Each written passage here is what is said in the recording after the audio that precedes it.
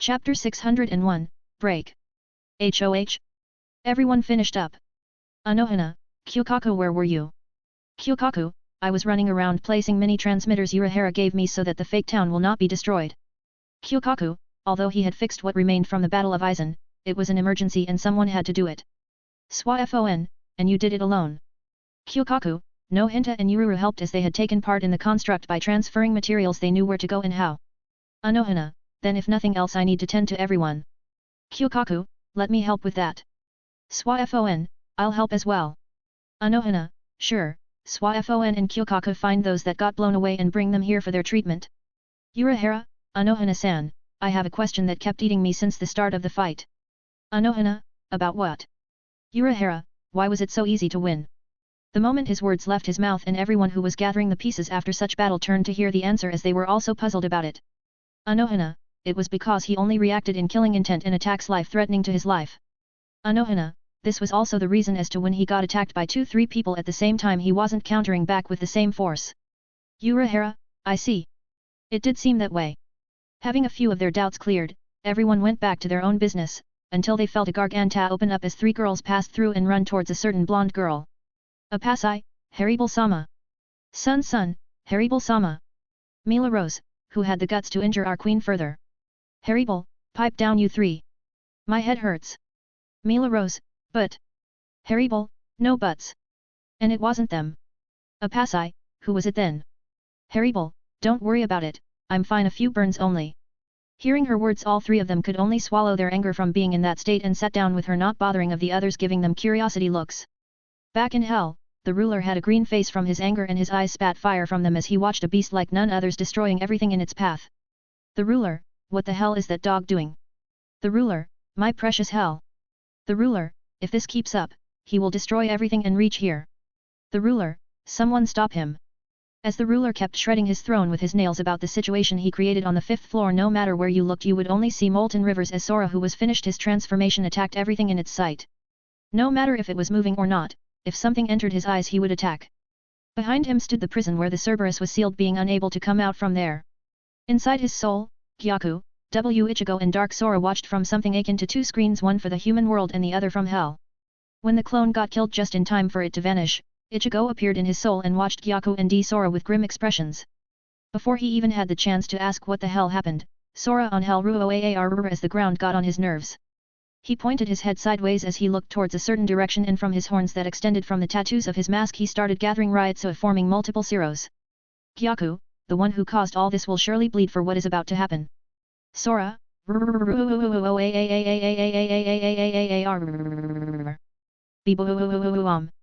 crack, crack, crack, crack, crack, crack, bang. The ground beneath his feet shattered with spiderwebs, cracks and large boulders fell down on the next floor along with the created lava rivers. 602, Chapter 602, Cerberus vs Cerberus. With the ground caving in and broken large boulders fell along with him on the lower level, Sora free-fall down as he descended to the level 6. Inside the domain of Dome, like an area full of mirrors, a large figure could be seen flying, not willfully but rather he got sent flying by his counter-image. Bang! Cerberus, that hurt. Cerberus 2, what the hell? Were we always so strong? Cerberus 3, no, it's because we were closed up by that bastard for too long. Cerberus, this made us lose over half our power when we were in our peak like what we are facing. F Cerberus, excuses is all you 3 shits know. F Cerberus 2, how many times have you 3 died till now? 10-20. F Cerberus 3, 22 to be exact, and all those deaths took quite a lot from you that you will never regain. Cerberus, oh shut up will you. Cerberus 2, we are just starting to get warm up. Cerberus 3, yeah, just wash your necks and keep them clean. F Cerberus, say that after you lot defeat us. As one of the heads of Cerberus spoke, it rushed towards the original with dripping tooths ready to rip their skins again. They hurriedly dodged to the sides and tried to bite their counter-fake part in their necks, however the only result that they had was their teeth to break like glass. As they growled in pain and took 2 steps back, they got welcomed by their claws cutting through their skin as if they were tofu. Blood flowed from their bodies as they tried to fight back with everything they had. As they were thinking about ways to go about it, one head of the original Cerberus was cut off and all the poison gathered in his mouth got spattered in Cerberus 2's head. It started wailing in pain as it was slowly rotting it, and Cerberus 3, who had completely left on its own, fell down as he was stepped with the claws ripping him apart. At that instant, however, he noticed that their counterpart who was about to shred with his teeth the head of Cerberus II hurriedly closed his mouth and barely avoid being poisoned.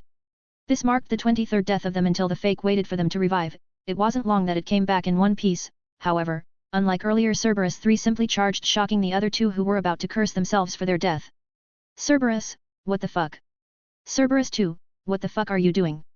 Bang! Their whole body fell to the ground as if they tripped from someone, while in reality, the other two caused their body to slam down. Cerberus III, you! Let's go kill them! Let me kill them! I had enough! Cerberus, if you want to die, go on your own, don't drag us with you! Cerberus III, it's my body! Cerberus II, it's ours as well! Cerberus III, I have enough of your whining little pussies! Die! Cerberus II, arg! What the fuck are you doing? The fake Cerberus saw the head on the right bite the middle one as it roared in pain. They kept going on and on with it until all three of them were injured and almost dead, bathed in their own blood. Cerberus III, now stay back pussies and watch me fight! Ignoring the immense pain, it dragged his body forward slowly until it started running as it staggered left and right. Cerberus, if you want to die so badly, I'll grant your wish. The fake one opened their mouths and went to shred the by munching on their bones once again, and when they did, when they sunk their teeth on their flesh and blood, they were assaulted by a huge amount of pain as they backed away and roared. 603, Chapter 603, Being Freed. Their teeth had melted and their mouths started rotting away at an alarming rate. At this point a voice was heard making them realized they screwed up. Cerberus III, now! As his voice resounded in their ears, they stopped hopping and rolling around in pain as they saw the other two heads spat an enormous amount of poison to them as they dashed towards them. As they were having their own war earlier, Cerberus II, while truly was beating them, he was also whispering at them his plan. And if that fails, then they will simply die again.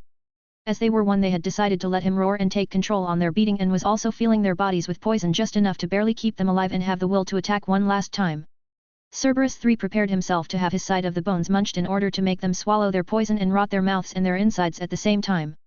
When they back away in pain, they moved instantly and gathered every last bit of their strength they could to spat and covered them in potent toxic. Cerberus, arg! Cerberus II, arg! Cerberus III, huff! Half, ugh! Their heads started melting away, and soon only Cerberus III and Cerberus III were left, barely moving their lingering dregs. All the other two fake heads melted while the heads of the original died and crumbled from spatting such huge amount of poison. Cerberus III, ha ha ha ha ha, a good plan only for you people to fail. Cerberus III, you will be the ones who will die. Cerberus III started running as he staggered here and there towards him, and as he was about to do the same, suddenly the ground caved under him. Cerberus III, what? Arg.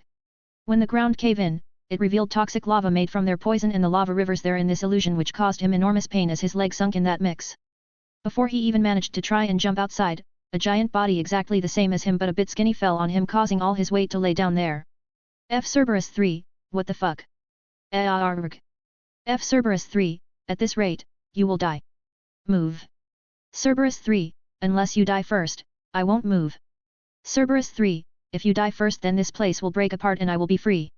If Sora was here, he would see two Cerberus, missing their two heads and slowly sinking and melting. What was most eye-catching though was that Cerberus III had fallen in such a way towards Cerberus III that it looked like they were doing it. Cerberus tried desperately to move, but half his left side had melted, and the only thing keeping him alive was the fact that his head was outside of that toxic lava. It started feeling dizzy and soon its vision became blurry before it managed to pass out from the pain of having not even half its body. He spoke the following words. Cerberus III, you won. You have died 23 times and each time you lost 10% of your Ryotsu permanent. Cerberus III, if your Ryotsu had a numerical value and was at 2 million. Then, you. Cerberus III, you lost. Close to 90%. Of everything. You had.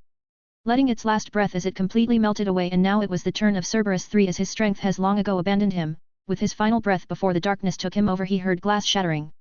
It was then that all of them snapped their eyes wide open, and as they felt their nightmare ended, their eyes got welcomed by a new one. 604, Chapter 604, Wrecking Hell. Nightmare. They escaped one only to enter in the other one. The floor, below them, was lost, gone forever, and a sea of black flames raged through from the ceiling, coming from the 4th floor and falling down to their level. Black flares fell from the ceiling, bursting in the vicinity of the 5th floor, and many of those flares fell on the lava river veins flowing in the floor. The result was that now no more lava existed, only a sea of burning hell. Cerberus, what the hell happened here? Cerberus II, what did that human do? Cerberus III, I'm dreaming, I'm definitely dreaming.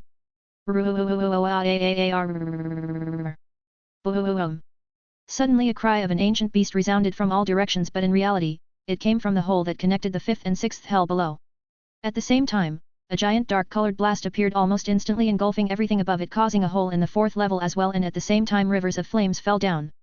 Before they could register the damage the blast did to the place, they hurriedly moved out of the way as a thin slash visible in their eyes almost cut them up. Although their skin was powerful, able to withstand the tortures in all levels, their instincts kicked in that they would have taken more than a simple scratch.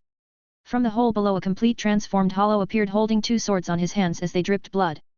Cerberus, what happened to him? Cerberus 2, he hollowified. Cerberus 3, come to think of, when he chanted he had a mask on him. Cerberus, so to counter our poison he was infected, he turned into that. Cerberus 2, possibly. Just as they were still in a daze and talking between them, they failed to notice his eyes having a vortex inside them with multiple colors. Sora, Sora using Sonido, he appeared in front of its head and slashed down with the Bankai he retrieved earlier somehow as it appeared on his hands, causing a burst of winds to rage with each swing. Each time he did so, Cerberus dodged left and right as the aftermath from the force behind those winds disintegrates anything that was left intact. Cerberus 3, holy shit! What's up with his powers? Cerberus, a single slip up and we are screwed. Cerberus 2, hey! Careful! Slash! Spurt! All of them, erg! What they? Their body suddenly got slashed by a flash that changed instantly directions as if it bent, causing a quite troublesome wound in their bellies as blood flowed out. Cerberus, you fucker, that hurts. Bring it on. Cerberus 2, erg. Cerberus 3, if little poison wasn't enough to bring you down. How about a mouthful of it? Cerberus 3, bleaeirg. All of them, as they backed away from the pain, suddenly charged forward and spat huge amounts of their poison, engulfing completely Sora. As they thought the one, suddenly lights flashed through the wave of poison and then multiply waves dispersed it into.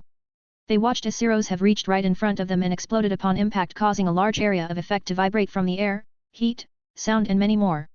Sora then started swinging his sword rapidly here and there, sending thin lines of Ryotsu cutting through the exploding waves with ease. When the flames dispersed he stopped as his wounds started healing from the rotting poison as a visible state, and at the same time cracks started becoming visible in his Yera. Similarly, a Saori in a state figure could be seen standing in the air as the smoke from the explosion earlier completely cleared up.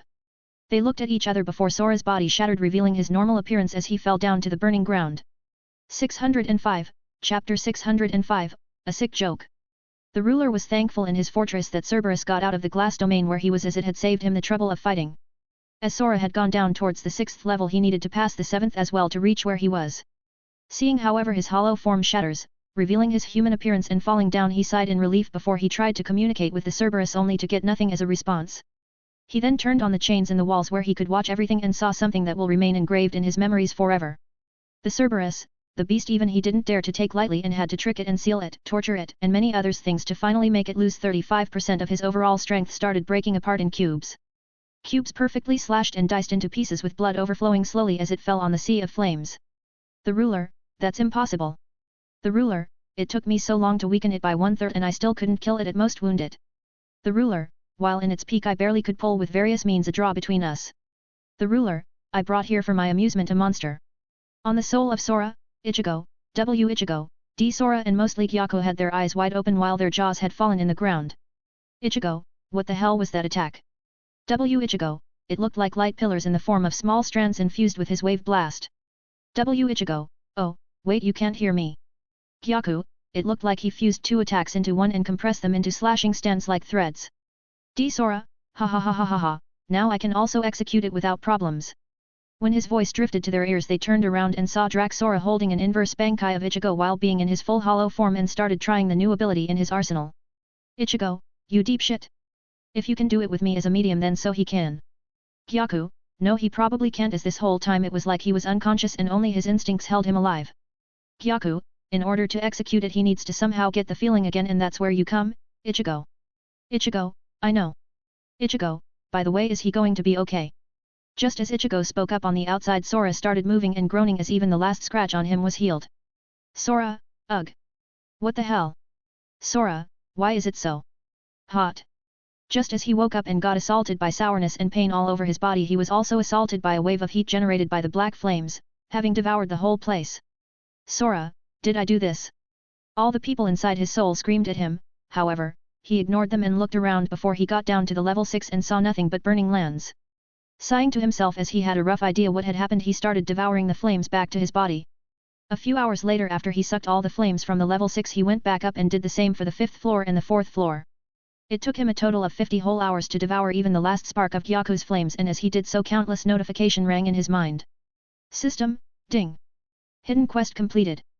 Repeatable. As the host of a sinner. To grow stronger you need more sins under your banner. Rewards, 100 billion Express X 750. System, ding. Host has gained 75.000.000.000.000 EXP. System, ding. Host has gained 75 levels, reaching 975 level. System, ding. Host has gained 750 points on all attributes and 7.500 points on Ryutsu. System, ding. Host has gained 6.750 points on all attributes except on Ryutsu. Status. System, ding. Opening status. Name, Xylan Sora /H, 17, 38, /level 975 EXP, 000.000.000.075/999.999.999.999. Health, 271.750, 27.175, /power, 271.650, 27.165, /defense, 271.700, 27.170, /INTE Legend, 273.800, 27.380, /Ryutsu, 1.167.300, 116.730. Sora, no. Sora's scream was resounded in every floor of hell as it was a scream of despair while kneeling down on this sick joke. 606, Chapter 606, Meeting Yoshino. After a long scream that came from the deepest part of his despair came to an end as he didn't know when and how he would complete his 25 levels. Sora suddenly remembered that there was a 7th level which he never found. He was so goddamn sure it existed, but as he was devouring the flames on the 6th floor he never found any entrance. Can it be it belongs to a completely different space? He had tried to open a door and walk through only to get out empty-handed.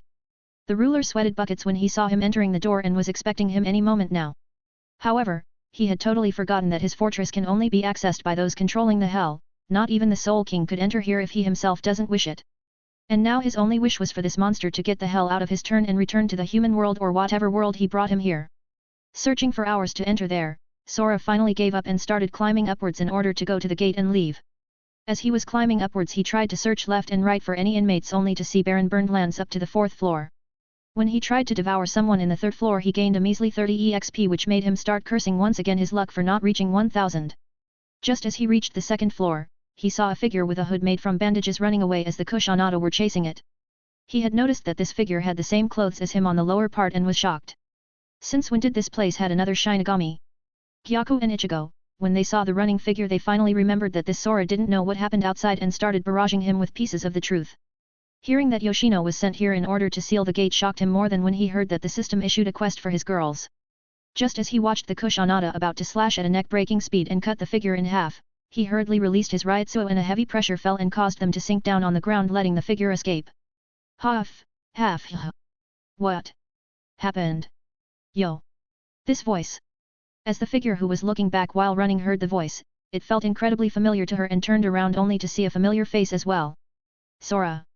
The figure hurriedly jumped forwards and hugged him as the hood fell down, revealing her beautiful face to him. Sora, Yoshino. Yoshino, you. Do you have any idea on what kind of troubles you put us through? Sora, sorry. But I knew all of you will save me when the time was right.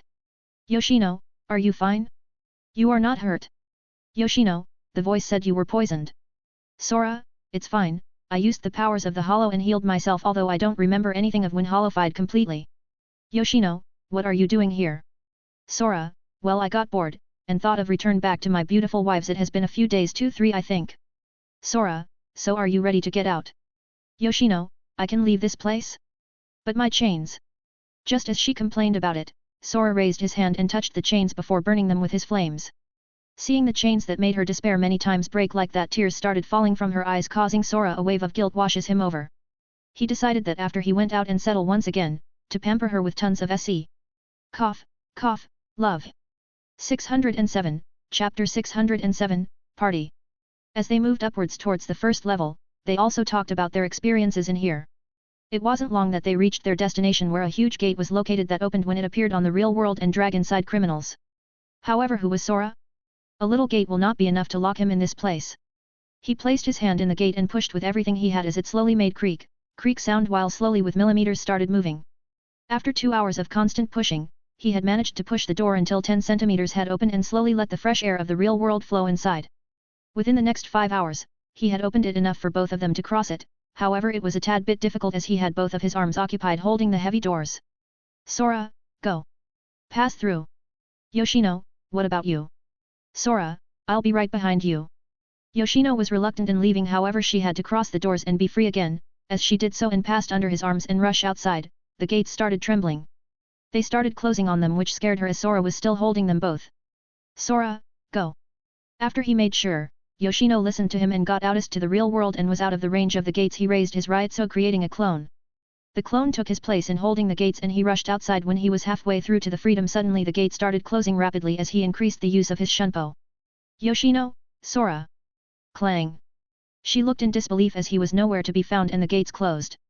Just as she was about to rush in the gates before they disappear completely, she felt a hand on her shoulder and a voice drifted in her ears. Sora, why is my girl looking so sad? Yoshino, you. Stop scaring me. Sora, pfffttttt. I used my doors to pass through before the gates of hell closed. Sora, this made me appear behind you. Yoshino, bastard. Sora, come, let's go and see the others. Just as he spoke, he felt multiply signatures and right after that his girls one by one started appearing and running through the air to hug him and kiss him from all the despair they felt these days. They had no way to know what was happening in hell. Sora was surprised to see people here he didn't expect. In the first line of welcoming him were Yuryuki, Neliel, Anohana, Lisa, Senna, Yin and Yang. On the second line, after he got an earful from them was, Nia, Momo, Rangiku, Kyukaku and Swafon. While on the back, Haribel and her 3 subordinates awaited him. Sora, what's up with all of you? Just as he asked he felt more signatures which made him shocked as countless people appeared to welcome him. Urahara, Shinji, Hiri, Rose, Love, Kensei, Mashiro, Hachi all appeared with smiles on their faces and after them. Ishin, Masaki, Yuzu and Karin came forward as they rushed hugged him before started yelling at him, Baka Oni etc. Although he couldn't see them here, Sora could feel, Ishida, Sato, Inu and Tatsuki watching him from below on the streets.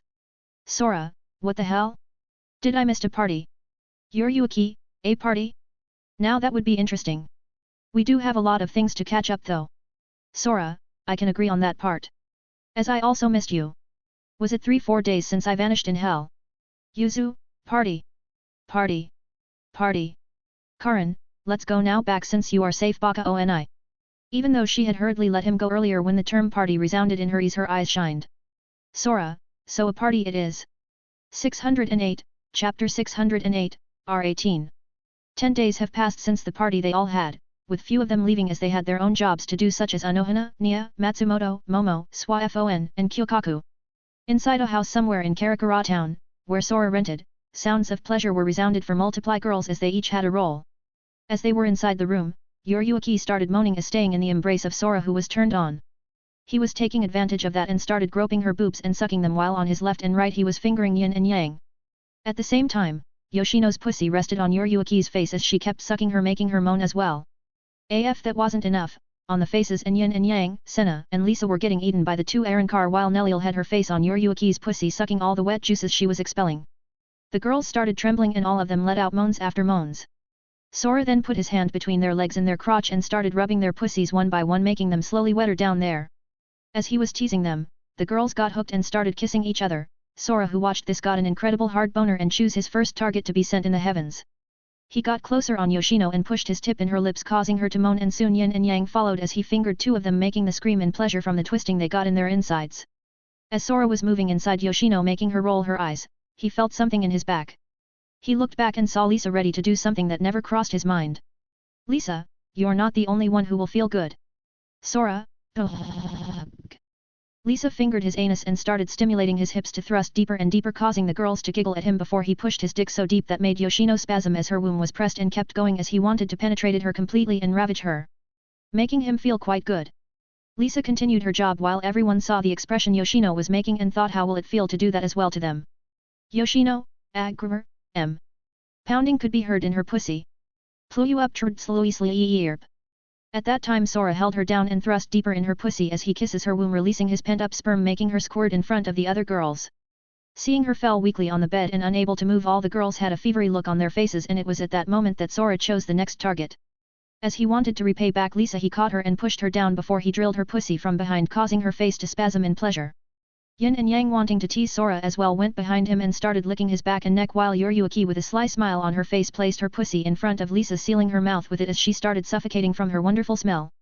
It wasn't long before Lisa rolled her eyes back as she groaned and lost all her strength while climaxing, and Sora released all his semen inside her. Seeing that two of the girls were out, Sora looked towards Yuryuki, Yin, Yang, and then Asena, who immediately jumped at him and started another battle. Yin and Yang then dragged Yoshino and Lisa away from the bed, but not before they rearranged their bodies into a 69 position to let their urges fill the rooms with more of the lovely smell. 609, Chapter 609, R18, 2. Slarp, slarp, slarp.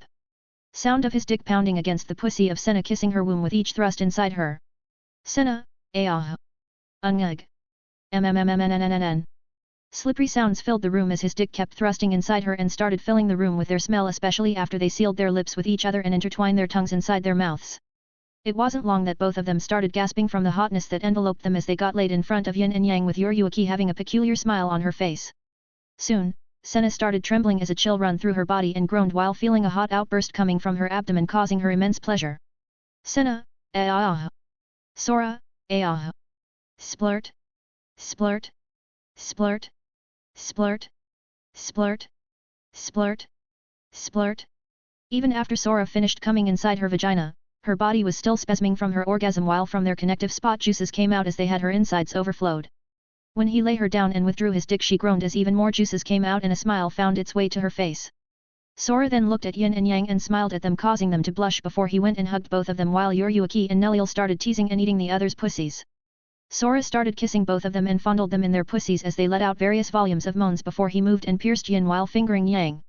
Yin, ah. Yang, ah. Slarp, slarp, slarp. Slarp, slarp, slarp. Wet sounds of pounding and fingering started surpassing the sucking sound of Neliel and Yuryuki, giving the others girls more pleasure as Sora was doing his job. Slarp, slarp, slarp. Slurp. Slurp. Slarp, slarp, slarp. Yin, aamung. Yang, aok thurks. As they kept going, their bodies started sweating as they refused to come so soon, but Sora didn't let them and started putting more power on each thrust and fingered Yang with 2 fingers, making them jolt as if electricity passed from their bodies. Just then Sora had an idea and pulled out his dick and his fingers before he changed their positions, and now Yin and Yang found themselves on top of each other before Sora fingered Yin and thrusted inside Yang. Yang, aok thurks. Yin, aamung. Slarp, slarp, slarp. Slarp, slarp, slarp. After 2 minutes, he did the unexpected for them and started thrusting in both their pussies, causing both of them to moan and tense up as they had long ago reached their limits. Both of them climaxed while Sora came his first load inside Yang and almost instantly shoved his dick inside Yin to release the rest of it. Splurt. Splurt. Splurt. Splurt. Splurt. Both girls blacked out in each other embrace as they had orgasmed and squirted from his handling them. Taking a deep breath, he turned around and saw Neliel and Yuryuki looking at him, with one having a devilish smile while the other a childish one. He went and grabbed both of them as he laid Yuryuki on the bed and slowly thrusted his dick inside her pussy and kept going at a slow pace, not only to shower her with his love but to also protect their child. Although it was close to a month old, it didn't hurt to be safe than sorry, especially after what happened that strained her body. At the same time, Neliel had positioned herself above Yuryuki and raised her waist upwards, making her wet pussy reach his lips as he started sucking it. Yuryuki, ah. More. Neliel, ah. Yes. MMNN. Slarp, slarp, slarp. Slurp, slurp, slurp. Sora kept going slowly with Yuryuki, but with Neliel he gave it his all, and very soon her face showed an expression of bliss as she trembled from all the sucking he has done to her and squirted in his face as he drank every last drop of her juices. 610, Chapter 610, R18, 3. Sounds of pounding and sucking could be heard from the room as Sora was thrusting in Yuryuki's pussy, and at the same time, he was eating Neliel's pussy. Yuryuki, more. Neliel, a. Both of them started feeling really good and their bodies reacted to it as they became more sensitive than before. The more Sora teased them, the more they got turned on as their moans resounded here and there like a melody in the whole room. Yoryuki had a happy smile on her face while she was rubbing her breasts as she was getting drilled. While Neliel had an ecstasy on her face and soon both of them started trembling as a wave of pleasure washed over them before they started trembling. Yoryuki, Neliel, mmmmm. Splurt. Splurt. Splurt. Splurt. Splurt. Sora, Both girls fell on top of each other, while Sora started panting as he had just released his semen inside Yoryuki's pussy. When he unplugged his dick from her, love juices being mixed flowed out from there, and as he knew the girls that were down and were watching will eat him alive. He quickly calmed down and relaxed by taking small breaths, and as he had on top of Yoryuki's waist Neliel's pussy, he simply inserted it inside her, causing her to moan as she was jolted from being oversensitive. Neliel, mmmmmmmmmmmmmmmmm. Slarp. Slarp. Slarp. Slarp. Slarp. Slarp. He started pounding her pussy slowly in order to also preserve his strength for the later section of the night, and at the same time, he wanted to enjoy their time together. Therefore he had decided to go gently on all of them and make them fall all over for him. As he kept going, Lisa and the rest managed to drag Yoryuki out of where she was and did the only thing they could at the moment. Eat her up. They started brutally and violently sucking her lips along with her breasts and her pussy while fingering her anus, causing her to return to the dreamland from the pleasure. Seeing the hungry wolves eating up Yoryuki, Sora suddenly felt that he won't be alive tomorrow. Although he could tell that while they were jumping and changing roles rapidly and violently around Yoryuki, each one of them slowly and gently ate every part of her body. At the same time, a dangerous glint lights up in their eyes each time their gazes met. Slurp. Slurp. Slurp. Slurp. Slurp. Slurp. Slarp. Slarp. Slarp. Slarp. Slarp. Slarp. Sound of sucking and slippery pounding was heard until both Yoryuki and Neliel trembled as they squirted while moaning. Feeling his dick getting wet from all the warm fluids coming from deep inside her vagina, Sora came to his climax as he thrust it as deep as he could before releasing his semen inside Neliel's womb. Splurt. Splurt. Splurt. Splurt. Splurt. Splurt. Seeing that he had finished and gasped for breath, the girls dragged Neliel and started sucking her fluids as well, causing another round of pleasure for her, with the result being that she couldn't stop spasming. Sora, half. Half. Hey Lisa, darling. Hearing a sudden alluring voice that he instantly identified as Lisa, Sora turned slowly towards the group and his face immediately became pale as all of them had evil smiles on their faces before they all jumped on him. Girls, round 2. It was the last thing he heard as they then lost themselves in the path of carnage, constantly pushing each other above their limit. Sora awakened his lust in order to respond to the girls' need, and for the whole night mayhem was created across the house. Breaking sounds in the rooms, hallways, living room, kitchen, and bathroom resounded from their wild night section.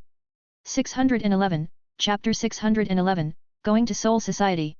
During the next day, all the girls and Sora waked up with horrible headaches from being lost in their lust, and the first thing that assaulted them was a smell very familiar to them as they gasped. It was a smell created from their love sections along with half the destruction around the house. When their minds finally calmed down, no longer hurting, they finally remembered what happened last night as they were lost in their lust, which caused all of them to blush. The one who had it the best was Yoryuki, as with each section she was getting slowly eaten up and pampered by everyone. Yoryuki, if this continues, in the long run, I will get addicted to being pampered. PFFFTTTT. Everyone started laughing, including Sora, who tried to calm down while speaking up. Sora, PFF. Well, you are a role model to many. And a mother to bout now. Sora, so you need extra attention for 2. Yoryuki, but instead of 2 I got attention for 10 or more people. Sora, well, if you count me, Neliel, Lisa, Yoshino, Senna, Yin and Yang giving you double attention, you got 12 times more on what you were meant. Sora, but I believe none will say you didn't deserve it. All the girls nodded, which made Yoryuki smile playfully and muttered in a low voice, but unfortunate for her everyone heard it and the girls agreed to it instantly. Yoryuki, gilb tongue. Sora, oh. The almighty goddess of thunder is blushing. Just as his words left his mouth, he was welcomed instantly with a punch on his face and was kept getting pummeled while the girls' sweat dropped at the two of them. After 2 minutes of pummeling and while realizing that Sora no longer injures himself easily, Yoryuki stopped and sighed as she looked around and saw all the destruction they did last night. Sora, don't worry about the house. We will get new furniture. Sora, the foundations are still strong. Creak. Creak. Creak. Crack. Crack. Crack. Crack. Boom. The moment a rumbling started resounding in the house, they all vanished from their spots and appeared far above in the sky as they watched the house being demolished while dust clouds started rising upwards. They all turned to look at Sora, who had a pale face as he was the one who jinxed it. Sora, on the other hand, could see small dots outside of the house and figured it was the landlord, thinking that the house was destroyed by terrorists, and sighed in his sorrow. He decided to send a few money to her and help her repay the house, but that would be something for the future. Senna, hey, what are you going to do now? Sora, Lisa, are you going to Soul Society? Sora, yeah, that's my plan for now. Sora, I need to take care of Kyokaku, Momo, Ranjaku, Swa-Fon, and Anohana. Neliel, what about Haribel and her subordinates? Sora, that would be after my time there. Furthermore, I never had an interest in her subordinates. Neliel, oh? Really? Sora, So you don't have to worry about them. All of them looked suspiciously in him and narrowed their eyes before they sighed and thought if that happens well they would have more lovey-dovey time with him. Sora then gave a hug, then a kiss to each and every one of them before he opened a triple door, a door within a door, and slowly entered it as it closed. How should he know that when he comes back a surprise would await him? Kyaku, are you sure you are not calling Ichigo back? Sora, let him have his time with Tatsuki and Inu. Kyaku, true, he needs a bit of relaxing time. 612, Chapter 612, Weird Feeling. As Sora arrived in the Soul Society, he was startled as at the moment he entered he felt something scanned him and that pissed him off. Sora, what was that? Kyaku, what are you talking about? Sora, didn't you felt something was off? Kyaku, no, why? Sora, I felt as if someone scanned my whole body and soul. Kyaku, should you go to Anohana and check yourself? Sora, well, I was planning to do so either way, as she is the first of my list. Even as Sora was talking with Kyaku and was rushing to the 4th division, he still felt something was off and it was constantly bugging him. When he arrived after 10 minutes of flash stepping and he chose that because he wanted to make sure it wasn't his imagination, he finally confirmed something was indeed off. When he entered inside, he was welcomed by a running Nia who tackled him on the ground, shocking him with various reasons to believe something happened. Nia, Sora, where the hell have you been? I've missed you. Sora, ugh. Sorry. I had a few things to do. Nia, yeah right. You were fondling other girls. Sora, although I did fondle others, girls, it wasn't just that. Sora, anyway. Is Anohana here? I am feeling somewhat sick. Nia, sick? You? No way. Nia, and to answer your question, Anohana-sama is not here. Sora froze as he smiled at her and hugged her, even more intimidated, before whispering in her ears. Sora, then that means you belong to me for a whole day.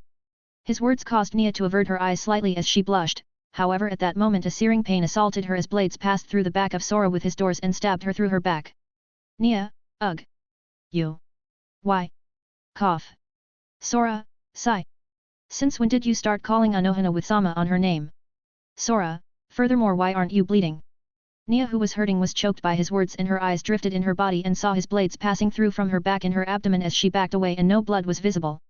Before she could even speak, as he tears run through her eyes, her body destabilized and crumbled away as a green cracked pill fell on the ground.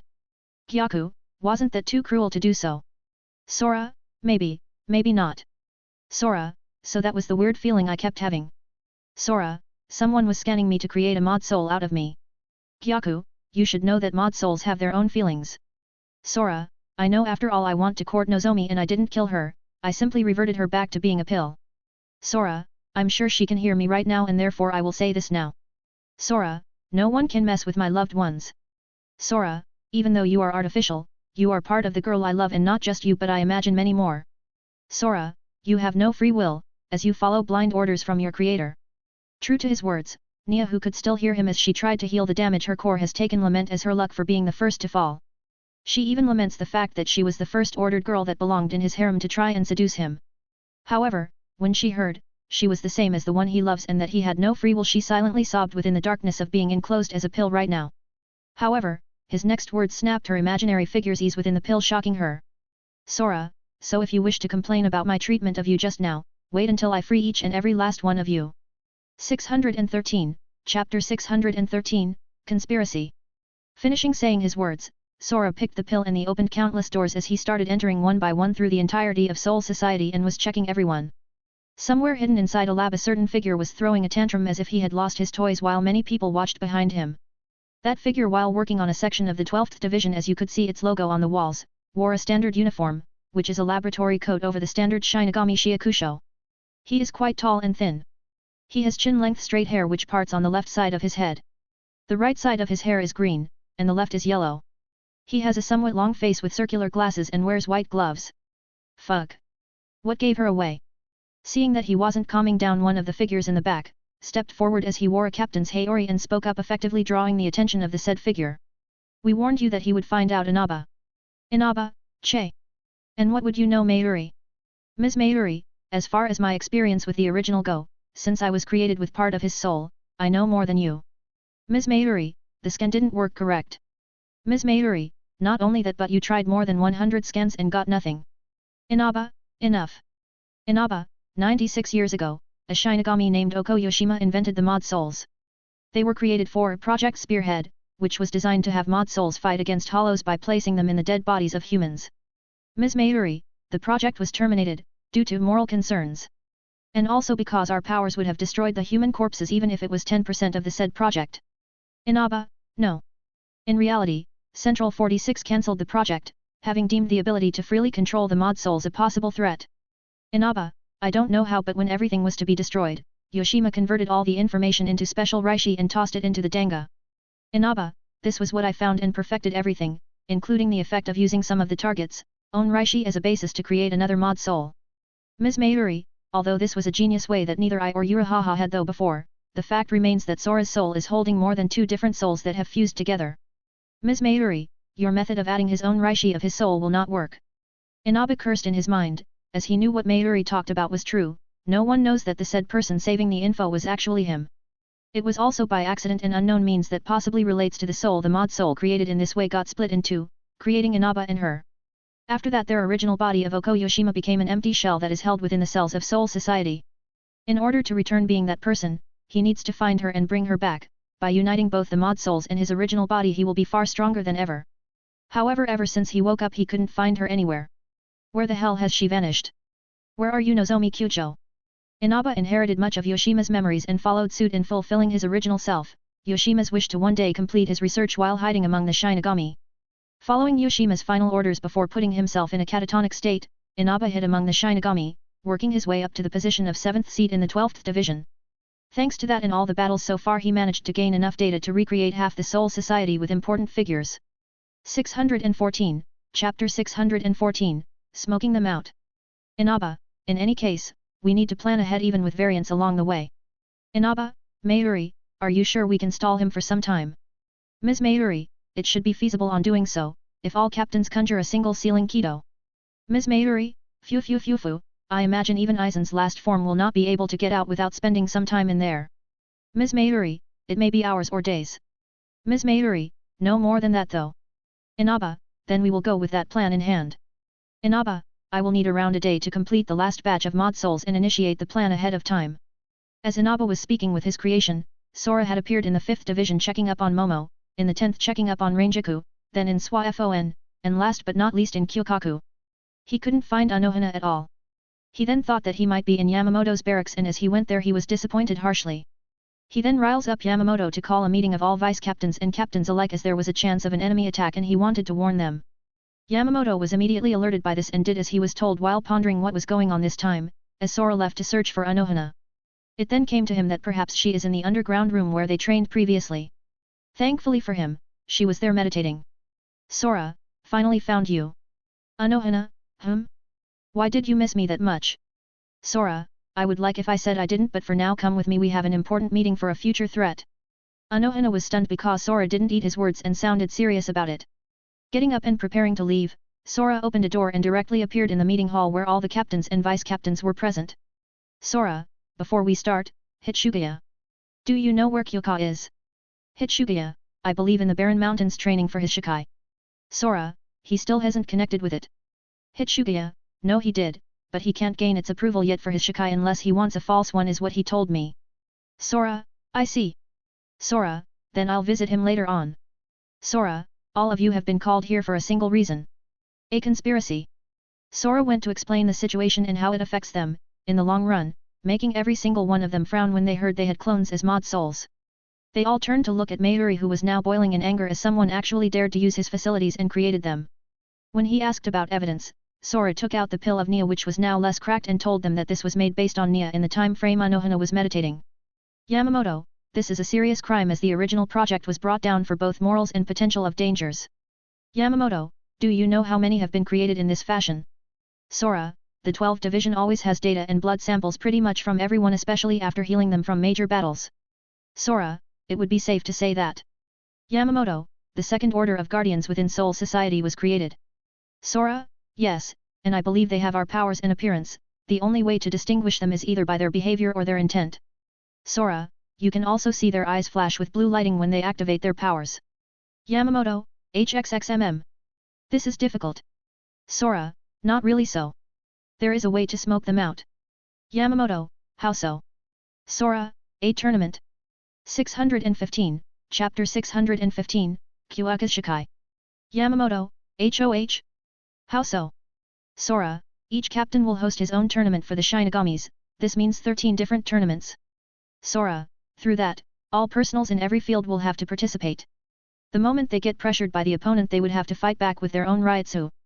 Yamamoto, then it would be easy for us to see who is creating even if they masked their appearance.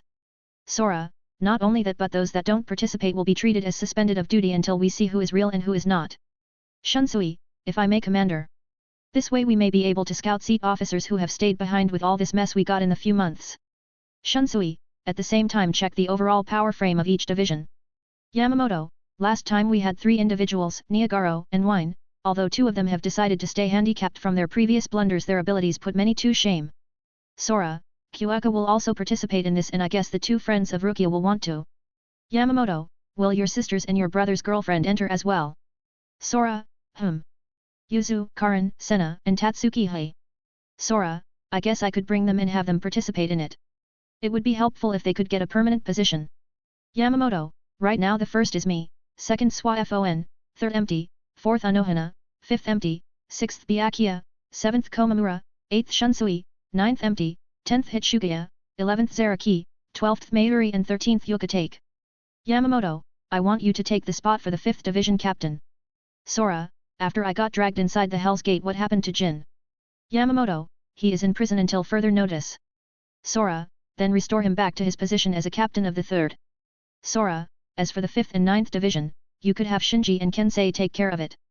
Yamamoto, are you sure? Sora, yes. If they try anything funny I will clean them up myself. Yamamoto, then contact them and have them return. Sora, then, I'm off to the real world. By the time I get back I hope everything will be the same. Sora opened a door and walked inside as the captains felt a huge headache for the amount of work they will have to do. As he vanished from there, on a few barren rocky mountains away from the districts in Soul Society where simply souls live as commoners. The temperature had fallen sharply as ice started forming on the ground, a few giant boulders and ice arcs in the sky solidifying the water in the air. When Sora appeared he was shocked to find the whole place frozen solid in dark purple ice instead of being similar to a rocky canyon. As he walked forwards towards the certain of it, the ice seemed more ominous than in the beginnings and continued for hundreds of meters until he reached a place with a figure meditating with a sword laid in his crossed legs. It was at that moment that the surrounding had a change in temperature and Kyuaka opened his eyes as he yelled loudly, making the area tremble. Kyuaka, soar through the summit of heaven's judgment. Black Emperor Imperial Dragon Kuro Kodi it Ryu. Boom. Ruwa. The whole space shattered, revealing the barren wasteland of the rocky canyon, and just as all the ice shattered, it started gathering around the sword of Kyuzaka, remodeling it. A 50 centimeters black chain appeared in the edges of his hilt, and at the end, there was a hand of a dragon formed by purple metal. The guard of the sword changed into the mouth of a dragon in such a way as if the sword was its tongue. The very edge of the katana from silver color lining turned to purple. 616, Chapter 616, Participating. Sora, you are looking good there. Kyuaka, yeah, this power is amazing. It's even more amazing than higher in Meru. As he said that, his sword started buzzing as if to protest from being compared to low-end products, which made Sora laugh. Sora, well, is it a guy or girl? Kyuaka, obviously girl. Annabella at that. One that would ruin more than countries. Sora, damn, you got me curious. Sora, but in your command, you said Emperor, right? Why not Empress? Kyuaka, I also do not know. Sora, can it be? You got a false Shikai. Kyuaka, no, I don't think so. I passed close to 100 tests to gain her true name. Just as he was pondering over it, his sword flashed with purple light before and left his hands, and it turned into a solid spirit. Sora, HOH? Impressive. Ugh. When Sora saw the appearance of Kyuaka's Shikai manifestation into a humanoid spirit, he was shocked, as what came out was indeed a Bella. With the only different bin was that he had balls. Sora saw his long hair and feminine unparalleled face. wearing women's icy clothes along with having gold stripes in his fingers and a gold earring in his ears. He wore an icy shirt with style as a dress covering until his thighs and from there a purple jean that showed perfectly his slender legs. Seeing the weird reaction from Sora, Kyuuka suddenly had a bad premonition and was confirmed when his spirit spoke up. Kodai, what's wrong? Haven't you seen a handsome guy? Sora, and there you have your reason as to why he is called Emperor instead of Empress. Sora, and I imagine in the soul realm he is even more feminine due to the whole realm being made from his powers. Kyuuka, can I trade? Sora, look at the bride's side. Kyuuka, which is? Sora, he doesn't act like a girl. It's his natural charisma. Kyuuka wanted to refuse but Kodai immediately cut him off. Kodai, of course I'm the most handsome guy out there, why would I act like a girl? I'm unique in my own right. Kyuuka, my freaking luck. Anyway, what did you wanted to speak about? Sora, oh right. Completely integrating into their soul that despite his feminine looks his sword spirit was a guy, Sora started speaking to him about the crisis Soul Society is facing once again. Although his eyes didn't say much about the whole situation, Sora could see them sparkling as he mentioned about the whole ranking tournament. He immediately agreed to it and told him he would go there as soon as he gets used to his new Shikai. With that response, Sora left from there as he heads towards the real world, where the Kurosaka's house was located. Entering inside, he walked through the halls and reached the living room where he saw something he didn't expect. Masaki, Ishin, Yuzu, and Karin were eating pizza along with another addition on the table. It was a short and petite young woman with chin-length dark green hair and purplish-red eyes. She wore a red skirt that is thigh-length with a cream-colored cardigan over it.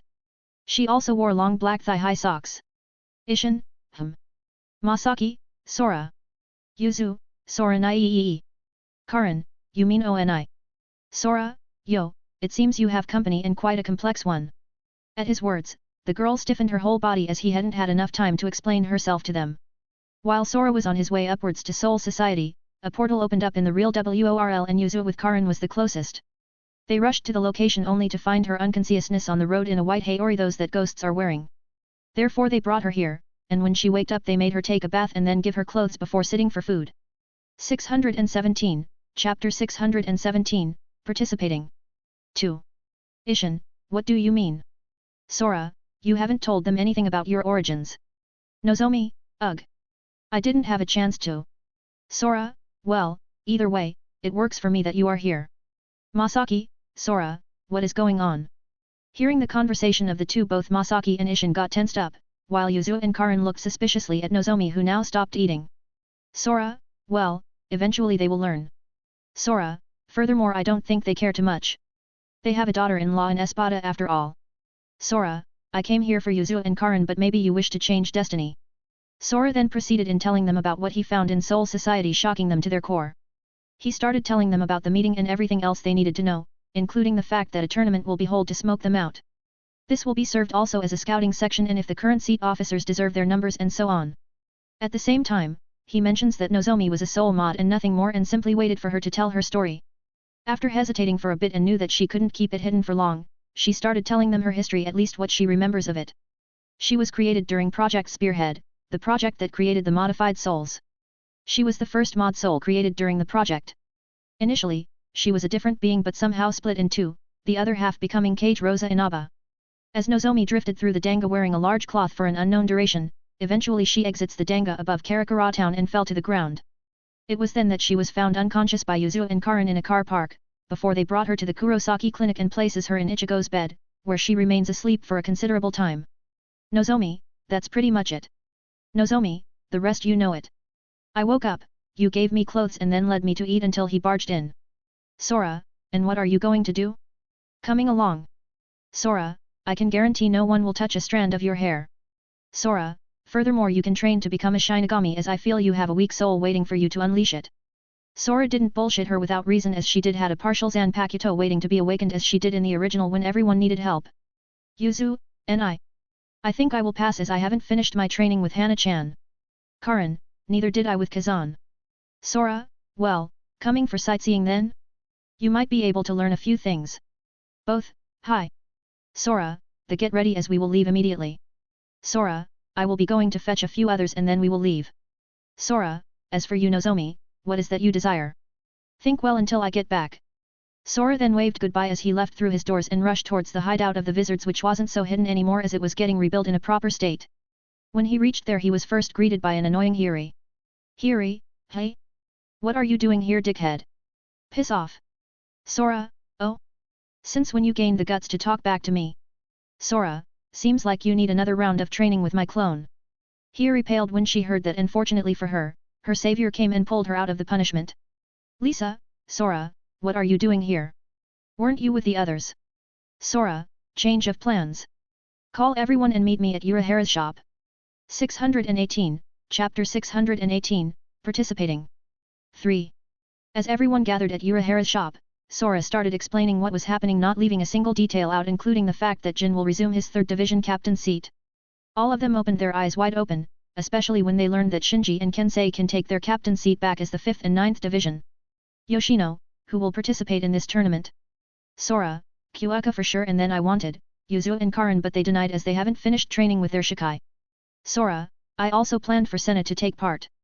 Senna, really? Sora, yes, I also need to find Ichigo and have him bring Tatsuki along, as this tournament will be beneficial to her training. Lisa, what about the rest of us? Sora, I didn't nominate you as I had different plans in the future for some of you, at the same time there wasn't any other spot open. After explaining a few others, Senna and even Yoshino wanted to participate, while Kensei and Shinji thought that trouble will come as long as they got the captain's Hayori. They all got ready to leave, and just before they did, Urahara said he will come as well, as he was interested in all those mods. Or it could be he was more interested in all this chaos and wanted to have his fun, but Sora was sure as hell he wanted to throw salt in the face of Mayuri for allowing something like this to happen. Sora then used his doors and immediately searched for Ichigo. It wasn't hard to find him, and when he did he was stunned, as he did the deed with 2 girls before he left the area, going unnoticed even with the link he had with him. But not before he somehow recorded it and had Ichigo, Sora and Gyako watch for better trolling material. After a couple of hours, Sora entered the room through the window similar to how Rukia had done in the past and looked around. It was a room of a rented house Ichigo had bought along with Tatsuki and Inu. Sora, sometimes money in anime makes no sense. Sora, where the hell are they coming from? Walking off the room and going down, he was greeted by a beet-red Tatsuki and Inu along with a pissed-off Ichigo who kept glaring daggers at him. Sora, wow. Does that mean I can expect a niece or nephew? Steam came out of the two, while Ichigo got stunned and was at loss for words before he eventually swallowed it and decided he would pay him back later. How should he know that a trolling section just for him was already created? Ignoring everything else, Sora coughed a few times, getting their attention, and seeing his serious face they all stopped and donned a serious expression as well.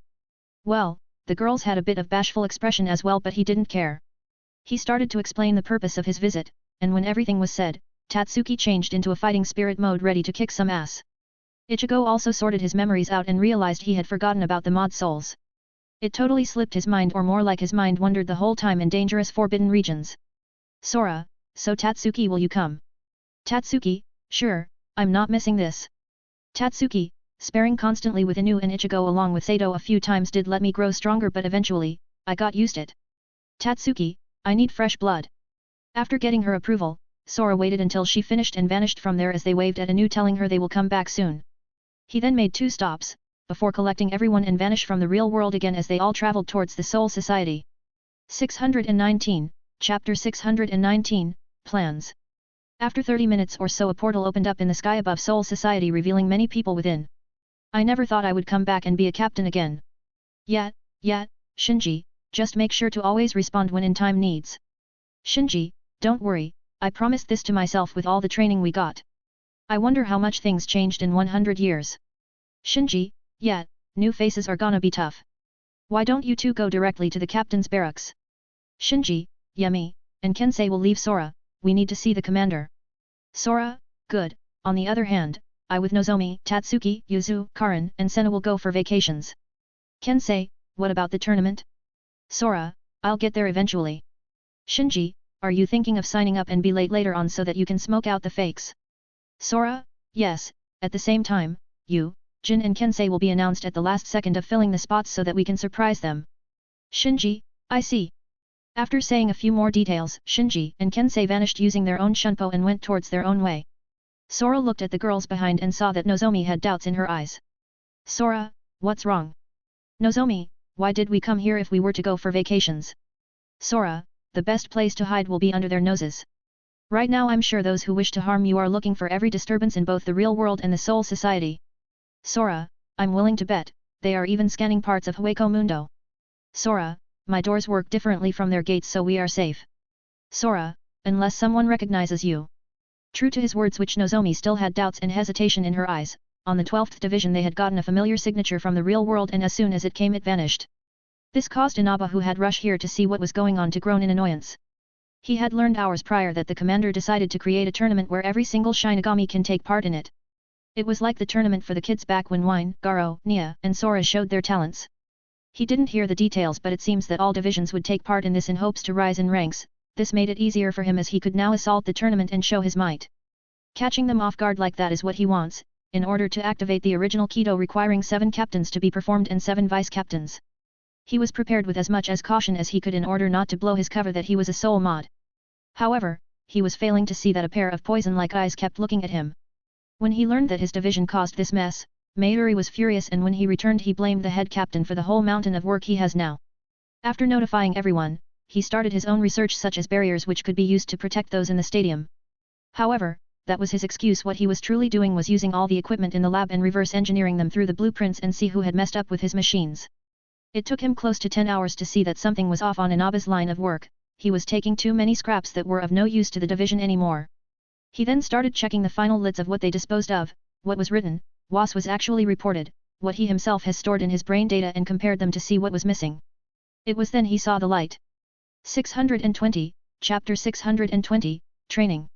What he saw, and after working his brain on a high drive to check how those parts related to each other, he had figured it out. At that moment Mayuri's eyes changed into a dangerous glint and started grinning. Mayuri, phew, I see. Then with those parts, I wondered if he created my mod soul as well. Mayuri, even he would not be capable to cover all the parts as I have it both in my mind and in my brain data. Mayuri, let me see what I can do about your plans. As Mayuri from that point on started observing with snake eyes Inaba, he also started creating his own staff. On the Shiba clan, Sora appeared through his door and along with him exited the girls. When they fully came into view, the guards saluted him before one guided them inside while the other went to call Kyukaku. Kaganihiko, what were you doing this whole time? Sora, here and there. Sora, I came here to see Kyukaku in hopes to train the girls. As one of them, needs to awaken her Zanpakuto. Kaganihiko, what about the others? Sora, they already have, but they need a bit stability and refinement in their Ryutsu. Kaganihiko, are you going to have them use the Raishikaku? Senna, what's that? Shiraganihiko, it's called Spirit Gathering Core. This invention uses its wielder's Ryutsu in order to generate and maintain a spherical shell of energy that protects them against the barrier surrounding Siridae. Yuzu, then why are we going to use it? Karin, isn't it something that helps this place? Sora, Kyukaku, it would be better if you show them. Sora, although it does have that effect, she said. In reality, to create the sphere of light. Kyukaku, you need a certain control of your Ryutsu. Tatsuki, so we are going to use that as a way to train. Kyukaku, correct. Follow me. Everyone did as she told them and went inside with the 2 guards be left outside, just in case they were going to be attacked, you never know. As they found themselves in the training area, Kyukaku yelled at the empty space and soon enough rumbled could be heard from someone running. The door opened and you could see a panting figure. Before he could ask the reason he was called, Kyukaku cut him off. Kyukaku, bring the girls for that training in order to strengthen their foundations even by a little. Sora went to sit somewhere as he entered a meditative state so that he could speak with Ichigo and the rest more easily. No, it would like he wanted to see them face to face. When he appeared in his soul realm, he saw everyone sitting around each other with Ichigo behind Gyaku as none of the others could see him. When he got closer he looked at what they were doing and was shocked as he had the same idea. Who will finish first the training? Bets on Yuzu. Bets on Karin. Bets on Tatsuki. Bets on Senna. Sora, I believe Senna will be the one who will finish it as she was the longest Shinigami of the 4. Ichigo, no, that doesn't count. What counts is talent. So I'm sure either Yuzu or Tatsuki will finish first. Gyaku, perhaps Karin will surprise us. Sora, nah, she is like Ichigo, too hard-headed for this type of training. Sora, since I also though something similar, why not combining things? Ichigo, what did you though? Sora, on who will blow up the sphere first? Gyaku, oh, right. That could also happen. Hearing the words of Sora they demolished any bets they made so far, and recreated a new betting board which now had to guess both sides. 621, Chapter 621, Ice Cream. 2 days have passed since they came to train, and Tatsuki, Senna along with Yuzu and Karin had a lot of progress with their training in the sphere. Boom. Even though they were better than Ichigo when he started, if they let up their own even for a bit, explosions happens every now and then. Sora, oh, you two have made quite a progress. Karin, Baka and I, what do you mean by that? Yuzu, yeah, we keep causing explosion. Sora, well, I don't need you to reach an expert level like your Yuaki, who could even in her cat form light it up without worries. Sora, what I want you to learn from this is to regulate your own Ryutsu. Tatsuki, you mean stabilize it first, then slowly let it go out of control and then restabilize it. Senna, not only that but also let it dim and stabilize it.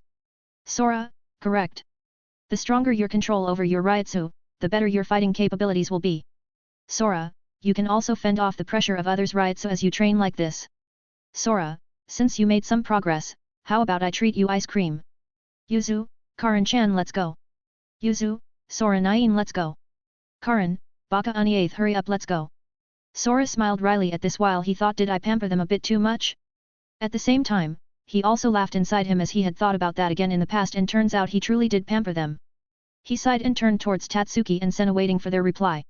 Tatsuki, I will practice a bit more here. Senna, so do I. Sora, since you have decided to do, perhaps want me to bring you some here. Tatsuki, ugh. Fine. Senna, no problem. Sora, Ichigo, are you going to stay here and train as well? As he spoke, his sword flashed before in front of him. Ichigo appeared and turned towards him before he spoke up. Ichigo, do you have another spare? I would also like to train in these. Sora, you can temporarily use the ones Karin and Yuzu used, as we will excuse ourselves from here for a few hours. Ichigo, fine, now, you two don't eat too much. Both, yes. With this, both Sora and the girls left from there as they went towards the kitchen to prepare some delicious treats for everyone. On the road, they found Ganju, who was trying to sneak outside, and Sora created his clone and had him followed as he wanted to find a reason to beat him up. Entering the kitchen, they saw Kyukaku preparing dishes for different plates and appetites, making Sora confused as he didn't know she could do that. Yuzu, ne Kyukaku Oni-chan. Kyukaku, what? Yuzu, where are the ingredients for ice cream? Kyukaku was stunned and flabbered, as even though she felt their presence, she never expected one of them to call her Oni-chan, and tried to hide her blushing face as she also noticed Sora looking at her with a grinning face. Kyukaku, Sora, go and find them in the storage room. You will mostly need milk, sweet seasoning, and a few others, right? Sora, that's right. After everything is done, will you be free? Kyukaku, it depends. Sora, Then probably not, as that idiot, Ganju, was sneaking around again and possibly trying to leave this place. Kyukaku suddenly smiled, and that smile wasn't a kind one at all, it was the devil's one. At that moment, Sora also saw a few black veins appearing in her head as she mercilessly hit the meat steaks from her anger. Sora, then, I guess I'll see you when the time comes. Sora left those words behind as he took the girls and went to fetch what they needed to make ice cream. 622, Chapter 622, Kyukaku's time. After 2 hours of meddling in the kitchen, Sora created the mix needed for ice cream and placed it in the fridge before he went with the girls back for training. They needed at least 2 hours to let it reach a somewhat cold and solid state that had a creamy texture. Yuzu and Karin, seeing that ice cream was just before the corner, they complied to train for a couple of hours more. When they reached the training area, they were in awe as Ichigo was playing easily with the sphere as it was his second nature. Even Sora and the people inside him were stunned and started talking of building a statue for him, but alas, it was impossible. Furthermore, in terms of explosions, the first one to cause it was Tatsuki, but none managed to master it, and Ichigo didn't count as he had also placed his bets. Now they only have to see who will master it faster and make the verdict.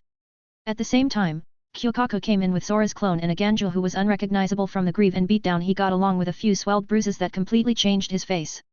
All of them were carrying plates of food as it was time to eat, and both Karin and Yuzu cheered as in the end, they wouldn't start training. For this reason alone, Kyukaku raised in ranks inside their hearts and went to hug her, which caused her almost to faint from cuteness overload. Kyukaku, let's eat, shall we? Yuzu, yerh. Karin, Senna, we sure need a bit of food. Tatsuki, I would rather continue training. Ichigo, but if you don't eat you won't grow in a certain area. Boom. As Ichigo tried to grab a plate to eat as well, suddenly he was welcomed with a crazily shine sphere which blew him away and exploded in his face, while Tatsuki was red in her face before she sat in a corner wobbling down plate after plate. Ganju paled when he saw that and immediately sat down to eat as well, while everyone else ignored Ichigo completely, who was down as he expelled smoke from all 7 holes. Sora, oh right, have you learned when the tournament will take place? Kyukaku, I think it will be in 5 days, as such a large scale needs time to be organized and so far none has come to notify us. Sora, I see. Sora, clone.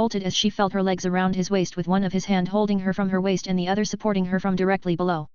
Before he could place his hand inside her clothes they both heard a few voices as she desperately tried to push him away so that they don't find them. Shocking them about a déjà vu scene that happened the first time they had connected with each other and noted to themselves that next time they will directly go to the void. Sora opened a door behind Kyukaku and entered inside with her as he closed the door. It was then that the two Famila voices came inside and yelled. Sora Naiii. Are you here? Baka Uniein. Yuzu, Sora Naiii 8th. He's not here. Karan, Hamani 8th is not here? Even Kyukaku Oni-chan is missing. Yuzu, then we are gonna wait here. Karan, no, let's go up. Seeing that the two were missing they left and went back up again to train. Inside the void, Sora had made Kyukaku burn up as from the moment they entered he started fingering both her pussy and anus making her moan more and more. Kyukaku, Ayaha. Ayaha. Sora then stopped kissing her and took off her upper clothes before starting to suck her breasts and biting her nipples. Kyukaku, that's enough. MMMGGGRRRR. Sora, enough? Does that mean you wish to go to the main plate? Sora then took off completely his lower Shinigami attire and thrust it forward, making Kyukaku gasp. No matter how many times she feels it inside her, it was always unique. At the same time, she had reached her limit and it was way too difficult to hold herself from orgasming. Slarp. Slarp. Slarp. Slarp. Slarp. Slarp. Slarp. Sora held her from her waist and kept pounding her pussy with his dick as she kept making her tighten up from the pleasure and squeeze his dick. Slarp. Slarp. Slarp. Slarp. Slarp. Slarp. Slarp. Kyukaku, ugh. MMMMNNA Erarg. Moans and wet sounds of punding could be heard from her voice and ragged breathing of the two. Soon enough Sora started trembling and at the same time pounding her faster and faster. Kyukaku realized this and wrapped her legs around his waist, not wanting to let go as she smiled evilly. He thrusted with all his might and made his dick reach so deep as it pierced her womb, releasing everything he had from his milk. Splurt. Splurt. Splurt. Splurt. Splurt. Splurt. Splurt. Splurt. Kyukaku felt her inside overwhelmed by his hot semen, and the trembling of his dick inside her made her squirt on top of him. After staying like that for a few minutes showering each other with kisses and affection, Sora took out his dick and from her open pussy white milk with he juices flowed out. 624, Chapter 624, The Arena. With Kyukaku and Sora finishing their own affair, everything returned to normal. After 2 more days passed, Sora returned with news concerning the tournament. It seems everyone has finished what they were doing, including the new captains who took back their own standing and were engulfed in a series of paperwork while all three of them cursed Sora. Mayuri had gone beyond everyone's expectation and created an area with time-space technology where those inside the designated area have more room to breathe. He had created in the outskirts of the hills where Aizen betrayed everyone a stage with that kind of specs. The arena itself was 100x100, however, once two people of more stand inside with his brilliant mind he had set it up to stretch the space into that of double. When Sora learned of this, the first thing that came to his mind was a portable dimension. Like how a cave in those cultivation worlds which he will probably meet later on look from the entrance as 100 meters long, but in reality when steeping inside it is dozens of meters longer. Mayuri also went to extra lengths to make it so that if the Ryutsu reading was stronger than what it could handle, then the space could become its original size and reinforce the barrier around it. If that wasn't enough, then the space could shrink further by going to analogies like 90x9080x8070x7060x60 and 50x50. With each layer doubling the power of the barrier. Sora, oh? He really outclassed himself this time. See Sora, I know right? Sora, anything else we need to know? See Sora, just that from tomorrow everyone needs to register with a Ryutsu signature. Sora, this will be a little difficult for Nozomi as she still hasn't manifested her Zanpakuto yet.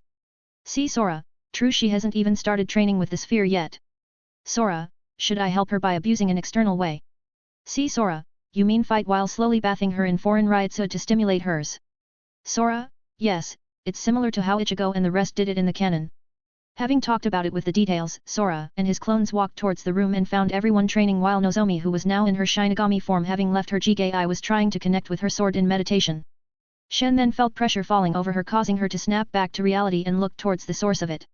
Nozomi, what is it? Sora, your progress is a bit too slow, therefore we will try something else. Come with me. Having nothing better to do, Nozomi complied as she truly could not see any progress apart from the fact that she did connect to her inner world. However, she was unable to hear the voice of her sword. She had realized during this time that this was only possible because the others were training next to her and their Ryutsu started pressuring her. After walking for who knows how long, they finally reached the deepest floor in the mansion where no one could bother them there, and Nozomi was somehow hesitant as she was alone with a guy. Sora, from this moment and until you manifest your Shikai we will stay here and train. Nozomi, with no food or rest or something. See Sora, you will have rest when it is time for you to eat, which will be every 2 hours, a 10-minute break.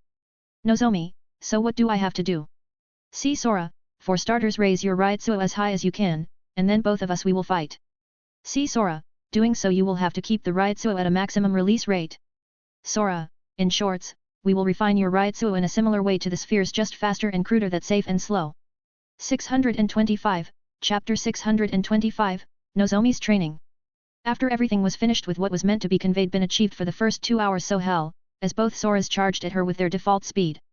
They both had drawn their swords without releasing their Ryutsu and started fighting Nozomi in pure swordsmanship as they slowly pressured her. They did so with more precise movements, faster ones, raising their Ryutsu little by little each time, and kept doing it until the first 2 hours passed. Sora, okay. That's time up. With his words resounding in the stressed-up Namatsu, her body immediately collapsed and panted on the ground as she tried to take in many breaths as she could. See Sora had vanished himself for the last 5 minutes and returned after the first minute of Namatsu falling down with a plate of warm food. Without even waiting for him to say dig in, she started wobbling all foods down her throat as if someone will steal them from her. See Sora, maybe 10 minutes are too little. Sora, then started from the next section we will add 10 more and then again and again. Nozomi, who had no clue about the changes being made in her schedule, suddenly felt their Ryutsu raining down on her and immediately tensed up as she grabbed her sword and prepared for possible attacks. Just as she stood up and glared towards Sora, suddenly, see Sora appeared under her, grabbing her plate which was still half full, and vanished. In that instance, she twisted her waist and slashed down, but unfortunately, she hit empty air and then quickly placed her sword back to avoid the slash Sora was trying to give her. Ting! Nozomi, too little food. Sora, survive the next section, or try to awaken your Shikai. Clang! Clang! Clang! Clang! Clang! Clang! Clang! Both of them entered into a high-speed clash of swords that left sparks behind, while their exchange felt like ages to Nozomi. Each spark produced from their swords felt like rain that fell from the skies endlessly with no signs of stopping. Unknown to her, she had entered into a meditative state while still paying attention to Sora's increased pressure. This helped her match his increase in both pressure and speed slowly. At that point she sensed something and bent forward as a sword swept past her from behind. When she looked, it was Sora responsible for that. Then she entered into a more extreme fighting sparring as both of them pressured her with double the effort. They felt that her Ryutsu had a qualitative change and knew that soon enough she will awaken her sword. She just has to try later on the sphere for a more slower refinement, otherwise she will turn like Ichigo. While having refined Ryutsu on captain's level, she will be unable to control it. Soon, 2 more hours passed, and like before she fell down with Sora placing the plate next to her as she tried to eat while hurting all over her body. Sora, eat a bit slower, you have double the time than the first section. Hearing that, Nozomi's eyes shined as she could finally eat to her full.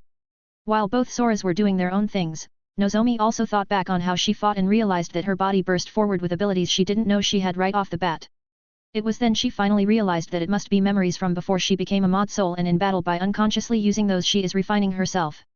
As she was eating, she also calmed herself down by taking deep breaths and entered in her inner world where everything was the same but was more refined. At that moment her figure froze as she heard a buzzing coming from somewhere. 626, Chapter 626, Nozomi's Shikai. She could hear the buzzing of raining as it falls from the skies, and since it was a sign, she tried to focus everything she had on it. Although for the last 4 hours it's been hell for her, she has to admit that her body adapts quite quickly. It maybe has to do with the fact that she was a Shinigami before she gets split in half as a mod soul, and the experience in fighting stays within the soul. An hour, 10 hours, 10 days, months passed by for her inside here, and now she could see and feel the rain coming from the gloomy sky above. Unfortunately, even then she couldn't hear anything else except the rain falling. She woke up in the real world and noticed that she had eaten all her food while Sora was waiting for her. Nozomi, how much time do I have left? Sora, around 5-6 minutes. Hearing his words, Nozomi laid down and closed her eyes briefly as she needed to rest. Her body needed as much as possible relaxing time. Time passed, and after 5 minutes she stood up and drew her sword as she looked at both of them. See Sora, you have made quite the progress, which is remarkable. Sora, therefore this time, we will increase the pressure you will feel. See Sora, Heavenly Divine Destructive Blades. Sora, Heavenly Divine Destructive Blades. When both of their voices drifted towards her, around them 15 blades each created from Ryutsu, making it a total of 30 appeared, giving her, like they said, an enormous pressure. Nozomi gripped the hilt of her sword, and waited for the attacks to come to her way. Both Soras charged ahead while holding their own swords, and occasionally they also blended inside their own blades. Clang! Clang! Clang! Clang! Clang! Clang! Clang! Sparks flew around from each collision that made Nozomi enter again in that peculiar state, along with hearing the buzzing from inside her more clearly. Clang! Clang! Clang! Clang! Clang! Clang! Clang! Clashing sounds, buzzing around, endless discharging of sparks raining on her eyes from each meeting of their swords and blades. After 2 more hours being in that state with getting pressured from all sides and an endless stream of sparks that seemed like rain with no end at that moment, it came to her. Clang! Clang! Clang! She immediately parried their swords and blades at the last second and pointed the tip of her sword towards them as her eyes glowed with a pink color. Nozomi, rain without end. Nozomi, Razom Shijir faded scarlet late autumn shower. The shape of her ordinary katana, which was with her from when she started entering into her Shinigami form, glowed and changed. Now, Nozomi's Shikai resembled a black broadsword blade with a silver lining along the sides and up the middle. Near the tip there is stubbed crossbeam jutting out from each side of the sword, giving it the appearance of a cross. As she was still on a peculiar state, she used her shunpo and slashed down towards all blades in the air before something happened that made both Soras shocked. Although they knew her ability, it was different seeing it in live action. Her Shikai, Razom Shijir, has the ability to absorb the Ryutsu of a Zanpakuto, Kido spells, and even Quincy arrows. Basically, it has the capability of subsuming anything classified as Ryutsu or uses Ryutsu as its primary component. Once it finished absorbing their blades that were cut down, the middle of Razom Shijir got filled up with pink energy like a gauge. Once Razom Shijir is filled to capacity, it glows with pink spiritual energy and resembles a Celtic cross. Then Nozomi looked at them with a grin on her face as if she was saying payback time, and released a blast of the spiritual energy of a huge magnitude to engulf and attack both of them. 627, Chapter 627, Review.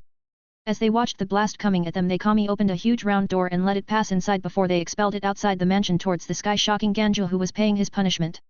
Sora, time is up, you have 30 minutes rest. See Sora, try and rest as much as possible because the next 2 hours will be a bit harsher so that you can solidifying your sword. Hearing this, Nozomi once again relaxed and fell down as she held her Shikai in her hands. She decided that since she didn't have food now, to communicate with her sword, and entered into a meditative state with her Shikai still active. Meanwhile, Sora and See Sora were talking among them about what they should do as their time of training is almost finished. See Sora, do you think she will be ready about the tournament?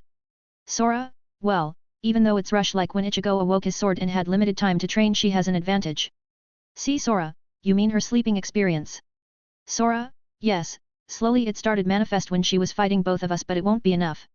Sora, she needs new opponents with different styles and this tournament is perfect. See Sora, since we had as a harem target, then we must prevent Inaba from absorbing her of making sure later on to preserve her. Sora, that can be solved as long as we have Hogyaku and blank souls. Which reminds me. Sora, inventory. System, ding. Opening inventory. 1x double level up pill 12x complete Hogyaku 1x unrefined portable GKI clone 0x shards of history 0x tension tie 2x fortification pill 6x quin pill 2x creation of books 0x auto fusing pill 4x spiritual blood candy 0x ancient enhancing tattoo 1x amagai's Bakuto 1378x soul fragments 1x hell's fragment. Sora, damn, if I had used my last level up pill I would have surpassed the mark of 1000. See. Sora, not quite as lately we didn't gain any level like quest. Sora, that's why I totally forgot about it. See Sora, true. As for the others, would it be we had totally forgotten about them? System, ding. Tenshintai. Able to raise the next attack by 50% of its current power. System, ding. Fortification pill. It reduces the consumer's health by 30%, raising his intelligent and Ryotsu by 30%. Time limit, 5 minutes. System, ding. Quin pill. Raises the all stats of the one who consumed it by 5%. Time limit, 30 minutes. System, ding. Creation of books. It can be used with anyone that have high intelligence and Ryotsu. The user must use words that align with his image he has on his mind for the Kido to be born. System, ding. Spiritual blood candy. A spiritual candy that needs the intended target's blood in order to take effect. After absorbing the blood of the target and then the said person consumes it. It instantly heals wounds.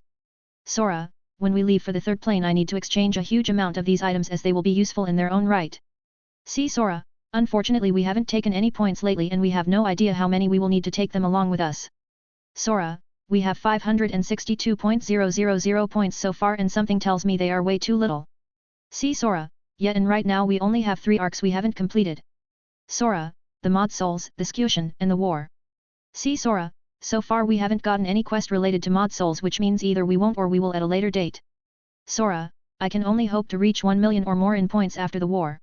628, Chapter 628, XXXXX coming. Finishing their own monologue they watched the time and noticed that the 30 minutes period had long passed and Nozomi was in a state of enlightenment. Meaning she had closed all senses and focused solely on one thing, which was communicating and training inside her soul without distractions. Seeing this both of them sighed and started planning their next course of action. Sora, go and start registering us in the counter. Sora, register Nozomi, Yuzu, Karin, Tatsuki, and Senna. See Sora, what about you? Sora, I will go and notify the others to prepare and watch over Nozomi. Sora, similarly at the same time I will go visit Momo. Nodding to each other they both opened a door and walked through it as they went towards their own directions. Sora went and notified the girls that he had a few errands. After telling them that Nozomi successfully awoke her sword and she is now in deep meditation, he told them that time is limited and made them prepare. Finishing his staff Sora walked through a door and vanished from there as he went towards the 5th Division barracks. It wasn't long before he arrived and went straight towards the library where he spent most of his time with Hinamori, and without letting him down she was there separating, signing, and writing papers concerning the tournament. How long was it till the last time you took a break? Momo, and whose fault is that, hey? Sora. Momo, officially you are also a vice-captain of the 5th Division. Momo, so sit down and help me. Sora, I hate paperwork. Momo, so no skinship later on. Sora, ha ha ha ha, aren't I here now, let me help. Momo, just don't try anything funny for now and quickly help me through this mass stacked up papers. Sora, wow, this is more than before, what the hell? Did Captain Shinji ditch you with all these? Momo, he has his own nemesis to deal with. Sora, which is? Momo, learning about each and everyone's traits in the division and you want to know the worst. Sora, what will that be? Momo, memorize them. Sora, ouch. As they kept talking their hands also worked at double the speed with not losing any motivation at all. Since Momo sensed Sora it was like she was re-energized and wanted to finish much earlier. Sora, that's right, after finishing everything you should really rest for a few hours. Momo, someone ditched his vice-captain position and I have to take care of everything. Sora, ha ha ha, I will reflect on this for the next few hours and take care of you with extra careness. With his last words echoing in the room, the sound of the last stamps was heard and before Momo could take a breath for finishing everything she was assaulted as her lips got sealed. Momo, no, way. HMMMMMNGG. Sora turned her over and then immediately sealed her lips with his own and inserted his tongue inside her mouth, blending it with her own. He kept holding her as tightly as he could, sucking her saliva from her mouth, and he could see her eyes almost rolling back from the lack of oxygen. He then let her go after a minute, and when he did she was gasping for air, before she was lightly punching his chest. Sora then threw everything from the office on the floor, and as she was about to protest for cleaning them up, a door opened as they fell inside and were displaced a few meters away in stacks. This earned him a sigh from Momo, as now she wouldn't have to clean their mess before she got grabbed by him and placed her above as he was slowly removing her Shinigami clothes. 629, Chapter 629, XXXXX coming. 2. When he removed all clothes, he noticed that her pussy was already somewhat wet just from the kiss, which earned him a blush from her face. He placed his mouth in her pussy and started sucking it while licking her entrance with his tongue, while she was jolted, as since their first time she had become sensitive down there. Momo, AAAA. MMMNNN. Slurp. Slurp. Slurp. Slurp. Slurp. Slurp. Slurp. He kept sucking and sucking while Momo was getting jolted again and again in waves of pleasure, and after a few minutes, she started trembling. Her moans skyrocketed as she was close to her climax and groaned when her pussy twitched wildly and squirted on his face. Splurt. Splurt. Splurt. Splurt. Splurt. Splurt. Sora let go of his mouth and climbed up in the office as well before he placed his dick in her pussy and kissed her panting face. When he shoved it inside, Momo released a groan as her lips were sealed and another fountain came out from her pussy as she reached her climax. However, Sora wasn't going to let her rest at all. In fact, he intended to let her vent as much tension she had built up and immediately started thrusting inside her his dick. Slarp. Slarp. Slarp. Slarp. Slarp. Slarp. Moans and sounds of pounding have filled the office, and Sora had his attention fully on taking care of her. For those outside, in fact, he had placed a hidden door there, and whoever came close to it he would found himself outside of Division 5. He had also set it that way with multiple doors that whoever come, they would hear a buzzing sound coming from all directions and covering their own. So right now only Shinji could come and realize someone had tampered with directions in the whole place. Slarp. Slarp. Slarp. Slarp. Slarp. Slarp. Momo, ah. They both hugged each other and breathed from each other's mouth as they had lost themselves into a passionate kiss with fevery eyes as they looked through them. Momo, Sora, Huayuf. Haa. Slarp. Slarp. Slarp. Slarp. Slarp. Slarp. Momo, aaaa. Sora, aaaa. Splurt. Splurt. Splurt. Splurt. Splurt. Splurt. Both of them came at the same time, and while panting and making a mess in the office with their juices, Momo tightens the grip of her legs around his waist, not wanting him to stop, and continued their course. She was quite greedy and wanted more of his cum inside her. They kept going at it for 2 hours, and Hinamori with Sora had climaxed more than they could count in one hand. Both of them had reached their physical limits, and Momo had a blissful expression on her face as they cuddle with each other's embrace. Momo, ha, that was intense. Sora, it was because you were letting it stack up again. Can't you take care of yourself? Sora, it's not healthy to hold up like this.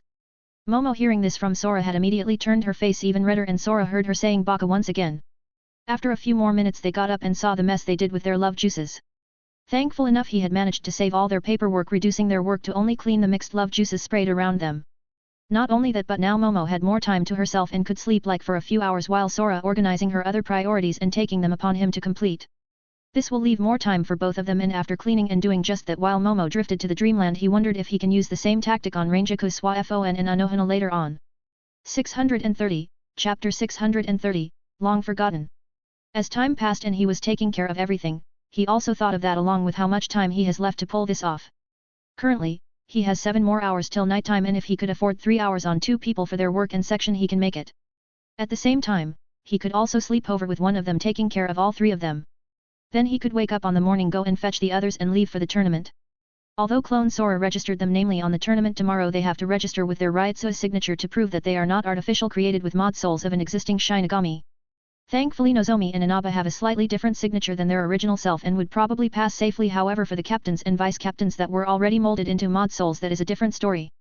20 minutes later Momo woke up as she yawns, and when she came to her senses she looked around only to Sora finishing the papers.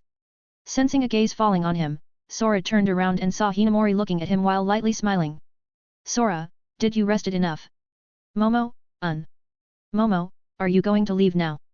Sora, that's the plan since I want to make most of the time I have left for the other girls. Momo, leave permanently. Sora, no, tomorrow I will register those needed to be registered, including myself and then prepare for something big which I assume you don't know the details right. Momo, I was told of something. Momo, but I'm curious how did you realize I'm not fake? Sora, I realize Nia is fake at that time meaning I have a way to check through. Yes, when Sora discovered, Nia was a fake and organized this mayhem to smoke them out as he was in the void traveling to the real world to recruit others he suddenly had an epiphany. He remembered a long forgotten skill he had bought in the first stages of his journey when he had come in Soul Society. It was a skill he was using to measure others until he had messed up the power levels at that time making it completely useless. Even the damage calculation that the system showed him when he was wounded, was at some point abolished or to be exact his Bleach System V3 deemed it unnecessary at some point because of the opponents being weak. As he progressed forward his system completely turned it off. That particular ability was the Reflection Eyes. It gave him the ability to see the power levels of those he deems fit, along with their respective positions. When he had tried it on the void on the mod pill of Nia, he had gotten the feedback of her name, position in the division, her level which he understood it's not corresponding to her true abilities. And next to each and every info there were two red words namely mod soul. Therefore during his stay here with training and everything, he started scanning anyone he saw, the twin guards, Kyokaku all the captains and everyone he met and surprisingly everyone were real. This prompts him to relax with his girls as he intends to do and also think what kind of surprises Inaba has in store for him. Sora, in other words, I realize it because our love is beyond what others see. Momo, what do you mean by that? Sora, I mean you are my wife. Momo, glib tongue. After she said that Hinamori got up and started fixing a few things here and there completely ignoring Sora while at the same time a small smile pestered in her cute face. 631, Chapter 631, MILFs. After coaxing Hinamori for a few minutes, Sora vanished from his place and went towards Ranjaku in the 10th Division barracks and when he appeared there he was shocked to see Kira and Hisagi working with Ranjaku's amount of work. Ranjaku, Ranjaku, Sora what are you doing here? Sora looked at her and didn't bother to hide his twitching eyes for ditching her work towards others in this important time. Sora, I came to see if you needed help but I'm guessing no hey. Ranjaku, oh? So you are here to complete all my assignments perfect. Sora, wait what? Ranjaku, Kira-kun, Hisagi-kun thanks for your help but he will take over now. Sora, when did I say I would do all papers? Ranjaku, is that a no? As they were talking from when Sora emerged, Kira and Hisagi finally felt relieved that they would be able to escape this demoness. Without a second word they ditched everything when Ranjaku spoke up and walked without hesitation towards the door before they heard Ranjaku's complaint. They froze as they turned around once again and when they did they saw her placing one hand at her boobs and one between her legs. Ranjaku, is that really a no? Both, wow! Both of them exclaimed loudly completely forgetting the presence of Sora who got a few black veins in his head as he spoke up while releasing his Ryutsu.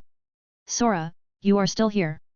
Seeing his expression both of them vanished instantly as they used Shunpo to get away as far as possible. This made Ranjaku laugh with their theatrics earning a sigh from Sora who sat down and started ruffling the reports. Ranjaku who saw that smiled with a devilish aura and went to tease him more only to step on a landmine herself. When she got close enough, Sora caught her and pulled her in his embrace. Sora then sealed his lips in her own making her unable to speak back at him as he was kissing her all the while having one of his hand in her waist while the other was lower in her ass. Ranjaku, Ranjaku, stop it, have work to do. Sora, we can do it later. Now we are all alone. Ranjaku rolled her eyes back as Sora became more aggressive with her as they were in her office. He started sucking her mouth making her unable to gasp for air and could only breath through his. Ranjaku, nnnggg. Soon Ranjaku felt his hands spreading around her body rubbing her sensitive spots and eventually, he made her clothes slowly fall down revealing two mountains. Sora, we don't have much time so we should finish quickly. He revealed slowly the well-preserved MILF body that many have dreamt and didn't waste any second tasting it. He bent down and started sucking her MILF breasts making her moan as he was biting them at the same time. Slurp. Slurp. Slurp. Slurp. Slurp. Slurp. Slurp. At some point, she caught his head and suffocated him in her assets before he escaped to take a small breath. He then lifted her up and raised both her legs sideways while lowering his head and reached with his mouth in her forbidden cave as he started sucking her pussy which caused her to gasp and groan in pleasure. Slurp. Slurp. Slurp. Slurp. Slurp. Slurp. Slurp. While she was in the air with her legs open in the height of her shoulders she couldn't help but open her mouth slightly as her eyes rolled backwards and let small sounds of moans. More and more high-volumed moans started coming out from Rangiku, and as he was enjoying his tongue sucking her juices, she suddenly groaned in pain as Sora started literally eating her pussy lips. 632, Chapter 632, MILFs. 2.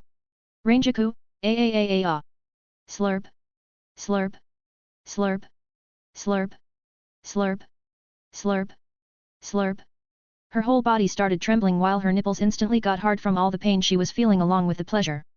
In her enjoyment, she caught his head again and pressed it against her pussy, all the while slippery sounds and sucking ones could be heard. Slurp.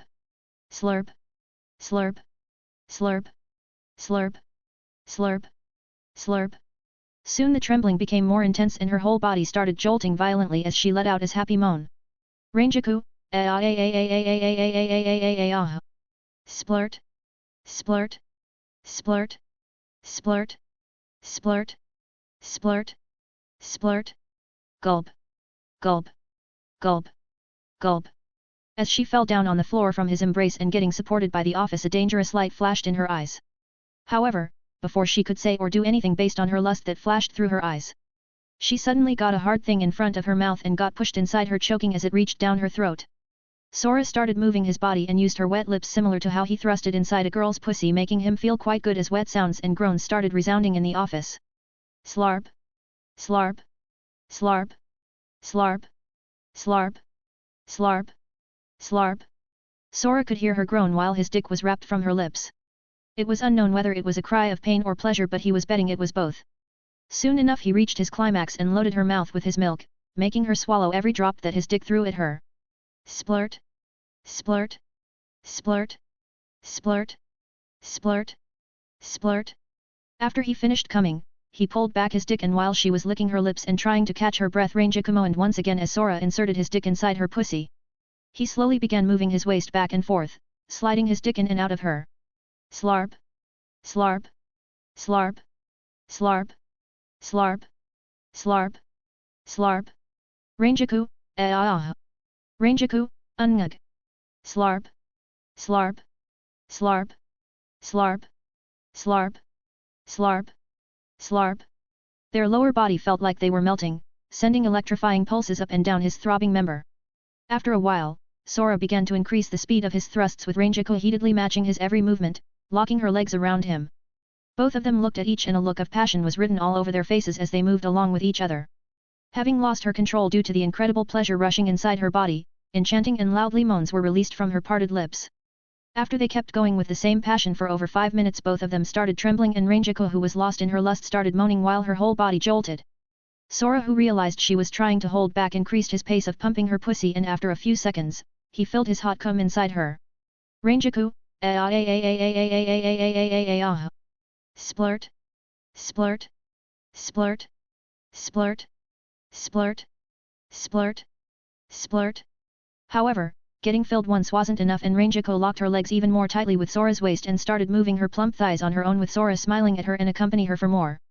Close to an hour later, both of them were sitting on the couch hugging and caressing each other after their high-quality time together. Sora, even though I want more time to sit like this, even if the world around us is burning, we have to complete those assignments. Rangiku, are you going somewhere else after me? Sora nodded while he was the first who got up and got dressed before fixing the fallen stacks of paperwork from their section and started going through them. Rangiku, who will it be? Sora, I'm thinking of going first at Anohana and then finally Swafon. 633, Chapter 633, MILFs. 3.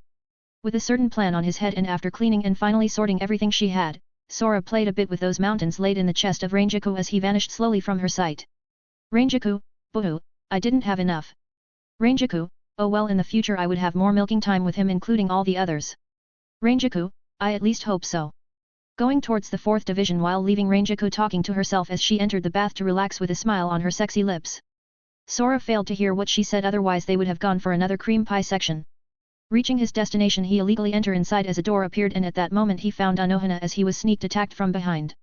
Although he said sneak attack, he actually felt something soft in his back and turned to see her only with a robe as she has gotten out from a fresh bath, making his nose and dick twitch from the wonderful smell she was oozing. Seeing a lustful expression on Anohana's eyes, Sora couldn't really hold himself, even though he had been doing it with Momo and Hinamori over the course of the day. But meeting with such affairs, which man would say no? Sora, you are looking as beautiful as ever. Anohana, phew phew phew phew phew, trying to enter my body with sweet words. Sora, I do admit that right now I want to do so. Anohana, really? Even though you have 2 cents on you. Anohana, who was it? Swafon? Kyokaku? Hinamori? Ranjaku? Or a new girl? Sora, true, I have a new girl in my sights and it was Momo and Ranjaku. Sora, have you found Nia? Anohana, she was in her barracks unconscious and is currently in the healing area for a few checkups. Sora, so that means in this room only and for hours to come. We are alone. Anohana lightly smiled at him seductively as she slowly glued herself in his chest and were face to face before they stopped holding themselves back, throwing each other's clothes all over the room. Sora then pulled her on the bed and kissed her soft and moist lips while playing with her breasts. Anohana also became proactive as straying in such unique time frames alone was rarer than rare and also used her hands to run her hands up and down his dick. Anohana, while playing with his dick, had a nice idea. She slowly crawled between his legs and put my dick inside her mouth. Sora felt like he was in heaven, her wet mouth felt terrific, sucking all of his dick while swirled her tongue around the head of his dick. Slurp. Slurp. Slurp. Slurp. Slurp. Slurp. Slurp. Slurp. Slurp. Slurp. She kept sucking his dick and Sora started feeling as if his body was getting energized all over again and in response to her efforts, he started eating her mature pussy that legitly reached 1000 years old. Sounds of sucking the juices that started leaking out were heard through the room and Anohana was having a pleasurable feeling. After 2 minutes of eating each other, both trembled as they moaned from reaching their climax. Splurt. Splurt. Splurt. Splurt. Splurt. Splurt. Splurt. Splurt. Sora shot his cum in her mouth, while Anohana squirted in his mouth and didn't let up until both finished quelling their thirst. Anohana even then kept sucking his dick as she wanted to suck everything out of him. She then pulled her head up, and Sora heard a gulp sound as he looked at her, swallowing it all. He still felt so hard after all that, he then put her on top of him before he positioned his dick directly below her pussy and sat down. 634, Chapter 634, MILFs. 4. Sora almost came from the tight feeling surrounding his dick. He then heard Anohana cry out. Anohana, ah. Sora felt Anohana leaning on his chest, seemingly lost in the pleasure she was feeling when his dick entered inside her. He looked down his dick and saw it being slowly swallowed up bullet in her wet lips down there and he didn't wait for that to happen, he took the matters in his hands and started moving her body. Anohana, ah. Slarp. Slarp. Slarp. Slarp. Slarp. Slarp. Slarp. He was heard her beautiful voice and pleasure resounding in the room along with the wet pumps she was giving her making his dick harder and harder. After a while, Anohana also started moving, going up and down his dick making Sora moan from the pleasure. Sora, HMNN. He saw her breasts bouncing in front of him and didn't let this slip from his mouth as he started sucking them while fondling her with one hand while the other's hand went to grab her butt cheeks. Slarp. Slarp. Slarp. Slarp. Slarp. Slarp. Slarp. Anohana, arg. Sora then pushed her down and took the leading position on top of her. He started pounding her again and her moist insides enveloped his dick as he started thrusting in and out at a steady rhythm. Anohana's inner walls of perverted flesh suddenly tightened and made them tightly squeeze his dick as she wrapped her legs around his waist tightly making him nearly lose his mind at how tight she still is. Both of them moaned at the same time and Sora pushed his entire length into her pussy. His balls repeatedly slapped against her after continuously pounded her. Anohana, MMNN. Anohana screamed and rolled her eyes, having the best feeling she felt in her pussy. Then Sora grabbed her hips and rapidly increased the speed of his thrusting. Slarp. Slarp. Slarp. Slarp. Slarp. Slarp. Slarp. Soon, Sora's body started trembling and felt that he was on the verge of coming. He leaned over and softly kissed her addicting lips. Sora, I'm coming. With Sora's words, Anohana's body went high wire as she felt her insides being burned as her entire body shiver as she climaxed on his dick. This sensation of her insides being burned caused her to grip even tighter and was enough to push him to the edge by coming every drop he had left inside his sacs. Sora then pumped out his cum deep inside her pussy aggressively while grabbing her breasts and sucking her lips. After letting out everything, they both laid on each other's chest and was snuggling as they fell asleep. 2 hours later, Anohana woke up and found herself hugging Sora and the whole room is a mess. After a few seconds of losing the warmth, he was feeling Sora also woke up and looked at her who started cleaning before speaking up. Sora, you are up already. Anohana, yeah, even though I want to stay down and sleep more, I still have my duties to fulfill based on what is coming in for treating patients. Anohana, and besides you are gonna leave aren't you? Sora, I wasn't planning immediately. Do you have paperwork that you might need some help? Anohana, not really, those are done by Isane a long time ago. Sora, oh. Thank God. Anohana, phew, it seems the others made you work hey. Sora, I don't want to see any form of paper for a million years. Anohana, if you actually take your vice-captain seat seriously then Hinamori would have more time, after all even though both of you are from the same division all the work falls on her. Sora, I hope it would be different now that Shinji took his seat back. Anohana, you think? That guy is lazy. Sora, I hope so otherwise I'll cut his hair off his head. Achoo. Who the fuck talks about me? 635, Chapter 635, next. Currently, somewhere on the Soul Society, a figure was looking towards a small build that belongs to a figure specifically a girl. The one observing the girl had his hands on his chin and was pondering whether he should go or not. Why are you hesitating? She is the only one you haven't paying a visit. True. But I can't decide whether to eat her alone or have Yoryuki help me. Why would Yoryuki help you in that matter Sora? Sora, well, you know someone must be present to eat and drink the overflowing juices from each other pussy. Sora, and that job is for either Lisa or Swafon. Gyaku, you can do what you like. Either way, they will spend many years with you right? Sora, and again you are right. However, I'm speechless. I've been here for at least 20 minutes not really hiding my presence and she hasn't sensed anything abnormal.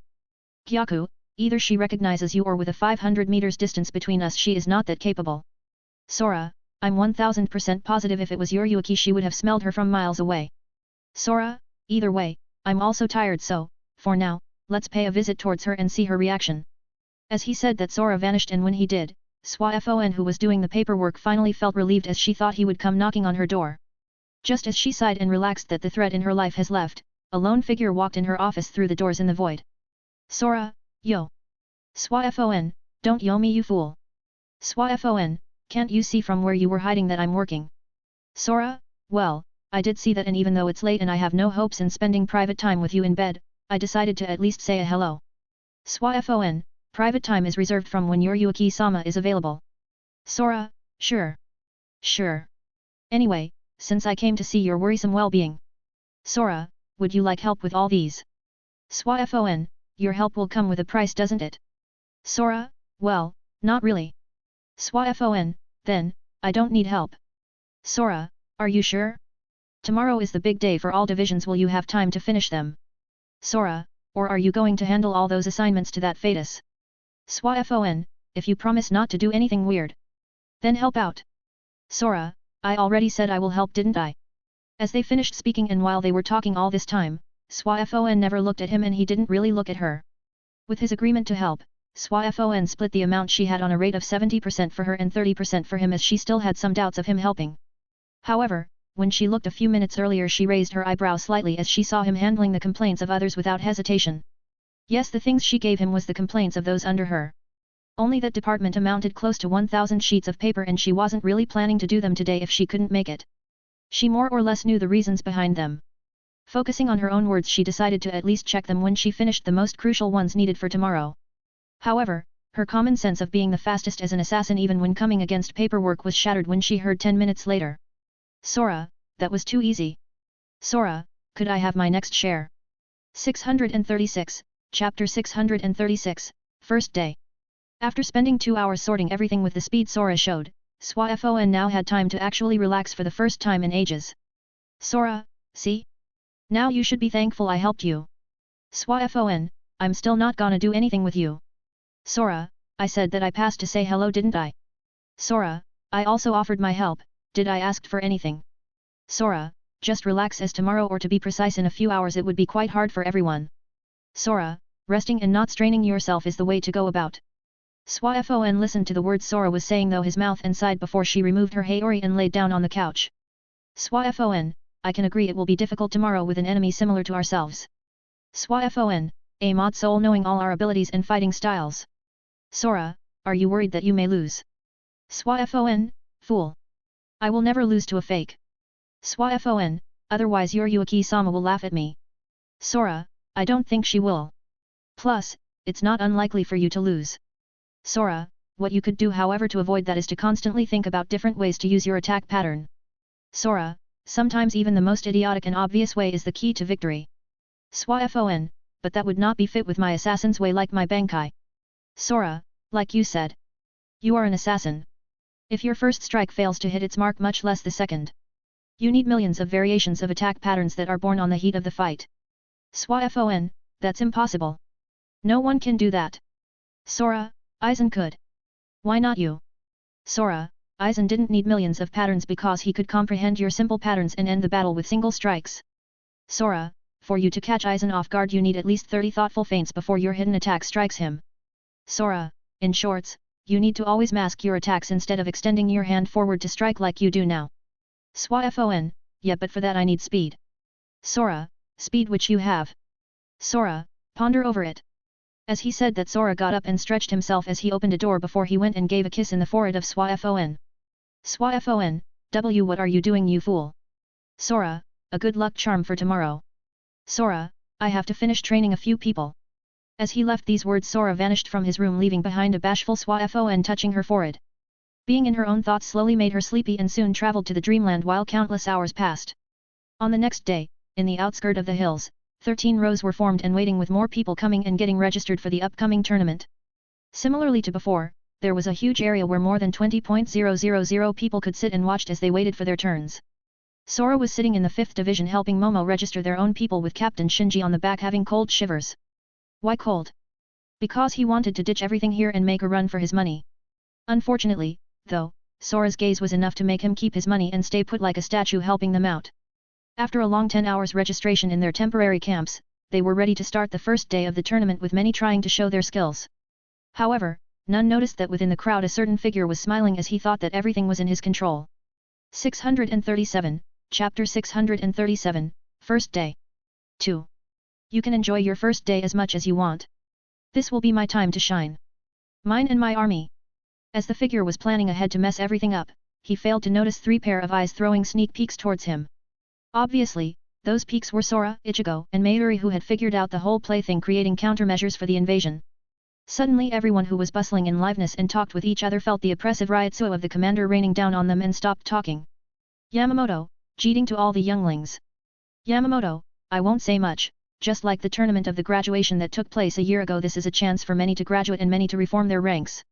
Yamamoto, this is a chance to show your captains what you are made of. Yamamoto, rage on, burst in flames of your youthfulness. Yamamoto, let the Godi I-13 tournament begin. Finishing his speech, Yamamoto lifted his riotsuo and everyone who paid attention flared up in anticipation on how to handle their opponents.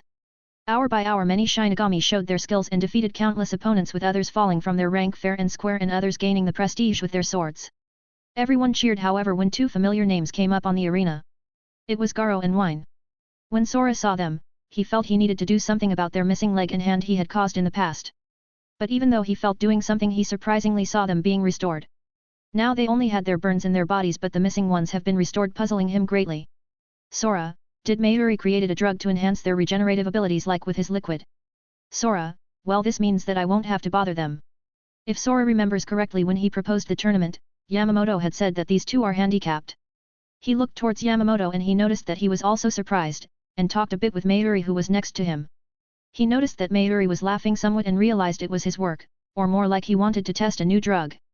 After seeing that everything was fine, they refocused on the arena and waited for both of them to trade blows. Both of them drew their swords and held them in front as they had the same idea in their minds. Garo, trap everything within. Tenno Tadaku Subato Tojikomru. Wine, as expected. Your Shikai will be quite a challenge. Garo's Shikai changed from his sword and sheath together into small floating bars waiting in front of him. Garo, yours will be more of a pain in the ass. Wine, gather and break. Gyaza and Aburaku. Wine called out his Shikai and his sword and sheath changed, revealing 2 daggers, one red and one blue, that were connected through a chain. Both of them got ready for an assault that will leave the crowd speechless. As they stared at each other, both of them moved at the same time using Shunpo and clashed in the middle of the arena. What surprised Sora, who watched this, was that one of the bars belonging to Garo was getting absorbed by the red dagger and expelled from the blue one backwards. Sora, is that similar to Captain Yukate's Shikai? Just as he asked this question, Garo used his hands to move with his mind the bars and entrapped Wine in a moment of a slip-up. Garo, you're toast. Self-made arts 1, lighting soul grid. Wine's body froze on the spot as the bars had united, forming a cage, and lightning was binding him from within his soul. Sora noticed that as the lighting came out from within, it resonated with the bars and was binding him as he couldn't absorb it at all. However, he placed the daggers in a symmetrical way in front of him and all the bars got absorbed in the red one and expelled from the blue one towards Garo, breaking his Kido. 638, Chapter 638, First Day. 3. Wine, eat this. Wine, impact pulse. From the blue dagger, wine sends out a pulse made directly from lighting and covered a large amount of area. Garo, who saw this, started using Shunpo in an unorthodox way in order to avoid the most damage with the electrical signals telling him where the biggest power was located. However, just as he thought he got out unscathed, wine appeared in front of him, crossing his daggers with each other, creating countless sparks from their collision. Wine, self-made arts 1, shattering point. Garo saw all the sparks suddenly become solid needles and flew towards him. He knew that they were non-lethal, but he still had to keep going. Without wasting any time, he quickly chanted, Garo, Heido Arts 31, Shak Keiho. It instantly engulfed both him and the incoming attack of wine, while he managed to barely avoid it, causing a loud explosion in the platform. The spectators were quite amazed by Garo, who took the attack of wine and launched a counter-attack at 0 points. Garo on the field felt otherwise. When the smoke got cleared, he was shocked to feel that his fast attack didn't connect at all with his opponent. Wine stood close to 50 meters away from him with a relative calm demeanor as Garo emerged from within smokes. Garo, you sure have speed. Wine, you have a lot of tricks in your arsenal. Wine, even though you pulled that stunt, you have 0 damage. Some kind of barrier. Garo, how about you? Garo, you still have another Kido you long ago competed, right? Wine, if you show your hand I'll show mine. Garo, very well, you asked for it. Garo used the bars that were reformed after they got expelled from Wine's daggers in the form of pulses. There were a total of 10 billion Argentine pesos floating, and with them, he placed them in such a way that each edge of them connected, forming a polygon circle. Garo, don't cry later. Garo, chains of the souls, chains of the body, chains of the air. Garo started chanting slowly as Wine let him, and everyone felt the excitement build up from those two as they considered somewhat rivals. Sora, oh? A new self-made art. Sora, if I remember correctly, Wine's second arts was something similar to Shinji, right? And that was incomplete. Over the seats where the captains stood and watched everything, Swafon and Mayuri were really proud of them. Mayuri, kukukukuku, Wine has lost the moment he let Garo use his Kido and conjure with his Shikai. Swafon, don't take Wine for a fool. Since he had lost his hand, he was more focused on using feints within feints and deal a deadly strike.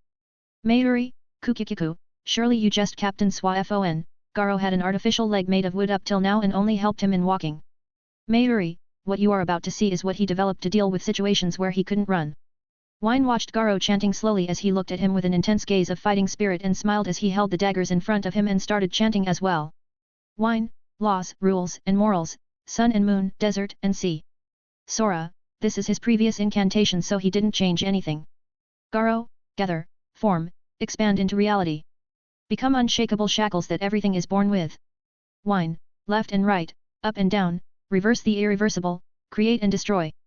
Become the absolute ruler of directions. Both, self-made arts 2, lockdown. Self-made arts 2, shifting plane.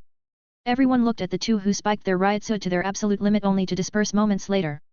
Both of them had disbelief expressions on their faces as they felt everything went wrong. 639, Chapter 639, False Round. Garo and Wine looked at each other, unable to believe what had happened, and they all wondered why they froze the way they are now. Sora was listening to the rumbling of Gyaku at how amazed he was with those two. Gyaku, HOH. I never expected I would watch this kind of thing in this realm. Gyaku, both of them created domains. Sora, domains? You mean the one the cultivators use after getting tuned deeper into their elements? Gyaku, you could say that. It's a territory where everything within corresponds to their understanding of that element or power. Sora, then what's up with the two? Why are they locked like that? Gyaku, Wine's Kido created an area where everything inside is constantly shifting randomly. Gyaku, while Garo's Kido created a space lockdown, meaning that without his agreement those trapped inside will never be able to leave. Sora, does that mean the user as well? Gyaku, that's where it is interesting. Is it also the cause of their problems?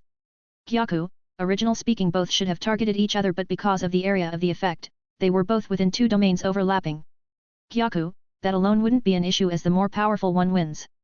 Gyaku, but the shifting plane constantly moves randomly the lockdown unseen domain of Garo here and there. Gyaku, first their whole bodies were locked, then partially their legs, their hands, heads and so on. Gyaku, if they try to move a single finger, and that finger is locked, it will be ripped by the locked space. Gyaku, as far as I can tell right now, their bodies have been locked at least 1,000 times. Sora was impressed by the two of them. At the same time he realized that someone must break their domain to free them unless they want to die. He walked through the crowd towards where the captains were watching. This place was supposed to be for vice-captains as well, however as they would take part in this it was decided to be in the crowd with the rest. Furthermore, each vice-captain had its own arena to manage as there were 13 different tournaments, one for each division. Which now that he thinks of it, Wine is from the 2nd division and Garo is from the 12th, how come both of them are fighting together? Suddenly he thought of something, and as he reached the captains, he saw Yamamoto frowning as he thought the same thing as his. Yamamoto, Captain Mayuri, Captain Swafon. What's the meaning of this? Although he knew that something went wrong, he still asked. Mayuri, Kukiku, what does the commander means by that? Yamamoto, since when did you gain permission from Captain Swafon for Wine to join the 12th division? Swafon, Commander, what are you saying? Wine is still in the 2nd. What? Both she and Mayuri finally realized something was off. They hurriedly called their vice-captain and they both came moments later. They looked towards the papers and Wine is registered under the 12th division as an exchange of both captains wanting for the two to fight their rival. Swafon, Omada, you fool. That wasn't me. Mayuri, Nemu. What happened here? Yamamoto, we have been had. Yamamoto, two imposters of the captains Swafon and Mayuri used the registration to their advantage and exchanged Shinagamis. Yamamoto, even worse, it seems those two approached the two of them and they agreed before doing this. Sora frowned when he heard that, however, for now, he needed to step up his game and save the two, before cleaning the whole mess. Without even telling the others, he jumped into the arena and activated his Shikai, bursting in black flames as he touched both of their domain. 640, Chapter 640, The Mod Souls. As Sora jumped where Garo and Wine were while activating his Shikai, his black flames instantly clashed with the two domains, causing earthquakes to be felt around them. Sora saw his flames burning and devouring the two domains slowly while his flames moved forwards. However, at that moment he felt his flames freeze on the spot and then they suddenly moved behind Wine and started burning the area there. Gyaku, oh! They can affect the flames even though it slowly destroys the domain. Sora, won't this endanger them, burning them to nothingness? Gyaku, not really, you only wish to burn the space around them and slowly break their Kido down. Gyaku, they will be able to survive without much hassle and burns all over their body. Gyaku, but I can't guarantee if they won't move. Sora took Gyaku's words into his thoughts and saw their faces kinds started distorting and becoming paler and paler as the flames approached them. Sora, don't move. If you move and the domain swifts my flames on you, both of you are dead. Sora, stay like that. The moment Sora tried to encourage them, they become even more scared than before, thinking that their lives this time is forfeit. They thought that they only wanted to impress their peers who graduate from the academy, and since that day they kept screwing everything up. They kept their loss with them, and with prosthetics they worked harder than anyone and reached their current positions. And now that they have healed completely thanks to Captain Mayuri, they are going to lose more than an arm and leg. Sora saw that they were on their breaking point, and if this continued they will endanger themselves in their panic state. Therefore he decided to put a harsh show for them. Sora, look at you. Pathetic. Sora, are you the same people are graduate and copied my Kidos, slightly creating your own? Sora, just as I had gained a tiny bit of some good impression for reaching this state and even making it a challenge for my Shikai. Sora, screw this, I won't bother anymore. Sora, if you wish to die, then die. But people of your caliber should never fear death. After all, we are the Shinagamis.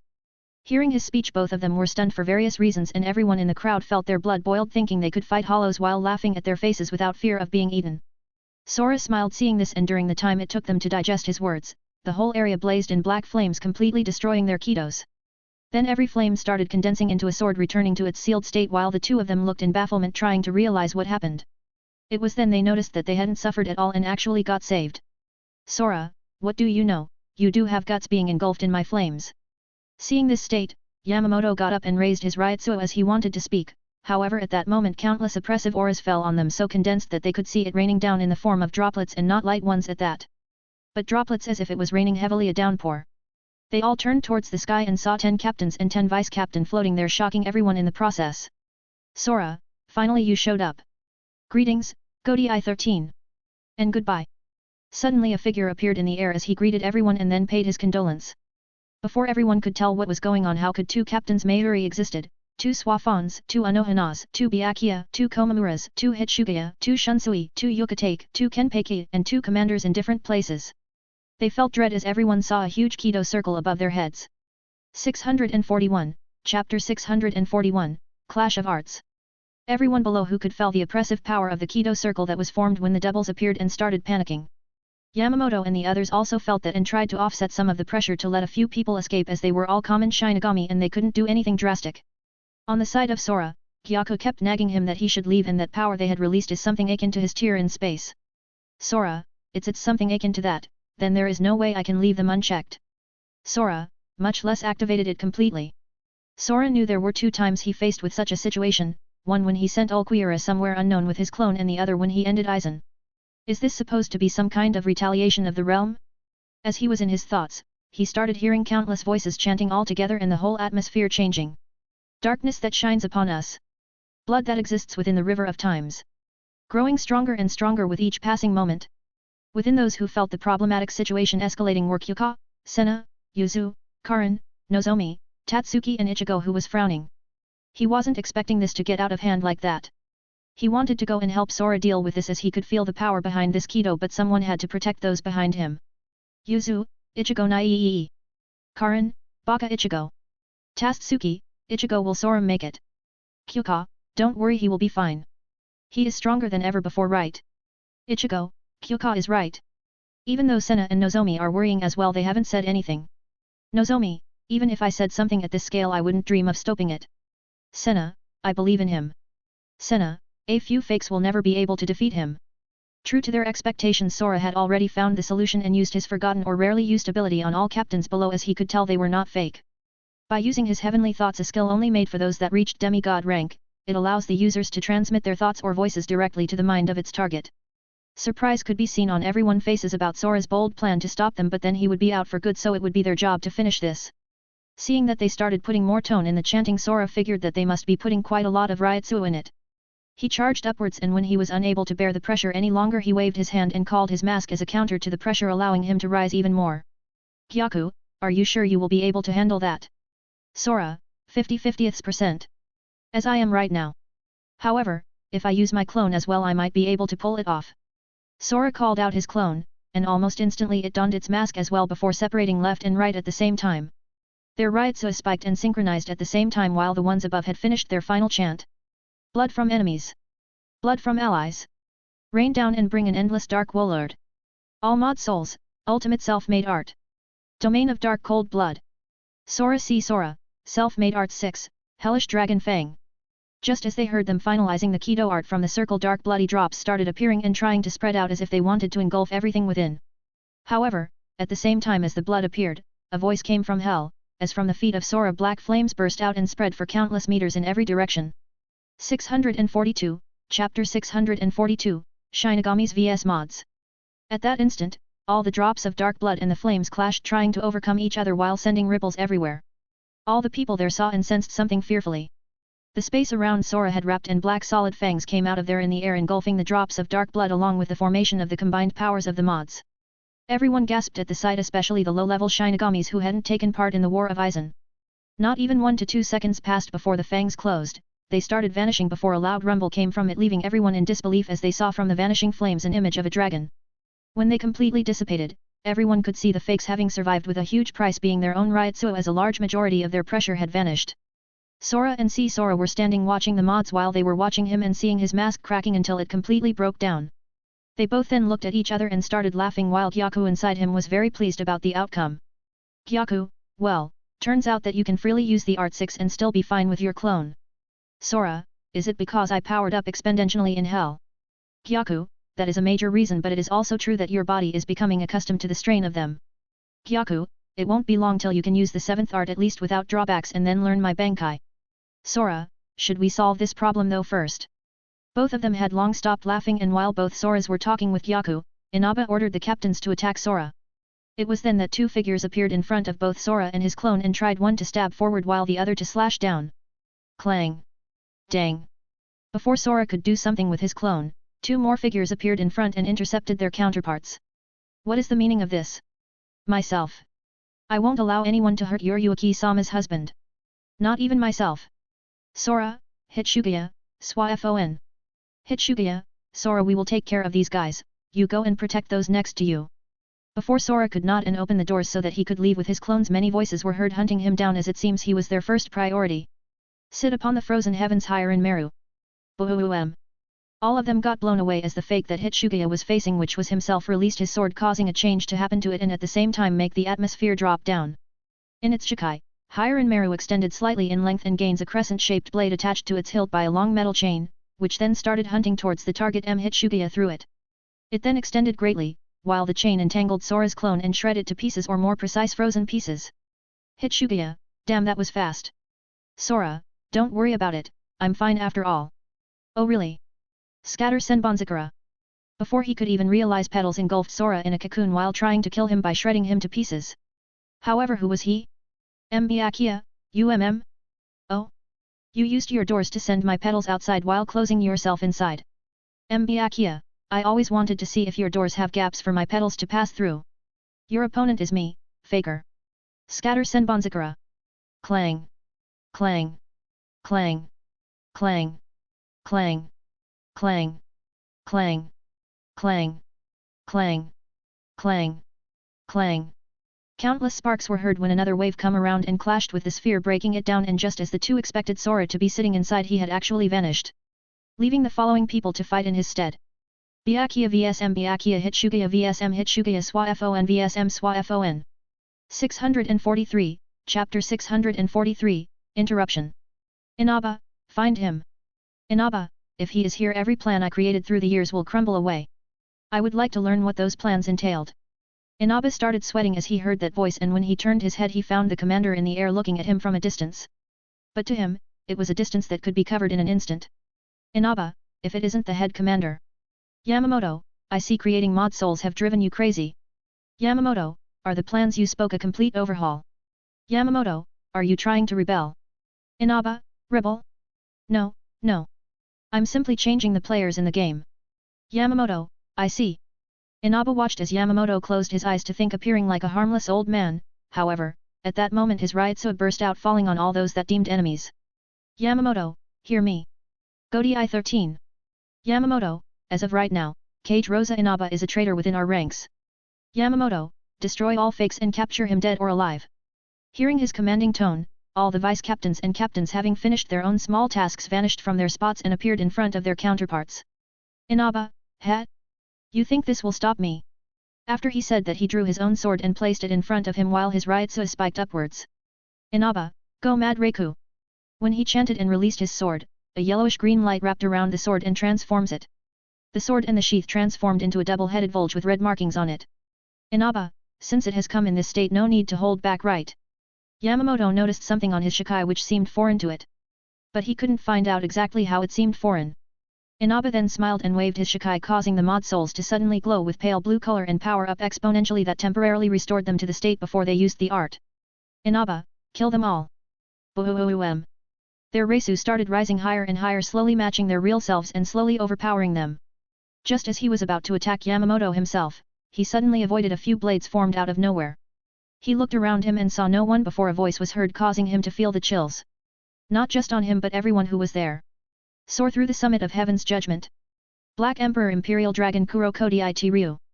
The whole area started darkening from the clouds gathering above them, while both Hitsugayas were shocked, still in a deadlock with their Shikais. Dark purple snowflakes started falling downwards and freezing in the air, creating numerous daggers that were aimed at everyone's bodies. Hitsugaya, Kyuzaka. It's Kyuuka now. What's with your lame excuse of appearance? Kyuuka, hurry up and finish this before I finish the boss myself. Inaba, you. Who are you? The answer he wanted as he asked never came, and instead Kyuuka turned towards Yamamoto and looked at him deep in his eyes without the least bit of fear. Kyuuka, Sora took his sisters, his sister-in-law and his wives, before leaving this place, saying that it wasn't worth his time. Yamamoto, then what are you doing here? Kyuuka, I'm eager to find an opponent and test my new Zanpakuto after my rebirth.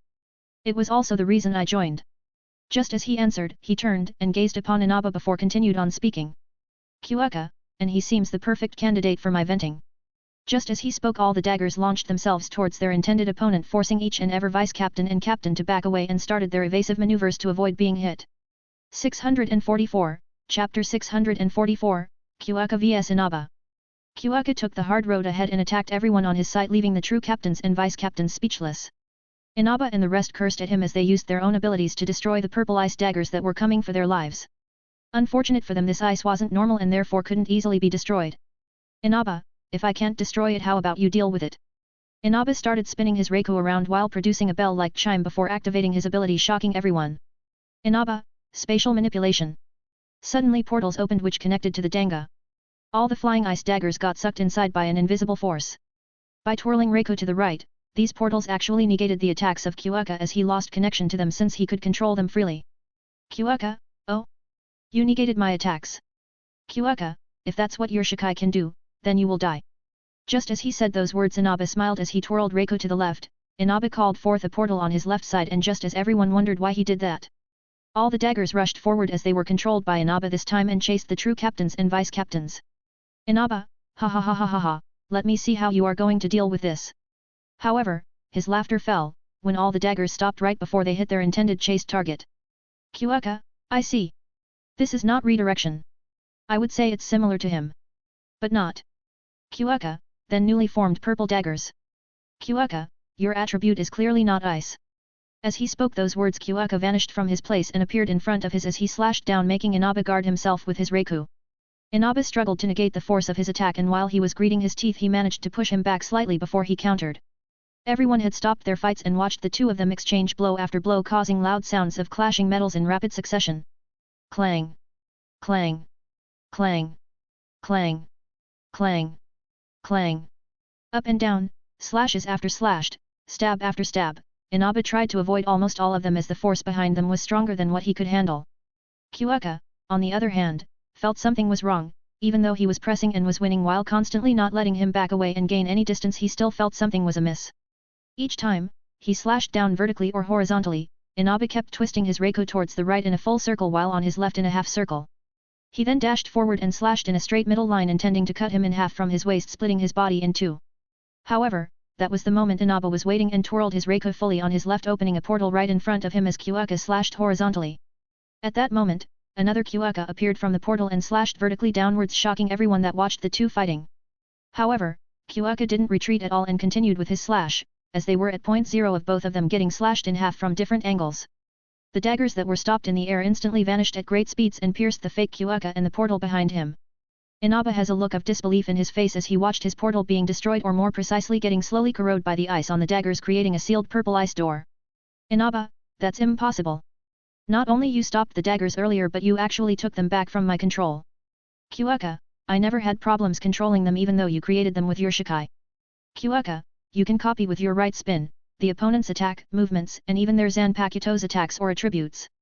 Kyuuka, and with your left spin you can manifest the copy ones. Kyuuka, is that all? 645, Chapter 645, Kill. Inaba stood there in shock as his greatest weapon was his powerful Shikai, which had the prospects of becoming second to Yamamoto. And now someone who doesn't even know himself is blocking his way. He is blocking his dream of ruling.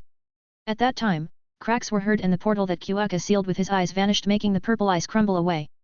Kyuuka, if you have only this strength, I'm afraid you will never rule. Kyuuka, let's finish this. With his words and expression coming to an end, Kyuuka waved his hands and clouds appeared, wind were howled, scaring everyone in the vicinity. Kyuuka, I will simply kill everyone here. Kyuuka, Heavenly Ice Vault Tenokori no Kinko. In all the entirely of Soul Society, it started snowing with small purple flakes falling down. Both real and fakes watched the snow falling and couldn't feel an ounce of riotso coming off them. It was like the snow was falling in normal occurrence. When it fell on the real captains, nothing happened, and they were also puzzled as to what was going on. He declared he would kill all enemies, and what's this? He started to entertain them? However, how wrong they were. Many mod souls took this opportunity and attacked the real ones, making it difficult to defend as they reacted too slow. Just as a few vice captains were about to get slashed down and possible in half, the mod souls started screaming. One by one started screaming, and eventually, the mod captains felt something was off. They felt something was wrong with their bodies as they clenched their hearts. Inaba, Guaaa. Inaba, what is this? Ugh. Inaba, what did you do? All of them started breathing heavily while clenching their chests in pain as they glared at Kyuuka, who had an expression devoid of everything. Kyuuka, my Zanpakuto is the ruler who soars above the summit of heaven's judgment. Kyuuka, the moment my Shikai is released in the world, any verdict can be passed down and utilized through the criminal's Ryotsu. Kyuuka, Heavenly Ice Vault, is the place of eternal death through the ice that forms in the ages of times. Kyuuka, in others' words, your body starts freezing its time until you will unable to move and eventually crumble away to pure snowflakes. Inaba and the rest looked at him as they saw a monster. Both mod souls and real ones felt that he alone could become a second Aizen. Kyuuka, the only drawback is that, when this ability starts till it finishes I can't use my Shikai for a month. Kyuuka, and the only way for you people to have hopes to survive is to have powers double to mine, possible the same attribute. Or an attribute that counters this one. Ha ha ha ha ha ha, that's pretty damn impressive. Your Zanpakuto rocks. As Kyuuka finished speaking, from an unseen portal as if something transparent was in the void, two figures walked out of it.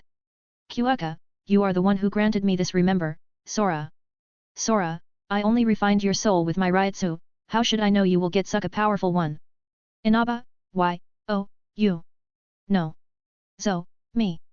Sora, hey? Oh, Inaba.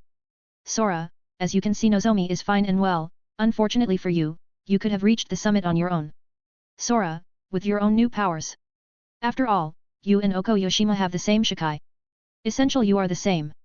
Sora, but surprisingly you can use its full potential. Inaba, D-A-R-N-Y-O-U. Sora, well she already became a new unique mod soul like Kyuuka and has awakened her own Shikai without my refinement. Sora, therefore you can no longer harm her, not you not anyone. Why you ask through your eyes? Sora, it's simple. She is my wife. 646, Chapter 646, Aftermath. Silence fell from the side of the mod souls. It was like the words of Sora was a death sentence, and in an essence, it was the truth. Mess with my family and you are dead regardless of who you are and what status you might have in this life.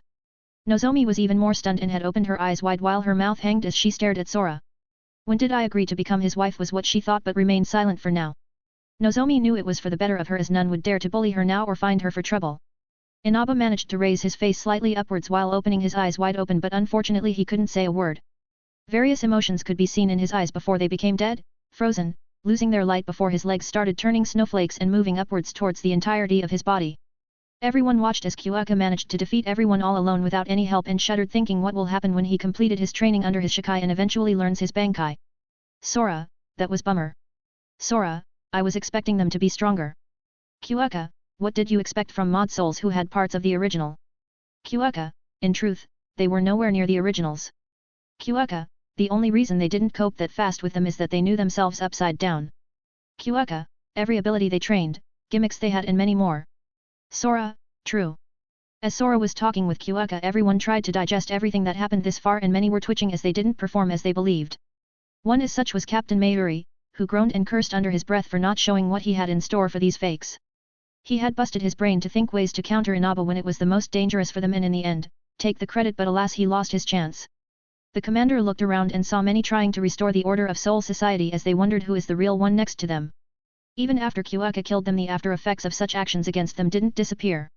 Yamamoto, to all captains. Yamamoto, the threat has passed. Coordinate with your divisions and calm down the crowd. Captains, yes. Yamamoto, seeing that all captains started solving the aftermath with a few having unhappy faces while others were glad that this issue was solved, turned towards Sora and Nozomi. Yamamoto, what are you going to do with her? Sora, well, my sisters like her a lot and she was staying with them from the start. Sora, so she will be under my protection. Sora, as for her being my wife. Who knows what will happen in the future? Yamamoto, I see. What about that Nia mod soul? Sora, for all I care she is now free.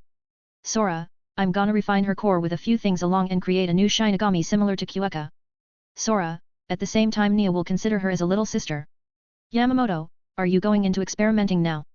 Sora, I don't have a choice. I also have to enhance my strength further upwards. Sora, my child is getting born in a few months and after that close to a year. Yamamoto frowned when he heard what comes in less than 2 years but more than one and realized that they don't have enough time. They should also start training seriously to avoid the calamity that is coming for their heads and destruction. Yamamoto, then do what you have to do. We can't be picky, when it comes to him. Nodding to each other and seeing that all of them took their own ways, Sora vanished with Nozomi through the doors. 647, Chapter 647, Unbelievable News. After everything had settled and Sora left with Nozomi, a big surprise awaited him on the real world. In a new house that they had rented as the old one got destroyed days ago, a door opened and Sora came out with the rest of the company. Ichigo, Tatsuki, Yuzu, Karin, Senna, and Nozomi. They looked at Yuryuki, Neliel who was brimming in happiness, Yin and Yang having weird expressions, Lisa who had a defeated look and Yoshino who was calm. Sora, what they? Who is celebrating and who died? Yuryuki, well, we are celebrating you coming back with wonderful but miraculously news. Yoshino, at the same time we are mourning that we are not part of the wonderful news. Sora was confused, what kind of news could those be that two of them were brimming with happiness while the other showed signs of hate? However, as he was thinking about that, he failed to notice that Senna on his back had also a weird expression and soon connected the puzzles. Ichigo and Tatsuki, although curious, they knew they would learn it eventually and decided to leave. However, Karin and Yuzu with Nozomi wanted to see and hear what was all this about, therefore from the room only 2 people left. Sora wasn't an idiot. Looking around, he felt the situation was quite familiar to him, and as he looked more intensively towards Yuryuki and Nelliel, who were full of smiles and life coursing through their eyes. Slowly his eyes opened wide as he finally got the gist of things, and a look of disbelief and happiness at the same time flashed through them. Yuryuki, ha ha ha ha ha, boya, you did something that will come down to history. Yuryuki, look at your face. Ha ha ha ha ha ha. Yuryuki, congratulations, you made a citizen of Hueco Mundo bear your child. Sora, I'm gonna be a father. Sora started breathing heavily. This news hit him quite hard as he thought that the chances of making an Espada pregnant were non-existent. Although in terms of origins and souls it was possible for them to unite and create a life, but their bodies were essential different. When Mayuri had seriously commented about it in the past, he did reprimand him with this logic, but he always had doubts. Sora, I'm gonna become a father of the childs born by 2 beautiful mothers. Sora, ha ha ha ha. Yuzu, yaa. I'm gonna become an aunt to 2 nephews or nieces. Karin, I can't believe this. Baka Oni is way ahead than Baka Ichi. Karin, Mom is gonna scold him harshly. Sora, how did this happen? No, scratch that. When did it happen? Ugh. Scratch that.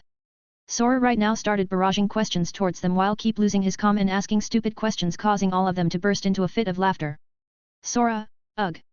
Yuryuki, ha ha ha ha ha ha, well, I don't blame you. You left for the Soul Society and even we didn't know she was pregnant. Yuryuki, but you made her on the last section we had. Yuryuki, that's why everyone is sulking, including Senna behind you. Sora, I see. Sora felt his whole body sweating as he looked at Yoshino, Lisa, Yin, Yang, and Senna, who had hateful expressions and at the same time, fighting intent. It was as if they were saying to him, you had one job. One job that day. All of us fought for a few rounds and you only gave Nelliel a precious gift.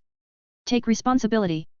He didn't dare to speak, and he knew that the next few months his life would be miserable. Thankful to him, Yuryuki had long ago seen Nozomi behind him having weird expressions as well and broke the mood by bringing an even colder mood. Yuryuki, is that our new sister, hence your new wife? 648, Chapter 648, Passing of Time. Nozomi's face crumbled when she heard Yuryuki and didn't say anything, which neither confirmed it nor denied her status. The only thing she said under her breath was a huge pervert. Yuryuki and the rest laughed as they heard it and couldn't agree more with her, while Sora's face had a few black lines. After settling down with everything that happened, close to 2 months passed and everyone was happy except Sora. He had rugged eyes that almost threatened to fall from his face, while his eyes showed countless different emotions within. Fear and happiness were the most major ones one could tell, and who could blame him?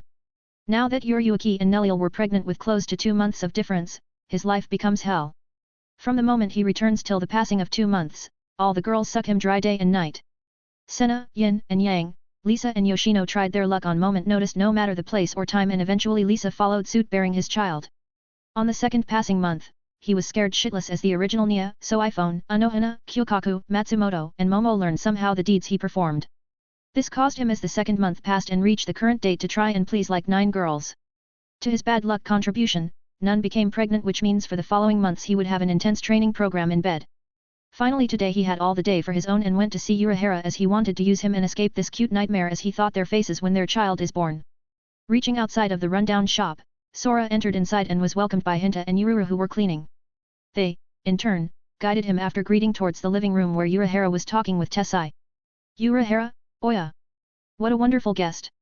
Sora, will you please shut up? Urahara, someone is incredibly agitated.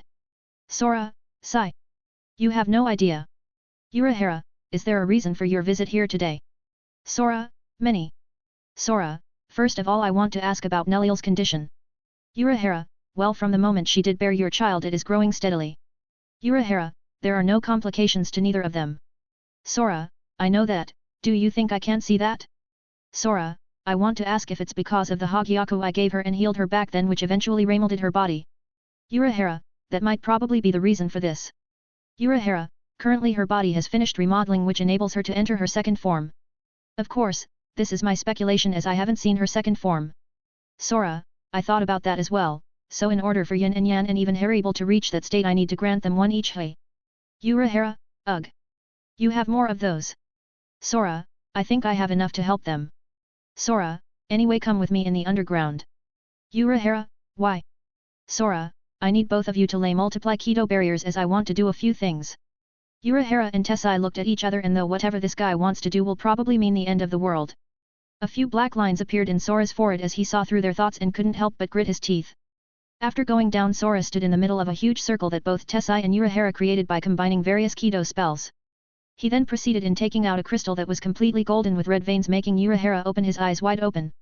649, Chapter 649, Refinement. Urahara, that's... Urahara almost lost his mind when he saw the crystal radiating a golden color in the hands of Sora. While he almost went insane, Sora was talking with his system about how to absorb this fragment. System, host should simply devour it with your flames. Sora, only that. Sora, I thought it would be a more complicated process. Sora did what his system told him and activated his Shikai, but what he thought would be easy turned out to be quite a hassle. His flames got restrained from the Hell's fragment and that was because they were from the power of sins. This caused his face to frown as this would take him days.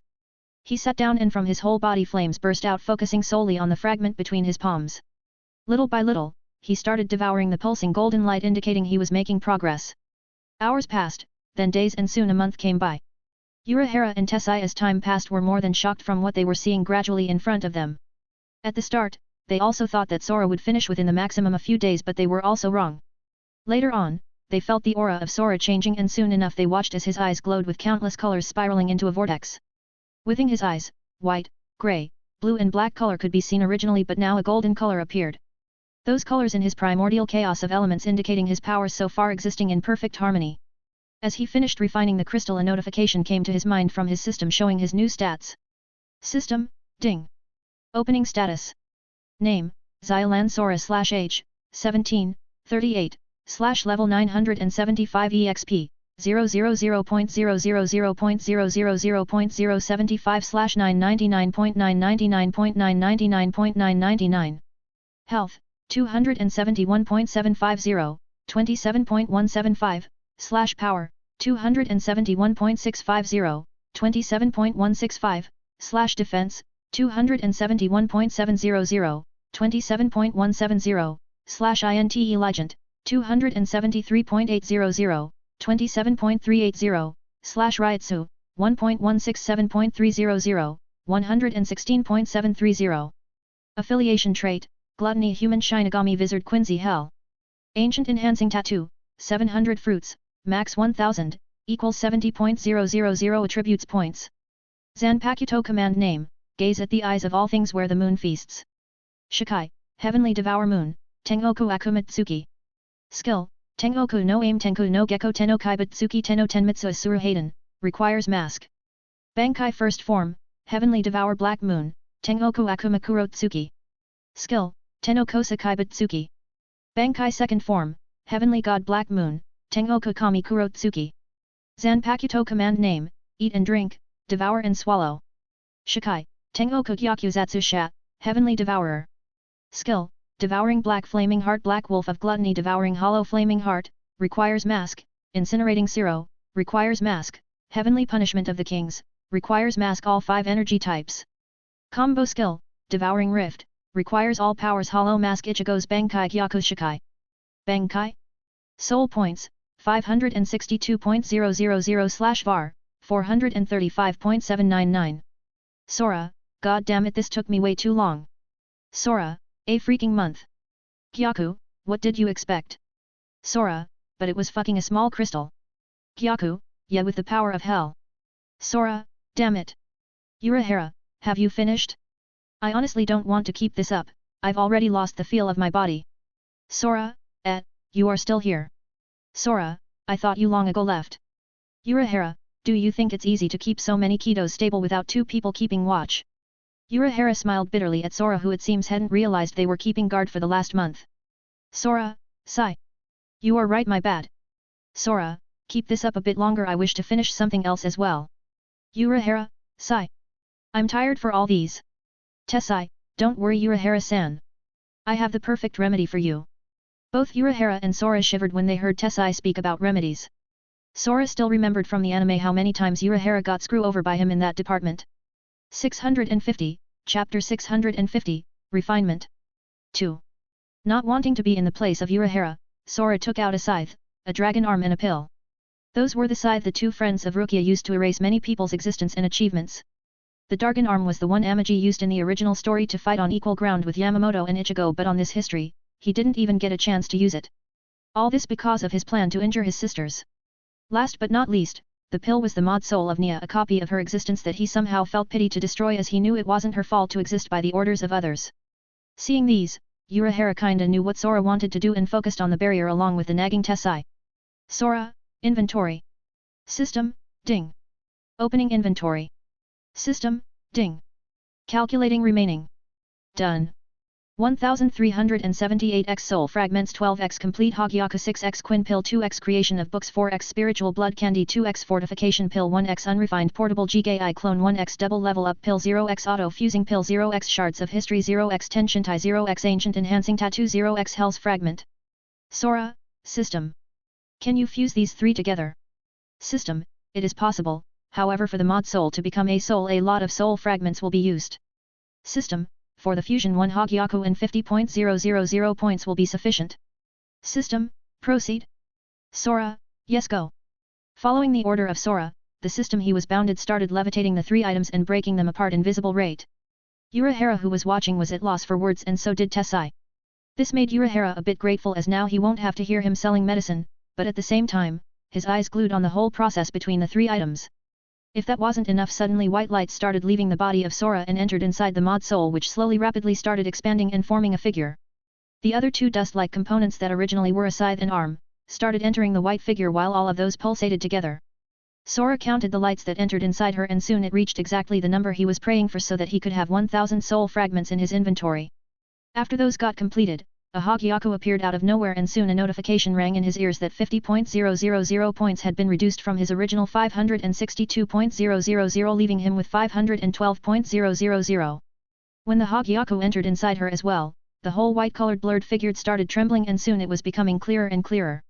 Nia Island had black eyes, blonde ponytail hair, a well-developed body around the height of 1.60 centimeters, although from the moment they met till now she had changed quite a bit. Now she was a bit taller, like 3-4 centimeters taller, she had more ample breasts and plump butt, while her hair wasn't in ponytail style anymore but let it down freely. Although that was his fault cause he had burned her hair back then, forcing her to change styles. Now the figure that was appearing in front of him, had blonde hair till her waist with strands of them being white and dark grey. She was a bit taller with a height of 1,68 cm while the rest of her body was almost identical. It was like her twin that decided to paint her hair to make a difference. When the light dispersed, her naked body floated in the air in front of him, and as she opened her black eyes, her Ryutsu burst out as her Shinigami clothes were formed on her body along with her sword before she landed down. 651, Chapter 651, Organization. Sora watched as her form was completed and her soul was no longer confined in a pill but now was free. Sora waited as she checked her body and then looked around before her gaze fell on Sora. Of course, she saw Urahara and Tessai holding down the barrier but completely ignored them. Sora, it can be said that you now have a new life. Sora, you are no longer a copy and have enough potential to become captain. And a potent at that. I thought you had completely forgotten about me. Sora, no, just a few things happened left and right. Sora, I didn't have time not only for you, but also for my training. Sora, how should I call you? Well, since I was created by Nia Island, then I would change my name into Ria. Ria, as for the surname it will be the same. Sora, good, then, Ria, what are your plans? Ria, my plans. Sora, yeah, what are you gonna do now? Ria, well, first of all, I would have to communicate with my Zanpakuto to achieve my Shikai. Ria, as for later, we would have and see. Sora, do you want me to open a door for you and send you to Soul Society? Ria, I would appreciate that. Sora waved his hand and despite the barriers, a door opened, making Tessai and Urahara smile bitterly, seeing how easy it was. Sora, go, I'm sure we will meet again. Ria nodded to him as she walked through the door before closing it, and then the Keto barrier collapsed as Urahara and Tessai were dead tired. Urahara, I hope you finished, cause I can't keep up with this barrier thing. Sora, no, I'm done. Sora, I also have to go back and stay with my wives as two of them will give birth in a few months. Urahara, I see. Urahara, well then, if anything important comes up I will let you know. Sora, there is something I would like for you to search and keep in touch. Urahara, what? Sora, I wish for you to keep a lookout for an organization. Urahara, what kind? Sora, its name is Kyushin, it appears to be a secret society. There seems to be no official hierarchy within the organization, aside from that Kyujo Jinjo who is the leader. Sora, new members are recruited by current members who approach them and persuade them into joining. Sora, the process of contacting the organization is intricate and secretive and can only be achieved by means delivered by the organization. Urahara, do they pose any threat? Sora, these people are humans with special abilities called Fullbringers. You can say that Chad and Anu are Fullbringers. Urahara, so what are exactly the Fullbringers for you to place Chad and Anu together with them? Sora, like all spiritually aware humans, Fullbringers can sense the Ryoryoku of other spiritual beings, such as Hollows, Shinigami, and other Fullbringers. Sora, however, they differ in that they each have a parent who survived a Hollow attack before they were born. Sora, as a result, traces of the Hollow's power remained in their mother's bodies, which were then passed on to them at the moment of their birth. Sora, however Chad and Anu awakened theirs after being exposed into constant Hollows. They didn't have parents surviving Hollows and then giving birth to them. Urahara, therefore they are going to be targeted. Sora, I'm sure of it. Sora, original speaking they were supposed to appear 11-12 months later, but it's good if we can grasp them. Sora, after all, with a huge war looming over our heads I don't want any surprises. Sora, but the true reason I asked you to do this is that I heard there are 2 babes possible within that organization. 652, Chapter 652, few months ahead. Months passed by and Yuruaki was on her 8th month, Neliel on her 6th while Lisa was at her 4th. Sora passed his life quite peaceful except for the fact that his girls wanted to become mothers. According to that desire, Sora handed 2 Hogyaku to Yin and Yang, and as it got absorbed into their bodies they felt almost nothing. He said to them that this was probably the reason for Neliel having a baby, as it had refined her body, helping her have a second form. Although he wasn't 100% certain, he did say it was likely because of that. True to his words, after a month passed by both of them felt stronger and something felt different to them. During this time frame, he also went to Hueco Mundo and saw Haribel. He spent a few days there coaxing Haribel and teasing her, but nothing major between them.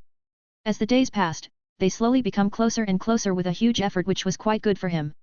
One day he went to find her, and when he saw her he directly threw a Hogyaku on her hands, startling her and her goons. She asked the reason behind this, and Sora directly grinned as his eyes light up and told her of Neliel will soon become a mom bearing his child.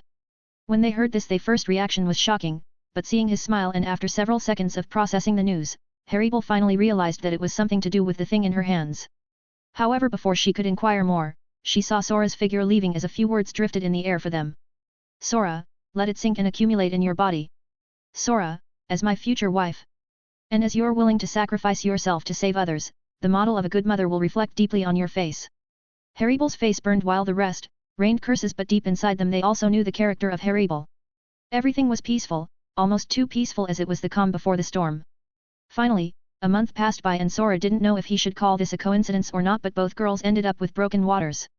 Everyone watched as he panicked for the first time in his entire life, and not even when he fought with Aizen or when he went to hell he acted like that. He thought of opening the doors and directly went to Urahara's shop, but after he opened it his face fell. What if the travel by such a method hurts the babies? He immediately created a clone, and like a princess carry, he carried them as he runs through the skies, not daring to even use Shunpo. It didn't even take a few minutes before he arrived there and had Urahara take over.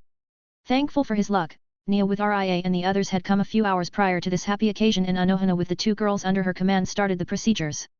Yin and Yang, Senna, Yoshino, Swa-Fon, Hinamori, Matsumoto, and Kyokaku watched as he was going left and right with a pale face. Lisa rubbed the bulked belly of her 5th-month pregnancy and couldn't help but let out a smile watching him panic like that for his own kids. Nozomi on the other hand, even though she had gotten used to his antics and flirt these 9 months, also felt happy seeing him like this, and at the same time she felt an emptiness brewing inside her. However, she wasn't the only one, as a figure was watching his frightful face full of fear of something going on with his still unborn children. 653, Chapter 653, Father. As minutes passed and eventually turned to hours, Sora was at the verge of going insane, and everyone could see this. Especially his girls, and were worried but mostly happy, as this showed how much he cared for them and the fruits of their love. After 5 hours, the door opened and Ria with Nia got outside with tired faces and looked around before spotting Sora. For a few seconds, the suspense was killing everyone who was there and was secretly watching before the girls released a smile with their tired faces. Nia, congratulations.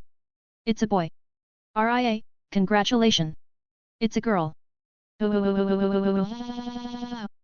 All of them screamed and felt relieved as it was a wonderful occasion. This meant that now their family grew with 2 new members, with the third one coming up in a few months from Lisa and Sora's deeds. Sora, how are they? Was there anything wrong with Nell? Nia, everything it's fine. Your Yuki is tired but she is still holding the baby waiting for you. RIA, Nellil was the same and the baby is a normal one, human-like, but the only difference is that its eyes are black and yellow. RIA, other than that no hollow hole or hollow mask appeared on its body. Sora, then. RIA, based on Urahara and Anohana, it's quite healthy. As for why its eyes are like that we will have to see as it grows. Hearing this, Sora immediately bolted inside, while the 2 of them, before they even got a chance to rest, had to calm down their sisters. That's right, RIA was included as well and had come with Nia to secret terms with each other, but Sora didn't know that yet. When he entered inside, Sora saw 2 smiling mothers holding their children as they were laid in a huge bed. Yuki was on the left side along with a little boy, and on the right side there laid Nellil with a little girl. Seeing the face of Sora, both of them giggled as they felt happiness inside them for acting like that and motioned him to get closer to them. As he did, something amazing happened that stunned the 2 of them, Sora, Anohana, Urahara and Gyaku inside him. Sora's eyes activated as colored lines span around in a chaotic vortex that also seemed in perfect harmony. And with his eyes, the eyes of his children snapped open, showing a colored vortex on each of their eyeballs. His child with Yuki had a black vortex and blue vortex, while his child with Nellil had a black with grey colored vortex. However, the little girl who had black and yellow eyes, when the vortexes appeared, made her default colored eyes become that of a normal baby with the vortexes spinning inside them. Gyaku, well, they got a fragment of your powers as an inheritance. Sora, is that what it means, passing my bloodline down? Gyaku, yeah, these 2 will become quite strong in the future. Sora, well, look who got daddy's talent. Urahara, the reaction of that was talent. Urahara, what kind? Sora, don't listen to the old uncle. You have the best talents, you are my children after all. Urahara, uncle. Yuki, pfffff. Ha ha ha ha ha ha. Nellil, giggle. Giggle. Giggle. Sora, can I hold them? Yuki, of course. What are you that scared? Sora, who's scared? Sora, perhaps they don't want to leave from their beautiful mother's side. Both of them smiled as he said that, including Anohana, and knew that in the future it will be her turn to be at the end of his praises. Today the world simply belonged to them. And them alone. 654, Chapter 654, Calm. As they all watched him holding his children in his arms, all of them were stunned at how easily he could treat them. If they didn't know that he just became a father, they would have thought he had other children somewhere. Sora, hey you 2, how are these 2 little angels are gonna be named? Yuki, well, we should think of a name that follows with both surnames. Sora, then for our little boy what do you suggest, Yuki? Sora, similarly Nellil, for our girl do you have anything in your mind? Yuki, well, since your name means sky I was thinking something similar. Sora, something like Terra. Yuki, yeah. Terra Shihoan Xialan. Nellil, following that our girl's name will be Ventu Xialan. Sora, you 2, can you be more serious? Yuki, I am serious, this way I can register our son into the Shihoan clan. Nellil, I don't really have a clan, but having part of my nickname is enough. Sora, that's not a part, that is almost nothing. Sora, sigh. Uncle, what do you think?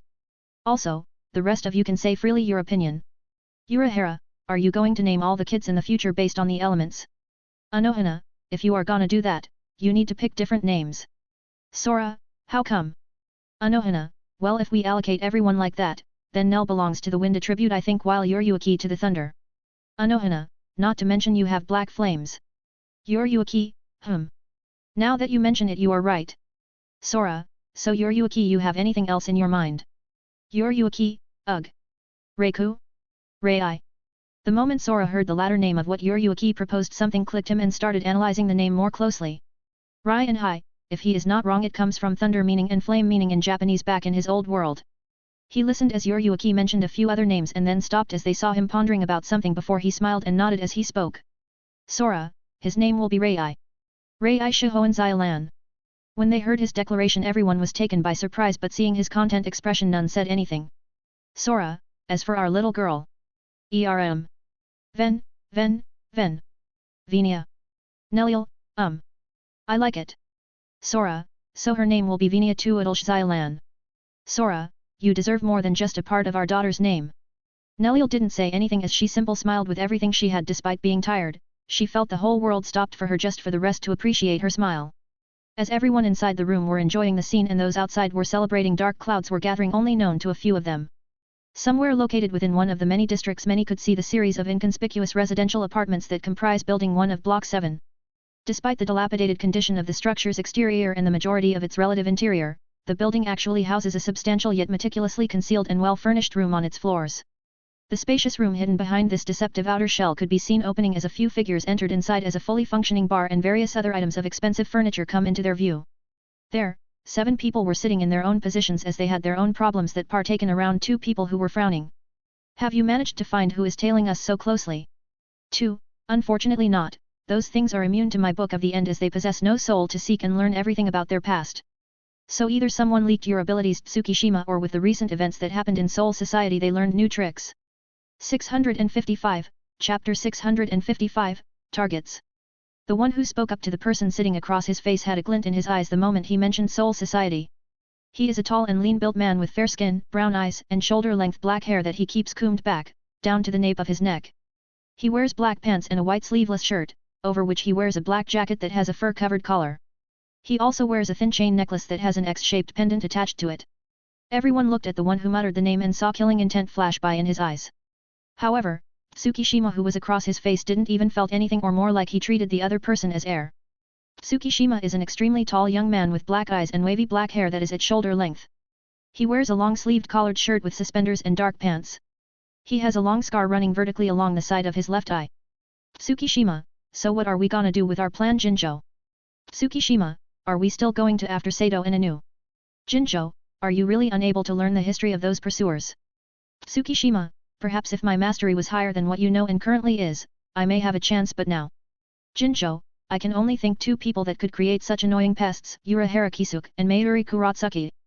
Jinjo, in order for those 2 to hide the Ryutsu signatures that reduce your ability to nothing, they must have placed a core. Tsukishima, so keep slashing at those dolls until we find the core, but how do we know we won't alarm them? Jinjo, can you find the core before it sends our intentions back to them? Tsukishima, if I'm lucky.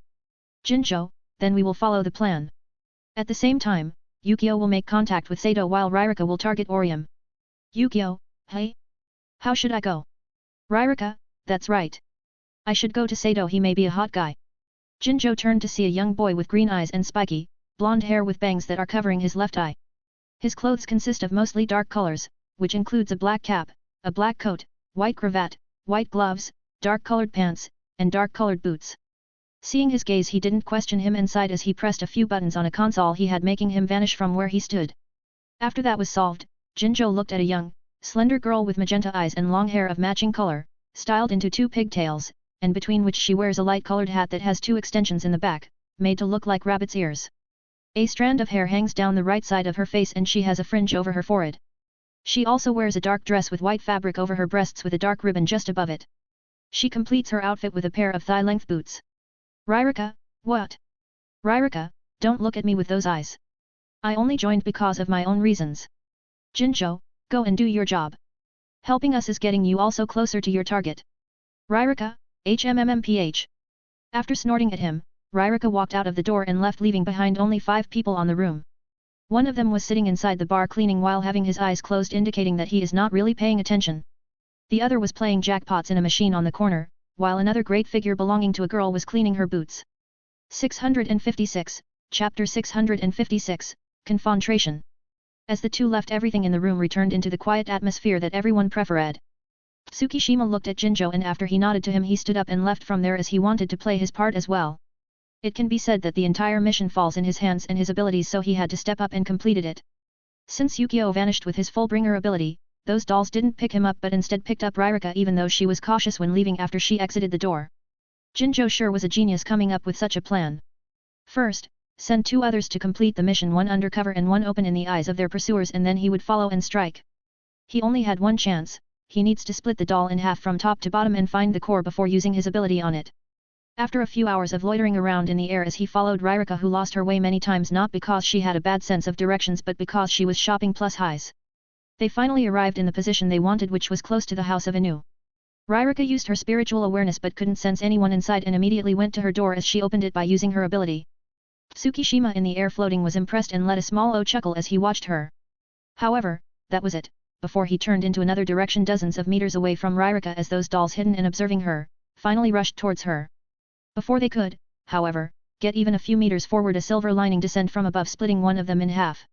Just as this happened, the two other dolls not caring for the one that was destroyed launched themselves towards Tsukishima. Tsukishima, you think that will work? However, as he said that his expression changed as he saw violent sparks flaring off from the halves of the doll including the other two. Boom! Boom! Boom! Boom! The explosion were so loud that resounded across a few blocks. Ryrika who was inside the house got stunned and quickly found a spot to place one bag as she unwrapped it and revealed a dollhouse with small plus highs inside. Ryrika, what happened? Ryrika, a hollow or something else? Ryrika, ugh, why now of all times? She hurriedly pointed her fingers at herself and then snapped them as a heart appeared and glued on her clothes. Ryrika, I permit you. As she yelled out her whole figure started glowing pink before it rushed like a wave towards the dollhouse and entered inside. On the other hand, Tsukishima appeared in the sky panting as he watched small burned appearing on the road and streets with a frown expression and somewhat angry. Tsukishima, should we count this mission as success or fail? What do you think? Tengoku no aim. Just as his voice ended similarly Tsukishima heard a voice speaking twice and suddenly the whole sky lit up as countless arrows rained down towards him leaving him with none way to dodge. Tsukishima moved at high speed as a green glow showed on his feet and started clashing with the arrows as he waved around his katana. Soon enough he found himself overwhelmed and from the torrent of arrows was pushed into the ground where he saw two Shinigami and their target a new Orium. Seeing a short-haired girl Shinigami and an orange-haired guy holding a sword from the middle of the blade as it had a handle, and positioned on his direction like a bow. Tsukishima frowned before suddenly slashed towards the ground and when the arrows fell on his piercing his skin and the streets it suddenly caved in, helping him escape with severe injuries. 657, Chapter 657, Little Doll House. Ichigo who was that? Ichigo, he was one of the people Urahara warned us about and had sent his inventions to monitor. Inu, but still why did he appear here in our house? Ichigo, it seems to be some kind of formulated plan of theirs to set their trap for you. Ichigo, we were quite lucky that Urahara's toys exploded and made us wary as we returned from congratulating Sora and the rest. Still how did Urahara manage to tail them? Ichigo, Tatsuki, Urahara is a genius when it comes to weird inventions. Ichigo, if I were to guess by a long shot what he created, would be something akin to a network. Ichigo, each of his tailing dolls could communicate with each other and when one suddenly disconnected it brought demise to the other's dolls around it. Ichigo, this will also alarm him as his own invention that is staying on his shop must have exploded and soon enough we will have company. Soon enough as Ichigo finished his words all three of them felt a familiar presence and soon in front of them a door appeared large enough for Urahara and the creator of the door to pass through it. Urahara, ah ha ha ha it seems the rat escaped. Ichigo, yet and quite weirdly as well. Urahara, what do you mean? Ichigo narrated the confrontation they had with him and Urahara opened his eyes wide with sparkling lights inside as he wanted to study the ability of Tsukishima. Inu, so what kind of ability he had to escape like that? Tatsuki, yet I wondered about that as well. Tatsuki, the way he swung his sword seemed to sunk deep in the earth before slowly returning it to his initial position. Tatsuki, it was then that the ground collapsed. Urahara, it must have been an ability of his sword, what do you think Sora? Silence. Urahara, where did he go? Everyone looked around and noticed that on the brief narration Sora had long vanished from their sight with only Ichigo knowing where he was going. It was also for this reason he tried his best to keep them occupied with twist words about Tsukishima's ability.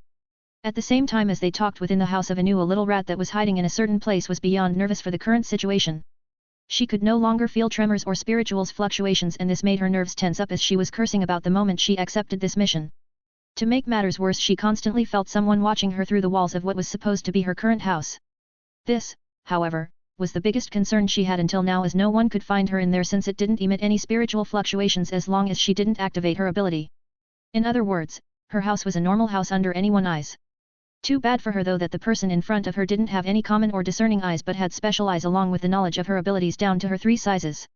She started hearing steps getting closer and closer to her as her heart beat faster and faster from all the fear and somewhat hidden anticipation.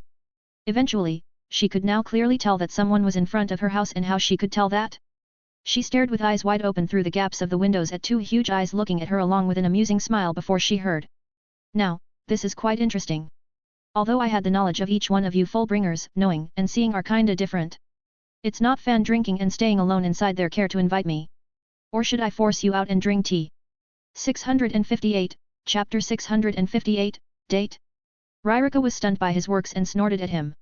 Ryrika, force me out. Ryrika, you are dreaming if you think you can do that. Ryrika, more importantly, who the heck are you? Oh, quite the wild one, hui.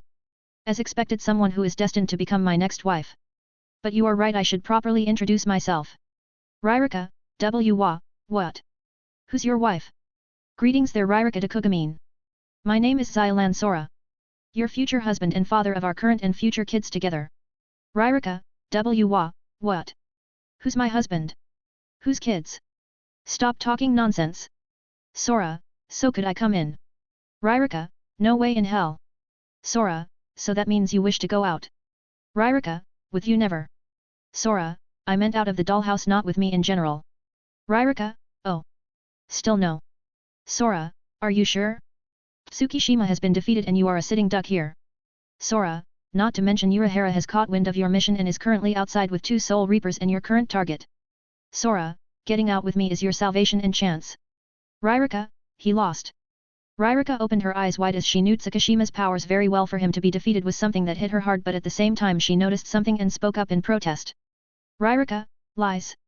You said defeated, not captured or being dead. Which means he completed his own mission and fled after encountering you in a sneak attack. Sora, while it's true that he wasn't captured or killed and did escape, that was because the one who attacked him while first giving him a heads up let him go. Sora, it won't be fun if we take care of all of you right away now, would it? Sora, at the same time doing that would make me lose a chance to date a few of your members. Ryrika, what do you mean a few? Are you a pervert that covets more than one?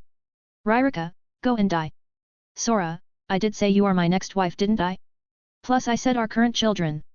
Ryrika, Sora, it means I'm already engaged to several figures and seeking a few Moris to be part of their sisterhood. Sora, at the same time my kids with all of you will have multiple stepmothers. Ryrika, pervert. Hentai. Get lost. Sora, but if I'm lost, who will save you? Aren't you a damsel in distress right now? Ryrika, ugh. Sora, since you wish for that kind of ending, then I better get going. They should have noticed by now that I'm missing.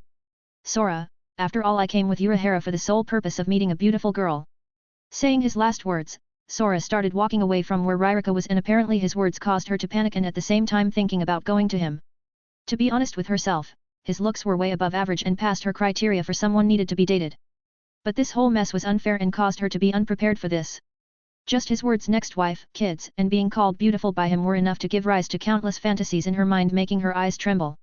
Just as he was about to open the door and leave, Sora felt something behind him, and when he turned around he saw Ryrika appearing as a full-grown form, having exited the dollhouse on her own. Sora, what's this? Having second thoughts. Ryrika, humph. Don't misunderstand, I'm not going with you because you think I'm beautiful, I will only go with you as a way to escape. Sora, pfff. Either way, it works for me. A date it is. 659, Chapter 659, Leave with Ryrika. Ryrika, and what will you do now? Sora, what do you mean? Ryrika, che. I mean, how will we escape from here? Sora, don't you see where my hand is placed? Ryrika, the door? What about it? Ryrika, wait. The door. Sora, yet. Either way, they know I'm here and that Tsukishima wasn't alone. After all the invention of Urahara recorded you coming here. Ryrika, what? Ryrika was speechless while staring at Sora with her eyes wide open from what she heard, and almost collapsed when she realized that Tsukishima must have destroyed the dolls to insert himself in their history. This was to learn about their creations, but things went highwire when they exploded upon contact. Now she realized that the explosion she heard and felt earlier was caused because of him trying to carry their mission. At the same time, she was pissed that she was used as a chess piece to make those inventions focus on her. Ryrika, that fucking bookworm should just die. Sora, why? Ryrika, what do you mean why? He is the one who caused me to be in this situation. Sora, nope, I'm sure this plan was not his. Sora, after all, with his abilities does he even need a plan? Sora, taking that in consideration, the one who must have set you up was your kind leader. Ryrika, you mean Jinzhou? Why? Sora, he has some serious issues against the Soul Society, therefore he will resort to anything to accomplish his goal. Ryrika, how do you know all that? Sora, how? Obviously, since I am a Soul Reaper.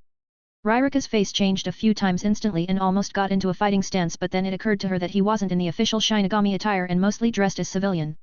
She wondered if this was a trap to rile her up, but his next actions made her face fall. She saw his body splitting, revealing his Shinigami form from the Jigai he wore himself on the real world before hearing his words. Sora, in the ranks of Soul Society, I'm the vice captain of the 5th division, although I do whatever I want and almost never pay attention to my duties. Sora, now are we done? Ryrika, ugh. To think you will be a big shot lower than the so-called captains. Sora, either way, now we will leave here, but first let me enter my body again. As soon as he spoke, Sora entered his body once again and got up while looking at Ryrika, who had many different kinds of expressions on her face. Sora, so what are you waiting for? Sora, the date still counts. Ryrika, humph. And where will you take me? Sora, we can arrange that as we leave this place. As he said that, Sora opened the door and got in the hallway before looking down and saw Urahara, Ichigo, Tatsuki and Anu looking at him. Sora, the house is clean. Ichigo, clean my ass. Were there any enemies? Sora, enemies? No, just my future wife entering the wrong room with the whole explosion and all that. Before Sora could continue speaking, a hand chopped the back of his head while Ryrika made an appearance with a slight blush face. Ryrika, who's your wife? Sora, you know that chop didn't hurt, right? Ryrika, but my hand did. Sora, then why bother chopping me? Ryrika, to stop you from causing misunderstandings. Ichigo and the rest watched them as they bickered with one another and trying to argue like a couple, which brought them a certain though in their minds. How much time does this girl have before falling for him? 660, Chapter 660, Date with Ryrika. Not bothering to mess with Sora and Ryrika, Ichigo started talking with Anu and Tatsuki about their future plans, and Urahara, after taking a mysterious glance around, started walking away through the alleys. Just like that, Sora and Ryrika left from the apartment and went towards their own way, with Ryrika having eyes wide open. Not only that, but her heart from nervousness was threatening to burst out. Sora, see, that wasn't so hard. Ryrika, you. Who are you? Sora, sigh. I told you, your husband. Ryrika, stop lying. There is no way all the people outside would have brushed you off like that.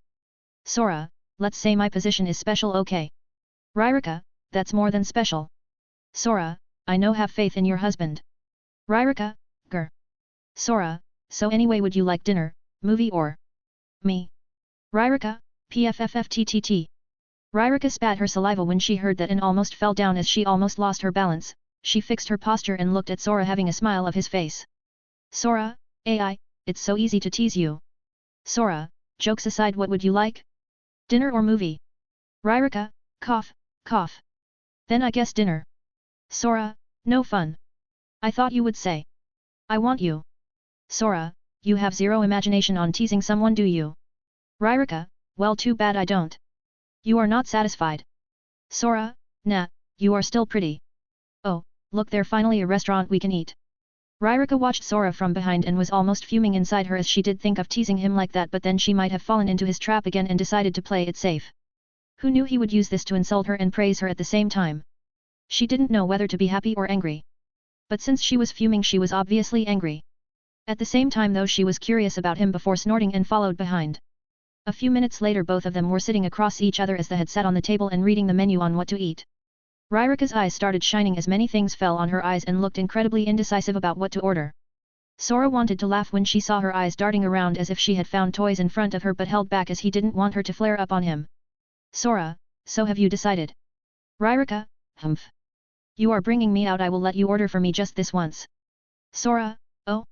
That means you will order yourself on our second date. Sora, that works. Since that is the case.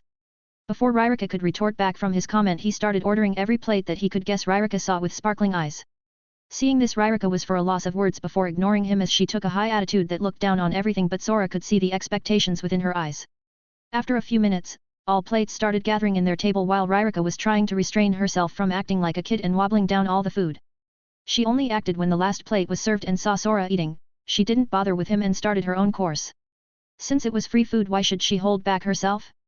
Sora wanted to laugh when she watched her attitude taking a 180-degree turn when the food arrived, but held back and continued this wonderful dinner. At the same time as the date kept proceeding, on the hideout that Ryrika left for her mission before falling in this situation, sounds of breaking pieces of stuff could be heard from within. 661, Chapter 661, Plans. Fuck. Fuck. Fuck. Crash. Bang. It would be wise for you to calm down, Jinjo. Jinjo, calm down? Can I calm down? Is that what you want, Jackie? Jackie, I'm simply saying that trashing around our hideout has no purpose at all. Jackie, if you want to vent your anger, go and fight those that ruined our plans. Jinjo, grrrggg. Only time will tell, and time tells no lies. Listening to the two of them while Yukio was playing with the gaming console in his hand, Jinzhou finally calmed down and looked at Tsukishima, who was unconscious on the couch. His condition wasn't the best, as he was filled with gaping small holes from the arrows in areas that seemed non-critical. Even though his life was safe, the blood loss was something that was worrisome to him, as he played an important role in his plans for revenge. Jinzhou, sigh. Does any of you know what happened to Ririka? Jackie, sadly no. Yukio, the tracker I had placed with her was destroyed and I could no longer locate her position. Yukio, the last known checked position was the apartment of Anu based on the feedback. Jinzhou, so it's safe to assume she was captured and we lost a valuable member. Tsukishima, ugh. Jinzhou, Tsukishima. How are you faring? Tsukishima, I had better days. Jinzhou, can you tell me what happened? Tsukishima, the inventions or dolls of Urahara exploded the moment I split one in half and before I could try to insert myself in their core. Tsukishima, it was a chain explosion to avoid leakage. Perhaps they also had a receiver given to key figures such as our targets. Jinzhou, so after escaping the explosion you were ambushed. Tsukishima, yeah, it was Ichigo Kurosaki, Tatsuki, and Anu. They were close enough to feel and hear the explosion before meeting me. Jinzhou, how did you fare against them? Tsukishima made a puzzled face as he looked at Jinzhou as if saying can't you see, but at the same time he knew what he wanted to learn and brushed it off. Tsukishima, I was only got done in by Ichigo Kurosaki, and that after he gave a heads up. Tsukishima, otherwise I would be dead or didn't know what hit me. He also let me escape as if they have an ulterior motive. Jinzhou, motive? Tsukishima, and judging by the fact Ririka is not here, then she must be their target. Silence fell on the room except for the fact that Giriko, who spoke about time earlier, was washing the glasses and Yukio pressing the buttons. Jinzhou started thinking about many things while Tsukishima tried to catch his breath from speaking so much with his current condition. Jackie was leaning on the walls and was watching both of them, seemingly not caring but caring at the same time. Jinzhou, we will stay low for a few days for you to recover, and then we will initiate a frontal attack by combining different kinds of patterns. Jinzhou, doing this will allow us to either grasp our chance and save Ririka or sink with her. Jinzhou, either way they know some of our abilities and we could expect them any time in our doors. Nodded to his words, everyone proceeded in their own business and Jinzhou left the hideout as he wanted to plan ahead. How should he know that after a few days everything he built for his revenge will crumble away? Back to Ririka and Sora. Having finished their little dinner, Sora took Ririka with an excited smile on his face and went towards Countless Toys store to buy gifts. Ririka, what are we doing here? Sora, I want a few nice gifts for my newborn children, the only problem is everything seems the same to me, so I want your help with your stepchildren as well. Ririka. Ririka, you weren't joking about all this. 662, Chapter 662, Gathering. Sora, joke? Do I seem like I'm joking? Sora, I currently have a few hours-born little girl and a little boy. Sora, so I need to be a good father and buy them tons of toys. Ririka was speechless and somewhat amused at the same time. The person who flirted with her earlier easily and teased her like nothing was now acting nervously for the first gifts towards his children. She was now curious to see what kind of wives she has and his children as well. Ririka, humph. It can't be helped. Since you did buy me such a wonderful dinner, I might be able to help you once.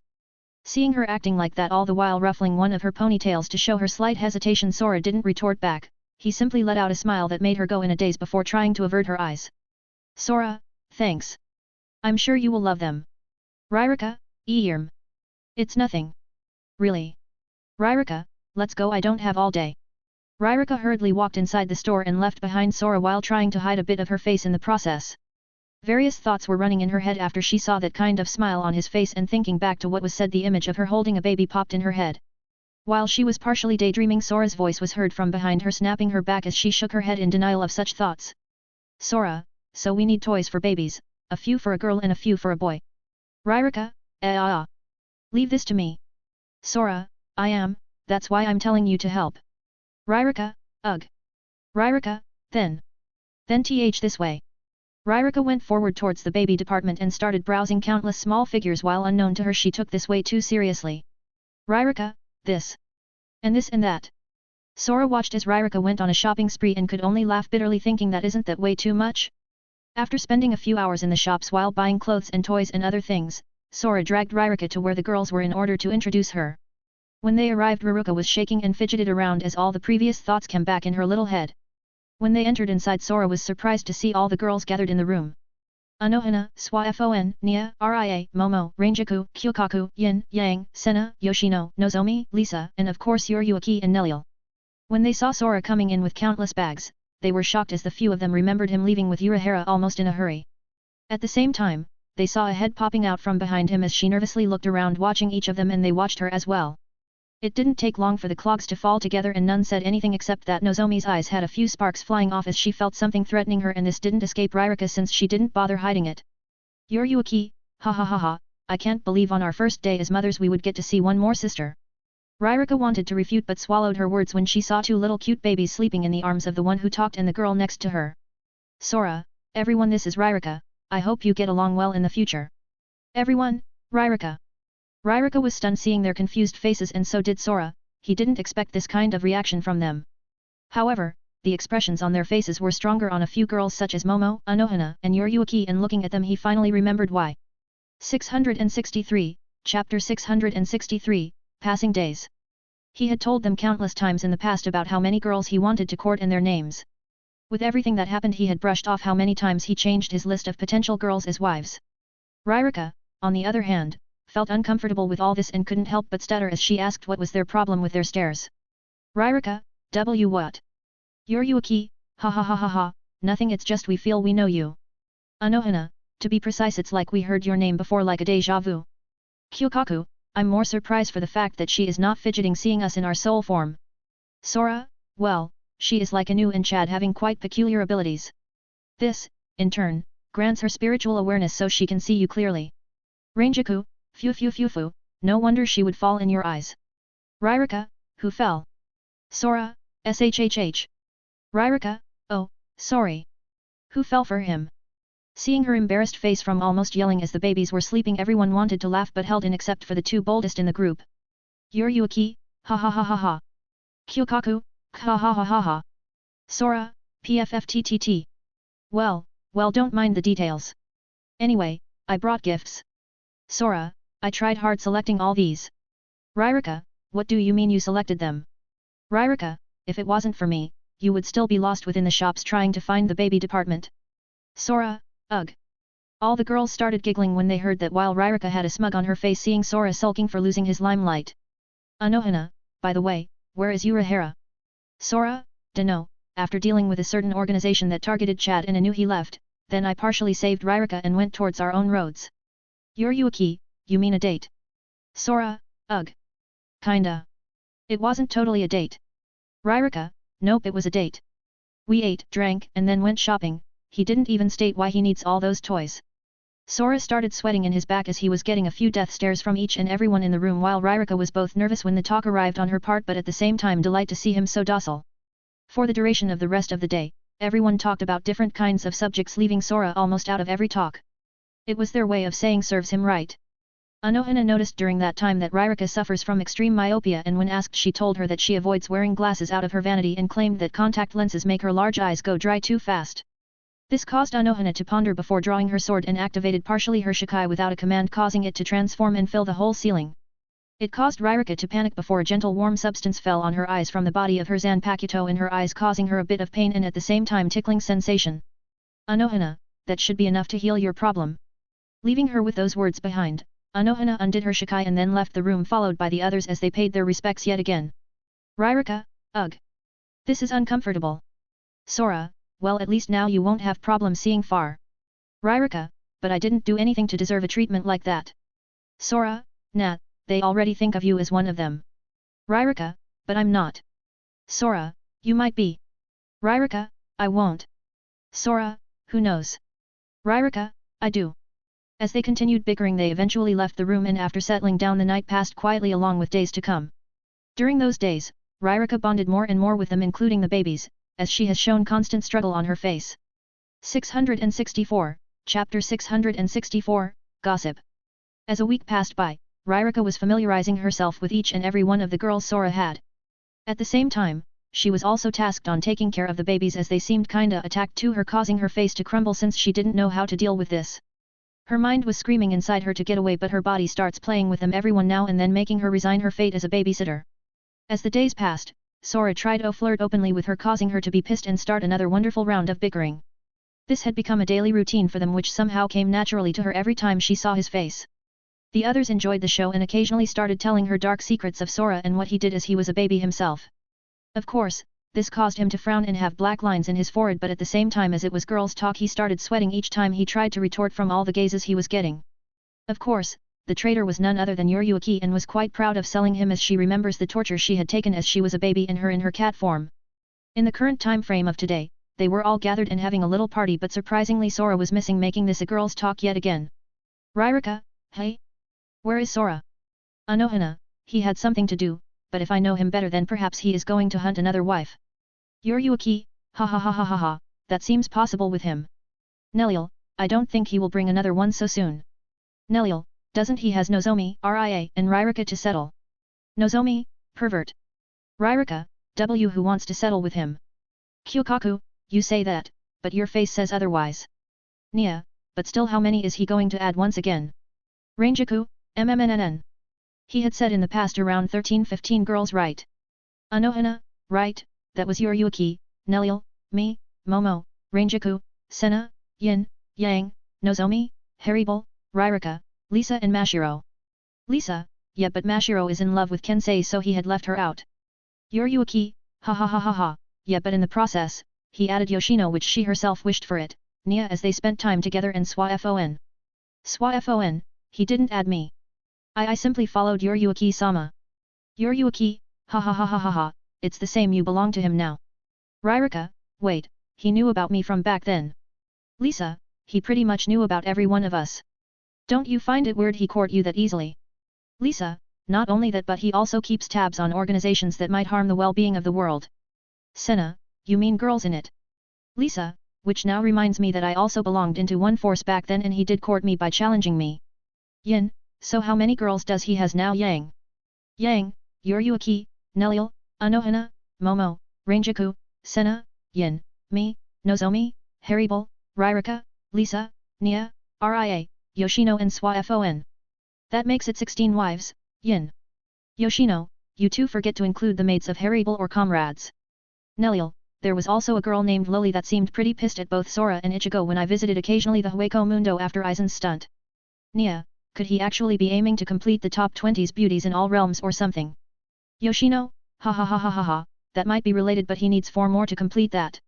As everyone started talking about the future 4, Ririka started sweating as she remembers there was one such potential girl in the Skyoshin. 665, Chapter 665, Clash. She didn't know why but her heart was beating faster as she thought of that and couldn't help but worry. Surprisingly enough she looked at Nozomi's eye and seemed anxious as well. Feeling her gaze, Nozomi looked at her and even though she was anxious she silent declared that she won't lose easily. Feeling once again at a loss for words, she snorted before turning her head away as if she didn't care about who will be next, but at the same time she still perked her ears. True to each and everyone's thoughts on a certain part in the neighboring city, 2 figures were standing on the rooftops as they watched a certain apartment. Are we gonna clash with them this easily? No warning? Nothing at all. What's wrong, Ichigo? Scared you will get your ass kicked? Ichigo, who is scared, you motherfucker? Well, you have my memories on what happened originally and I have to say that in the end, you were in a sorry kind ass situation after they stole your powers. Ichigo, ugh. That wasn't me. It would have mostly turned out like that though. Ichigo, che. Your point, Sora. Sora, my point is, make sure you properly defeat them this time. Ichigo, you got it. Sora, then let's go. Ichigo, wait, what will you be doing? Ng. Bang. Before Ichigo could finish his words he was suddenly thrown towards their place as he crashed into the door. This resulted in the door getting destroyed and alarming Jinjo and the rest who were inside and finalizing their plan since Tsukishima had recovered. Bursting upwards from their sitting positions, they looked towards the entrance as a small dust cloud was raised and waited to see who invaded them as they slowly pulled out their abilities. Aargg. Damn that fucking fucker. Jinjo, who are you? Fine, I just have to do it. Name? Ichigo, Kurosaki Ichigo. Ichigo, I've come to put an end in your quest for tabs with the Soul Society. Just as he introduced himself for them to know who will kick their ass, the dust cleared seeing his appearance along with his manifestation of the Shikai resting on the shoulders. Jinjo, ha! End my scuffles with Soul Society. Ichigo, I wouldn't say scuffles exactly. More like your own arrogance playing and consuming you. Jinjo, what the fuck do you know? Ichigo, I know, after all, you became the first substitute Shinigami and in recognition of that was given a substitute Shinigami badge by Captain Jushiro Yukitake. Ichigo, right. Yukio, Giriko and Jackie were stunned when they heard this. the sole expression to this was Jinzhou, who was gritting his teeth, and Tsukishima, who had a dangerous glint in his eyes. Ichigo didn't care for them, and after briefly scanned their expressions, he continued. Ichigo, during those days, you first met Tsukishima. After discovering that Tsukishima was alone like you cheered him up and told him that from that day on, he could come with you. Ichigo, from then on, you taught Tsukishima how to use his powers and how to fight. Ichigo, but all things come to an end. Ichigo, at some point, you found out that your badge was a surveillance device used by Soul Society to observe and limit your power. Ichigo, this was a straw for you. Feeling betrayed upon this discovery, you went on a spree to stealing more power off of Shinigami that you killed. Ichigo, so tell me, what kind of injustice you have exactly? When Ichigo finished his words, Tsukishima was the first to charge forward and slashed down with the intent to kill, not bothering to even activate his ability. As that happened, doors opened under the feet of Yukio, Giriko, and Jackie, stunning everyone, and before they even realize it, they vanished inside them. 666, Chapter 666, Clash 2. Clang. Tsukishima's sword clashed and sparks flew as it hit Ichigo's sword when he blocked his slash, while Jinzhou cursed before grabbing his cross.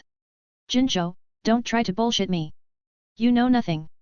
Jinzhou, all throughout history, be it royals or samurai or whatever, this world has always been ruled by minorities. Jinzhou, we're not the ones in the wrong. It's this world that's become too lenient towards idiots. It's time we changed all that. This time, we're gonna be the ones at the top of the food chain. Jinzhou, limit me. Jinzhou, they couldn't see how great I was into guiding those needed and those that suffered from unusual phenomena that grant us those abilities. Jinzhou, look at this. Jinzhou, this is how they repaid me from elevating the powers around me. Jinzhou, this badge is a surveillance device for Soul Society to observe and restrict the owner as well as absorb, analyze, and control the user's Ryutsu. It is also a device for communicating with Soul Society. Jinzhou, do you know what that means? It means that I was simply a lab rat to them. Clang. Clang. Clang. Ichigo, you keep mumbling and mumbling. Is it so much fun? Jinzhou, fun. Ichigo, fun to bite the hand that fed you. The hand that gave you those powers to protect the human world. Ichigo, that's how you appear right now. Ichigo, bring it. I will beat you till you understand. Jinzhou, cross of scaffold. Jinzhou no longer talked and now only had one thing to do, and that was cover everything up, even by killing his opponent. Jinzhou pulled the saltire pendant on his necklace and turned it into a large, two-handed broadsword. The crossguard consists of a small red gem at the center and two straight ornate arms ending in a simplistic version of a fleur-de-lis. The sword's handle runs through its guard, continuing on through a gold hollow space at the base of its blade. The handle is almost the same length as the blade itself. Jinzhou didn't lose any time at all. He gripped the handle near the base of his broadsword's blade, and by swinging the cross of scaffold around, he generated large amounts of light green ryoko which sheathes itself over the blade.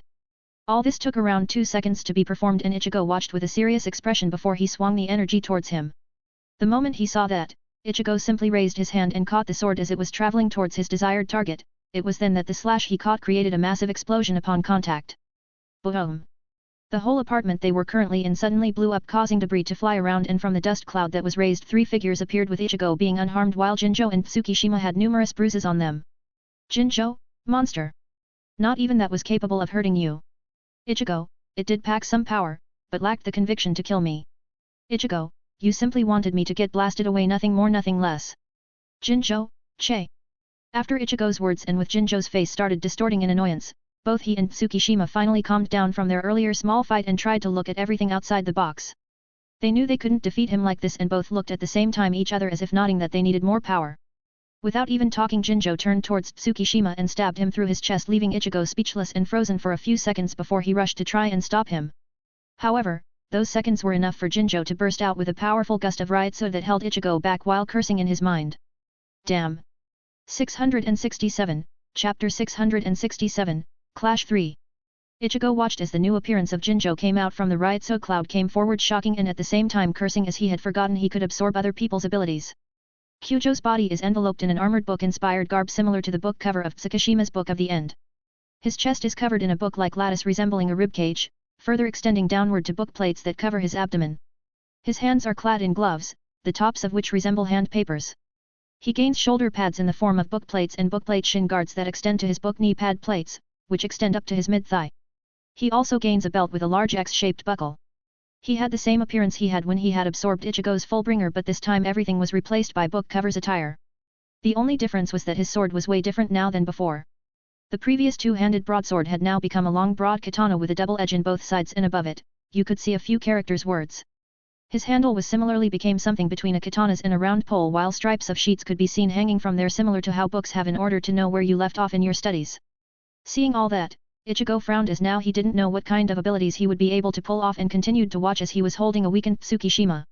It would be more precise to say a Tsukishima who had lost his powers temporary. Jinjo, ha ha ha ha ha ha ha. I bet you didn't know that, did you? Jinjo, now I can fight. Ichigo, it's my mistake letting you do what you thought might give you a fighting chance. But the truth is you still don't stand a chance. As he said that, Ichigo swung his Shikai and fired a light pillar towards his position at an alarming speed and without warning. He used his Tenku no Gecko heavenly moonlight and pierced through both their bodies, only to feel somewhat hollow or empty. Ichigo immediately realized he simply hit the air around him, and after focusing a bit he saw Jinjo on the rooftop across him placing Tsukishima down. Ichigo, at least you gained some speed. Jinjo, if that's the only thing you think I gained, you're gonna lose badly. The only thing that followed after their small wording exchange was Ichigo raising his Shikai and holding it from the middle handle before drawing a created string from his Ryutsu. Ichigo, I don't think so. Ichigo, Tengoku no aim heavenly rain. 4 balls of different colored Ryutsus appeared on his Shikai in the whole section of it and immediately burst forward, showering the position of his target with thousands of arrows. Jinjo was stunned seeing all the incoming attacks that had an enormously wide range before he swung his own broad katana and started slashing even before the attacks reached him in a randomly yet at the same time orderly manner. The moment the arrows reached him, they started snapping in half as if they were getting cut in hand by invisible slashes. This caused Ichigo to narrow his eyes as he figured out what happened surprisingly fast enough. Jinjo was using the ability of the Book of End to insert his slashes into the air, and when a target approaches towards that spot they would clash. He saw Jinjo smiling as if he was slowly winning this and couldn't help but shake his head. So far Ichigo simply played with them and wasn't taking everything seriously, and at this moment decided to take everything a notch higher before he released his Ryutsu at half capacity, making his arrows stronger and faster than before. 668, Chapter 668, Clash 4. Jinjo's face fell when he realized that he could no longer break the arrows and immediately tried to adjust his own power, but it was to no avail. At first, he could break them, then he could parry them, and finally after a few exchanges he could no longer be a match for them as he was slowly overwhelmed. If he had a word in his mind to describe what he was seeing and fighting right now, it would have been simply the word tsunami. A tsunami with a wide area of effect, making him unable to escape and slowly drown into it. Soon that torrential torrent came upon him and completely engulfed him as the whole district became leveled to the ground, with both his and Tsukishima's fate being unknown. Ichigo waited as the dust cleared in order to confirm their deaths. After all, they might play a huge role in the upcoming war with Iwak as they did in the memories he had long gotten from Sora. As he did, a door opened revealing Sora, yet not quite him, as Ichigo realized it was his clone. "See Sora, is everything done here?" Ichigo, "Yeah, to be honest, I have no idea how I struggled back then and even resorted using Bankai." Ichigo, "Did I wanted to prove something?" Ichigo, "Their reasons are not enough to get in the attention of the Soul Society, and I'm sure they knew as hell his position even after claiming he messed with the batch." "See Sora, who knows? The Soul Society is not as pure as we think." "See Sora, I may have eradicated one of the 4 families, but there are still the 3 behind." "See Sora, who knows, perhaps by reducing them down, now the rest can have more ambitions and are using small loopholes to achieve their targets." Ichigo, "Such as Jinjo." "See Sora, who knows? See Sora, what I do know is that if they target us again." See Sora didn't need to continue the words he was going to say, as Ichigo perfectly understood him, and reaching this far in the conversation he knew that if a family knew about Fullbringers and was using them, he will be more than glad to kill them if they target Inu again. As they spoke, the dust cloud got cleared, which finally enabled them to see the mess Ichigo created and 2 bloody bodies with no sign of moving, lifelessly laying there. At the same time another door opened and Sora with Jackie, Giriko, and Yukio, who heard everything from the moment they vanished till now, all of them had dark faces. Not even the fact that Sora absorbed his clone shocked them, as they felt everything was a lie. All the time they were here obeying orders for their cause turned out to be nothing but lies. Jinjo had lied to every single one of them about everything and has them commit many things to pass around. "Sora, and what are you 3 along with Ririka going to do?" "Jackie, are you really asking us that?" "Sora, you know my proposal stands." "Yukio, for once I'm going to quit this group and focus on my company." "Yukio, it seems spending everything here was a waste of my time and money." "Giriko, I have no fixed place, therefore, any good suggestion would be appreciated." "Jackie, I think I'm going solo as well, there may be many people who are like us out there and don't know the proper guidance." "Jackie, as for Ririka, it would be better to decide after you show her what Yukio recorded." "Sora, you do know that what I said earlier stands right." Everyone looked at him and their thoughts drifted to his plan he had about them, but slight traces of hesitations was shown in their faces, and who could blame them after this farce? 669, Chapter 669, moving on. Back in the void where Sora had to send the other three members as one of them was his target, they kept watching everything that was said and done with dark faces. Even Giriko, who goes straight to the point when speaking, and is following Kyujo due to being charmed into doing so, by his own admission had traces of disbelief. He is usually very calm and takes the brunt of Ririka's anger without any problems unlike the others, but still, even then his face was frowning. Sora, and that's the true story for what you have been doing this whole time. Jackie, and why would you show us this? Jackie, what do you gain from us being torn apart like that? Jackie, threaten us? Kill us? Both Yukio and Giriko entered into a fighting stance ready to activate their full-bring ability as they waited for his answer. However, when they heard it, all three of them were speechless. Sora, I simply want the two of you to work for me and you Jackie to become my girl. Coming back from their recollection, Jackie shook her head as if turning him down for now, and the same applied for Yukio as well. Giriko, on the other hand, stood there as someone who awaited his orders. Sora, I see, then it's quite unfortunate that we would have to split up now. Yukio, split up. Yukio, over the next 3 years, I'm going to grow up a little and I'll expand my business to 3 times its current size. Yukio, then I'll come back. I'll come and find you again so you can all work for me. I'm sure none of you would be able to live a decent life without the money I can provide, after all. Yuiko, isn't that why you want me under you? Let's see how you work for me. Sora, you little shit. Black lines appeared on Sora's forehead while Ichigo tried hard to keep his laughter in check as he heard that and at the same time watched Yukio leaving through his own dimension. Jackie, then, I'll be going as well, I wish to see if I can locate many more like us. Sora, sigh. Then if you feel like you wish to experience what life has to give you, come and find me. That is if I'm still here, is what crossed in his mind, but didn't speak, and Ichigo kept his mouth shut while watching her nod with a smile on her tired face. As they watched her leaving as well, Sora and Ichigo turned towards Giriko, who was standing there simply and plain as he can be. Sora, as for you.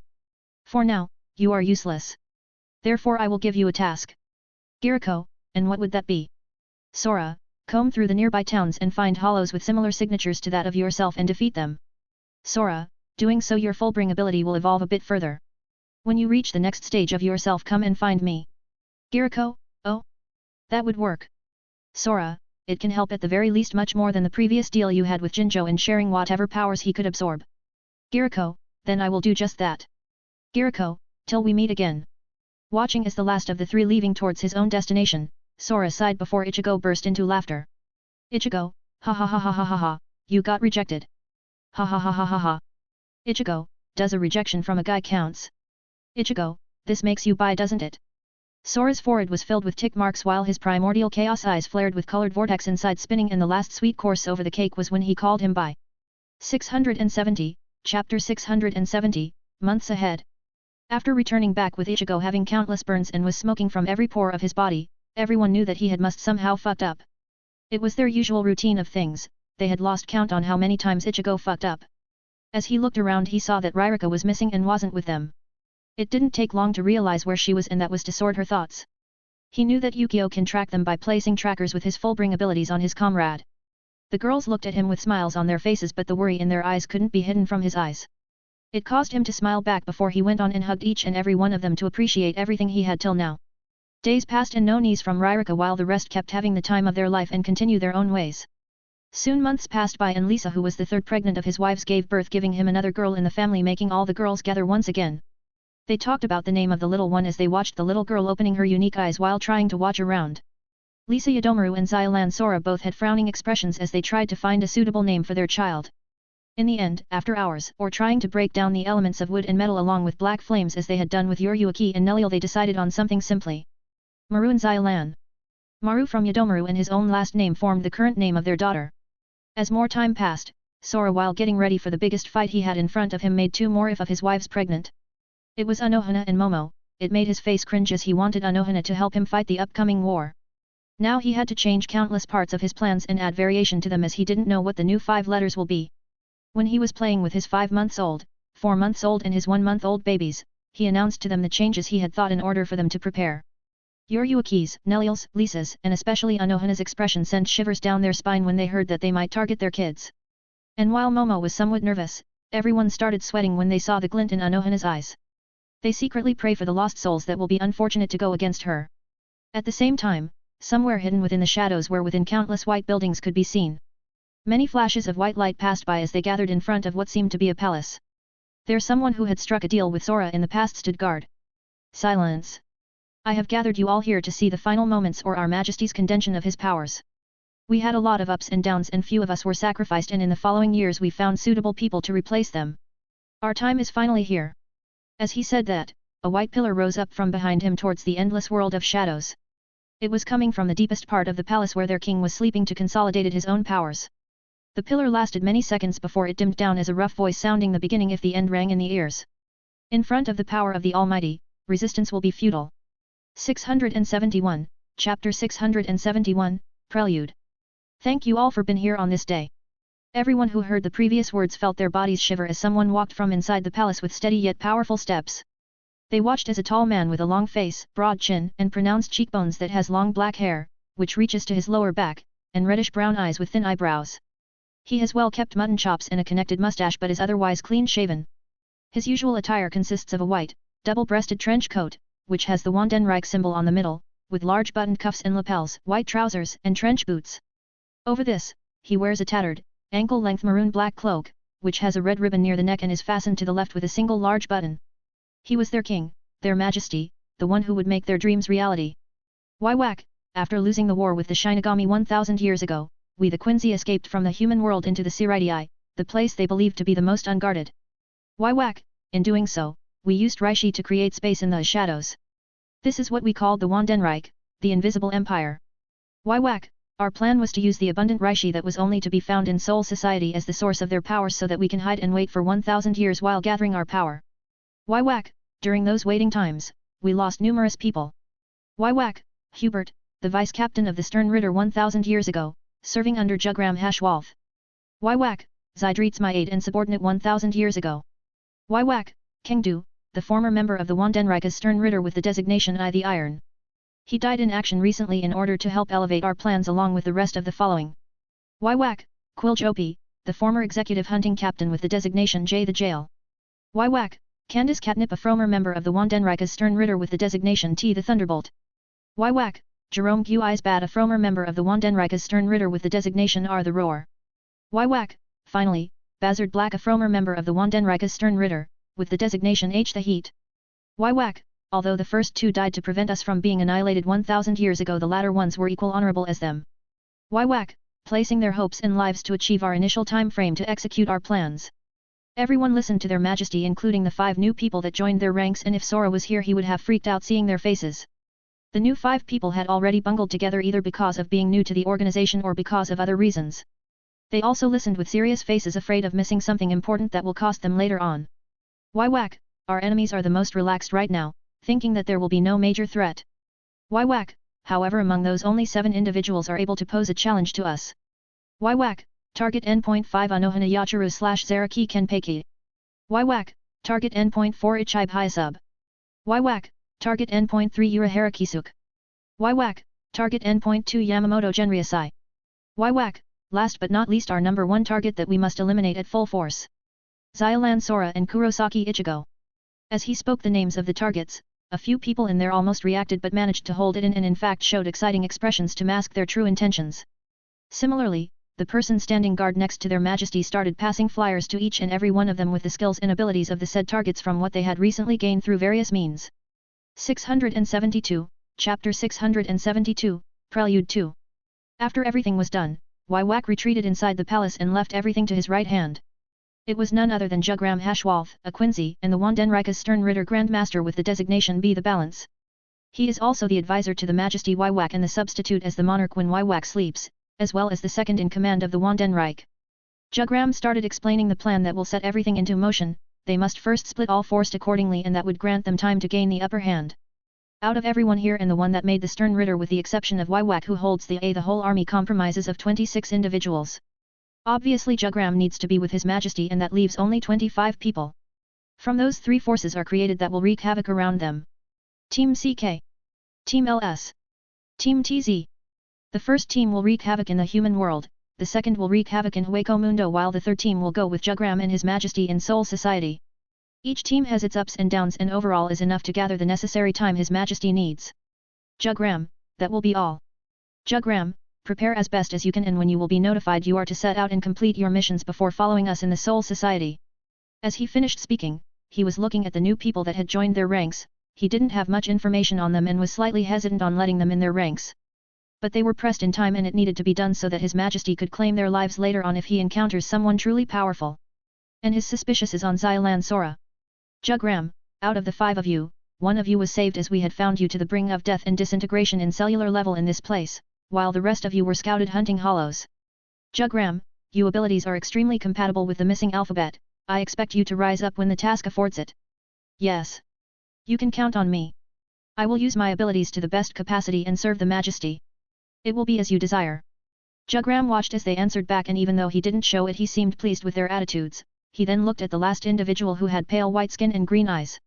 This was the only thing that remained from his previous appearance, as he was slowly crumbling to dust when a door opened and fell close to the palace, alarming Jugram and everyone else.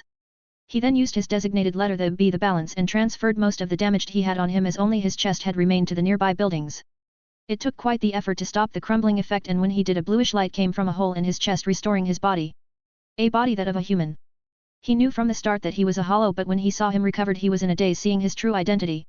What surprised him the most was that the light was something he perfectly knew as the Hagyako he gave to His Majesty, and after the restoration, it was gone. How much severe the damage must be to use everything in that damn thing.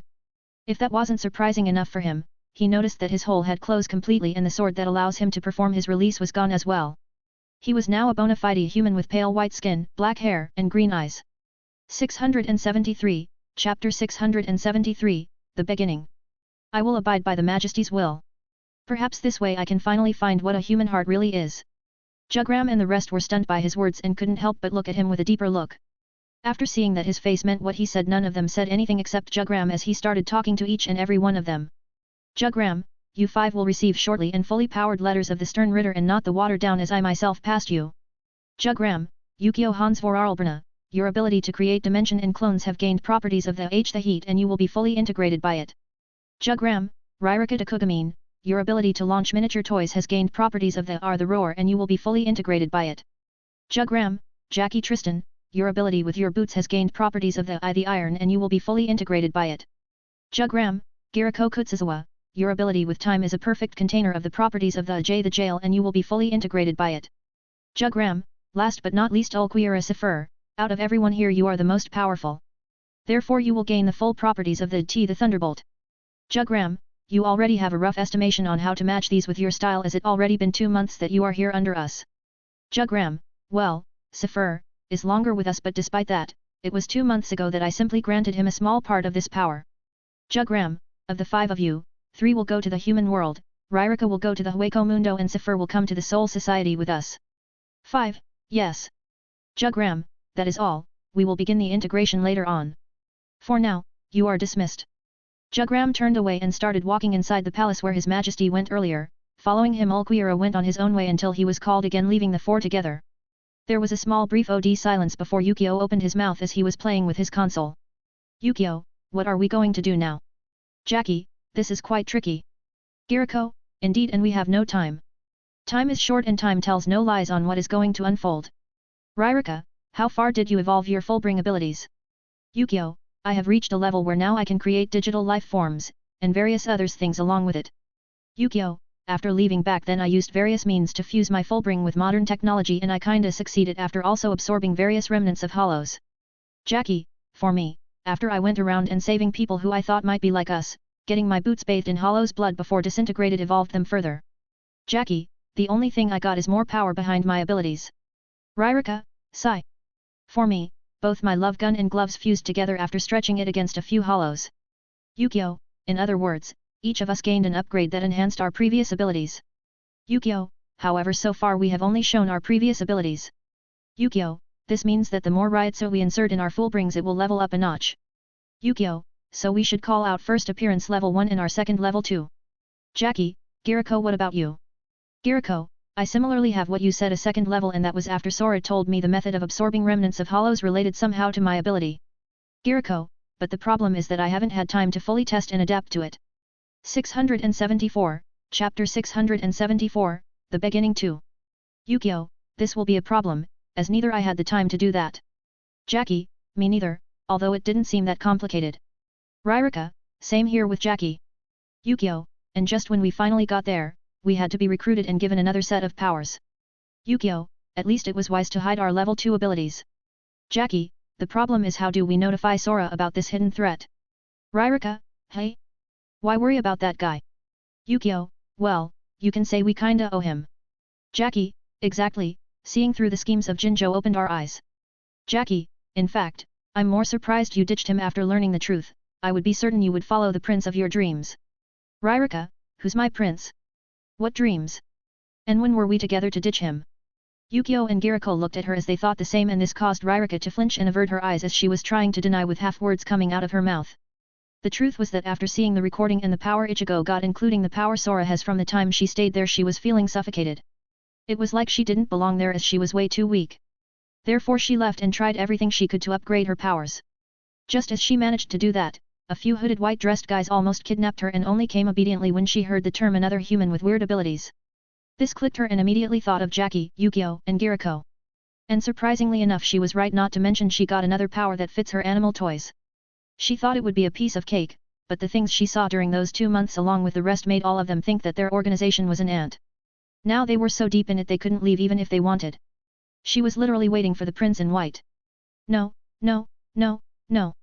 As she thought of the prince, his image came into her mind and hurriedly shook her head, as there were many times she imagined herself with him having babies. Seeing that Ryrika once again got lost in her thoughts, Jackie placed her hand in her shoulders and snapped her out of them, causing her to turn red before entering Sundaram mode and snorted as if it was nothing. Yukio, about our problem, I have a solution. When Yukio spoke, they all turned towards him and saw the look in his eyes as if trying to calculate everything without missing anything. They knew that when he does that he already has a plan and calculated the success rate, and soon enough he nodded as he spoke once again. Yukio, leave it to me. As they finished their plans and everything, time passed by, and soon after a couple of hours Jugram called them and went through the ritual as they officially became Stern Ritter. Unknowing to Sora that this world and his adventure is coming to an end, right now he was on cloud 9 as he was currently pampering Senna and Yin and Yang in bed. It wasn't anything grand, he was simply spending time with them as he had slightly neglected them as of lately. He was enjoying their company and had plans for the others as well in order, since he knew that one of these days their lives would become chaotic. Finishing their time together, and during the next 2 days, everything was perfect. However, everything changed when suddenly the sky split apart as a portal opened while white-dressed hooded people started firing arrows in every corner of the city.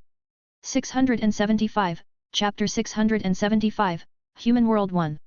Countless explosions happened, and to the eyes of humans that had nothing special only seemed as a terrorist attack, making countless different spots explode to smithereens.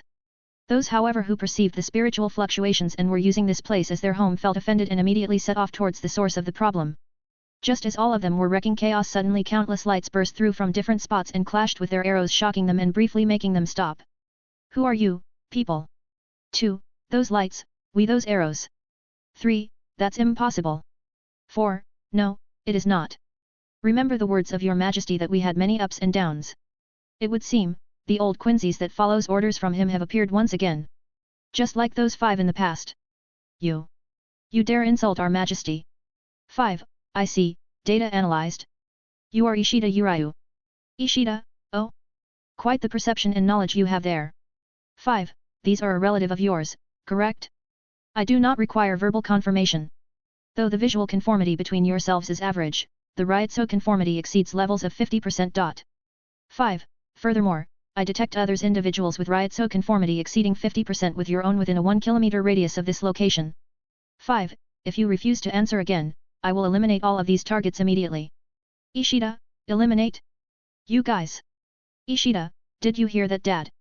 Yes, I did. It seems they failed to notice that we completely crushed their arrows. Although a few of them seemed not really proficient in them. 5. Ryokan Ishida. Ryokan, you have data on me as well. 5. We have data on all the following people that have higher than 10% on disrupting out plans. 5. Of course you belong to the lowest percentage.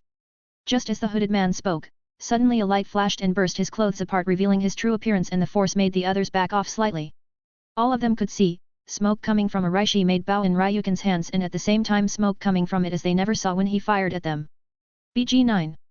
BG9, evaluation from the leftover fluctuations begins. From within the smoke, his true appearance was finally fully revealed as he started mumbling in a close-to-mechanical voice. BG9 is a tall individual who wears a white helmet which conceals its entire head and its single, glowing eye. At its front, The helmet has a peak at the center with slits on both sides. BG9 wears a white, high-collar cloak, it has a broad upper torso and wears armor plating on its shoulders, upper back and torso, forearms, and hips. The parts of its body from the neck down not covered in armor are gold.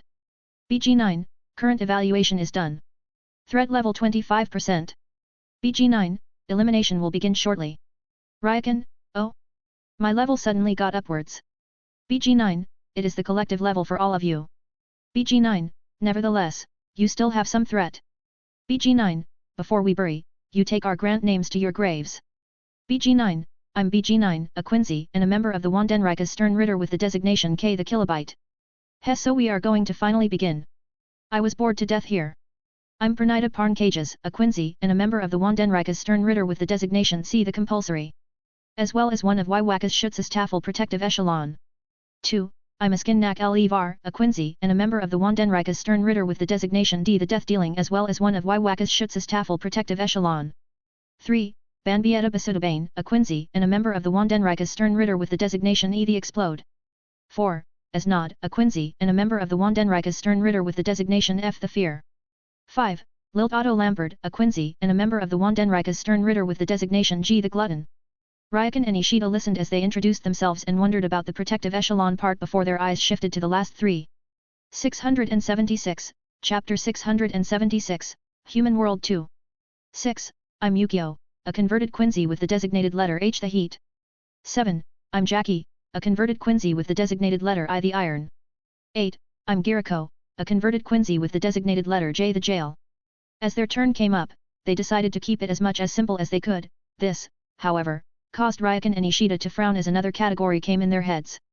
Based on what they knew from those 5 a few years ago, their letters correspond into an ability, and even knowing what the letter is, you will have to experience the exact definition of it to find a countermeasure. BG9, now then, since we finished our introductions, how about the newly converted ones take care of these small fries? Hearing this, both sides frowned for different reasons, but nevertheless Yukio, Jackie, and Giriko nodded as they must prove their worth so far. Immediately after, the 3 of them vanished from their spots and appeared right in front of Ryukin and Ishida before they clashed at high speed. It was a kind of greeting as they started a hand-to-hand combat, even though the 3 were on the losing side. They used their own integrated Hyrankyaku as they took some distance and then all summoned their weapon of choice. A console, a pair of boots and a clock before their Ryutsu burst out as they performed their attacks. All 3, Hylig feel sacred destruction arrows. Yukio pressed the buttons in his console and black portals similar to Garganta opened as numerous arrows flew towards the 2 of them. Jackie had already dirted her boots from all the moving around and fighting the 2 as she stepped on the ground and were filled with dust. She swung her legs and those specks of dust suddenly got blown away from the force of her boots. Those specks of dust suddenly got condensed into numerous arrows that got blown away towards her targets. On the other hand, Giriko simple pulled the chain on the clock and numbers started appearing from 1 to 60 and became arrows that chased all the others that were there with Ishida and Ryukin. Ishida and Ryukin formed their own Hylig Bogan and fired their own version of Hylig feel sacred destruction arrows.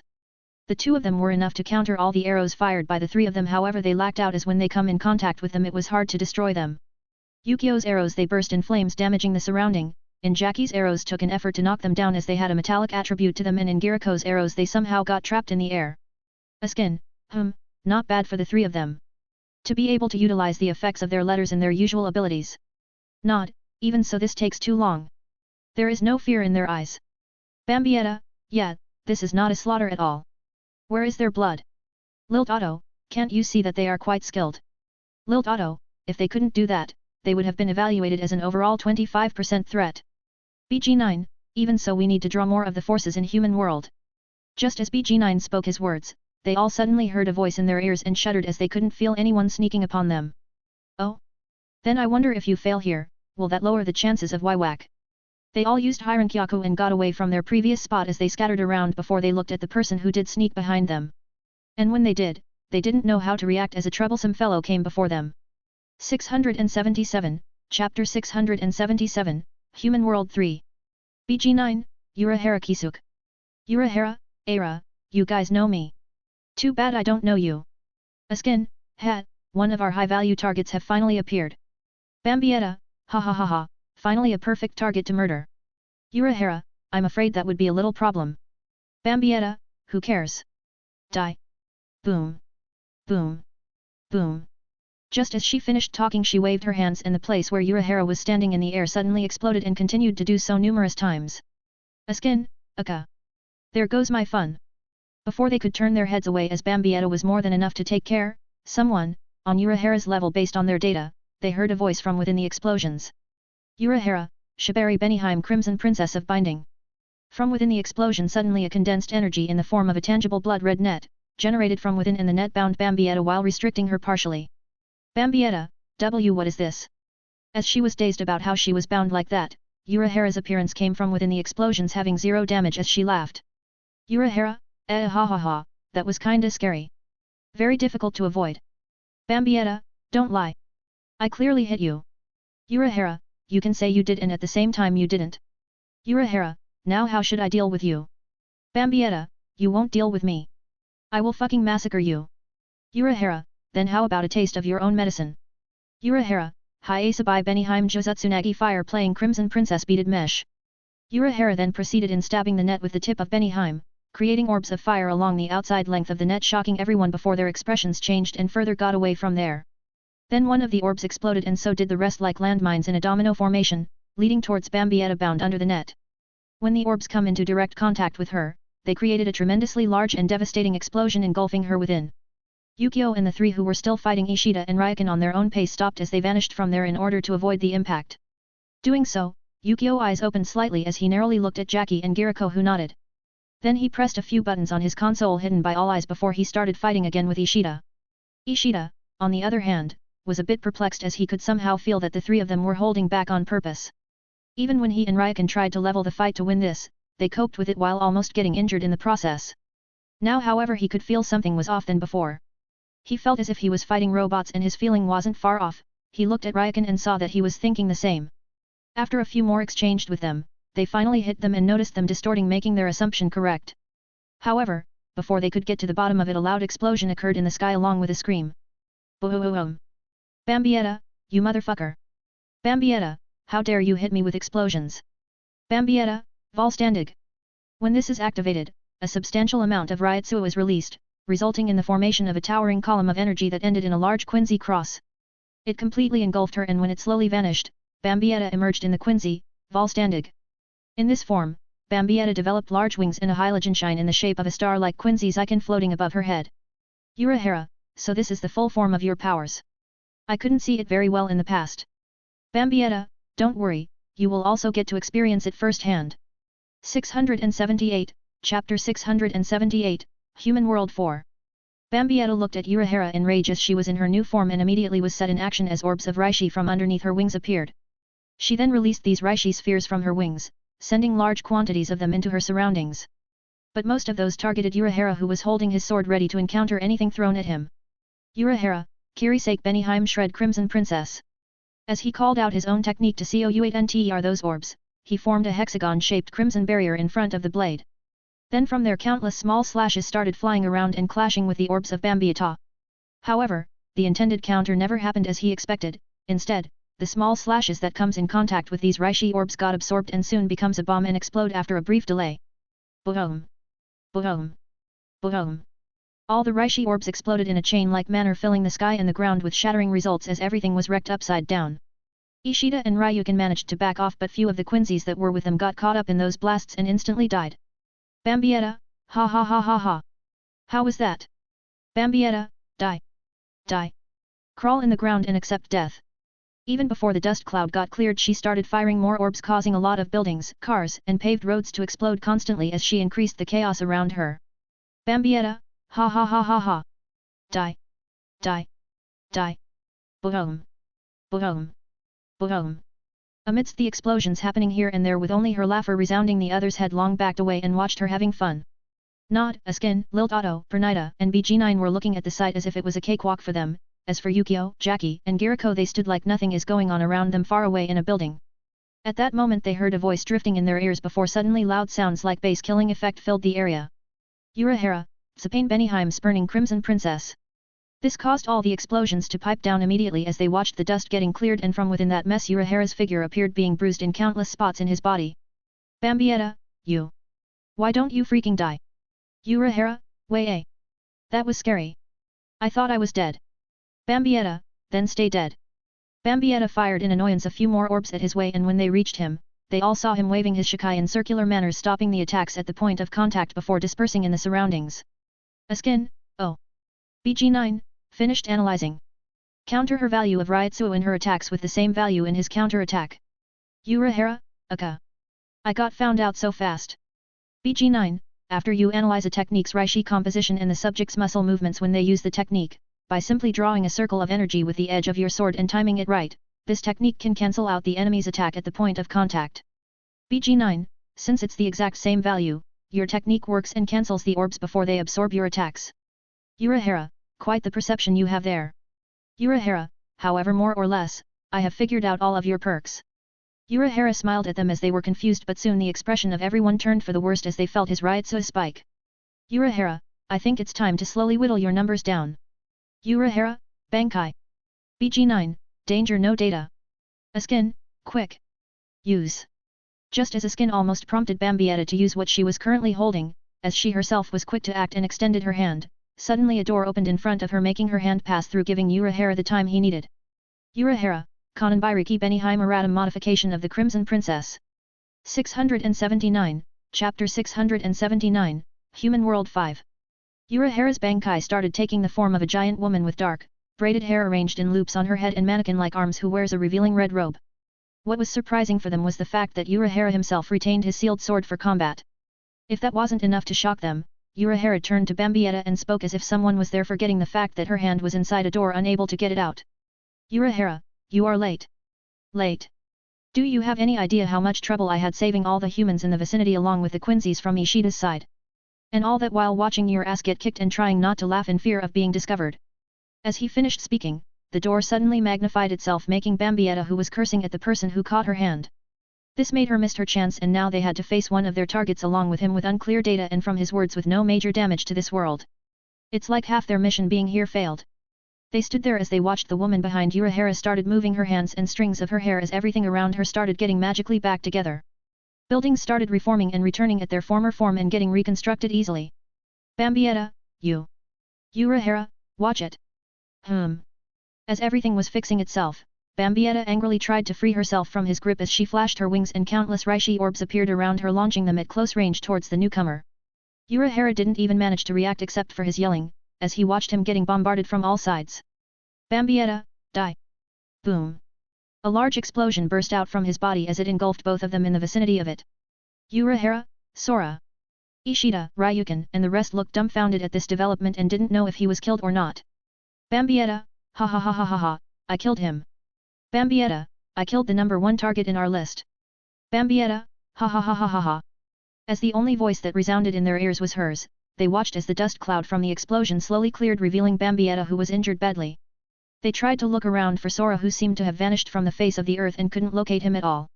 Just as Bambietta kept celebrating for massacring him, suddenly a hand emerged out of nowhere and grabbed her head before blowing her away towards the ground with enormous force. Bambietta, ugh. That hurt. You motherfucker. What? As she got up and started cursing, she saw a figure looking at her in black point distance. His eyes were close to her face. No, his whole face was close to hers before his voice was heard. Sora, nice try. Slash. Slash. Slash. Slash. Slash. Slash. Slash. Slash. Slash. Slash. Her whole body suddenly tensed up as she felt empty, while the rest watched with eyes wide open. 15 blades made from reishi appeared out of nowhere and slashed her body, cutting her wings apart, her uniform and the ground around her. Blood flowed out from where she got slashed while falling on the ground slowly. She looked at Sora's face, who was smiling at her before she got caught and held in a princess carry, stunning her. Sora, one down, a few more to go. Bambietta, who's down? Let go. I can still fight. Sora, nope, you can't. We both know that. Sora, furthermore I have a beautiful princess in my arms now, why should I let go? Bambietta rolled her eyes when she heard that and struggled to get free. Unfortunately she was in no condition to even lift her hands and could barely shake her body before she glared at him. 680, Chapter 680, Human World 6. Everyone were stunned by this development, especially for the stern Ritters, who weren't that well informed of his character. Not only that, but as they were stunned by his tricks and were sitting there watching the drama, they intentionally gave Urahara the time needed to create his own domain with his Bankai. The first one to snap out of all this was BG9, who immediately vanished from the group and appeared in front of Sora. BG9, danger. Guard down. One chance. He extended what seemed his mechanical arm, can concentrate both spirit energy and particles in the air as he transforms them into weapons. Multiplied 10-barreled minigun emblazoned with the Wandenrika's emblem appeared both on his hand and in the air as he fired at both of them. Bang! Bang! Bang! Bang! Bang! Bang! Bang! Seeing him taking action, Urahara tried to stop him but was blocked by a skin. A skin? Oh. You will ignore me and go? That's deadly. A skin, so here's something to keep you occupied. A skin, gift ball. A skin threw a small, slow-moving ball of Rishi at Urahara, who had his guard up, and when his sword clashed upon making physical contact with it, he felt his body not listening to him and slowly dizziness overcame him. A skin, oh, impressive to manage to stay conscious from the overflowed oxygen rushing in your body. Urahara couldn't control his body as the oxygen he was inhaling right now surpassed that of his lungs, destroying him from inside out, and could barely make out what a skin was saying. He pointed his sword in his lungs and pierced it, surprising a skin, and expected to see a blood splatter. Unfortunately, what he saw was a ripple opening in Urahara's lungs and were quickly stitched up. Before a skin could realize what happened, suddenly a sword flashed above his head, giving him no time to react, and was cut in a vertical way, almost splitting him in half. Urahara, Oya! Did I miss? However, in the next second, he looked at a skin who was supposed to be split in half was alive and kicking with a huge wound traveling from his head downwards. A skin, ugh. Cough. If I hadn't lowered the lethargy of the force behind your attack, I would be dead by now. Urahara, I see it seems that you can somehow dilute my Ryutsu in the attacks, causing the force of them becoming almost non-harmful. Urahara, interesting. A skin, and you are interesting yourself. Stitching the places you cut and empowered them beyond normal capacity. As they were ready to clash again, but this time preparing for anything, they heard a loud explosion from where Sora was getting fired by BG9.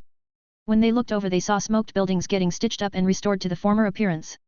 However, amidst those a figure was holding a girl in his one hand, and in the other he was grasping BG9 from the neck or something close enough to it.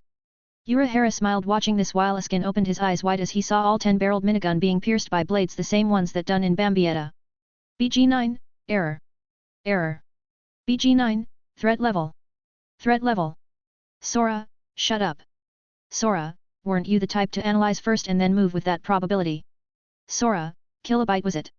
Sora, so why attack me when I have my small talk with a girl? BG9 couldn't comprehend what Sora was talking about, but Urahara, Ishida, Ryukin, Yukio, Giriko, and Jackie, who knew more than him, could tell that he was pissed. His eyes started flashing killing intent and his hands started gripping stronger and stronger, causing the body of BG9 to creak as it was slowly breaking down. 681, Chapter 681, Human World 7. Seeing one more of their member getting easily done in, Askin tried to move but was soon stopped by Urahara, which now reversed their roles. Bambietta could only watch as her body didn't listen to her, and though that their mission failed miserably with little hope to succeed. The blades in the air started moving closer to BG9 as they started spinning, forming numerous cutting discs that slowly threatened to end his life. Just as they were about to touch him, suddenly a huge shadow flashed in their eyes, and what everyone witnessed, including Sora, shocked them. A huge mouth swallowed all the blades, giving BG9 enough time to activate his Vollständig. When he did, a substantial amount of Ryutsu was released, resulting in the formation of a towering column of energy that ends in a large quincy cross. This caused Sora to get pushed back as he was at point zero position, and even though he could stay his ground, he followed suit the flow to avoid hurting Bambietta further. They all watched as BG9 emerges in the quincy Vollständig after the column shatters. BG9, danger, danger. That was dangerous, however it was worth the data I gathered. Sora, oh? Is that so? BG9, now I can re-evaluate the percentage and countermeasures. Sora, then, I will have to experience those called measures and changes. Sora, but first. How was the taste, lilt Otto? Sora completely ignored BG9, who was now flying in his release form with wings of light behind his back, and turned on the figure that swallowed his blades. Bambietta briefly turned her head and saw lilt Otto in pure ecstasy, stunning her as well as everyone who was there. All the stern Ritter who knew her were shocked, and even BG9, who wanted to crush Sora and gather data, found her face off. She had a face as if she had eaten something that made her full, and shortly enough they heard her voice. Lilt Otto, so delicious. Lilt Otto, oh my god. That's quite rich. Lilt Otto, oh the taste. Everything that happened today has thrown each and everyone here off their game. At the same time, Sora was talking with Yaku as they saw clearly that his blades not only were eaten but also dissolve and become her energy. Although it took her quite long to digest them, the aftermath caused her to be full instead of constant hunger. From what Sora remembered from back then, the glutton is a power that consumes whatever she chooses by shifting her mouth outward into an extended form, allowing it to become a gaping maw of jagged teeth which eats whatever she pleases. However, as a side effect, this ability leaves her in a constant state of hunger. Sora, and this only from her basic powers. I wonder what will happen if she releases her letter. Gyaku, PFFTTT. Ha ha ha ha ha ha ha, nothing much. Sora, will you appear again outside as you did with Mila Rose? Gyaku, it would be interesting to once again walk outside. Gyaku, let's see how this will go. As they had their own talk, everyone was in a stalemate that was caused by a series of events causing them not to know how to act. For once Yukio, Giriko, and Jackie had stopped their fight with Ryukin and Ishida and watched without doing anything. If the situation raised, they would fight with their current affiliation down to the last person. Sora, glad you like it. Sora, however, I'm afraid that this farce of invasion from your part has been prolonged long enough. As he said that, he released his Ryutsu waiting down on Lilt Otto, GB9, Askin, Pernida, and Nod, causing them to feel different things as he opened his mouth. 682, Chapter 682, Human World 8. Sora, eat and drink, devour and swallow Tengoku Gyakuzatsu Shat. Boom! A large gust of Ryutsu burst from his body as his clothes changed into a more refined set of samurai setup, and from there they burst apart in black flames fluctuating around him, threatening to devour everything. BG9's eyes started flickering as he tried to gather data from what he was seeing, while Nod and Pernida felt their own beings getting shocked. Askin, who was in a stalemate with Urahara, was also shocked, but for a different reason. It was because he could tell the lethargy of those flames were so high that it was causing him shivers. But the one who had it the worst was Lilt Otto, who was clenching her own body as if something was threatening to leave her. And that something horrified her. It was her own power, the same power that she used to eat countless things, tasting them down to their own core. Gyaku, oh? That's new to me. She is actually resisting. Sora, well, this power comes from Wywak himself and he could take them back whenever he wants. Gyaku, so you mean to say? Sora, nothing much, just that she wasn't born with this trait like Mila Rose but was given access to it. Gyaku, you mean to say that this power is simply made for this realm's individual? Sora, kinda. Sora, so it may take a while for you to completely engulf it and devour it as if it never existed. Sure enough, just as Sora finished speaking, Lilt Otto started groaning and her skin cracked with blood flowed through it. This caused the people there to be alarmed, and Nod stared at her intensively as from the first time excitement could be seen in his eyes. This subtle movement of his wasn't missed at all from Sora, and smiled as he knew that he felt the fear within her grow, and this meant his powers were growing. Suddenly an idea popped in his mind. What if he made everyone here fear him, and that fear directed at Nod himself? Will that make it a bit challenging for himself? Will that raise his prowess even a bit? Nod's powers are based on the level of fear the other person feels throughout when facing him, making him capable of causing others to doubt everything, lose control of all rational thought, and see visions of their deepest fears.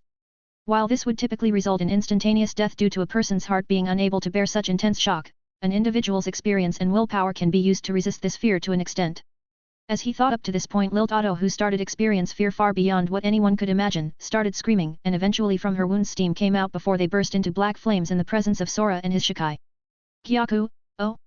Now that's interesting. Sora, about what? Gyaku, if she has the willpower to resist my existence, which calls for her powers to be devoured, she might gain something back from me. Sora, what do you mean?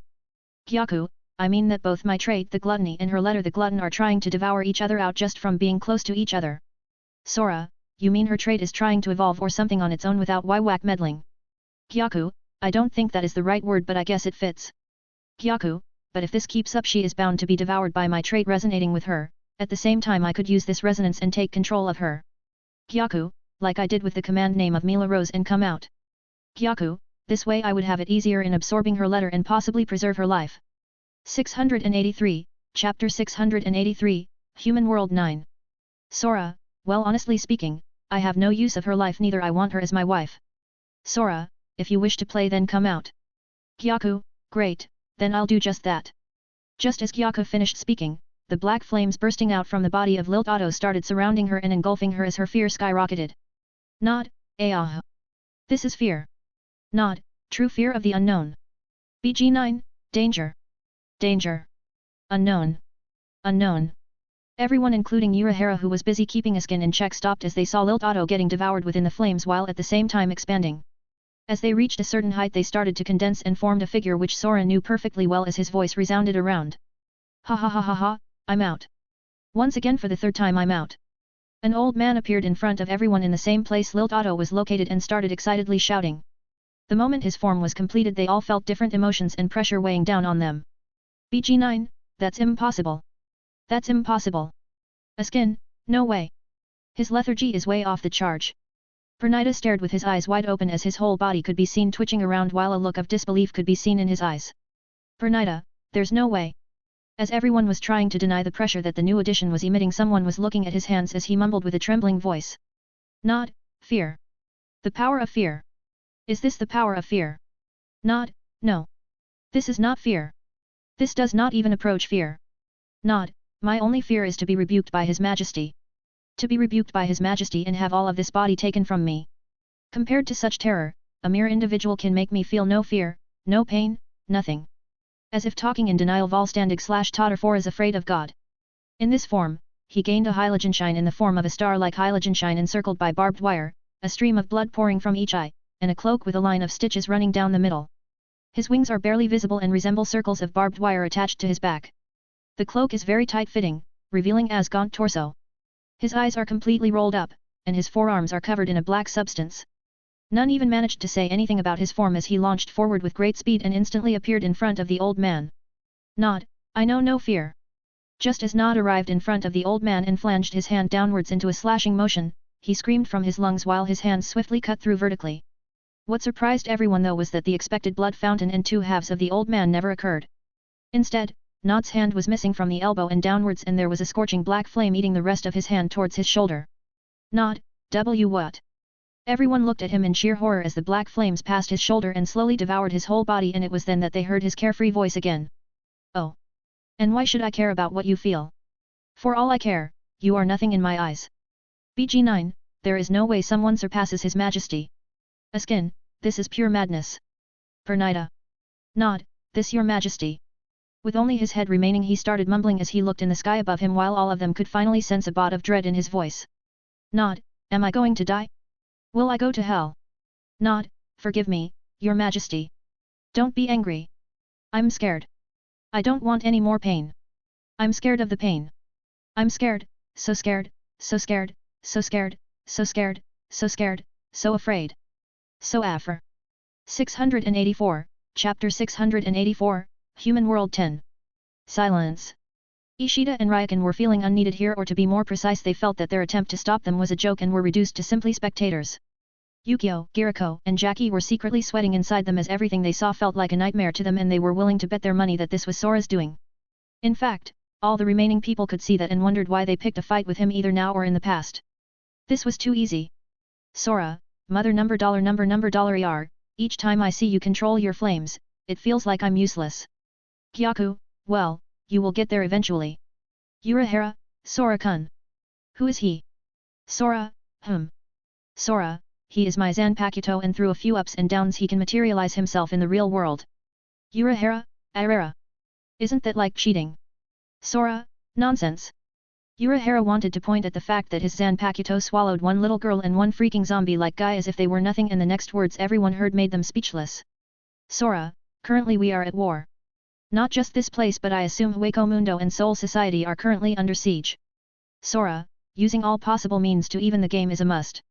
Even Bambietta, who was at his arms the whole time, rolled her eyes at his words, but none of them could say anything as his words were holding some truth. Not giving any time for them to say anything, Sora looked at Pernida, BG9, and finally Askin, who were the only one left with fighting capability. Although the three of them were in high alert because of his gaze, none of them moved. Sora, so 3 more to defeat. Kyaku, need any help? Sora, not really. Just a question though. Kyaku, what? Sora, which one you want as your opponent?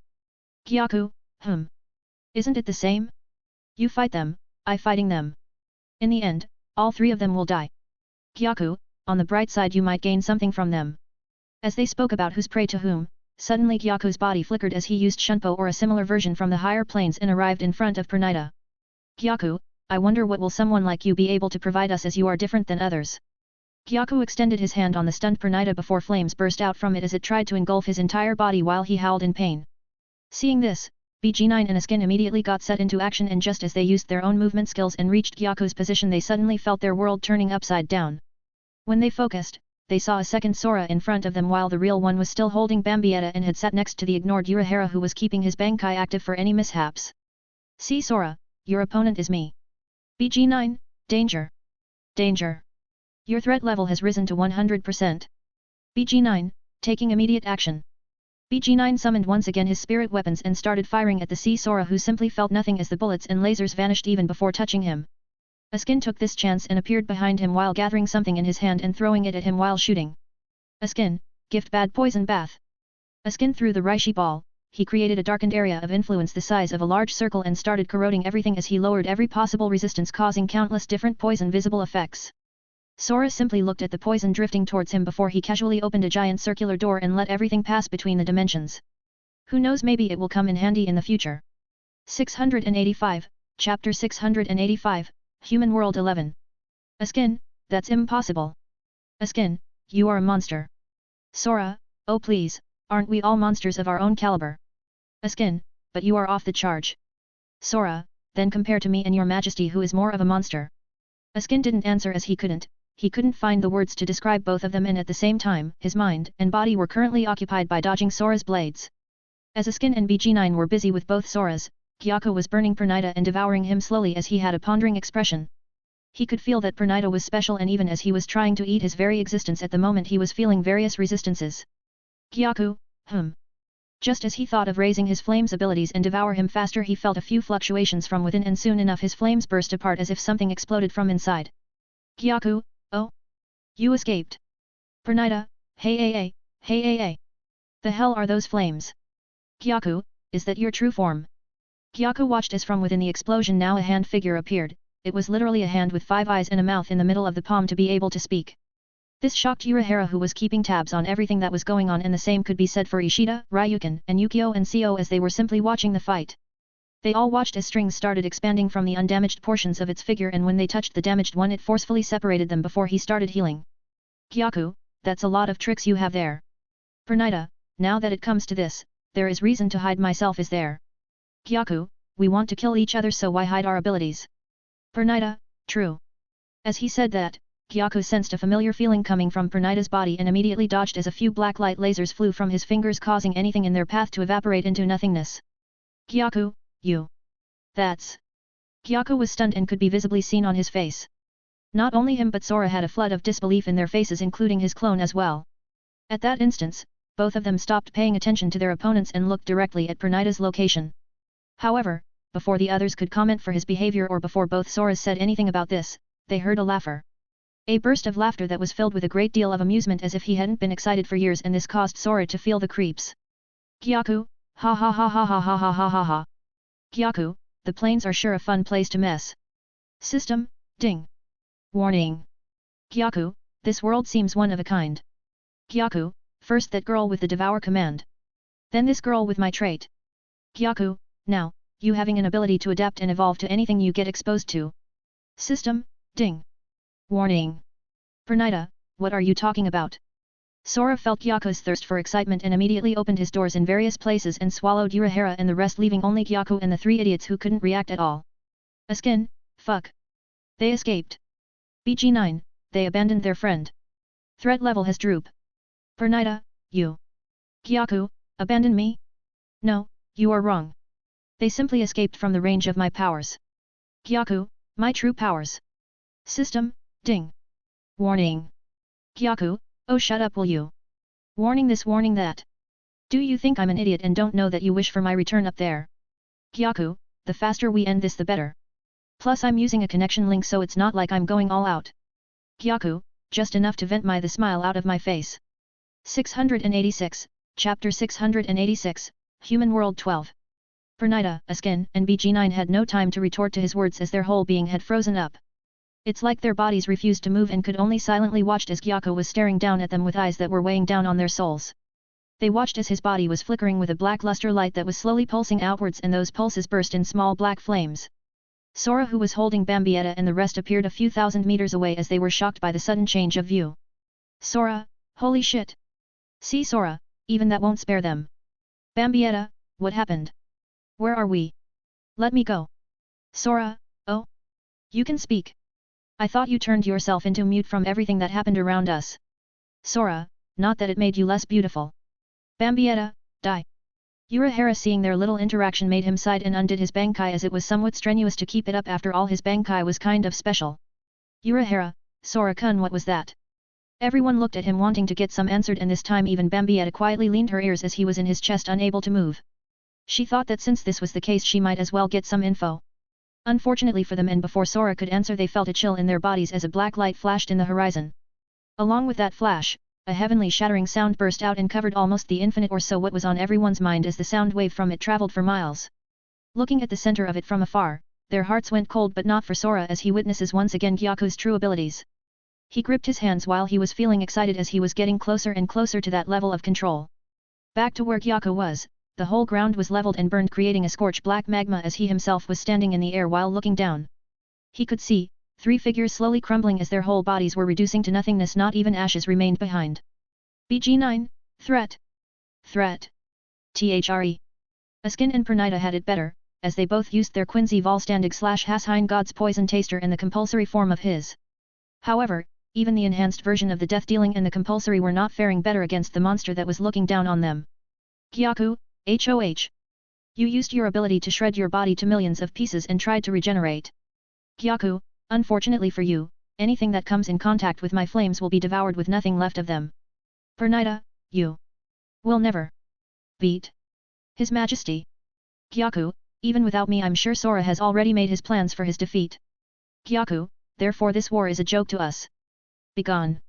As Gyaku said that, he waved his hand and millions of sparks flared up as they devoured his body on a molecular level from inside out. Gyaku, in the end, your biggest mistake was absorbing my flames and adapting your body to them. Gyaku, as for you. Having finished off both BG9 and Pernita, he turned towards Askin, who was having his body devoured, albeit as a way too slower rate. Gyaku, your Hasshine automatically adapts to changes in poison, as long as the base of the poison remains the same. Gyaku, since my flames can be count in your powers as poison, then you have survived thanks to keeping changing your immunity to them, rendering the poison ineffective. Gyaku, but to do that you have to use your energy as well. Therefore you only prolonged your suffering. Askin, hat. I did that, to give you, a special gift. Askin, a gift upon my DEA, TH. 687, Chapter 687, Human World 13. Seeing Askin breathing the last breath of his life, a sudden change took place in the sea of black magma on the ground. Specifically enough, from where his body was, a ball of reishi started gathering and enlarging as it sucked everything within it, including the flames burning here and there. Gyaku watched as this was Askin's last attempt to defeat him, and when the ball reached the 5 meter height he shook his head in disappointment. Gyaku, if you had wished to kill me with just that, then it was useless to even attempt it. Gyaku opened his mouth and started sucking inside everything around him, and soon enough even the ball was sucked inside as he let out a small digestive barf. Gyaku, well, it was not bad. Gyaku, I'm sure those all fuckers in the 4th plane must have noticed the commission. Gyaku, except the warnings, they did nothing else. Gyaku, meaning that they must be planning something for when we get officially to the 3rd plane. Gyaku, oh, well. When the time comes, I will simply eat their bones. True to his words, those from above were watching him as his face made a really sinister smile, clad in black flames and looking extremely demonic, while he gave the control back to Lilt Otto. As her figure appeared, and as if it was already set in motion, a door opened and Fee figure was lost inside while falling. Back to where Sora, a door opened and Lilt Otto's figure appeared as she was unconscious, and he could feel somewhat Bambietta's relief. Gyaku, I'm back. Sora, so anything new? Gyaku, nothing much. Just 2 new tricks here and there where you will eventually learn. Gyaku, surprisingly enough Askin was the one who held out the most in the end. Sora, I see. Gyaku, did you get anything from Pernita's demise? Sora, yeah I did. System, ding. Hidden quest triggered. Devour the Soul King. 1/5. Rewards, 25 levels, 250 fruits. Gyaku, it's simple enough, I guess, and from your memories that Yucatake has the other hand, while that Gerard has the heart. Gyaku, as for the rest of his body it's sealed in the crystal above. Gyaku, but that doesn't add up. There are 4 parts, where is the 5th? Sora, that I do not know. But if I were to guess, it might be Wywak himself. Or his power, the Almighty, which is his eyes. Gyaku, that might make sense, so we have more people to devour. As Sora was speaking with Gyaku, a few figures got close to him, and when he noticed that, he looked at them. It was Yukio, Jackie, and Giriko. Sora, so the reason none of you contact me was for this. Jackie, at least now we have the power to help you. Yukio, is what we would like to say. But after seeing everything today, we realize you alone might possess enough power to bring an end in this war. Sora, no way, no way. If I'm alone and while using everything I have I could end this, but the price would be high. As he said that, his mind drifted into the arts category, where one particular heavenly art could have the potential to eventually erase this realm, coupled with Gyaku. Sora, so how was everything? Sora listened for the next few minutes everything that they went through, and was surprised to hear Ririka with them as well. He didn't know whether to laugh or cry when he heard the reason for her sudden absence but still listened to the end. He was even more surprised to learn that Ulkshora survived and even turned into a human. This was much more shocking than the fact that he became a Quincy. As they talked, a certain someone among their ranks was sighing. She didn't even know how to feel, as it turned out that 4 out of the 5 they recruited turned out to be traitors. 688, Chapter 688, Steps Ahead. After finishing catching up with everything that was going on, both Urahara and Sora frowned. While they were occupied here, Waiwak truly sent his forces to both Hueco Mundo and Soul Society, making both of them carefully consider their plan. Sora, although I wouldn't worry much about Hueco Mundo as Haribel is there and Grimjaw as well. Sora, we need to send out our own forces and counter them. Urahara, you can say that from those that went towards Hueco Mundo there is someone insider, so it's one less problem for them. Sora, true. Sora, on the other side in Soul Society there exists the old man and the others which are more than enough to handle Waiwak and the rest. Sora, but then again, mishaps could happen. Urahara, so what are we going to do? Sora, I will send my clone towards Hueco Mundo and have him detain things there with the help of Haribel and the rest. Sora, at the same time, I will go to Soul Society and finish things once and for all. Urahara, what about these two?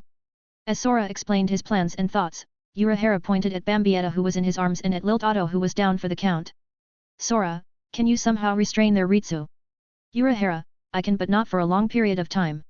Sora, then do it. Urahara, then what about Ichigo? Sora, I will drag him with me in Soul Society in case things go completely south. Sora, not only that, but I have a feeling that the Zero Squad will make an appearance. Sora, I will use this chance and master whatever I have left half-trained. Urahara, exactly how much stronger are you planning on becoming? Sora, as much as I need to have anyone who could threaten my loved ones under my feet. None said anything as Sora declared his ambitions to them. They could only watch as both Soras opened doors and crossed inside as they proceeded to end this losing war. Yukio, Jackie, and Giriko stared at him and at the same time glanced at each other, before passing through the door where it leads to Hueco Mundo. Their objectives were quite simple: follow him wherever he goes and at the same time help Ririka, as they didn't know in what kind of state she was in and hoped for the best. Inside the void, Sora was walking casually as he opened a door and through it, Ichigo passed and met up with him. Ichigo, in the end, you didn't need my help. Sora, even if Gyaku didn't materialize in the real world, I believe I still wouldn't need your help. Ichigo, sigh. Just your weird abilities are enough to dominate anyone and help you bail out of any situation. Sora, true. The doors, the blades, the heavenly arts, my Kido arts, are enough to even fight with Waiwak. Sora, however, defeating him while he can alter the future, I don't have any confidence at all. Sora, all of those will only work once at him before gaining the knowledge to alter the possible outcome to his favor. Sora, if I were to force myself to use you at your 100% capacity including Gyaku, then I and this world will be dressed or devour from existence. Ichigo, then how are you going to defeat him? Ichigo, from what I gained when we first bonded, I can safely say that my win was purely a fluke. Sora, really a fluke? More like the realm itself assisted you in defeating him. Sora, anyway our targets are everyone beside Waiwak himself. As to how I can defeat him I have a few ideas. 689, Chapter 689, Hueco Mundo 1. Just as Sora and Ichigo were having their little chat while casually walking towards the Soul Society as if nothing happens, or more like as if everything happening around them was of no concern to them, in Hueco Mundo a door opened in the dark sky while 4 figures passed through. They didn't even manage to utter a word as the sight that got in their views was beyond what they could imagine. The endless desert was filled with nothing but holes, burned areas, and countless dead bodies that started crumbling away slowly. Yukio, what the hell happened here? Jackie, it's completely different from the human world. Giriko, it looks like as if an army crossed here killing everything in their path. Sora remained silent as he gazed towards the far horizon where of smoke could barely be seen. If he remembers correctly from the letters that came through in this expedition of conquering this time were the following. L the love. Pepewakabreda, M the miracle. Gerard Valkyrie, N the needle. Robert, O the overkill. Driscoll Bercy, P the power. Meninas McAlon, Q the question. Berenice Gabrielli, R the roar which was Ririka, and finally the S the superstar. Masked a masculine. From those Pepe could control others with his love, creating an army, Bercy could power up himself through constant killing, and of course, Ririka could create monsters with her full bring. Add all those in factors, it wasn't wrong to assume that they did raise an army that had the elements of friendly fire, as Hollows attacked their own kind. It suddenly crossed his mind what would happen if Pepe took control of Grimjaw or Haribel or her goons, possible those three. Wouldn't that make the fight that much harder? Without wasting any more time he used his flash step and started moving forward towards Las Notches where Haribel was staying. Yukio and Seo followed him after they realized he rushed ahead and noticed that while he was moving he was also killing hidden enemies through the sand. As he was flash stepping forward, Sora noticed many small hollows waiting to ambush him as they tried to fire zeros at him. Unfortunately, they only ended up getting split in half as he had summoned his blades and made them invincible around him so that no one could see them. On the currently rebuilt castle that was the territory of Haribel, as she was officially the N.1 Espada with Grimjaw following behind her as the N.2 sounds of clashing weapons could be heard. Both of them were in their release first form as they were fighting against a horde of small fries mixed with attacks of their own caliber. Grimjaw, this is getting annoying. Grimjaw, oh Haribel, how long are you going to fight with your goons? Haribel, and how long are you gonna take to defeat that bald ugly man that forced us into this situation? Mila Rose, Haribel-sama, dodge. It seems like my love is not strong enough as they can still worry for their previous owner. Ha ha ha ha, Peppa, this is a disgrace to you. Peppa, will you shut it, Bercy? Bercy, wait till I kill them all. Apasai, kill your ass. Son, you will never win. And even if you do somehow defeat us he will make you wish you were dead. Peppa, oh? Is this what the power of her lover will do? Kill us. Unfortunately this won't happen as Sora is busy defending the human world. Apasai, and who are you, to know so well about him? Been busy? Me? My name is not that important. However, despite all the difficulties he will face with the power of love, he might create a miracle. 690, Chapter 690, Hueco Mundo 2. Pepette, is this something worth celebrating? Gerard? Gerard, sure, a miracle is always a light of hope in the eyes of many. Bercy, het. However, all that comes into nothing as you crush and kill all lights. I think the power of love he might have will be quite the thrill. I also think it will be as Maninas had said. Maninas, Ririka-chan, you think so as well? Well, from our reports he turns out he is quite the superstar among girls. Ririka, che, as if that is true masculine san. Question. Are we going to talk about him while still taking their resistance lightly? As the last one of them asked them this question, they all turned to him before they suddenly dispersed as they dodged a few bursts of blue Ryutsu. Grimjo, che. Bercy, why the annoying look? It seems to me that you wish to be killed much faster than the others. Bercy, well, at least to the current queen you have it quite easy. Grimjo, annoying pest. Grimjo, just you wait till I tear you to pieces. Bercy chuckled at Grimjo's words and knew that he wouldn't be able to achieve this. He could see the murderous look on his eyes as it turns out he had hit a sore spot inside him. Before the war with Aizen and as the new ranks settled, the powers of the Espada were like this. Primera, first, Coyote Starkey and Lilynet Gingerbuck, Segunda, second, Ulquiera Cipher, Trace, third, Tyr Haribel, Quattro, fourth, Barragan Luzenbern, Quinto, fifth, Grimjo Jaeger Jacques, Sexta, sixth, Luppy Antenor, Septima, seventh, Yami Largo, Octava, eighth, Dordoni Alessandro del Socacho, Noveno, ninth, Sirachi Sanderwichi, and Diaz, 10th, Gantenben Musqueta. However, Starkey died and most likely Lilynet as well since they were together, Ulquiera died, Barragan dropped dead as well and eventually Luppy and Yami followed. Then after everything settled down the ranks became like this. Primera, first, Tyr Haribel, Segunda, second, Grimjo Jaeger Jacques, Trace, third, Dordoni Alessandro del Socacho, Quattro, fourth, Sirachi Sanderwichi, Quinto, fifth, Gantenben Musqueta.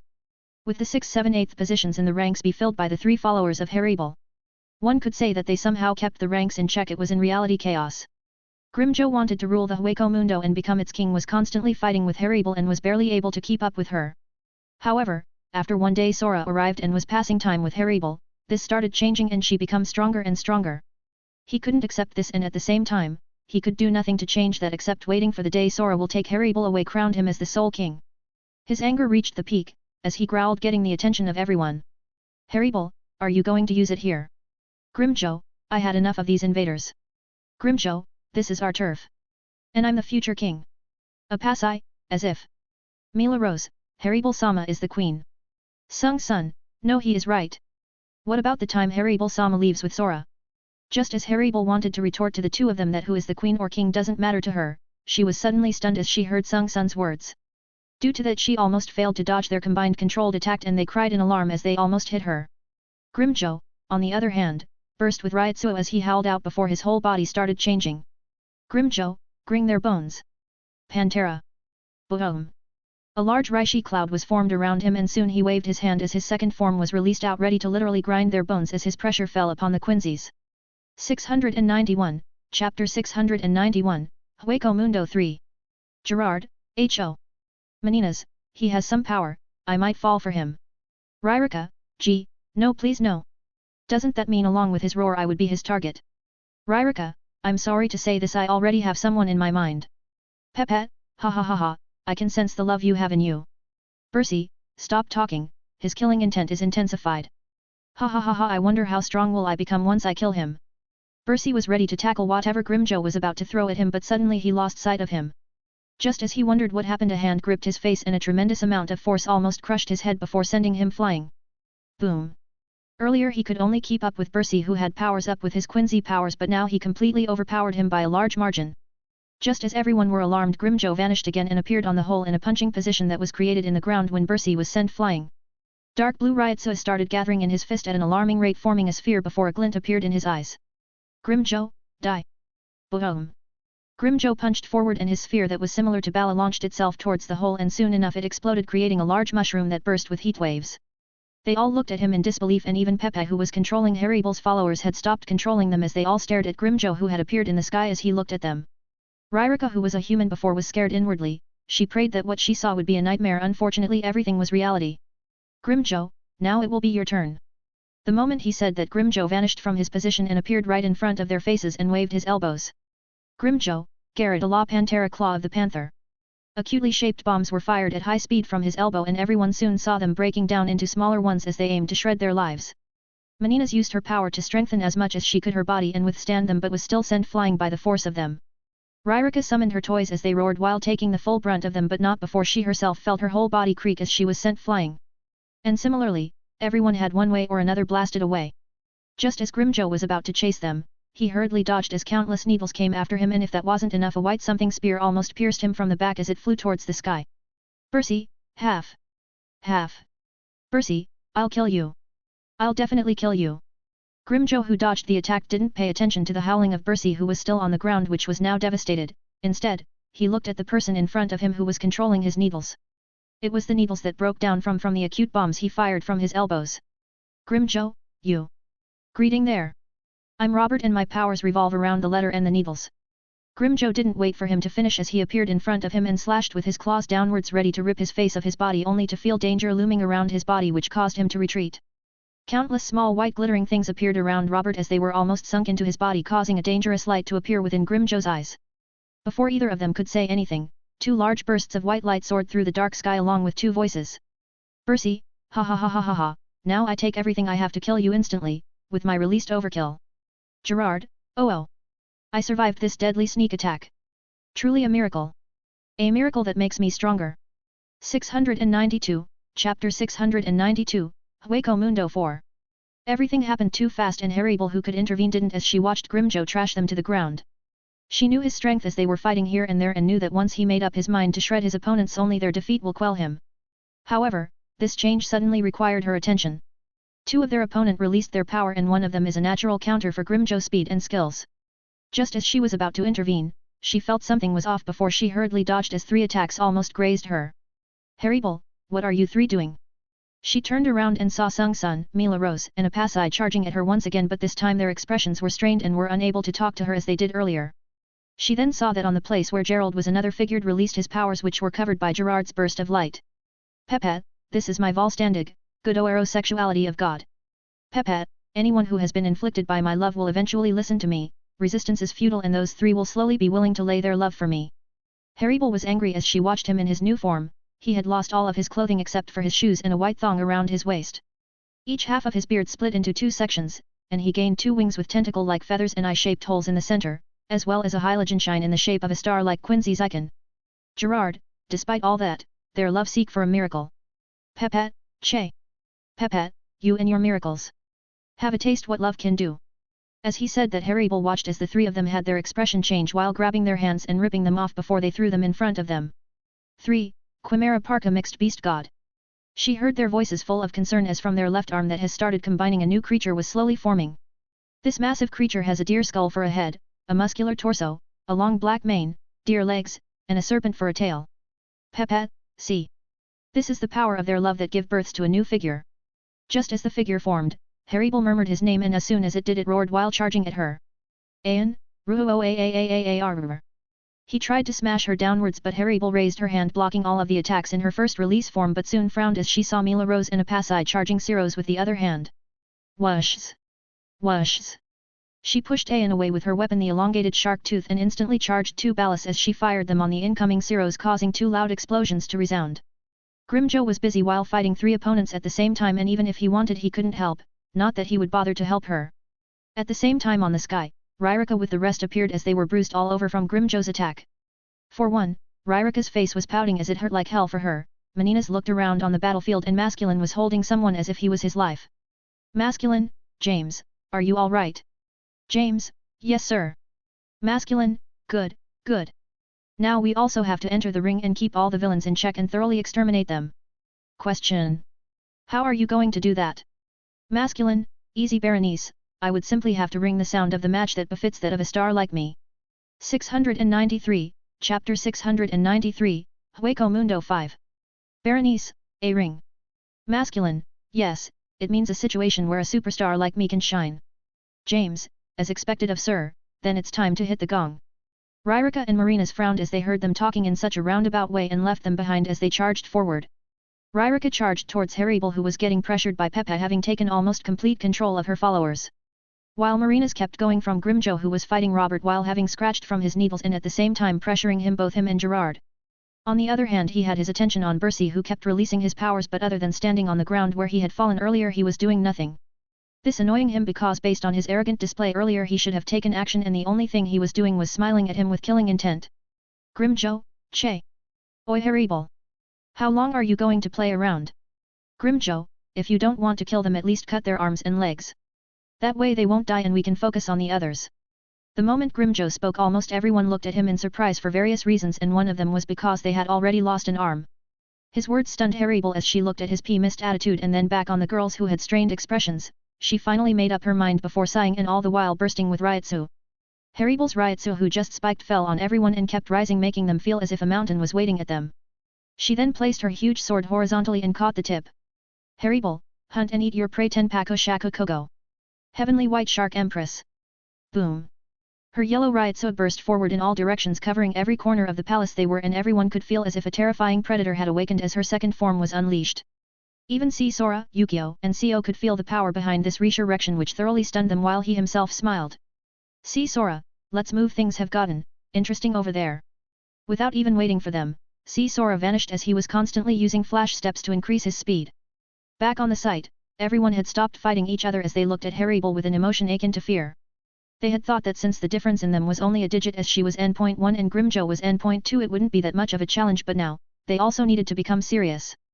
Before anyone could comment on her new appearance, Haribel opened her eyes and thrust forward her weapon that had changed from a pata into a bone like a spear with a shark tooth-shaped end.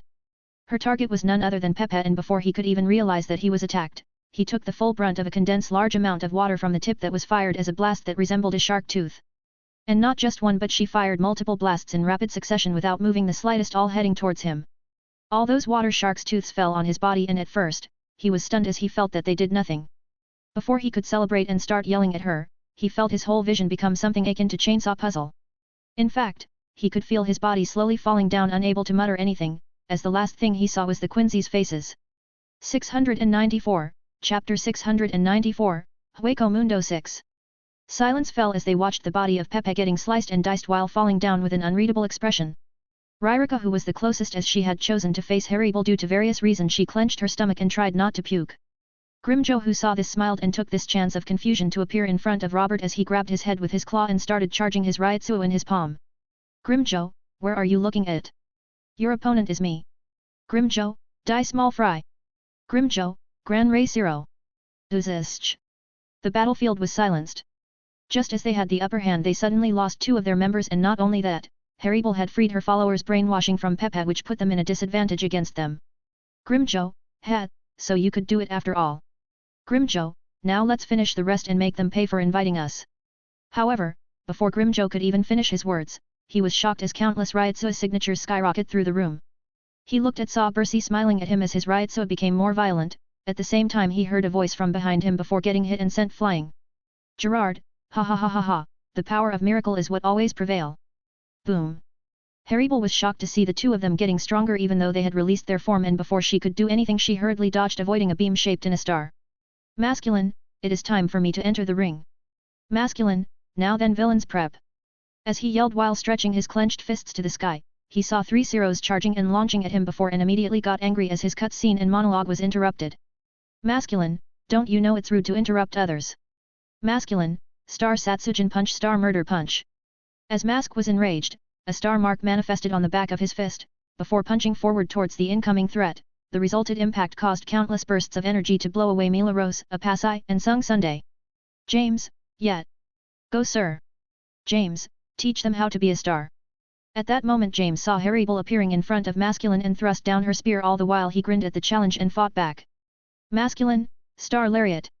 His lariat clashed with the spear, causing another wave of energy to burst out, and this shocked Haribel. She was currently in her second form and this guy in front of her haven't gone all out. Instead, it seemed as if he was gradually getting stronger. James, yet. Go sir. Masculine, my fans are cheering for me, giving me even more power. Masculine, how can I let them down as I fight such a strong villain? Masculine, star power up. Boom. Haribel was suddenly pushed back and watched as this guy made a qualitative transformation. Mask's mask changes to a black mask with a stylized black and red star pattern. Most of his clothes disappear as he is only wearing black gloves and boots, wrestler shorts, and a champion's belt, with red stars covering his nipples. The center of his chest sports an exaggerated star-shaped patch of hair. James, yet.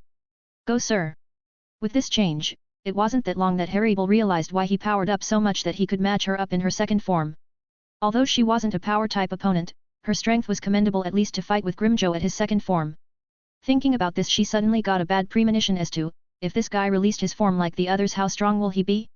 695, Chapter 695, Hueco Mundo 7. Mila Rose and the rest looked in disbelief at Masculine, who could rival their queen in her second form. Before they could say anything, they heard a loud explosion and looked towards the direction of it, only to see a large crater and smoke coming from it. However, they paid little attention to it as they knew Grimjo would be able to come on top sooner or later.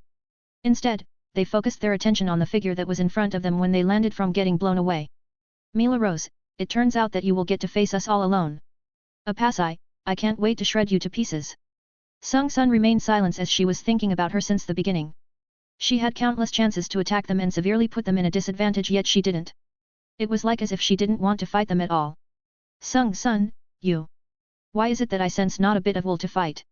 Sung Sun, compared to the others it seems as if you are avoiding us altogether. Ryrika, worrying about me. Sung Sun, I'm worried about your motives. Not to mention you seem to know something about that guy. Apasai, Che. If it wasn't for that guy. Mila Rose, enough, if he wasn't then Her Majesty wouldn't have another trump card in her hand for the worst to come. Ryrika, whether I know him or not, now is not important. What is important is to fight. As she said that, Ryrika raised her love gun and started firing left and right while summoning her miniature toys that eventually started getting enlarged. When they reached their appropriate height, it was like as if they gained life and started roaring at their enemies in front of them. Their roars even caused the air to tremble to cause the three of them to become wary of her abilities. Apasai, you think numbers will help? Mila Rose, you underestimating us. Sung Sun, Ayan. Ruoar. As he was standing by since the three of them got released, upon getting called, Ayan plunged himself towards the army of master toys that Ryrika had summoned, causing a complete one-side massacre. They were no match for him as they were literally plus highs, causing Apasai to laugh and mock her, all the while Mila Rose had a frown on her face while Sung Sun looked calm but still confused about this. However, at that moment as Ayan closely reached her, Ryrika pointed her gun at him and pressed it to fire something that shocked the three. She manifested from the gun a prison cell, stunning everyone, and before they knew it they saw a heart-shaped tattoo glued into the body of Ayan. Ryrika, I permit you. As those words reached the ears of Apasai and Seo, they dumbfounded watched as Ayan got sucked inside the prison jail and shrunk down into the size of the palm before Ryrika threw it away without even sparing a glance at it.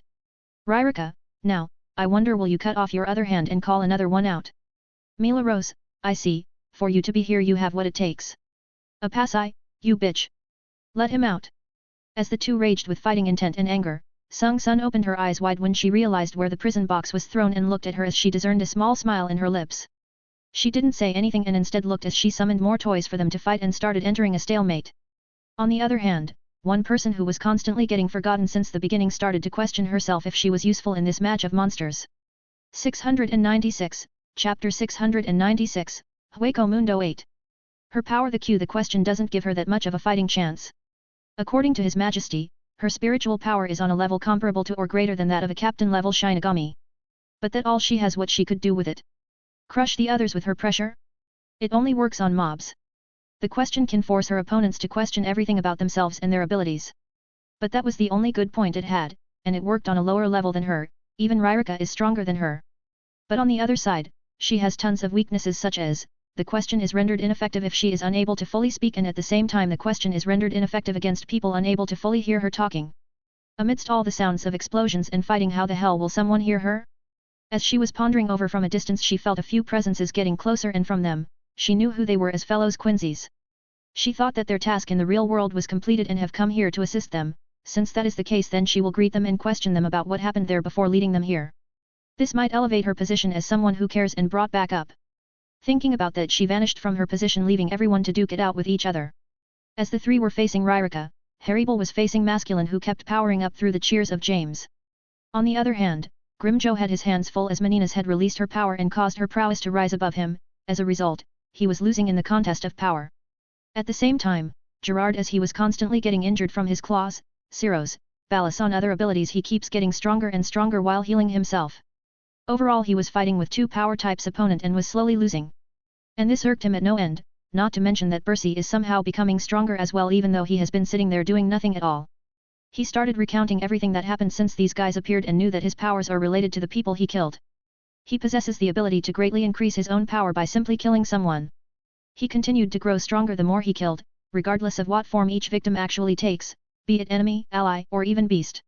It was then that it clicked him, the terms ally, enemy, or beast. Then what if after he realized his powers, he simply waited for the death count to appear in his eyes regardless if he killed them or not? The more he thought at this condition and the more he watched the huge grin on his face, the more he was convinced. Grimjoe, Che! This annoying bastard! As he yelled and looked at him, he tried to turn around only to be welcomed by a few punches from Menina's and Gerard, who spoke almost at the same time. Menina's, go down! Gerard, too late. Only a miracle will save all of you now. Boom! Grimjoe, ugh! You wish. Grimjoe used the force behind their punches as he welcomed them in his body, severely injured him as cracks appeared in his impacted skin, and propelled himself towards Percy. Percy, it's too late. So many Beats toys died. Percy, ha, ha ha ha ha ha ha ha ha. Oh man, am I lucky. I couldn't get luckier if I tried. I would be the first to kill a queen. Percy, Hylig feel sacred destruction arrows. Percy formed a spiritual arrow that is several times longer than the average person, and possess a cross at the end of their narrow shaft. He then proceeded and threw it in a manner akin to a javelin as he targeted Harrybull, who only sensed it as it was inches away from her. 697, Chapter 697, Hueco Mundo 9. Harrybull, who was busy parrying all the kicks and punches Masculine pulled while at the same time slowly overpowering her with the cheering of James, felt something locking on her position, and when she paid attention to it, she realized a bluish-white flash appear in front of her. Sensing her imminent doom, she hurriedly placed her bone spear in front of her as both the attack and her weapon clashed, pushing her backwards, and continued to do so as sparks flew from the impact. Grimjoe cliched his teeth and did nothing as he watched his failed attempt to stop him, while Mila Rose, Sing Sun, and Apasai yelled with worry on their faces. They could tell the power behind this one attack reached an unimaginably level capable enough of ending their queen's life. On the other hand, Harrybull struggled to get away from the impact, however the force was quite powerful and kept pushing her while growing stronger and stronger as if the javelin wanted to break through and impale her, ending her life. At the thought of that scenario, she frowned and tried to raise her Ryutsu, however something out of her expectation happened. She could feel her Ryutsu getting feed in the javelin, making it even more powerful and overbearing. Crack! Crack! Crack! Crack! Just as she tried to raise it more, her eyes opened wide as her spear were filled with cracks, and before she even realized it, her weapon snapped in half. Silence fell and time seemed to stop for her as she slowly watched the javelin approaching her chest, trying to end her life. In that second, various thoughts flashed in her mind, and soon a particular scene or memory popped up which caused her various emotions to burst in her heart. At the same time as those emotions appeared, a peculiar blue light started flashing in the area of her abdomen as if something awakened. In that instance, her Ryutsu took a qualitative change, and just as her eyes that shined with a dark yellow light within as she watched the javelin almost drawing blood from her skin. Oozish! The javelin that was certain to take her life vanished in front of countless eyes. And before anyone could make head or tails, suddenly they heard a loud crashing sound along with a dust explosion creating another crater. They all turned their heads towards the position of the sound and were shocked, seeing two people impaled as blood started dripping from their bodies. Grimjoe, this. Gerard, ugh. Blarg. Bercy, ugh. Blarg. That's possible. Meninas, how did this happen? Yes, the ones that were impaled were Gerard and Bercy, enclosed to an instant from the moment the javelin vanished. Gerard's body was impaled and vanished instantly while appearing in front of Bercy, impaling him as well. The girls who were watching were more than stunned, as at that moment a few circular condensed things appeared in almost every corner of all battlefields and finally knew what had happened. And a sudden voice coming from behind Harryble further confirming their thoughts. I see that someone tried really hard to injure my wife. So it's only right for me to kill him with his own attack. Silence fell once again when they saw his figure. They all couldn't believe what they were seeing. He appeared behind Harryble while hugging her waist and at the same time looking at them with a calm expression yet a hidden killing intent that was ready to devour them. Gerard, hat. So, in the end, a miracle still happened. Oh, you can still talk after being impaled like that? Unfortunately, your partner can no longer speak or hear us. Gerard, miracles only make stronger and stronger. As long as miracles are within my eyes I will not fall down. 698, Chapter 698, Hueco Mundo 10. Just as Gerard spoke to the new addition in their party, his body shined as the javelin broke down to pieces, leaving Bercy lifelessly down. His body started enlarging and became a giant in front of their eyes, ready to stomp anyone under his powers. As all of this was taking place, behind Harryble 3 more figures appeared while holding a bloody figure that had suffered numerous injuries. When Meninas, Masculine, Gerard and Ryrika saw the bloody figure they knew it was Berenice and it looked like she wasn't breathing. Ryrika, you guys, why are you here? Well, we completed our objective, or more like there wasn't any need to my plan all along. Yukio is right, Ryrika, Sora took care of everything and he is going to do the same now. Seeing the eyes of Yukio, Jackie and Giriko, Ryrika then stopped with the show and left from the battle with the rest of the girls and appeared next to the others.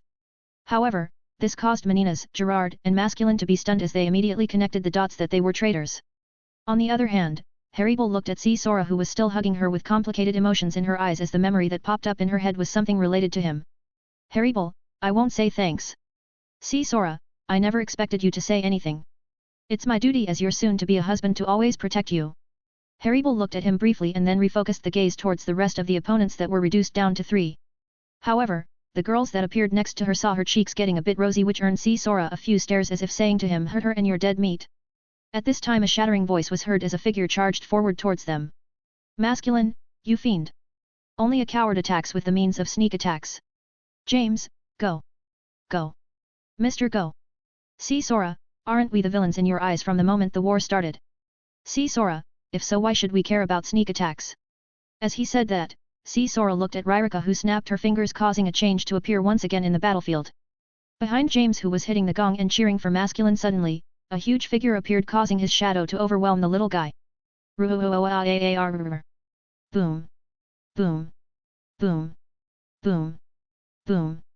Boom. Boom. It started hammering down towards its new target with rage, as it has been locked away and couldn't find anything to vent his frustration for it. Therefore when it saw James, it pounced every fist like hammer down at him, creating a pool of meat and blood. Masculine, no. James. Masculine, unforgivable. Villains. Boom. A huge amount of riotso burst out while his true powers got released, and soon after a light launched itself towards the figure, which was none other than Aeon. Before anyone could react, a massive star-shaped blast of energy crashed into the ground, creating an immense explosion upon impact and incinerated Aeon almost instantly. Following that, from the white pillar, Masculine's new form appeared. He gained a star-shaped halogen shine above his head, small wings on his chest, and a cape that doubles as his wings. His patch of chest hair had shrunk to resemble a more traditional star. They watched. An enraged voice resounded, making the air and the ground tremble. Masculine, you villains have obtained the wrath of the Star of Vengeance. His burst-like release of powers made everyone tremble, and with the exception of Harryble, Sora and Grimjo, none could stand up to him. 699, Chapter 699, Hueco Mundo 11. Sora looked at Masculine, who was enraged, and then turned to look at Gerard, who was ready to fight till the last one standing, along with Meninas.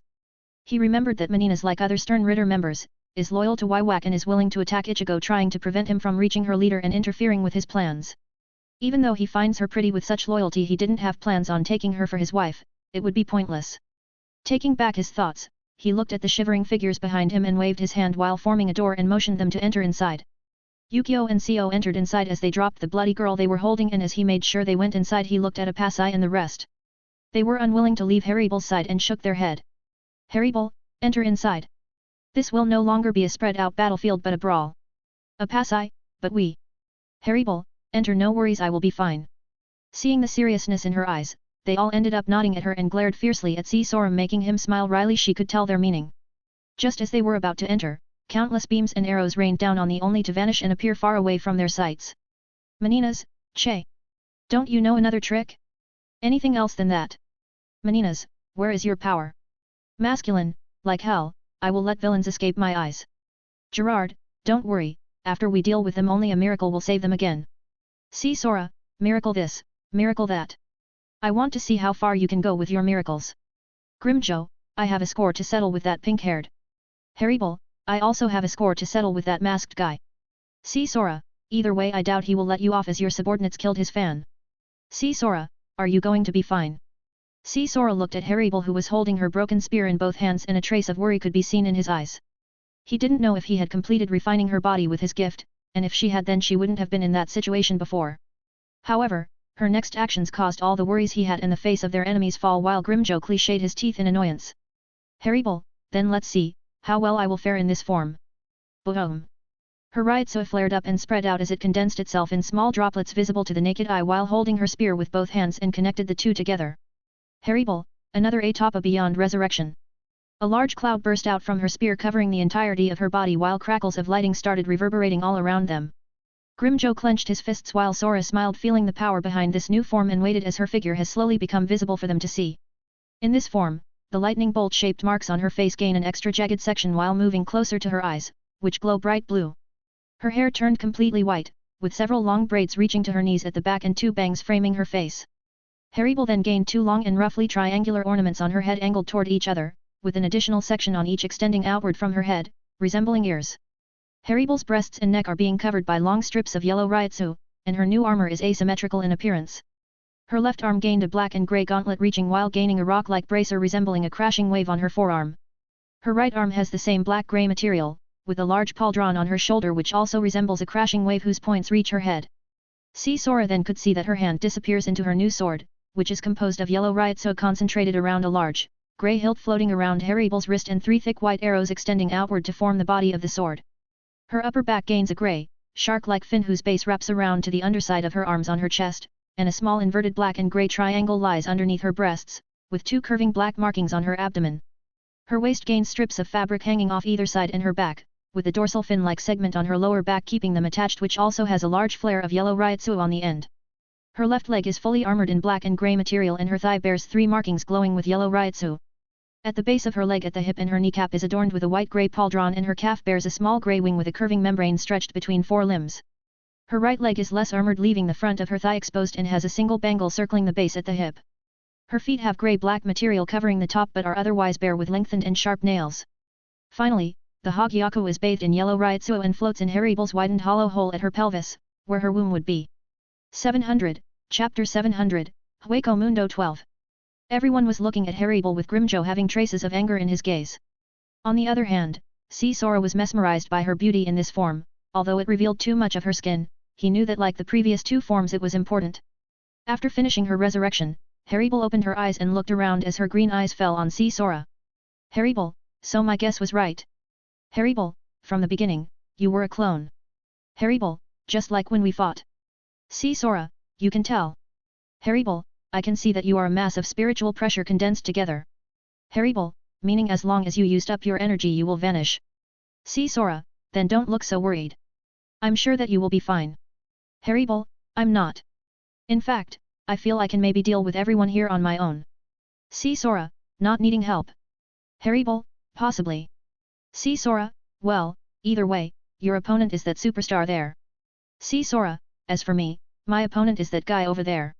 As they both finished speaking, they both used an alarming speed to vanish from their spot and appeared in front of their targets. Harrybull slashed down with her three thick white arrows extending outward forming the body of the sword, giving no time to Masculine to react as he was slashed and blown away, leaving on his chest a bloody wound while crashing on the ground. On the other hand, Sora appeared before Gerard and punched out, clashing with a black, double-edged sword with a black hilt. Gerard managed to react fast enough to manifest his own weapon that has its guard is V-shaped and has a star in the center. However, the force behind the punch adding with the speed Sora used managed to push Gerard back a few steps. Grimjo and Meninas looked at each other as they were left behind and got ready to exchange blows, signaling their final fight. Grimjo, Che, fighting a girl is not my style, but that doesn't mean I will show mercy. Menina's, mercy? For all, I was seeing, even with your second form at best we are equal. Menina's flapped her wings behind her and instantly blurred as she appeared in front of him while punching out as well. She wanted to blow Grimjo away and show the true extent of her letter the power. However, just as she did, Grimjo did the same and both fists collided, creating bursting waves of wind coming out from the point of their impact. Crack! Crack! Sounds of bones almost shattering could be heard, and Menina's opened her eyes wide as not only she didn't blow Grimjo away but her hand was shivering as it received a huge rebound. Menina's, this. Grimjo, you know, fighting against 3 opponents together that each one specializes in their own field makes one converge their strength. Grimjo, that is so in order to prolong the fight and slowly crush your opponent. Hearing his words, Menina suddenly had a bad premonition and tried to back away, only that she couldn't as her fist was grabbed by his hand and was slowly squeezed. Grimjo, however, now that I can focus solely on you, things will be much easier as I won't have to hold back. Crack! Crack! Her fist was squeezed so tightly that was making gritting noises, causing her face to change before she got pulled towards Grimjo's center of gravity and got smacked in her face by his other fist, blowing her away. Grimjo then turned and looked at the ground where 2 craters were formed again, one from Menina's and one from Masculine. Haribel did the same and then both looked at Sora, who was looking rather bad for not making Gerard flying. 701, Chapter 701, Hueco Mundo 13. Sora saw the 2 of them making their opponent flying and turned to look at Gerard, who was staring at him with a smile on his face. It was as if mocking him for not doing the same deed as them. Little did he know that he wasn't that interested in performing the show who will make their opponent get flying. His smile instantly vanished as he sensed something getting closer on him and at rapid speeds before he used his wings to increase his speed and move away from what was homing on him. He then clenched his sword and waved it around on the things that his guts were telling him something is coming for his life. From there, Gerard fired energy blasts from the tip of Hoffnung that were powerful enough to cause sonic booms and immediately clashed with several solid unseen objects in the air. Gerard, ha ha ha ha ha, you tried to use these Ryotsuba blades to kill me. Gerard, they are so weak. Sora, my point is not to kill you.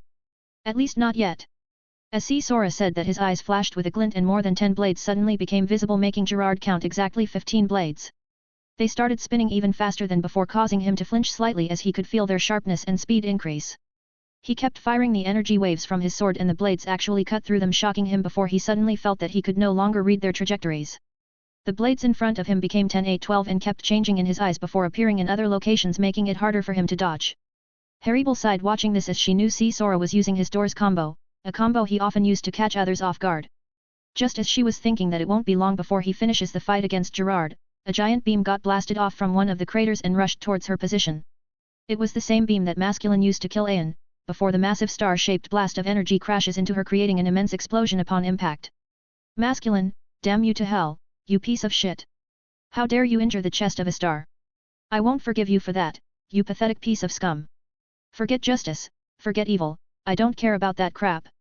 I'm gonna murder you. Masculine, villains are not allowed to live. Masculine flew in the air, and as he did he saw Haribel coming out unscathed from his attack. In fact, a blue round shield now surrounds her with condensed yellow-shaped arrows that numbered in 14. Masculine, completely lost it as he felt he was fighting a lost match in all of his careers as the superstar, and started attacking Haribel with punches, kicks, and different kinds of variations. At the same time, Grimjo looked at the place where Menina's was located and finally saw her coming out of the crater with her left hand falling weakly on her side and while clenching her right hand. Grimjo, took your time. Menina's, I haven't lost yet. Grimjo, you lost more than half of your prowess, what else do you have to keep up? Menina's, I still have my other hand and legs. Grimjo, is that so? Revealing a cruel smile at her, he launched himself towards her position as she got ready for another round. Clang! Clang! Clang! Clang! Clang! Gerard was getting pushed backwards, and despite all the efforts it was taking him to parry the blades, he was still getting wounds all over his body. But that didn't matter to him. In fact, he was slowly getting bigger and bigger, having reached the height of 3 meters unknowing to him the smile Sora had on his face. 702, Chapter 702, Hueco Mundo 14. Sora was watching as Gerard was slowly turning into a giant and his powers were getting stronger and stronger. He thought in his mind that it was about time, as he had set everything up a long time ago and was looking for a good opportunity. He briefly looked towards Haribel, who was now the winner of this fight as Masculine had lost it, and then looked at Grimjo slowly torturing Menina's. Gerard, where are you looking? Sora, I'm thinking how you guys are gonna turn this around. Sora, can the power of miracle even help you? Gerard, we will see along the way. Sora, oh? But it seems the way is coming towards an end. As he said that, a scream resounded in the air and all of them turned to see Masculine, who had finally broken through Harry's barrier. He was panting wildly from the exhaustion he was feeling right now. On the other hand, he started backing off as his current power was not enough to match with hers. When Harryble saw that, she narrowed her eyes and raised her sword upwards before looking at him while speaking. Harryble, do you think you will get escape from a shark? Masculine, Masculine, having lost everything, started running towards the opposite side as far away as he could while Harryble slashed down with her sword. Harryble, dientes de tiburon, shark teeth. She gathered Ryotsuo into her sword, which turned into a whip with all white arrows extended and connecting through the whip before chasing him from behind. From each point that passed and clashed with the ground, the arrows started unleashing several geysers of water on her target, restricting his movement and finally made the whip coil around him. It completely engulfed him, and wherever the arrows passed in his body they left wounds similar to bite sharks before he was completely bitten to death. Grimjo saw this and grinned before he started gathering Ryotsu in his hand, forming a sphere and looking at the panting Meninas, who now had both her hands broken and various bruises all over her body. It was time for him to finish everything as well. Grimjo, Gran Ray crumbling zero. Meninas didn't even have time to react as Grimjo vanished from his position with his Sonido and appeared in front of her while griping the sphere, squeezing it and punching towards her abdomen as he blew her away. She then started letting out dark blue glows as she was blown away, and before long a huge nuclear explosion engulfed her and the surroundings. After the surrounding managed to calm down, Grimjo saw her wounded body laying down, unknown to him if she was living or not. He then turned his head towards Harryble, who was not paying attention to him but rather was watching Sora slowly getting overpowered, as Gerard had now a body of 6 meters. They could see his figure having not to move at all from his position since the start of the fight while playing with Gerard, which caused him now to enter the defensive. Gerard, ha ha ha ha, this is the power of miracle. Making me stronger. Sora, you talk too much. The only thing that is keeping you from getting shred to pieces, is that sword of yours. Sora, I wonder if it's broken and you do get in pieces, will that miracle help you once again? Gerard, then let me see how you are going to break it and end my life. Gerard, having reached a state where he can ignore the blades and been taunt by Sora, raised his sword upwards and slashed down in an arrogant manner. The blades and doors that found themselves in its way shattered, and in the next moment Harryble and Grimjo opened their eyes wide from the scene that unfolded in them. 703, Chapter 703, Hueco Mundo 15. The scene that unfolded in front of their eyes was something that made them froze. All the blades and doors that Sora has summoned were getting shattered one by one in front of the mighty sword slash coming down for his life. Before they could move though, suddenly half the giant sword vanished and appeared sideways, slashing at the remaining visible sword, cutting it apart. From one perspective the sword was split in 3, but they knew that it was in reality split in 2 through a more condensed and stronger door right in front of Sora, getting connected in the side for its only purpose to split the sword in half. However, at that moment, Gerard let out a chuckle, and soon a shredding rip was heard as they saw the body of Sora splitting in half from the right shoulder downwards to his left thigh. Gerard, ha ha ha ha ha ha. Gerard, damage reflection. Gerard, thanks to the miracle, Hoffnung is the hopes of people bundled together. Gerard, damaging hope causes despair, so if Hoffnung is damaged in any way, the combatant who damaged it will suffer injuries in return. Gerard, for example, a small nick in the blade will result in a disproportionately large cut in the opponent's body. Gerard, however, you managed to cut it in half with your abilities, therefore, you were insta-killed. Gerard, a self-made insta-kill through despair. That the first time I'm seeing this. Just as he spoke all that in hopes for Sora to hear him, he turned his head towards the other two and looked at them, slightly stunned yet not the least bit afraid. He was puzzled, and just as he was about to go towards their place, he heard a familiar voice behind him as an intense pain washed over him. Sora, heavenly counter. P. Gerard, ugh. Splurt. His body suddenly stopped moving and got split apart in the same manner that Sora did, and a look of disbelief flashed in his eyes. Sora had used this skill that is only made for those that reached demigod rank, only a handful of times, and it was quite useful as it takes any damage done to the user with this skill, it is reflected on any target the user wishes. Thanks to that he can reverse any damage done to him or his clone. Gerard looked at where Sora was slowly falling in 2 and was now in 1 piece while he crushed on the ground in 2 pieces. Sora, damage reflection. Hey. I have that too. Anything else? Sora, if not just rot there till your last breath comes out. Gerard, how audacious. Gerard, I am the biggest, strongest, and fastest of all Quincy. A warrior granted every blessing. Did you really expect to outwit me in battle? Boom. As Gerard yelled out on the provocation of Sora, his Ryotsu burst out and immediately his body burst apart in yellow lights, enlarging and enlarging in front of their eyes. From there a voice resounded along with a condensation of a new form. Gerard, I am Askatanik. Noble warrior of God. Even in death, I wield this blade for my divine master. Gerard recreated his entire body in front of them, but unlike his initial form, he now has a face resembling a knight's helmet and 2 spikes on his shoulders. He seems to be devoid of clothing and has golden energy patterns on his shoulders and waist. Grimjo, oi, oi. Are you kidding me? Harrybull, this is getting out of hand. It will be hard-pressed for us since I'm feeling the limit of my resurrection if getting near. See Sora, you won't have to worry. Right now his body is composed of only energy. See Sora, and that is our favorite food. See Sora, eat and drink, devour and swallow Tengoku Gyakuzatsu Shat. 704, Chapter 704, Hueco Mundo 16. See Sora's clothes burst apart as a black attire appeared in their place, before bursting in black flames. His eyes showed a dangerous glint, while his mouth was curved upwards as if everything was going according to his plan. Both Grimjo's and Harrybull's faces fell as they realized that he wasn't even trying to defeat the Quincy's and simply toyed with them. Yes, a game. Everything that happened so far with his abilities did appear as a game that whoever gets trapped within is doomed to lose. Gerard, het. Even with your Shikai getting released you won't be able to do anything to me in this state. See Sora, ha ha ha ha ha ha ha ha ha ha ha. See Sora, I'm sorry to say this but even if you weren't a mass of pure energy I would still be able to kill you. See Sora, the problem is that I don't wish to kill you. But completely devour you. See Sora, although in the end it's pretty much the same. See Sora brought his hand on his face as he spoke to the giant Gerard that was now at a height of 20 meters. His Ryotsu started changing as he brought it downwards making a hollow mask appear before he continued speaking at him. See Sora, and now that you used the heart of the Soul King I must thank you. See Sora, creation of nothingness everlasting void energy yin and yang seen and unseen make everything appear and disappear. See Sora, self-made arts 1, formless doors. Gerard, het. What will those powered up doors help you achieve everything you say? Gerard, I shattered them before and I will do it again. Gerard, Just as Gerard was ready to punch out towards See Sora, he felt something twisting inside his body and when he looked down he saw twirling around doors twisting the energy composing his body. Gerard, what's this? See Sora, that is the plate of my food. As See Sora spoke he clapped his hands and then the flames in his body burst apart with more intensity and seemingly could be seen vanishing. At the same time from the twirling points on Gerard's body black spots appeared that if anyone could focus their eyes on them they would see round spheres pulsing. More than 20 had appeared and before Gerard could make head or tails of this, See Sora voice resounded in the area as all the spheres exploded. See Sora, devouring black flaming heart. Instantly his body was set in a blaze from inside out constantly burning with black flames while his size was slowly but surely started shrinking. Gerard, gah. What are these flames? Gerard, impossible. I am a warrior of a god. See Sora, a god.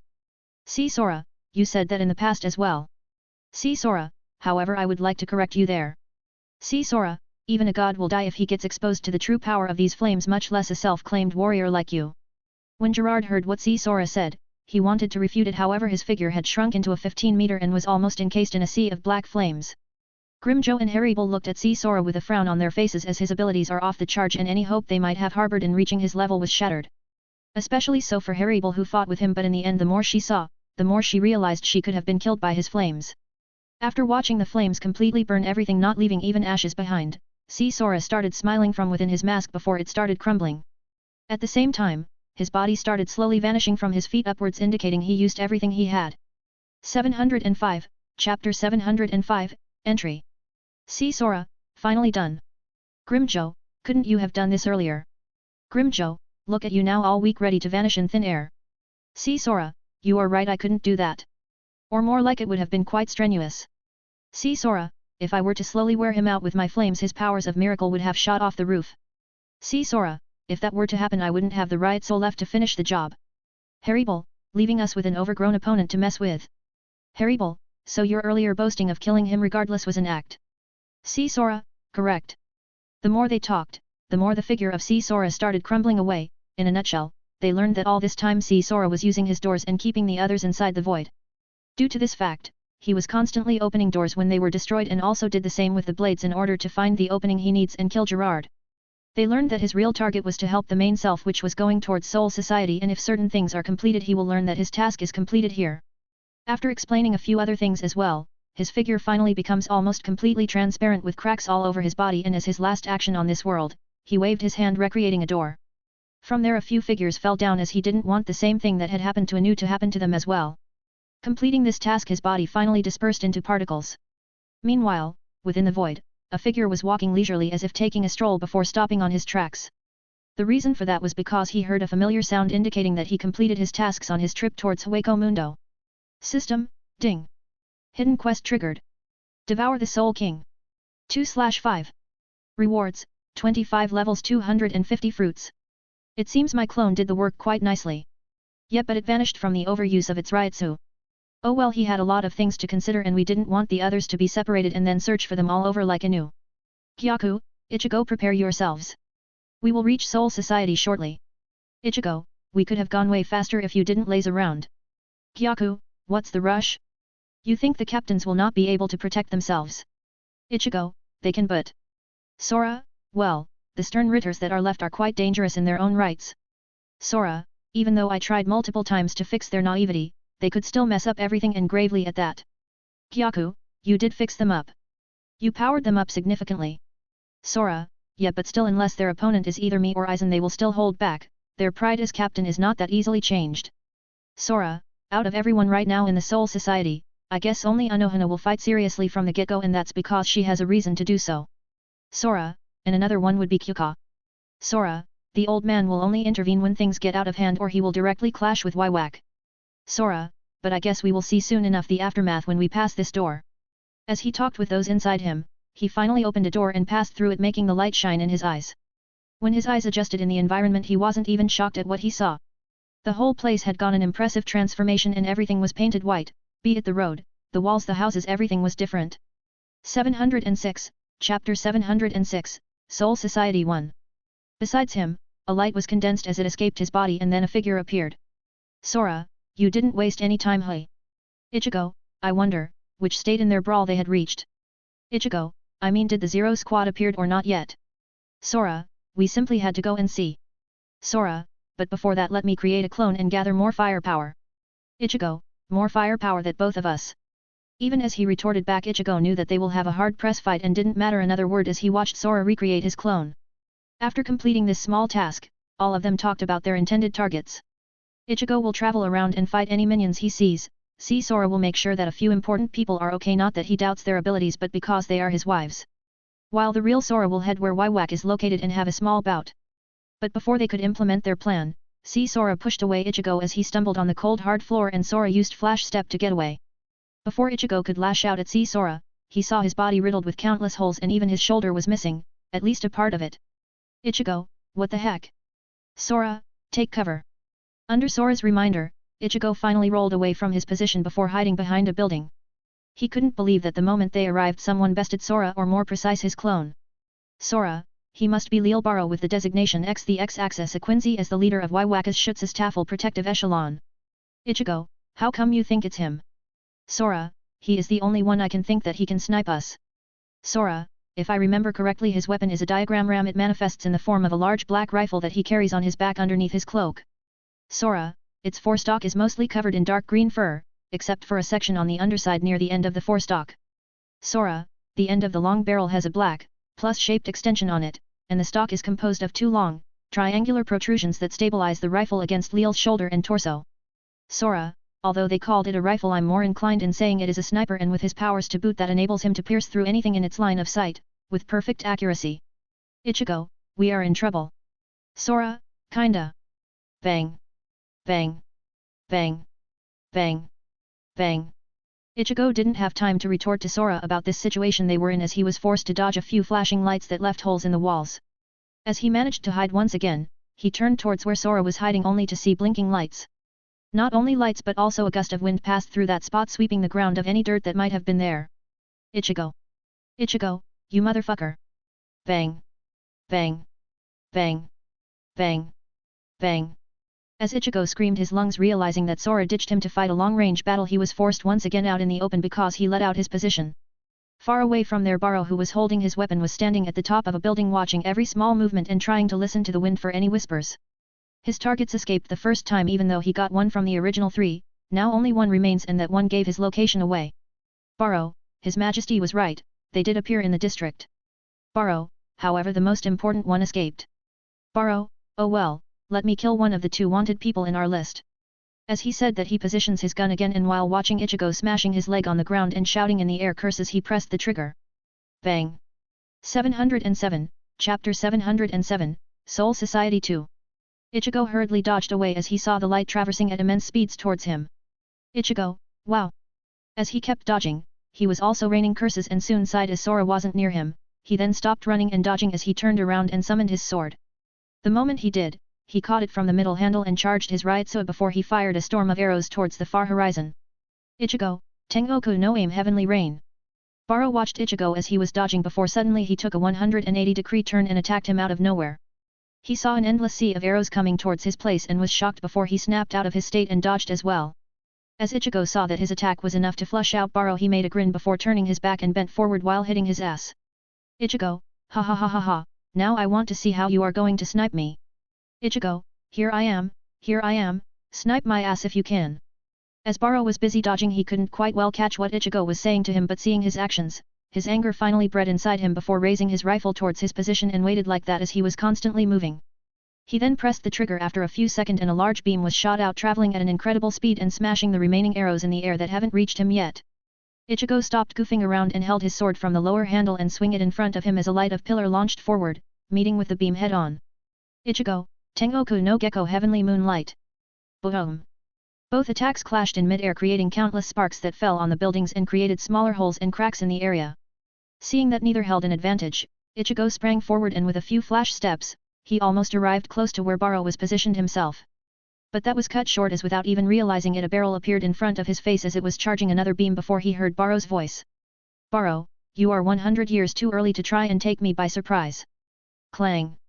Baro pulled the trigger of his rifle and just as Ichigo prepared himself to be blown away by the beam, the rifle got cut in half, shocking Baro. However, that was nothing compared to what happened next. His charged rifle exploded between them, engulfing both of them as they were both blown away. Baro got himself rolling on the ground, and when he finally stopped he looked ahead as he recreated his weapon, but it was too late. He had lost the sight of Ichigo as he looked ahead. This made him tense up and at the same time tried to comprehend what made his rifle split in two. Just as he realized what happened, he heard the howling of the wind coming from behind him, and when he turned he saw the sword of Ichigo slashing sideways towards. The sword came in contact with his body and suddenly a wave of light burst forward and engulfed him completely and blown him away. Ichigo, Tenno Kaibatsuki Heavenly Moon Fang. Baro, ugh. Baro was getting pushed backwards while enduring the blasting wave that came out of Ichigo's sword. Numerous wounds started appearing in his body during this ordeal he was going through, and when the blast died down he finally saw behind Ichigo a door. Baro, so you didn't leave? Ugh. Before he could even finish what he wanted to say, his whole body jerked up as pain suddenly assaulted him. Blood flowed from his mouth, making him cough and swallowed any remained words he had, and soon he felt everything spinning around as the ground became the sky and the sky the ground. 708, Chapter 708, Soul Society 3. Ichigo turned behind him when he saw Baro's head rolling in the sky and then in the ground and spoke. Ichigo, you sure took your time. Sora, well, I had to make sure he would believe I escaped. Ichigo, mother dollar percent dollar. I almost died. Sora, yeah right. At most you would have gotten injuries in your ass. Ichigo, if you hadn't ditched me, I wouldn't have taunted him with my ass. Ichigo, which by the way it worked. Sora, of course, and it's better than we managed to kill him now. Apart from Gerard, this guy also has a second form. Sora, however there is a difference between the two. Gerard used the Soul King's heart to achieve that while this guy did it on his own. Sora, although the power increased he had gotten from Iwatch played a role, he is still dangerous. Just as Sora wanted to continue taking as Ichigo was taking a breather, a grid pattern appeared in the whole area around them, making them trapped inside. Finally I caught your weakness with my underbelly. Pleased to meet you, my name is Nana. Both Ichigo and Sora looked at the new addition that had the appearance of a thug, or close enough. Nana has long black hair, which is arranged into 5 fanned-out spiraling spikes, and unusual teeth similar to the keys of a piano. The rest of his upper facial features, including his eyes, are covered by a smooth, red-orange mask with a reflective surface. Ichigo, why are these guys so weird in terms of looks? Ichigo, well, at least Baro looks are plausible. For soldiers of their so-called majesty. Sora's expression turned a bit weird as he knew that even on Soul Society there are a few who don't fit the Shinigami's image at all. One of them is the living example of Mayuri. Compared to the Baro, who was the dead dark-skinned young man with short white hair and a black mark shaped like a crosshair over his left eye, laying on the ground, the others were quite unique. Nana, isn't it the same for the Reapers? Sora, do I look like I care? Shried. Clang. Ichigo, what? Sora, oh? My blades can't cut through this grid. Nana, ha ha ha ha ha ha ha, the grid allows me to pinpoint the holes in a target's Ryutsu and attack them. increasing their size until the target's Ryutsu depletes. Nah, it took me quite a while to lock this area and started whittling down your flaws. Nah, although Baro's death was surprising, you made it quick and swift. He let his guard down. Sora, and what makes you think you aren't the same as him? Nah, sorry, man. I already have you trapped like this and I'm not letting my guard down, but don't worry, you and that orange hair kid won't ever find the time to cry. Nah, cause in 5 seconds time, you're gonna be dead. Sora, I wonder who is going to die in 5 seconds. Nah, ha ha ha ha ha, it's useless no matter what you say. Nah, no one has ever lived and escaped from my grid after I had grasped their weakness. PFRRTTT.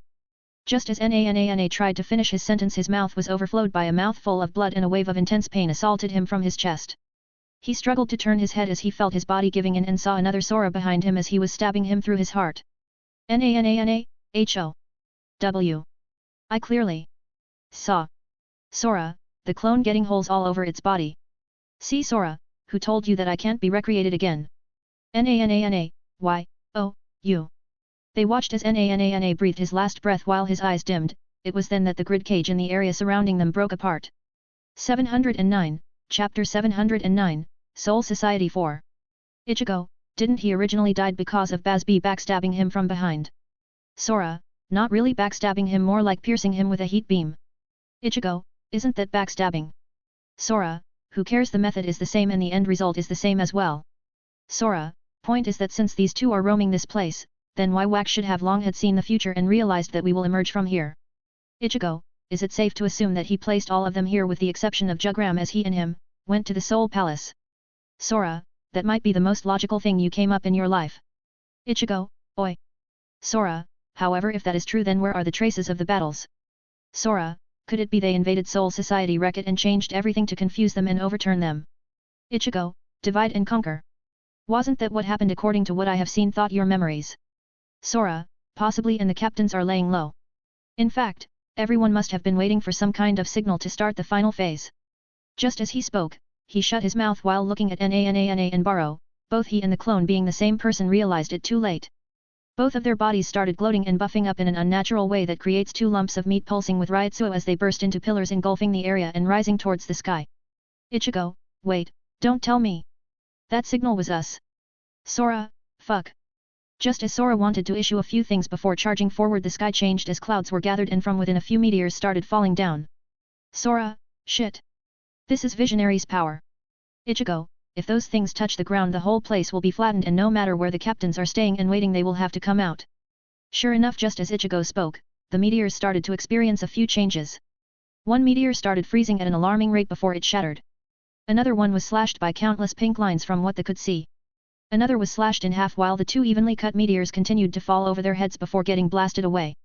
Another suddenly got its trajectory reversed and flew towards the sky, colliding with another, causing a big lump of pieces to rain down. All in all, they could figure out that each captain started taking out one meteor each before cleansing the sky of them. However, that was the opening theme of the starting war, as explosions and screams could be drifted in their ears.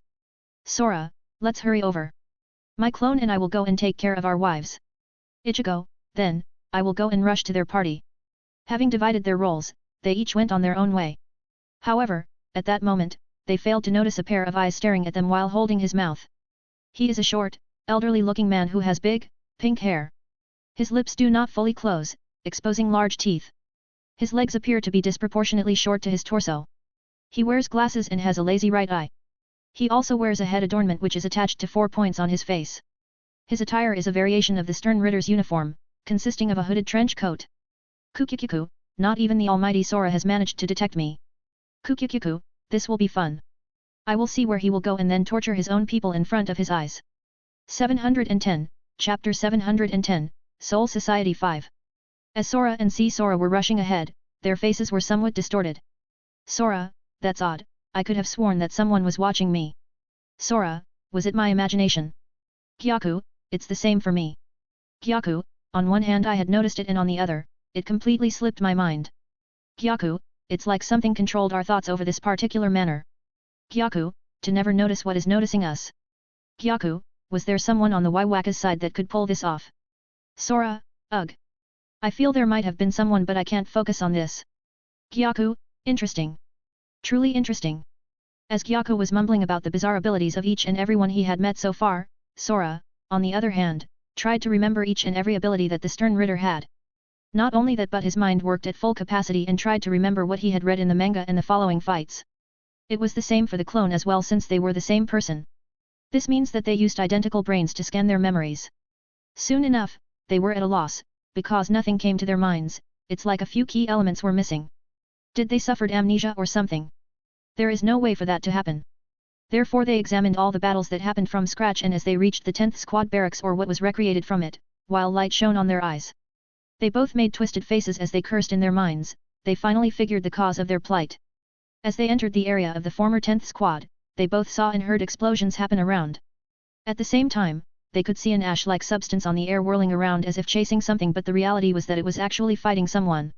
See Sora, why is Matsumoto's Shikai so thick?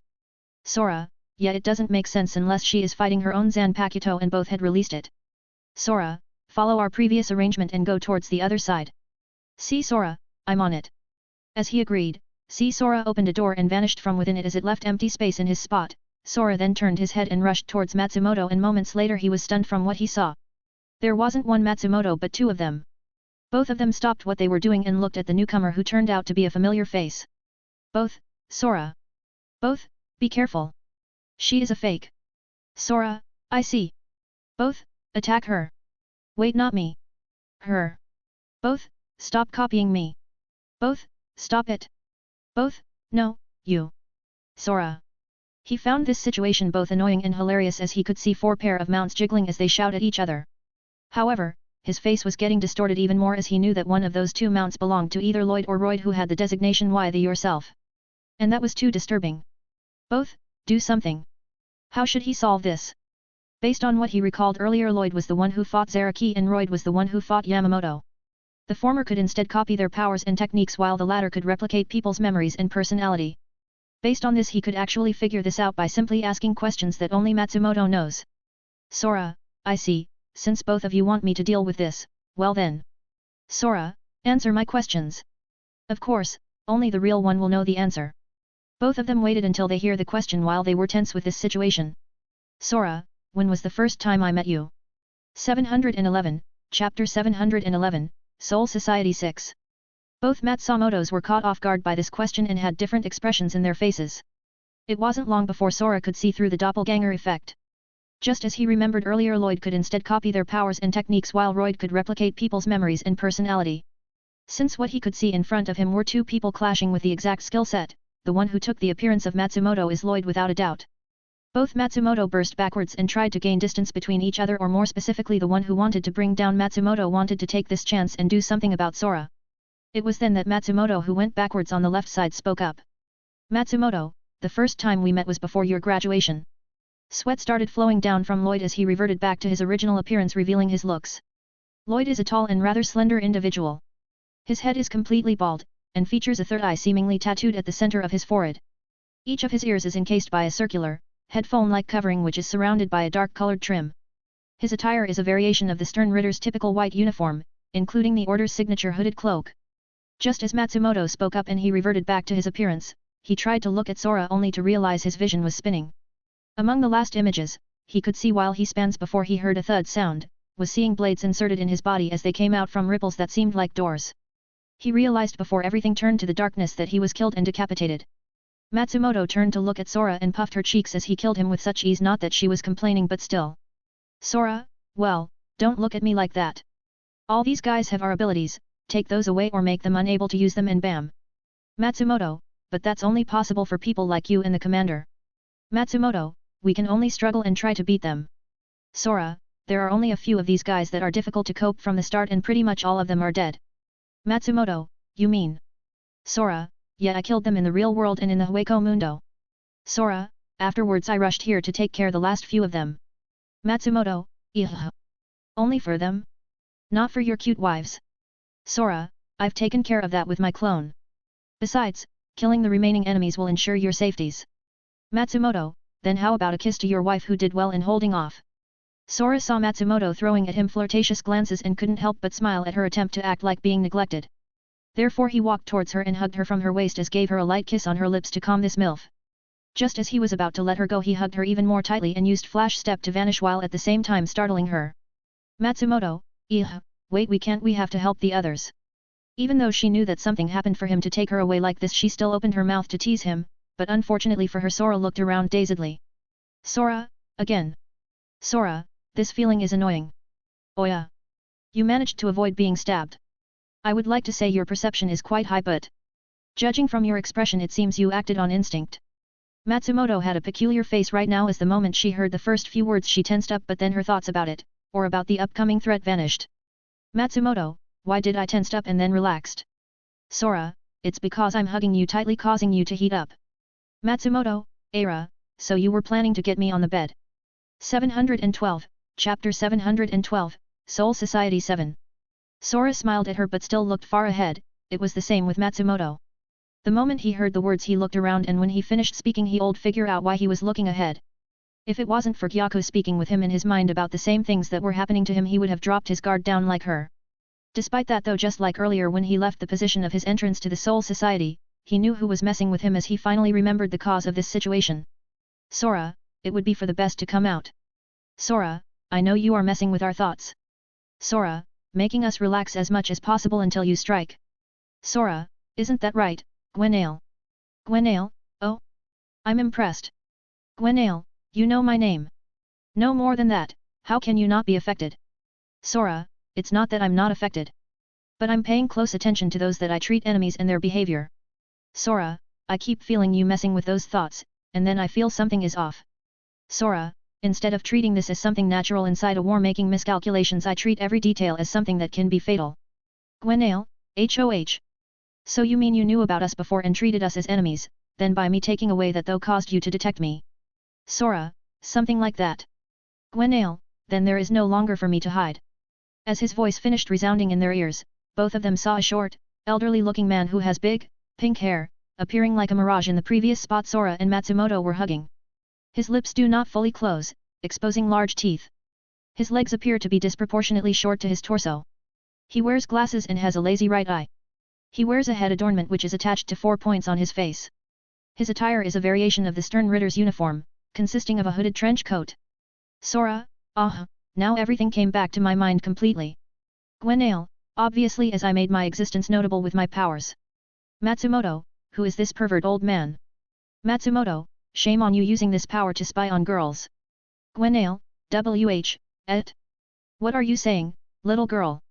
Matsumoto, I'm saying that since Soul Society changed like that without a notice, you took this chance to spy on all well-known figures as they were taking bath.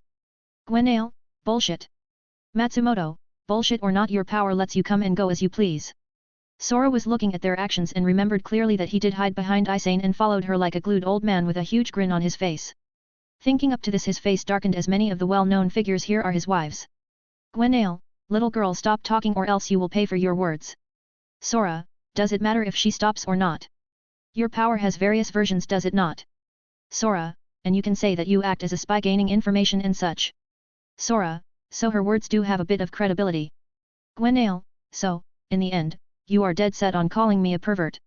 Sora, but you did glue yourself in a girl's back to learn secrets, didn't you? Gwenail, ugh. Sora, so my question is just whose back did you impose yourself? Gwenail, was speechless, although he had never peeked as they proclaimed, he did impose himself on a girl's back. And presently too, it was that vice-captain of the 4th squad, he name was Isane.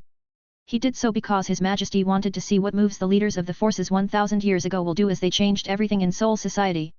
713, Chapter 713, Soul Society 8. They simply arrived here unnoticed by anyone else, and even when His Majesty flipped the Soul Society backwards, causing their place hidden in the shadows to appear, they still didn't do anything. There were a few mobs of Shinagamis that tried to stop us and everyone died miserably, but none were a match for them. This made us think that something was wrong, but after some time passed, His Majesty told them that they intended to stall for time, which also works for them. Therefore he had sent the most reliable one to scout for info. However, as he executed those orders, he found out that none took actions, which caused him to frown.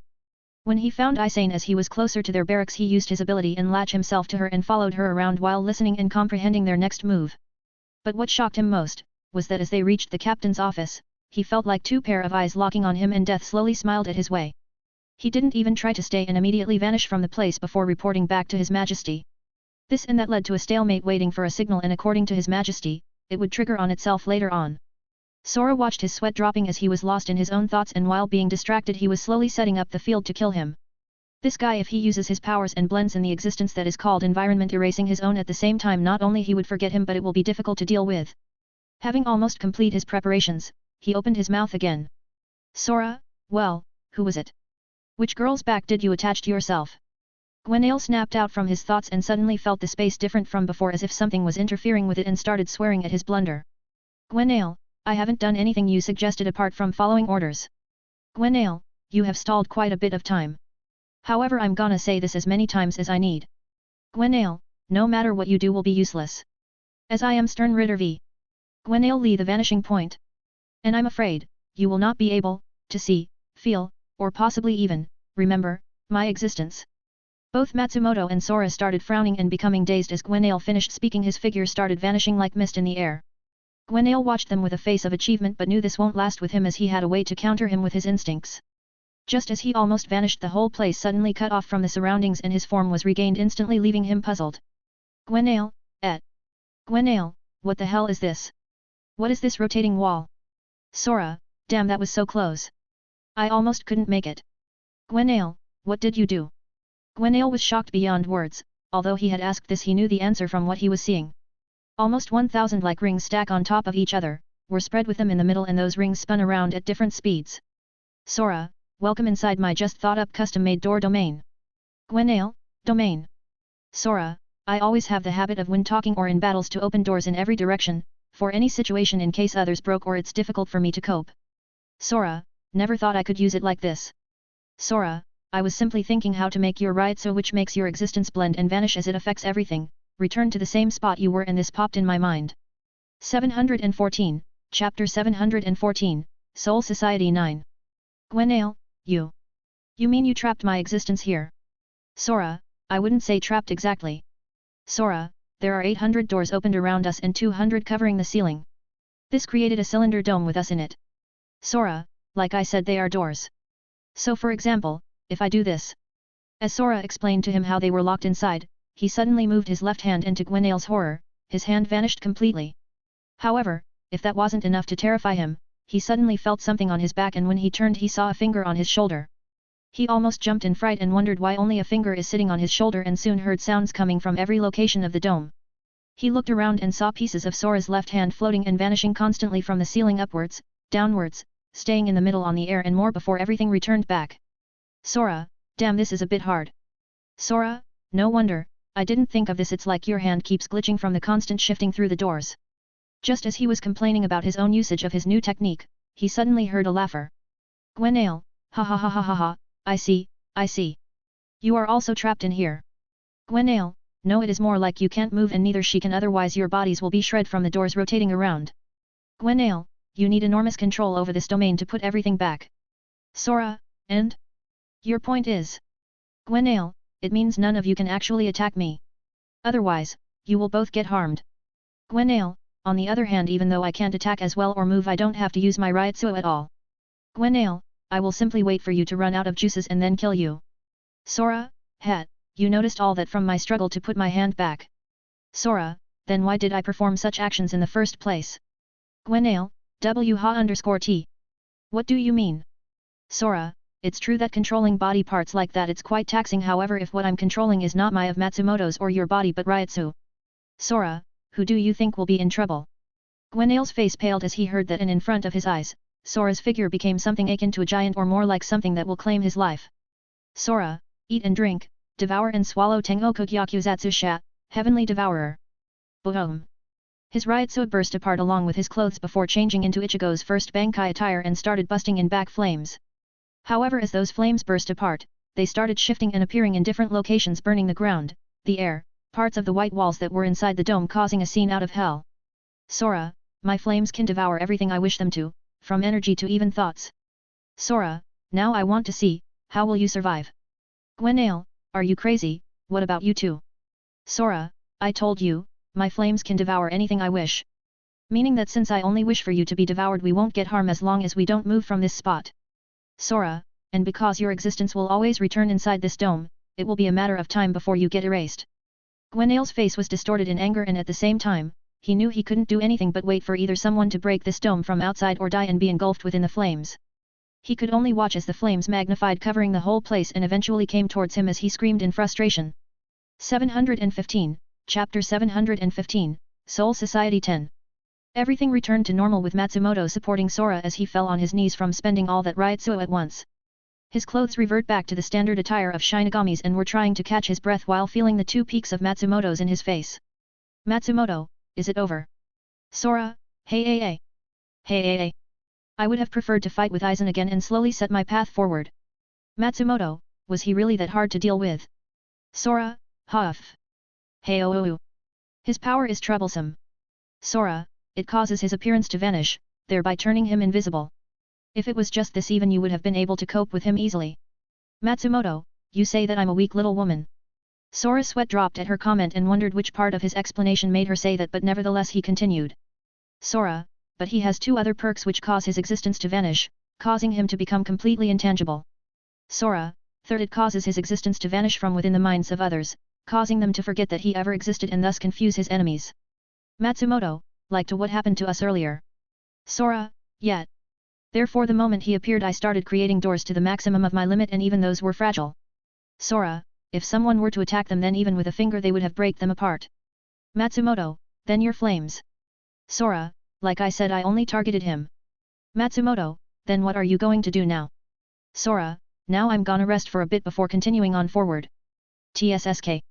Just as he spoke, he frowns, and almost immediately he placed his hand in his face and wore his hollow mask while at the same time taking Matsumoto away from their spot appearing hundreds of meters away. Bang! Bang! Bang! Bang! Bang! Bang! They both looked at the place they were located and saw countless spikes crashing on the ground before they looked at the source of things. There they saw a child with messy blonde hair, youthful features, and red eyes.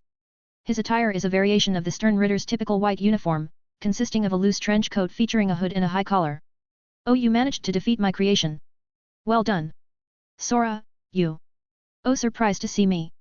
Sora looked at the far side of their current location where a giant ice pillar was located, countless pink lights were flashing here and there and many other abilities being used by the captains. Are those all illusions? Visions? The childlike figure looked at where Sora's gaze fell and chuckled as he answered in amusement. This is part of my ability. I'm Gremi Thalmo, a Quincy and a member of the Wandenreich's Stern Ritter with the designation V the Visionary. Sora, so you mean to say that the ones they are fighting are my creations of my fallen comrades? Sora was alarmed and quickly used Shunpo to carry Matsumoto once again and get out of the line of fire from multiply firearms. Pa. Pa. Pa. Pa. Pa. Pa. Pa. Pa. Pa. Pa. Pa. Pa. As they landed, he didn't even have time to swear as he threw Matsumoto from his hands and let her pass hastily through a door connected to his clone. Matsumoto didn't even have time to react as she was thrown away and almost whelp at the scene in front of her. Another shadow appeared in front of him and tried to stab him through his chest, only for Sora to sidestep at the last second and causing his body to swift sideways as his attire got ripped from the incoming sword. Fush! Sora used this chance to get away and keeping a few meters distance only to see three Gremis looking at him. 716, Chapter 716, Soul Society 11. Gremi N.1, impressive to dodge like that and prepare to help your sweetheart escape. Gremi N.2, although in the end whether she dies now or later it doesn't make a difference. Gremi N.3, my power allows me to visualize anything to life. Gwenaël was one of such creation. Sora, and you realized I defeat him and came directly to me. Sora, then why not come earlier? Gremi N.1, His Majesty has ordered me when the signal flares to create chaos and take this chance to create a bigger vision. Sora, a full-out attack from members of Stern Ritters. Gremi N.2, correct, first we dropped a few meteors to stall them and then I created one by one of my teammates. Gremi N.3, of course I can't totally envision their release forms but I have no problem for their basic one and their traits. Sora, bullshit. Every power has some limitation. Sora, I'm guessing you used your power to clone yourself 3 times. Sora, you used your power to create NANANA and borrow, no wonder they fell that easily. Gremi N.1, correct, as I clone myself my mind becomes 3 times stronger and I'm able to multitask. Gremi N.2, currently those 2. No, currently all previous members before the humans and that Espada took their place are causing havoc in Soul Society all thanks to us. Gremmy N.3, the captains and vice-captains have all their hands tied. And you who no longer have your peak form.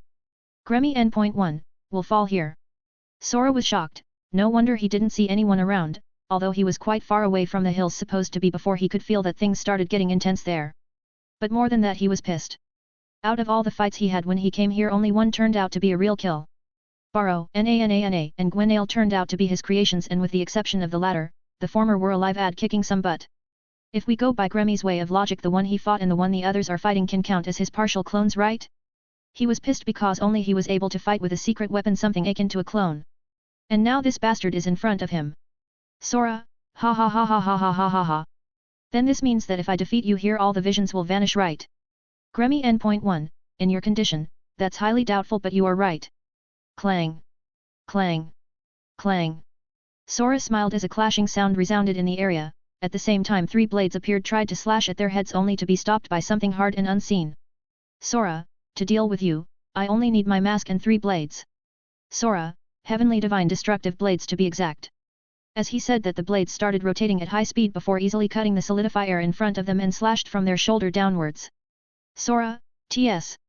You changed their trajectories at the last second. Sora watched them as they backed off and their bodies mend at an incredible speed and soon even their clothes were repaired. He then charged forward with all 3 rotating blades revolving around him and tried, again and again, to aim at their heads.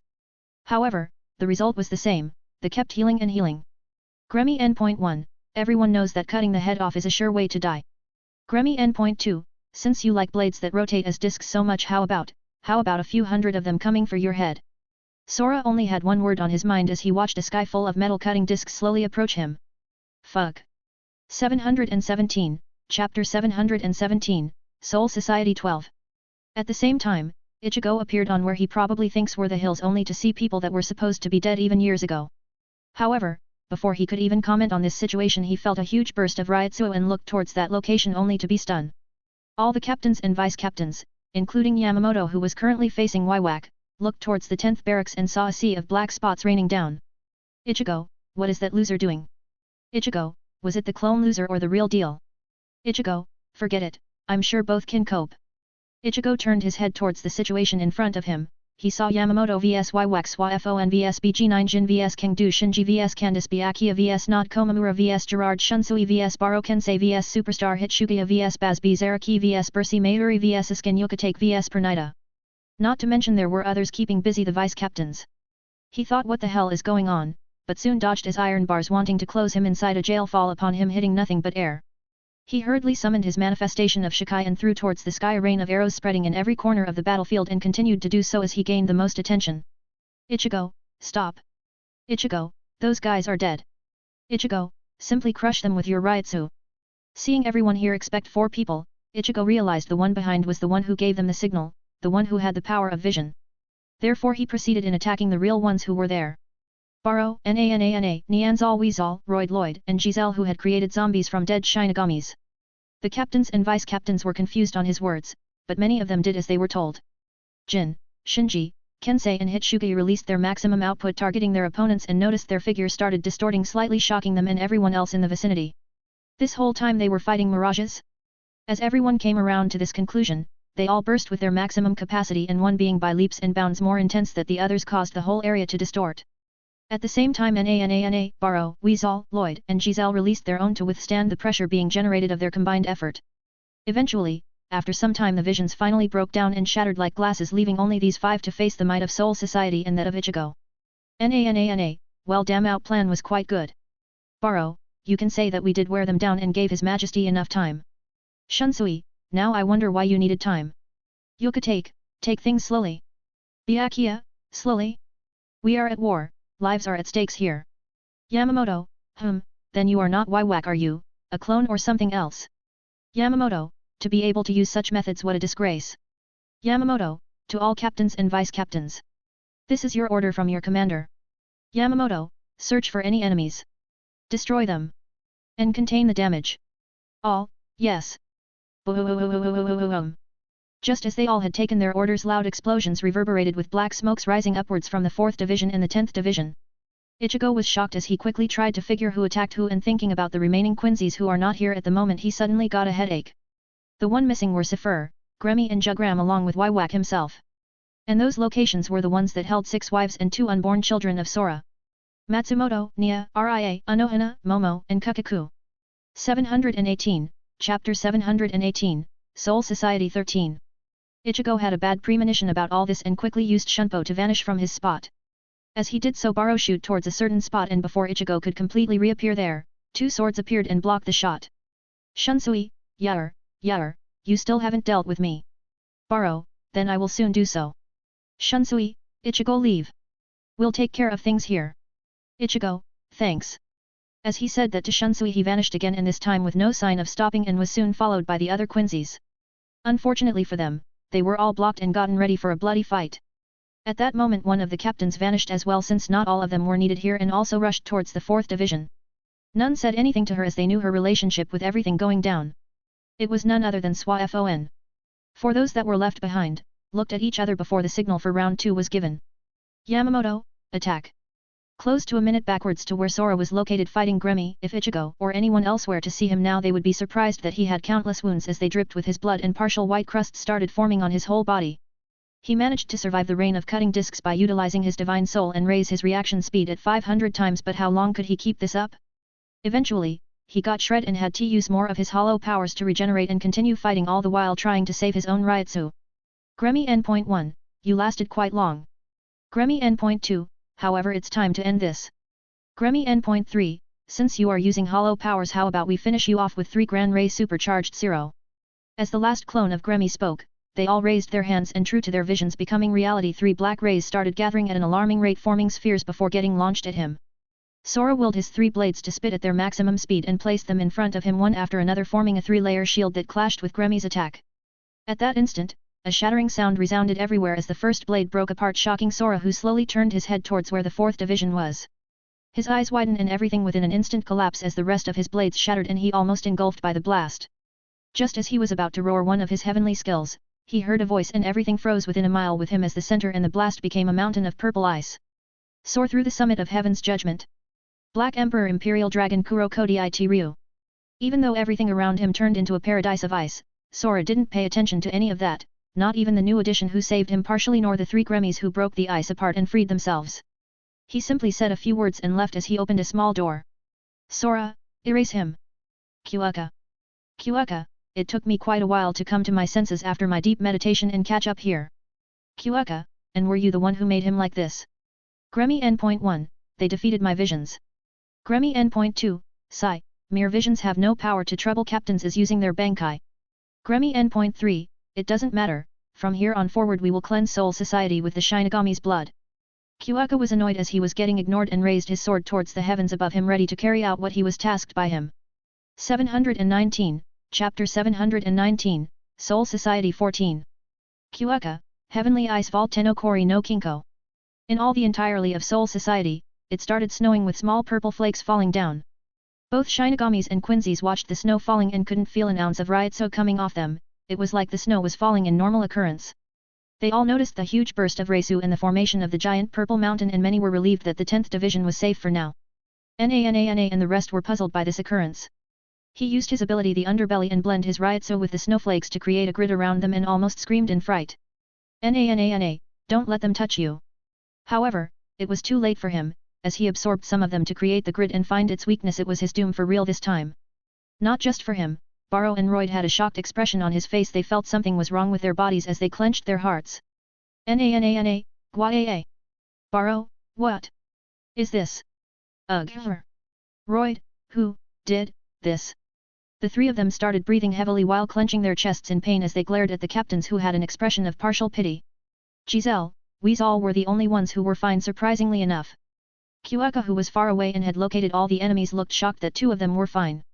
Kyuuka, one of them caused the snowflakes to brush past him while the other has a unique type of blood that can't freeze. Kyuuka, is she dead? Kyuuka, she seems pretty much alive though.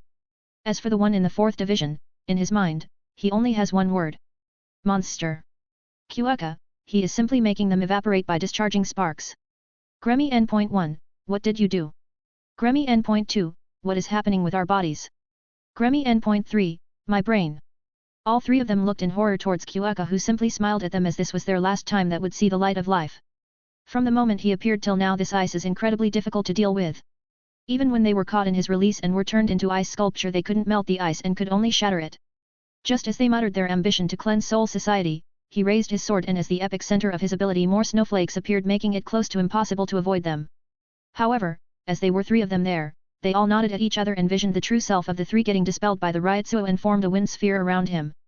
This, however, caused his clones to eventually crumble away to pure snowflakes. It wasn't just him, Nana also crumbled away and this made Baro look in fear as his own body also showed those signs. He hurriedly burst with his last ounce of Ryotsuo and activated his Quincy Volstandig. This caused a large Quincy's icon ending in fleur-de-lis to form in the air. After a few seconds and with the captains being on guard Baro's Volstandig took the form of a large white priestly robe with several holes and 8 golden wings with 3 holes each covering him. He himself gained white lines crossing his face and an oversized golden hyalogen shine above his head. The sudden burst of Baro's Ryotsuo caused Kyuuka to frown as it seems that right now he had more work to do since his initial attack to erase them failed. At the same time, a burst of Ryotsuo flared up from the 4th division which caused many to frown even more as they wasted more time than necessary. 720, Chapter 720, Soul Society 15. Baro's eyes immediately flickered as he flapped his wings and blew away the clouds that had gathered under Kyuuka's influence. He then focused on the captains in front of him and before they knew it he vanished from their line of sight. His speed was beyond what they could comprehend and they were caught unguarded as they heard a piercing sound. Plug! Plug! Plug! It was then they heard a groan and someone started falling down. Mayuri, Gyuaa. You fucker! Bang! They all saw the body of Mayuri filled with numerous holes and green liquid dripping from him. In that instance, 2 captains moved and tried to hit Baro with their own abilities. Jin, shoot to kill Shinso. Jin's blade glowed white and extended at high speed to impale his opponent but not from a long distance but instead almost from a close one. The blade carried tremendous force when extending, allowing him to push Baro as he defended with his wings. Before Baro could break apart from Shinso he suddenly felt something was off and soon his wings were cut down to multiply pieces. Shunsui, Irony lustrous demon gold. Then Shinso pierced his hand and then his shoulder before retracting backwards as he stayed in the air. Baro, how did my wings get slashed like that? Shunsui, HMNN? In this color-based game, you say the name of the color you want to cut with your sword, and you cannot cut anything else. Shunsui, if the color that you call does not exist on your body, the damage is minimal, even if the attack would normally inflict a much more severe wound. Baro, I see. Then since all of you are wearing white, how about I call that? The moment Baro said those words, a chill run down in Shunsui's back. Baro instantly reformed his wings and from the holes, countless laser bullets flew out attacking each and every one of them. Boom! Explosions burst out when the bullets found their targets even though they used various means to defend. When everything died down, Baro could see Jin in front of Yamamoto as he created a danku. Byakuya was covered in petals receiving a minimum damage as the color changed. Komamura had a transparent giant arm in front of him protecting him. Hitsugaya created a huge ice wall by using Ryu Senka and freezing the blast. Shinji was in front of Kensei and had sent the bullets coming for him towards the ones coming for Kensei resulting in an explosion that negated each other. And Yukatake was in front of Shunsui as he held his shikai with something glowing on the string connecting the 2 blades. Baro, you are all fine. Shunsui, phew. That was close. Yukatake, here take this back. Just as he pointed his sword towards Baro to return the favor a smoked figure appeared behind Baro with a huge massacre blade as a burst of laughter resounded. Ha ha ha ha ha ha. That was painful, let me feel more. He swung his blade sideways and hit him on the back before Yukatake threw the bullets back at him. Baro wanted to swear at Kenpei who hit him with such force that made him unable to stop in the air in time due to its force. Just as he was about to be pierced by his own bullets another figure appeared in front of him and waved his hands. This caused Baro to slow down and the bullets to brush them as they continued towards Kenpei who took the full brunt of them followed by numerous explosions. At the same time, none of them noticed a figure approaching the groaning Mayuri on the ground who started cursing for being the only one getting hit that fast. 721, Chapter 721, Soul Society 16. Mayuri, this fucking degenerate. Mayuri, who does he think he is?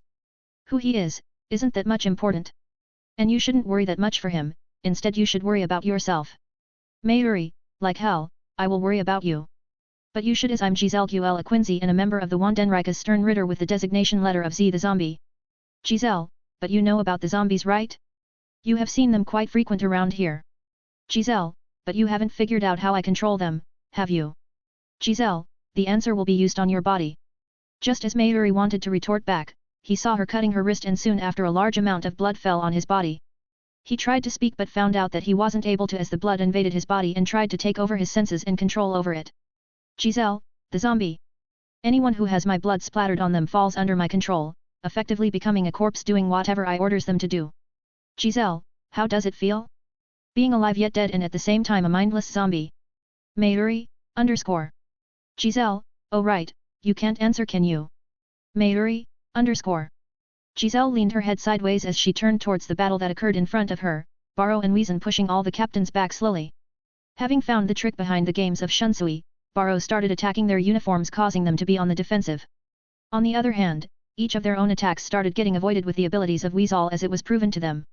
As time passed their situation was getting out of hand and were unwilling to use their Bankai as they had prior knowledge about their abilities to steal them. However, since they were getting to this point unless someone sacrificed himself for the greater good they won, to be able to break the status quo. Kyuaka was watching all this and even saw Mayuri losing to that girl but unfortunately he had his hand full. He had used an ability that would made him in the past unable to use his Shikai for a month in hopes to eradicate them. However, after training in depth for a few months and adding his experience with Ice Element he negated that long cooldown to a shorter one. Unfortunately, he fell short and 5 of them survived. Gremmy, where are you looking at? Clang. Kyuaka, che. Gremmy, ha ha ha ha ha, now that your strongest move is out of the equation, my powers will slowly recover. Gremmy, my visions of your death will become reality. Kyuaka was frowning as he was parrying sword slashes from Gremmy who seemed stronger each second that passed by or with each clash they made. He started contemplating something while gripping his sword tighter and tighter while dodging, thrusting, parrying, attacking at small intervals. Just as he was also at a deadlock with Gremmy he waved his sword and purple ice formed blasting the sword of Gremmy away along with its entire arm making stunned while he smiled lightly. His ability returned after 10 minutes of his use of that ability. He immediately started spinning his sword rapidly around him with his fingers as he changed hands causing the sword to be waved around his body making others see an afterimage of the infinite. At the same time, his powers spiked wildly and became so condensed that ice droplets started forming and raining down towards the ground. The whole battleground that changed countless times from their clash. Various spots from their relocation due to the fight and the area that was close to the captains was filled with purple crystal droplets making them tense up especially those that were considered enemies. Gremmy, what are you plan on doing? Kyuaka, what's the point of asking and me telling you? Kyuaka, you are gonna find out shortly. Fused. The moment he said that he stopped waving his sword and when he did a gust of wind was discharged from it. This made many frowns and even Yamamoto looked at Kyuaka as he could no longer feel his Ryutsu at all. And the truth was that not only him but many could reach at that conclusion as they could also see him panting. Kaihoka, no shwa no zetai rei. Absolute Zero of Eternal Demise. 722, Chapter 722, Soul Society 17. Flash. Flash. Flash. The moment Kyuaka muttered these words all the droplets in the ground started flashing with different kind of colors in all directions. Even though they were purple in color it didn't stop them from flashing with white, red, yellow and many others as each and every one of them fell upon ally or enemy. Baro and Giselle tried to avoid them and so was Gremmy but soon realized that they did nothing to him. Byakuya, Yukatake, Jin, Shinji, Kensei, Komamura and the others were quite alarmed yet at the same time had doubts about this show of lights. Before someone could even ask him what was all that and why he spent all his Ryutsu for a move that proves useless in their eyes including those of his enemies they suddenly heard a whining that turns into a scream of agony. Weezal, Weezal, Baro, Giselle and Gremmy flinchade and that split second caused them to be late in dodging the lights and some of them hit them. Alarmed as they were they felt nothing even though more and more lights brushed their bodies. However, the next scene caused their scalps to tingle as they saw the body of Weezal burst apart with an ice sphere being created from inside his body. Baro, it. Giselle, impossible. Gremmy, what did you do? Kyuaka fell on the ground panting heavily as this was everything he had, it was the second ability followed by his ice vault. It uses the snowflakes that his enemies crumbled down and existed in the air flowing here and there. Using his Ryutsu as a catalyst those grows into droplets and then assault his opponents with freezing beams of light that are impossible to bend or parry. Light travels everywhere and the only way to somehow counter it is either pure speed or something to cover yourself that leaves no gaps. Even the air is useless.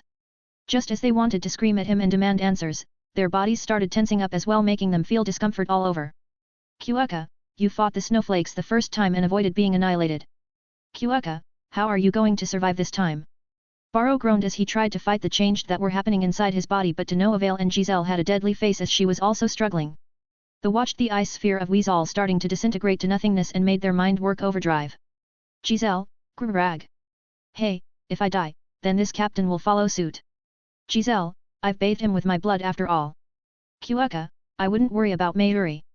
That guy even has a second brain and his body is full of different kinds of potions and drugs. Kaihoka, in fact, I bet he is slowly started getting back control. Giselle, WH it. Mayuri, Kukyukyuku. Is that why you didn't target me? Giselle, WH. Giselle had an expression of disbelief and at that moment she forgot to even counter the lights inside her body, speeding up the process as her body deformed rapidly and ready to explode. Kyuuka, oh please, I didn't, because it would have been a hassle to revert all those zombies back to normal. Kyuuka, after all you got the cure, didn't you? Mayuri, Kukyukyuku, indeed I did, but I never expected it would take me almost 10 minutes to finish. Giselle couldn't handle the strain anymore and her body lighted up before an explosion appeared, forming the ice sphere, followed suit by Baro. Hitsugaya, Kyuuka, are you fine? Kyuuka, fine, just exhausted. Gremmy, ugh. This will not end. Kyuuka, oh, still alive. Everyone looked at Gremmy, who was the only one still alive but not standing. He was crouching on the ground, clenching his head as his body started bloating, ready to explode. 723, Chapter 723, Soul Society 18. Gremmy, the most powerful force in this world is imagination. Anything I imagine, anything at all, becomes reality. Gremmy, ugh. This will not end. Gremmy, I am the strongest. I am reality itself. Hitsugaya, stop the bickering and accept your defeat. Shinji, Yair, what a fanatic idiot.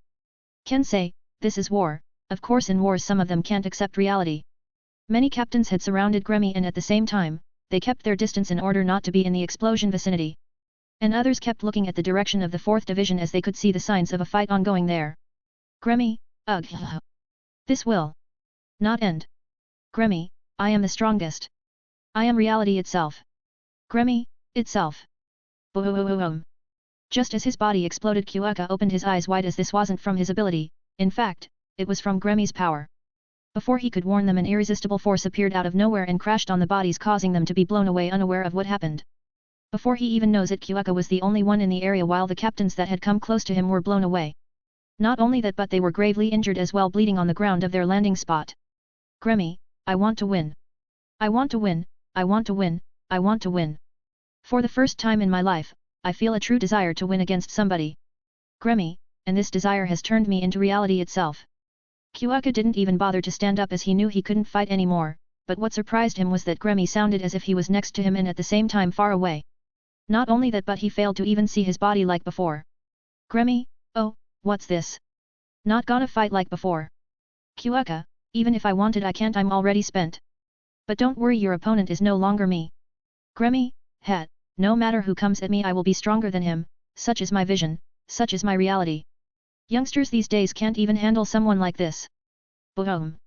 Everyone that was gathered there were shocked as their own commander finally moved into action and burst forward with an insane amount of Ryutsu. Yukatake and Shunsui frowned, feeling that kind of Ryutsu, and immediately tried to get out of their way as they carried those that couldn't. Gremmy, so what? You are just an old man ready to die. Yamamoto, you are strong for a youngster, but you need to learn to respect others. Yamamoto, Bankai. Zankan no Tachi, long sword of the remnant flame. Boom. Yamamoto clad himself in a sea of flames as they burst out from his cane before they instantly vanished. The only thing Kyuuka and Gremmy who were there could see is an ancient and worn katana, severely scorched by fire. Kyuuka, going at full throttle on a young old man. Yamamoto, this war has been going on for too long. Gremmy, no matter what you do, this power will belong to His Majesty. Just as Gremmy spoke, the sword of Yamamoto reverted back to normal, with Gremmy laughing the ass of his success he pulled off. Gremmy, ha ha ha ha ha ha, this is amazing. I never expected to gain. Ugh. What's this? Fush. Fush. The area in front of them, behind them, above them, started burning up and showing signs of heat being generated at high degrees. They kept burning up until they formed a giant sphere of burning flames that slowly burned everything within it, including trying to burn Yamamoto and Kyuuka as they were engulfed by it. 724, Chapter 724, Soul Society 19. Gremmy, Aarg. What? What is this Bankai? Gremmy, I'm burning. Gremmy, my existence is burning up. Yamamoto, HXMM. A young one wanted to control my powers and get away with it. Yamamoto, all powers have counters and limits. Yamamoto, for you to avoid Kyuuka's eternal demise you became one with what we see and hear, in other words the environment itself. Yamamoto, my Bankai, upon activation, incorporates the full power of my flames into the sword and the flames within the blade burn anything it cuts out of existence. Yamamoto, Zankan no Tachi has the side effect of depleting the moisture in an entire area and causing the air and the water to dry up. Yamamoto, since you became the very air and moisture itself and even took my Bankai, you have already lost. Yamamoto, perhaps it would have been fine if you had created a vessel to control them, but since you don't have a vessel for your body anymore, not even the medallion you have can contain them. Gremmy, this isn't possible. Gremmy, even if I only exist around as the environment, your flames shouldn't have burned me. Yamamoto, unfortunately for you, Zankan no Tachi's flames could incinerate the entirety of Soul Society if left active for too long. Yamamoto, incinerate it out of its existence and become nothing but empty space. Gremmy, this is illogical. This doesn't make sense. How is this happening? Kyuuka, the answer is pretty simple though, it's because you can't control the flames with your Ryutsu. You are not strong enough. Kyuuka, you will never be. Perhaps the only ones who can control such flames are Sora and your majesty. The moment Gremmy heard Kyuuka's words, he stopped swearing and the flames started burning the area of the chosen environment more rapidly as they shrunk towards the center where Yamamoto and Kyuuka were. However, the moment they touched both of them, it was like they bathed in flames, not harming them at all. The people outside could only see a giant sphere of flames growing in intensity and making the surrounding area and building slowly melt down. Yukatake, how long till this continue? Shusnui, I hope not much longer. That kid only became one with the area around us as his Ryutsu was not strong enough to cover a larger one or every part of Saratii. Bzzzzz. Crash. Boom. They all heard the sound of thunder and turned towards the 4th division as they felt the fluctuations getting stronger. It seemed like the one from the Quincy's side released his form and could be felt all the way here. Hitsugaya, Kyuuka tried earlier to get this guy and opened up his ability far and wide, weakening it in the process. Komamura, I believe it wouldn't have any meaning even if he was next to us. Kenpeki, ha ha ha ha ha ha, then he is quite strong. Byakuya, no matter how strong in the end, he will fall under my sword. Out of everyone there, Jin, Shinji and Kensei smiled at their words as they knew that ID Sora couldn't handle it. Then it meant that they will take serious losses fighting this guy. At that point, it won't matter at whom sword he fell. It will only matter ensuring their survival. Back on Yamamoto's side, the flames inside burned everything and soon they heard Gremmy's voice whispering the last of his breath. Gremmy, I can feel my imagination, my vision, and reality reaching its limit. Gremmy, it makes me feel a little lonely to imagine that I'm about to enter a world, without any imagination at all. Kyuuka, phew. Finally. Yamamoto, he was a quite stubborn one to his ideals of being the strongest. Kyuuka, and in his defense compared to the current captains, he had any rights to keep those ideals. 725, Chapter 725, Soul Society 20. As everything quiet down, the flames were instantly once more sucked inside the sword of Yamamoto, reverting into the ancient sword, causing the scape around them to freeze like a vacuum from the lack of air and moisture. Yamamoto then cancelled it before turning to the captains and vice-captains that were still in action. The vice-captains that were fighting the fake visions of Gremmy before Kyuuka disperses them were not in their best. But they could still go if given the orders, and Yamamoto knew this. However, at that point, he looked over each and every one of them before finalizing his thoughts and spoke up. Yamamoto, attention! All the vice-captains and captains that are still in a condition to fight, spread out. Yamamoto, smoke out the leader of this invitation and notify each other at all cost. Yamamoto, those who can no longer participate, stand by and help those that are on the verge of dying. Boom. Before he could even issue his orders, a loud explosion was heard from where the 4th division used to be, causing a loud dust cloud to rise upwards. Going back on time, when the signal for the war was given. Anohana, who was with Kyukaku, Nia, Ria, and Momo, were tensed up as they knew this will decide their fate. But for some reason, they weren't scared, just tensed or nervous, but by no means at all, they were scared. At that point, they all smiled as a door opened and Sora's clone got out and walked towards them. He didn't say anything but smile at them and stayed there for their security. As they watched the lights of explosions going on and on from inside the white building that used to be their barracks, another door suddenly opened and Matsumoto was thrown in the floor. It wasn't that she wanted to land this way, but because of Sora throwing her with the way he did, she landed like that. Just as she came to her senses and tried to speak up, they all got assaulted by a heavy pressure that fell from the sky towards them. A streak of lightning flashed across the sky as small as a hair's widget and pierced through the ceiling, landing in the middle of the room. Anohana and especially Momo tensed up, with the former had a face that if anyone would see it they would piss themselves, and the latter was somewhat pale. That streak of lightning started expanding and a figure appeared from it with his hands on his pockets inside his uniform. So here is the former 4th division. Oh. I see the captain in a familiar face. This means 2 targets are located here. See Sora, and I never expected to see you here. Ulquioricifer. See Sora, you being here means that Wywak and Jugram have finished preparations already. Sifur, it is as you say. Then I was ordered to stall and possibly kill all the potential targets here. Sifur, with everyone being busy with their own opponents, His Majesty will have enough time for his further ahead plans. Sifur, but I guess you know that already. Sifur then took out his hands revealing two crosses as they shined with blue light and crackled with lightning causing See Sora to act instantly. The moment he did, Sifur released his attack and See Sora waved his hand opening at least a few doors for each attack and for them as he redirects everything to the building. Boom! A shattering explosion happened that was heard far and wide causing Ichigo and Sora who felt that to panic as they left in their own way and hurry at the center of it. 726, Chapter 726, Soul Society 21. A figure walked from within the dust that was raised upwards as See Sora managed to get everyone out without a scratch. Sifur, as quick as always. Sifur, your doors are annoying. See Sora, oh yeah, bite me them. See Sora, you want Anohana's head? Come and get it. See Sora, but be warned that by doing so only your head will be left behind. See Sora moved his hand instantly as he donned his mask and at the same time burst forward with black flames as he called his Shikai. Sifur, then let me formally introduce myself once again. Sifur, I am currently a Quincy and a member of the Wandenrika's Stern Ritter with the designation letter T the Thunderbolt. Sifur, Hori Rain Hawkeye Matoya Holy Rain Destructive Arrow. His two crosses formed a plain-looking bow and one knuckle that bonded in his hands as he made a motion to draw the bow. Then lightning crackled as it got summoned and took the form of arrows, specifically enough 5 of them. Flip. He let go of the arrows and they burst forward with unimaginable speed, shocking him and almost unable to react to summon his doors. See Sora had no choice but to take them head on with his flames, and even though that was a good idea considering the circumstances, he instantly regrets it the moment they came upon contact. Boom! See Sora, His body was blown away from the arrows and was constantly pushed backwards with immense force flanking him for a few hundreds of meters away. By the time he managed to devour the arrows, he was close to 200 meters away, and although he could return back to where he was, he needed 1 or 2 seconds to do that. He used Shunpo and managed to arrive back as he watched Sifur getting ready for another volley of them, and this time his targets were the girls, pissing him off in the process. Sifur, let's see how your heart will counter this one. Fush. Numerous arrows were launched at every direction as Sifur had the time to stock them on top of each other, or it would be more correct to say that his 5 arrows split apart, double, triple, no, it was 5 times more. This caused a dreading expression to appear on See Sora's face as they didn't drop on speed or power at all. Each and every arrow were one and the same. However, at that moment, countless snowflakes appeared and froze the arrows as they fell down, breaking them apart.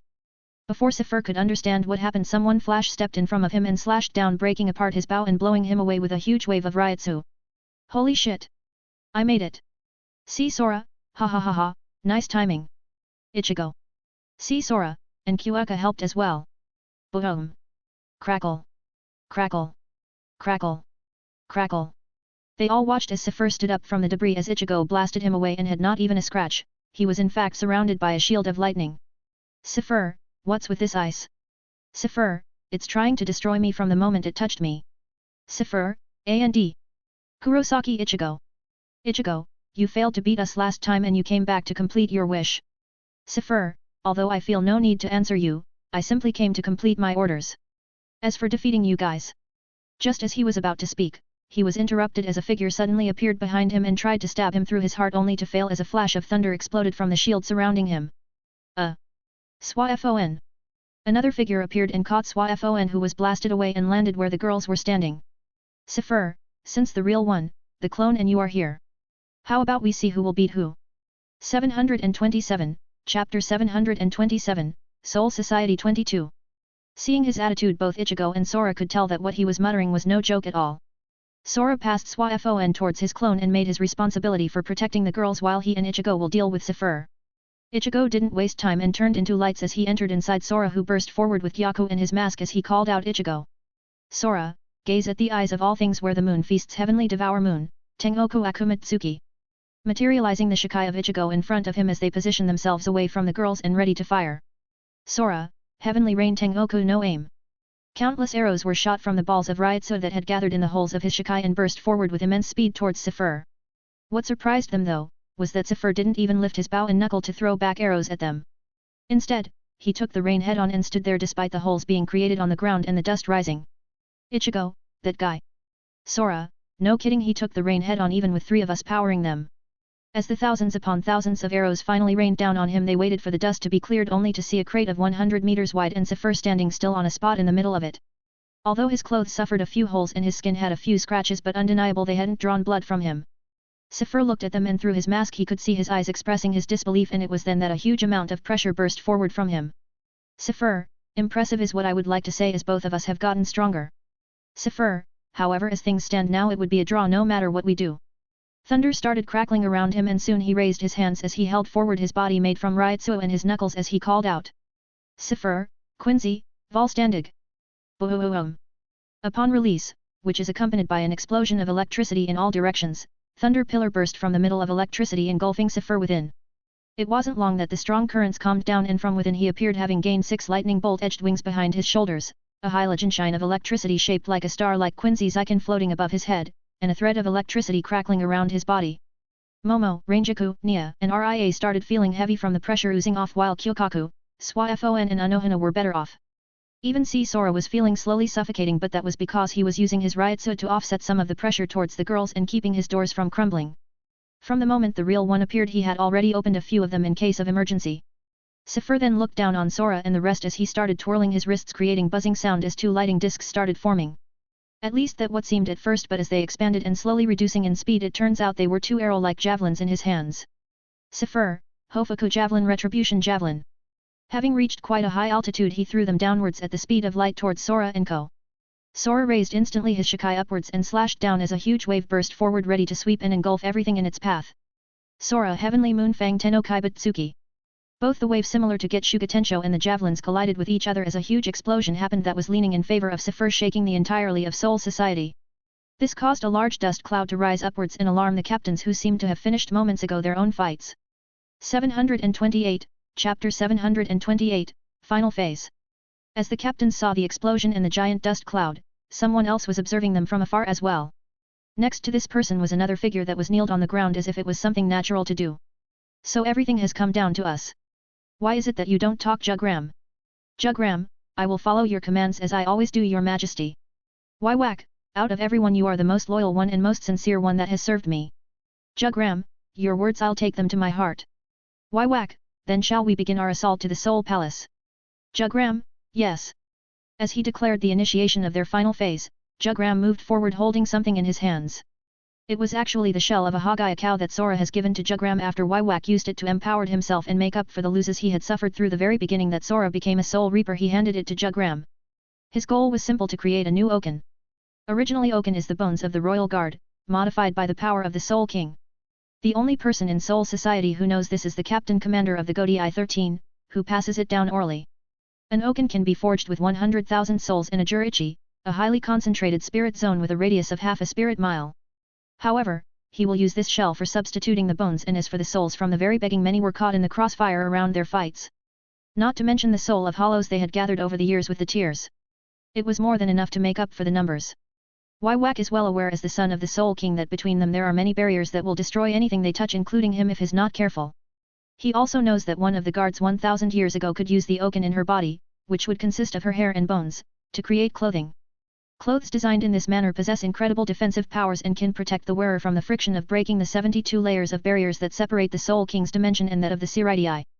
Should this happen, the 72 barriers that were forcefully passed instead of opened using a normal key modified by the Soul King cannot be reverted back for some time because of the outfit's sheer defensive power. Therefore his plan is to create something similar and barge through, not to mention gaining a defensive measure. Although this will alarm the Royal Guard, who was he? He is the Almighty. At the same time, this will prevent the captains to follow, as they will not have protective clothes to pass the chaotic barriers even if they were ripped with a hole in them. Just as the captains have reached where the explosion happened, they watched as Sifur floated in the sky with a frown in his face, while after the dust cleared they all watched both Sora and Sora in front burning with the form of a wolf. After seeing the explosion slowly brush their moonfang, both of them didn't have time to think what to do and tried to redirect the blast. Unfortunately for them, the doors shattered as they weren't powered normally, and then Gyako came to the rescue as he burst willing with more flames, activating his Black Wolf of Gluttony. This caused the two to change the appearance, and one of them covered the front while the other the girls, letting the explosion engulf them as they devoured it at the same time. 729, Chapter 729, Enter the Soul Palace. Ichigo, mother at number $. That was scary. Sora, yet if he had followed through with more attacks it would have been difficult to cope. Gyaku, not really, actually it would have been better to do that. Gyaku, although the strain would have been enormous on both of you, especially the clone, the flames would have burned and devoured it slowly while refined it for your own use. Gyaku, at the same time, he would have lost quite a bit of fuel. Before Sora could comment on this, as Gyaku mentioned it and as all captains had surrounded Sepher, suddenly a beam of light pierces the heavens. They all turned their head towards the light, and from within they could see two figures slowly ascending upwards. From there a light descended, covering Sepher, as it seemed to have him teleport towards his side, meaning they were now looking in grave expression as three figures slowly rose up wearing white cloths. Whack! Thank you all for your great sacrifice and willingly to buy time. Whack! When I create the new order, I will make sure to pass down your names in the future generations. Whack! As for you Soul Reapers. Whack! You lost this round. They watched him smile as he vanished within the light and then Soul Society while they had grave expressions. Yamamoto, he got us. Sora, no fret. This will give us a huge amount of time to prepare ourselves and reorganize our losses. Yamamoto, on what reason do you base that? Sora, if I'm not wrong, forcefully break to the soul place will make the barrier unstable for some time, I think max 2 hours. Sora, however, as Whack will pass through with his powers, he will destabilize them, even more, extending that. Yamamoto, XHMM. I've already ordered the captains and vice captains to take care of the aftermath, so we will be ready to depart at any time. Sora, then who will go? Sora, I will deal with Whack, so who will deal with the other two? Yamamoto, I will also come, as it's my responsibility as the commander that such a blunder passed by. Sora, I see, then after we found the third one and I'll need something to take something from Yucatake, we will be able to go. Yucatake, something from me. Sora smiled at his question, leaving him confused, but soon after he snapped back in reality as he was shocked, figuring out what he wanted from him. Unfortunately, none managed to ask what Sora wanted from him, or more like they swallowed their words as a foreign yet familiar voice drifted through next to them, causing them to tense up. Count me in. On Whack's side, as he tunneled through the void and passing through the barriers, soon he arrives at a familiar place. He was standing in the platform after landing and was watching the view. The Soul King Palace consists of several layers, with one layer suspended above the other. The lowest level is comprised of many buildings of the same style to that of Siritii. From this, a large stairway leads upwards to a wide and flat expanse, with both areas at the base and top of these stairs being lined by rows of huge, circular pillars. Floating above are 5 discs with numerous buildings on each, while suspended higher still is a large cylindrical structure that has a conical top and bottom. The 5 discs were the residents of the royal squad, who, as soon as he laid his eyes on them, numerous figures clad in black appeared ready to comfort them. Jugram, these are Whack, a group of elite guards known as Divine Soldiers, which are led by Senjumaru Shutara, who refers to them as the Blade of the Soul King. Sepher, in other words, our new opponents. BZZZZTTTT. 730, Chapter 730, The Soul Palace 1. Sepher launched thunder arrows at each and every one of them as to commence their arrival and caused them to be zapped to the death as they were unable to avoid them. However, more and more appeared out of nowhere, and a few even managed to try and slash at Whack only to feel their world spin. Whack, you should know that they won't be able to touch me at all. Jugram, it is still my duty to not let them touch you. Boom. As they conversating, a few loud figures landed in front of them, and when Sepher tried to zap them with his arrows and pierce a few holes in them, he failed. Whack, there is a much more powerful version of these soldiers known as a second-class divine soldier. Which I'm referring to them as the Shield of the Soul King. They resemble an ordinary soldier, but is extremely large and wears a circular black hat on their head. The backs of its wrist each have one half of a large, black, circular shield on them. However, none of them paid attention to them as they looked towards the peak of the stairs leading to the higher ground before floating to the discs. There, 5 figures stood with incredible arrogance, as if not only metaphorical looking down on them but literally doing so. The one who spoke was Senjumaru, who has the appearance of a slender and very youthful woman with fair skin and long, black hair that is adorned at the back by a large golden ornament in the shape of a crescent moon with numerous small lines radiating outwards. She wears the standard Shinigami uniform beneath a white long-sleeved haori, over which she dons a further white robe fastened at the front near the center of her chest. She also wears a pair of extremely thick-soled okubo. She has 6 long, golden skeletal artificial arms attached to her back that she uses in place of her real ones. Whack, finally the one holding the title Great Weave Guard and the 4th officer of the 0 Division as well as Divine General of the North. Next to her and in front of her were 4 more figures. Whack, so everyone has come for greeting their new king. Sepher, who are they? We are who you call the 0 Squad or Division. The one who spoke just now was a lean-built and very tall man with black hair arranged into an outlandishly large pompadour, or regent hairstyle, with tapered sideburns. Instead of the standard Shinigami uniform, he wears a waist-length white jacket that leaves most of his chest exposed but still bears the Royal Guard emblem on its back, as well as the alternating circle and diamond pattern of a captain's haori along the bottom. His attire is completed by a black hakama, a large yellow sash around his waist and a pair of sandals. Whack, Tenjiro Kairanji. He holds the position of first officer of the Zero Division as well as the title Divine General of the East. Wak then gazed at the next figure, which surprisingly enough he didn't recognize, but that wasn't going to stop him. You don't have that much of an opinion of me. Wak, it's just that I don't recognize you, but at the end of the day it won't matter, right? Kiryu Hikifune, a former captain of the 12th Division and a member of the Royal Guard, holding the title Ruler of Grain, the position of second officer of the Zero Division as well as Divine General of the South. Her appearance is a plump, purple-haired lady with styled swirl-shaped markings on her cheeks and black lips. She has a large silver adornment in her hair and wears the standard Shinigami uniform beneath a white, long-sleeved haori decorated with the Royal Guard's emblem. Yo. The show must go on. The introduction included. So that the souls may know who sent you people to the afterlife. 731, Chapter 731, The Soul Palace 2. The one who spoke in hype was Urtsunemeya, a member of the Royal Guard, holding the title God of the Sword and the position of third officer of the Zero Division Divine General of the West. Nemeya is a dark-skinned man with thick, black hair that is shaven and dyed green on the sides of his head. He wears a variation of the Shinigami Shiakusho, featuring instead a green undergarment, and a shortened hakama that exposes his lower legs. Worn over this is a white, sleeveless puffer jacket that bears the Royal Guard emblem on its back, as well as the alternating circle and diamond pattern of a captain's haori along the bottom. His attire is completed by gold-framed sunglasses with blue lenses, and a pair of green slippers that are gold-trimmed and have a shoe-like appearance. Jugram, you people don't have the power to do so. Jugram, simply sitting here while everyone doing their jobs. Wak, Jugram, don't get so riled up, they will learn later on whether they have what it takes or not and who will go to the afterlife. Jugram, yes. Bold words. For someone who didn't even clash with the current Yamamoto. Wak finally decided to chime in. Even if Yamamoto can't compare today with you, what about that lad? Wak, as expected from the leader of the Zero Division and the one holding the title monk who calls the real name. Ichibe is a large and broad individual with a bald head, red eyes, bushy eyebrows, and a long black beard. He wears the standard Shinigami uniform beneath a white, long-sleeved haori decorated with the Royal Guard's emblem. The top of his uniform is open enough to expose his hairy chest. He also wears a large set of red prayer beads around his neck and a pair of single-toothed tengu geta. Ichibe, nothing escapes my eyes as everything in this world appeared to have names. And names are simply my forte. Wak, it would seem that is the case, then I have a question for you, O High Priest. The moment Ichibe bragged about his ability with the names, Wak didn't waste any second to mock him about this but failed to even get a reaction from him and simply looked at him waiting for the question. Wak, from where did he come? As soon as someone is born in this world you will learn of that name instantly. As soon as Ichibe heard of this question, his face changed not to being surprised but that of being solemn, and that stunned Wak as he expected all possible answers but not this. Ichibe, I'm afraid I don't know, all I simply know that he and his Zanpakuto are taboos. Ichibe, although they don't carry a name curse like mine, for those who are unworthy to speak it will lose their voices if they do so. Ichibe, they can't be tampered with. Ichibe, especially the latter one. Everyone from the Zero Squad turned solemn as they still remembered when Sora slaughtered one of the four families. Back then Ichibe tried to intervene with his powers with temporary halting his actions by cutting his name in half. This however failed as the same didn't even but shocking him greatly, thinking that it must have some sort of name curse he moved to the next variable, his Zanpakuto.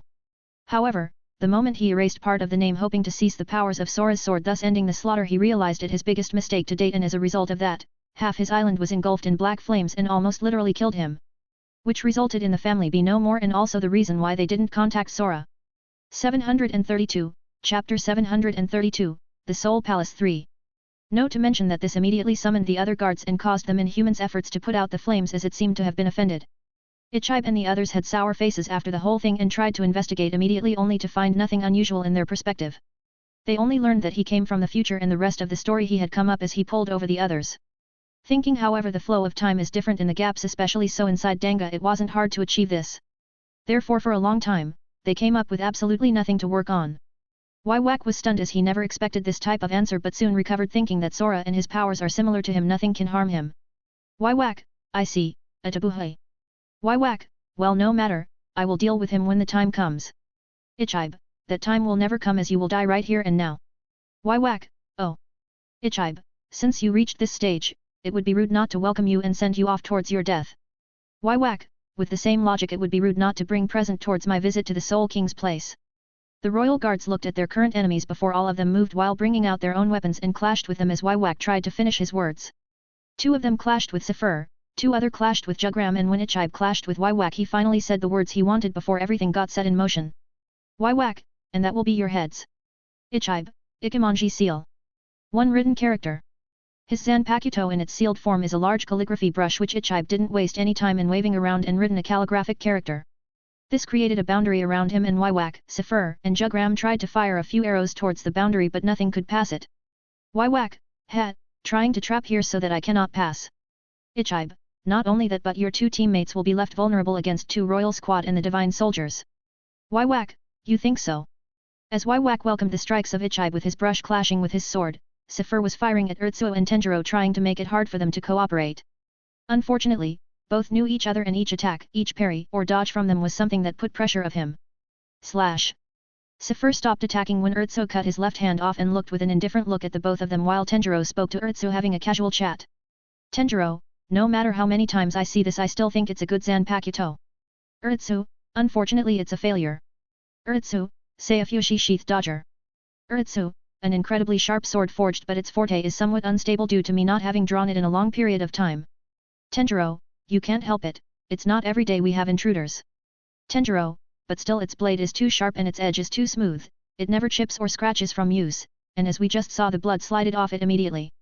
Urtsuo, because of this, no sheath can hold it, which means it fails to meet the basic definition of a sword. Sifur, are you two done talking if so? Sifur, prepare to be zapped. As they heard him the first time they looked at his direction and then heard the second part almost made them chuckle but the next scene made their faces unable to be read. Crackle. Bzzzt. Crackle. Bzzzt. 733, Chapter 733, The Soul Palace 4. Boom.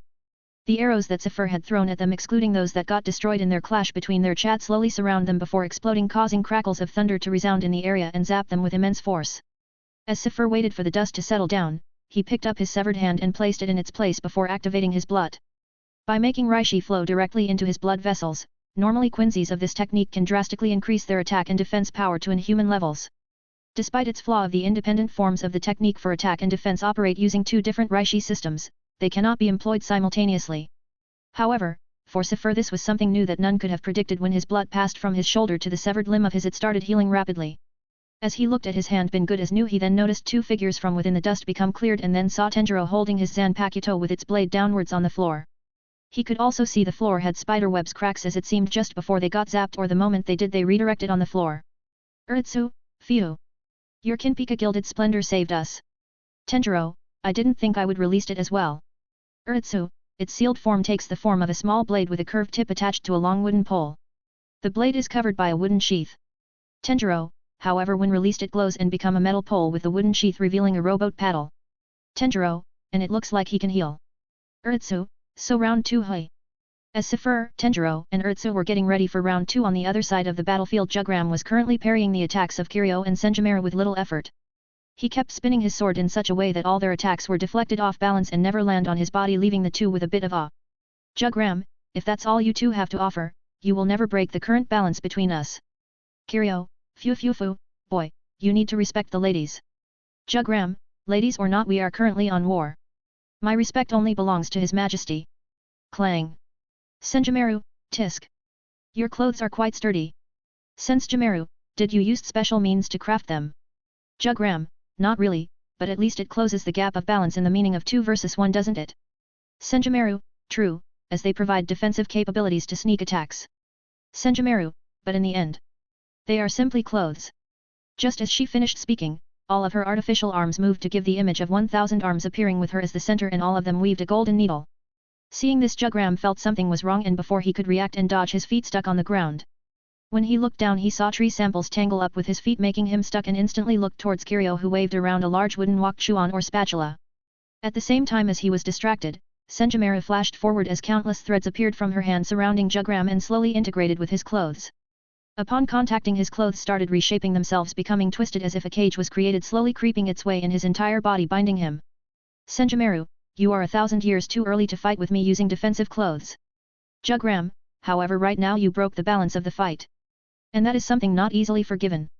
Senjimura wanted to say something but as soon as her words got in her tongue she immediately felt her body getting pierced by countless tiny things causing her to crumble before she could voice anything. 734, Chapter 734, The Soul Palace 5.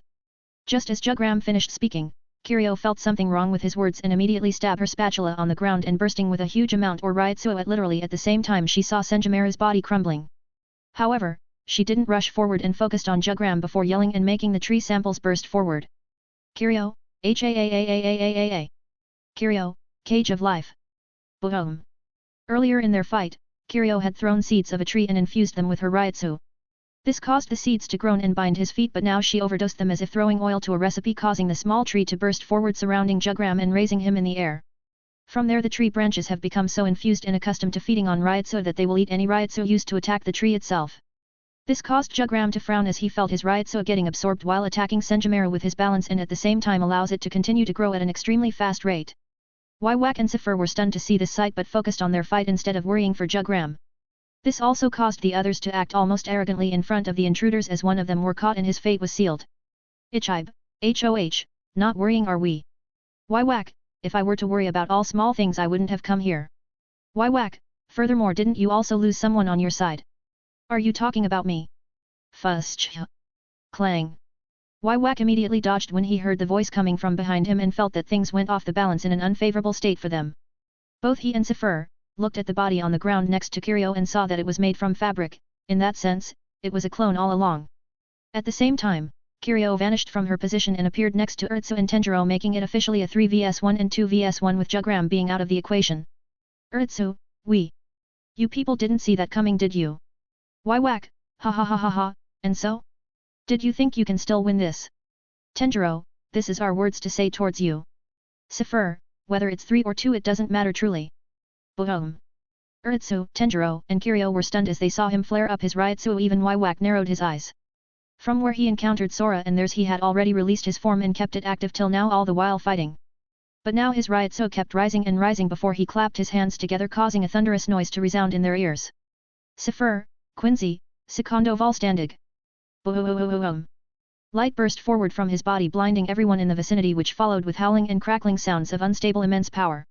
His first appearance had gained 6 lightning bolt-edged wings behind his shoulders, a halogen shine of electricity shaped like a star like Quincy's icon floating above his head, and a thread of electricity crackling around his body. But now that got form changed, his hands and legs become slightly clawed in condensed thunder, his wings grew longer and slightly changed as they resembled 6 bat-like ones. From the end of his back in the middle of his waist light burst forward and condensed in something that seemed into a tail. Thunder condensed in his head creating 2 horns and above it floated the halogen shine of electricity shaped like a star like Quincy's icon. His new form was oozing out Ryutsu uncontrollable making everyone stunned. At the same time inside the cage of clothes and the trees, Jugram opened his eyes revealing a flash in them indicating that his powers started flashing uncontrollably as well. 735, Chapter 735, The Soul Palace 6. Sifur, let this mark the end of all those rounds. Tenjiro and Urtsu immediately flanked themselves forward like missiles to try and pierce his body with one target being his head and the other his heart. At the same time, Sifur raised his hand and a flash appeared from it bursting forward towards the 2 rushing royal squad members and the one in the back with waved her spatula and threw more seeds on the ground. Tenjiro and Urtsu waved their weapons stabbing them on the ground as they previously had done and at the same time a wall of trees appeared in front of them as they tried to block. Unfortunately for them the moment the flash fell on their effort defensive measures and crackled and spread wide like a spider web destroying the trees and setting them ablaze. However, if that wasn't enough it completely bypassed their weapons through the holes of the webs and fell on Urtsu and Tenjiro zapping and scorching them. Sifur, nothing can escape. Sifur, Zetsubo Tekana Kaminari no Shiryo Neto hunting net of despairing thunder. Kiryu was shocked beyond her beliefs as her tree should have supposedly absorbed it and grow to restrain him at the moment of his attack. Not just her even Ichibe and Senjumaru were shocked as they watched Urtsu and Tenjiro being assaulted like that. Kiryu stood there and didn't even know what kind of expression she had at the moment as she watched the net disperse making the 2 members of the royal squad to fall like that. Sifur, 2 down, 3 to go. The moment she heard his words, she instantly tenses up and burst forward with an immense amount of Ryutsu causing the burned trees to glow and float at the position Sifur was. But even before they could touch them, his figure vanished with a clapping sound. As the sound resounded they realized that Sifur was in front of Kiryu and was ready to touch her head with his palm. Sifur, Reiki no Aikyo Thunder Break Impact. Boom.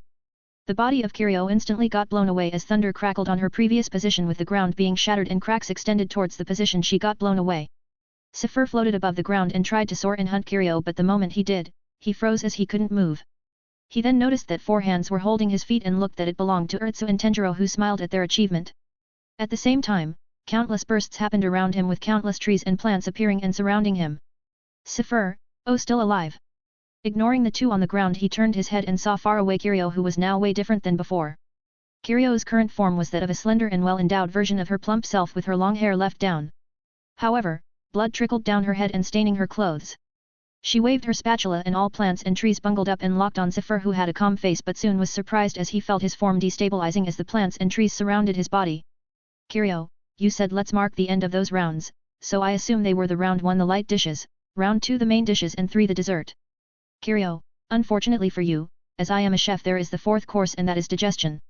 As she finished talking, her spatula in her hands crumbled away, turning into dust that lingers in the air as they fell on the plants and trees, making them wither. Kiryu, Cage of Hunger. 736, Chapter 736, The Soul Palace 7. Similar to the Cage of Life, a cage was created closing and engulfing Urtsu, Tenjiro, and Zephyr inside while Kiryu started panting. The first cage could feed on Ryutsu used to attack the tree itself either from within or outside. This makes it an effective defensive structure to hold off Ryutsu-based attacks, which allows it to continue to grow at an extremely fast rate. However, this cage could expel all Ryutsu coming in contact with the branches and enter in a state of hunger.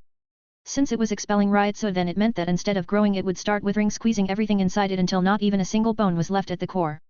They all watched as slowly blood flowed from within towards the outside along with crackles of thunder being discharged.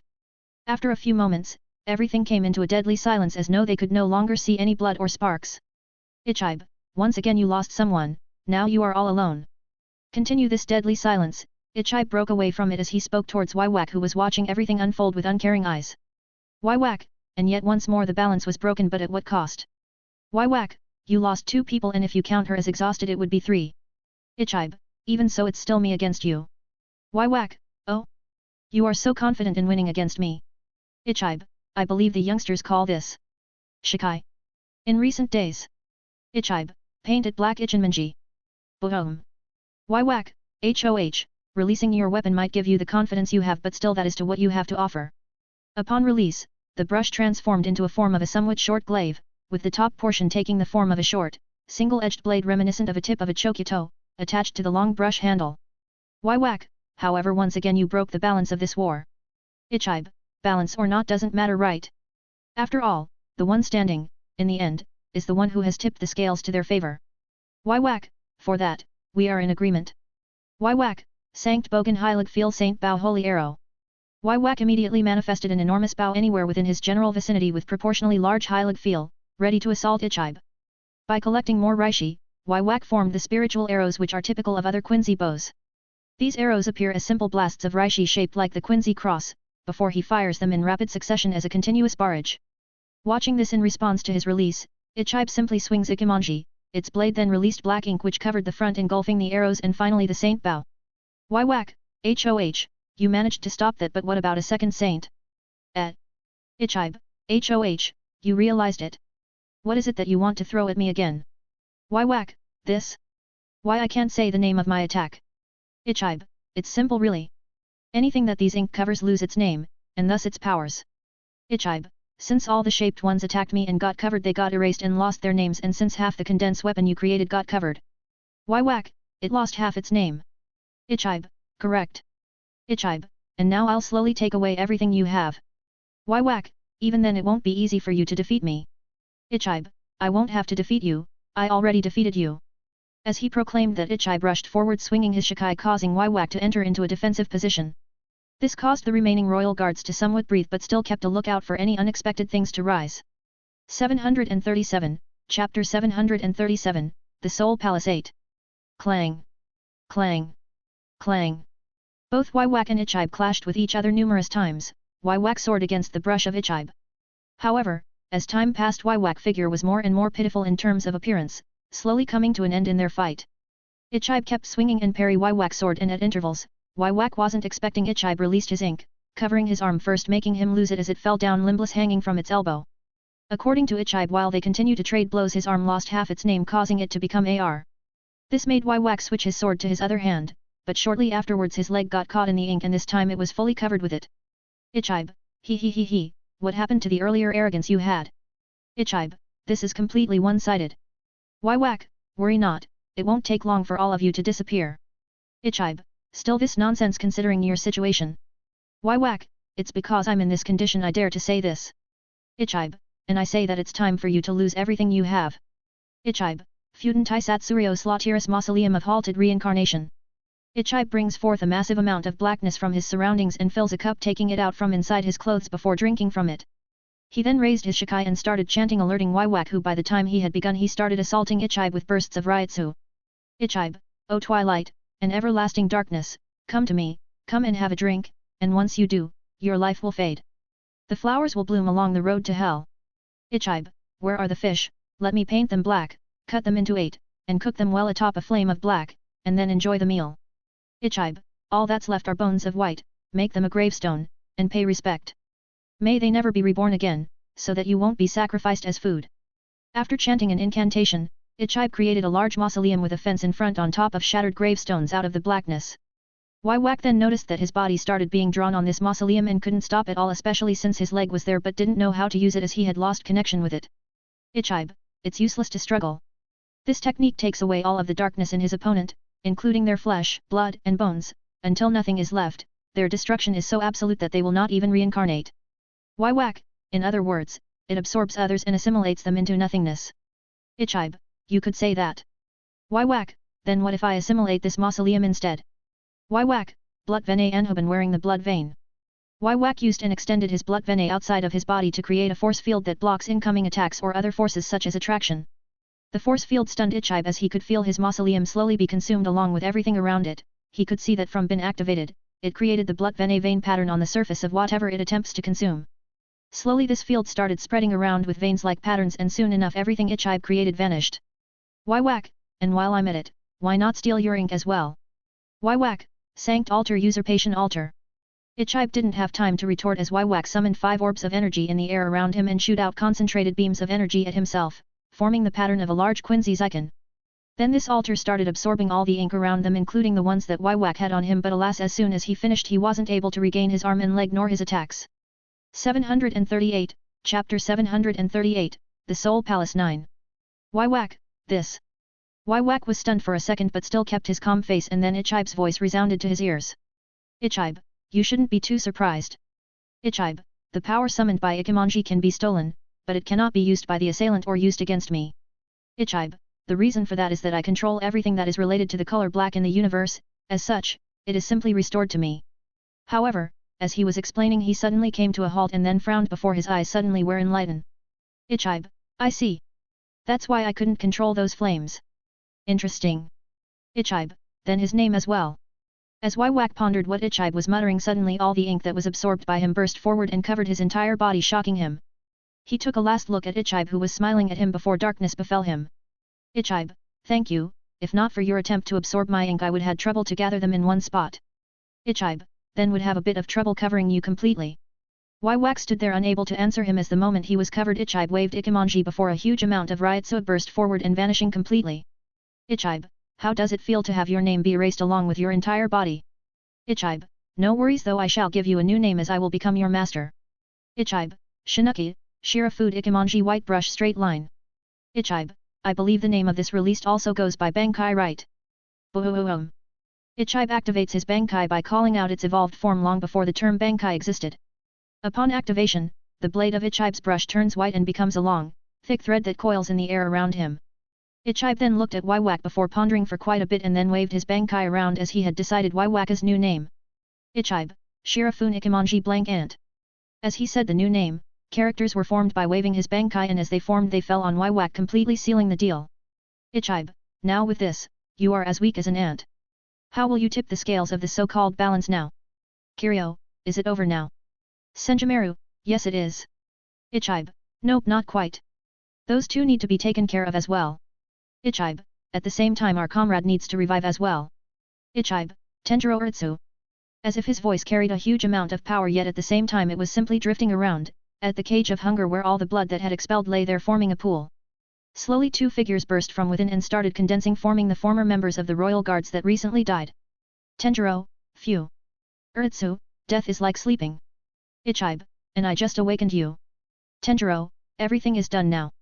Ichibe, yes, all we have to do is dispose of their bodies and let them never rike. Before Ichibe could finish his words, 3 bursts of Ryutsu rose to the skies, shocking everyone, and turned to face their directions and see what happened. Ichibe looked at now Black Ant, Kiryu and Senjimare looked at Jugram while Tenjiro and Urtsul looked at the position of Sifur. It was then that they heard a voice and were stunned to be that of Jugram. Jugram, the balance was broken so many times in this battle. Jugram, this caused the harmony of the world to be tipped. Jugram, more misfortune than fortune has appeared in our paths. Jugram, and the balance needs to be realigned. As his voice finished resounded in their ears suddenly Tenjiro and Urtsu's bodies burst apart returning into two pools of blood and similarly the cages crumbled away as Jugram glowed with intense power and Sifur was restoring himself from a mummy to his original appearance. 739, Chapter 739, The Soul Palace 10. Ichibe, Kiryu and Senjimare stared at the two with a shocked expression and they finally realized why Waiwak or now named Black Ant kept empathizing about the balance of the fight. However, Ichibe as shocked as he was turned towards Black Ant who was still bursting with Ryutsu even as the two broke free. Black Ant, this is quite an amusing name indeed. Black Ant, however don't you know that ants can raise several times their own weight and power? Black Ant, you may have erased my original name and gave me a new one, however you triggered my second one. Ichibe, oh, and what's that? Black Ant, the Almighty. Bibohuayam.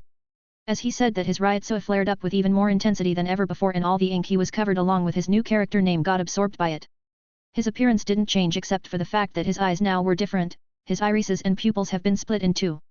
Ichibe, then I will simply have to erase then power. Ichibe quickly waved his Bankai as he still had it active and tried to write a character but soon his expression changed as the character burst apart the moment it tried to touch Black Ant's Reisu. Ichibe, impossible. Black Ant, nothing is impossible for the Almighty. As any power of which I know will become my ally. Black Ant, also you should watch where you stand. Before Ichibe could comprehend what Waiwak meant with that, just as he took a step forward to try and attack him directly with his Bankai refusing to admit that it didn't work on him, his leg got severed and blown off.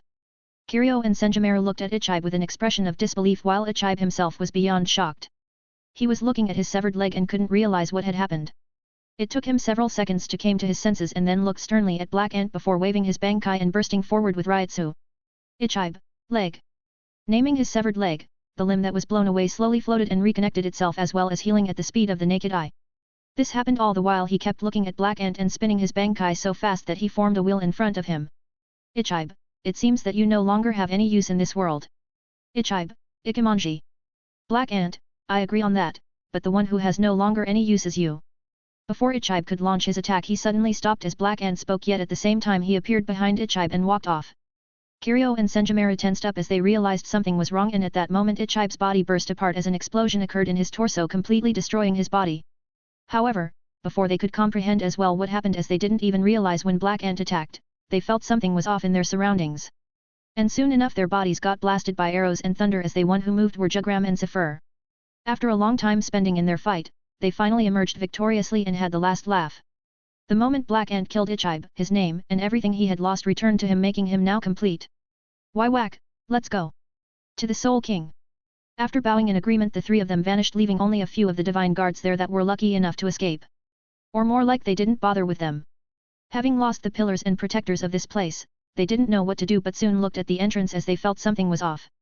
740, Chapter 740, The Soul Palace 11. Going back in time when Waiwak, Jugram and Sifur left from Soul Society. Sora and the rest looked at the person who spoke that wanted to join in their plan to hunt them down once and for all. They couldn't help but feel somewhat tense as this person had caused them many problems in the past. Sora, how were you released from the prison Aizen? Aizen, as all of you were busy with this war, Waiwak had come to me wanting cooperation. Sora, so you being here means that negotiations failed hey? Aizen, he tried to kill me in the process and that's what I showed him as he broke my restraints. Aizen, therefore here I am offering my assistance. Sora, HOH. And why would we need your assistance? Aizen, I'm curious as to how Ulquiorra became human. Aizen, therefore for that end, I can assist you. Sora, then welcome aboard. Shunsui, wait you are gonna trust him that easily. Yuka-take, this is Yamamoto, if you do allow him to tag along he will be your responsibility for what happens. Sora, oh, then you are not against him. Yamamoto, despite his betrayal his powers are unquestionable. Sora, then this is our plan. Me, Yamamoto and Aizen will go upwards and deal with them. Sora, for now though I would like you to back off with the exception of Yuka-take. Yuka-take, what is it that you wish to take from me? Even though everyone had their doubts they still backed off as they didn't know what Sora wanted to do with Yuka-take. Sora, sometime during the so-called invasion you took inside you a part of the Soul King. Sora, and I need that part out of you. Just as Sora spoke, from beneath of Yukate's feet a shadow emerged that had an appearance of a humanoid entity with a body shaped like an arm and a clenched right fist, with a single, large eye on the back of the fist. Seeing this, many were shocked but many remained calm. Then Sora summoned his black flames and completely engulfed Yukate within before anyone had any time to react. Shunsui, what are you doing? Are you trying to kill him? Sora, no, I'm simply gathering everything that will counter Whack up there. Sora, however, as soon as this part leaves Yukate's body, his condition will worsen rapidly and it will kill him within minutes. Yamamoto, then do you have a plan to prevent this? Sora, I do have medicine, but no idea if it will heal him completely or extend his life. Saying that, everyone somewhat calmed down and wanted as they watched the flames burn. It wasn't long that Sora heard his system notification. System, ding.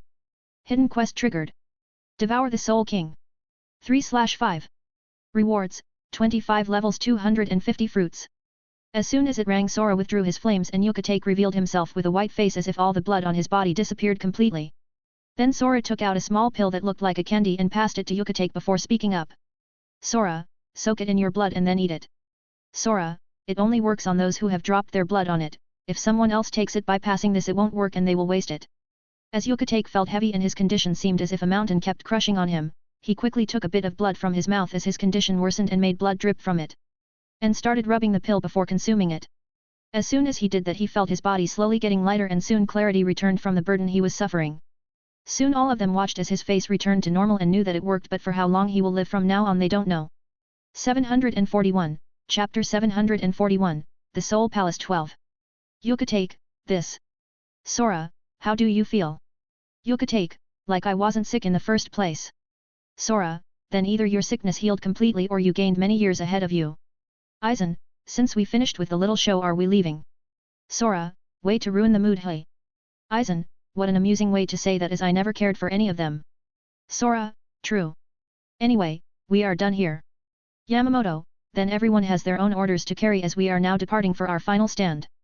As they had their orders, they saluted before dispersing at every corner of the Soul Society. Only the girls, Ichigo, Sora, Yamamoto, Aizen, and Sora were left there.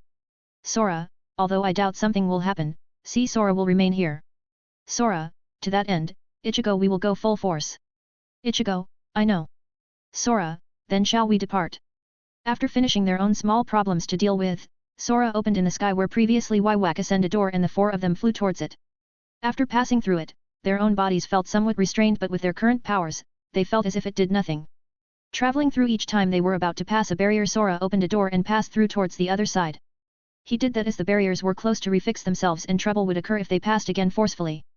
Therefore he used the small gap that still hadn't been fixed in its barrier to letting his doors connect without coming in contact with the barriers or the energy that fixed them back.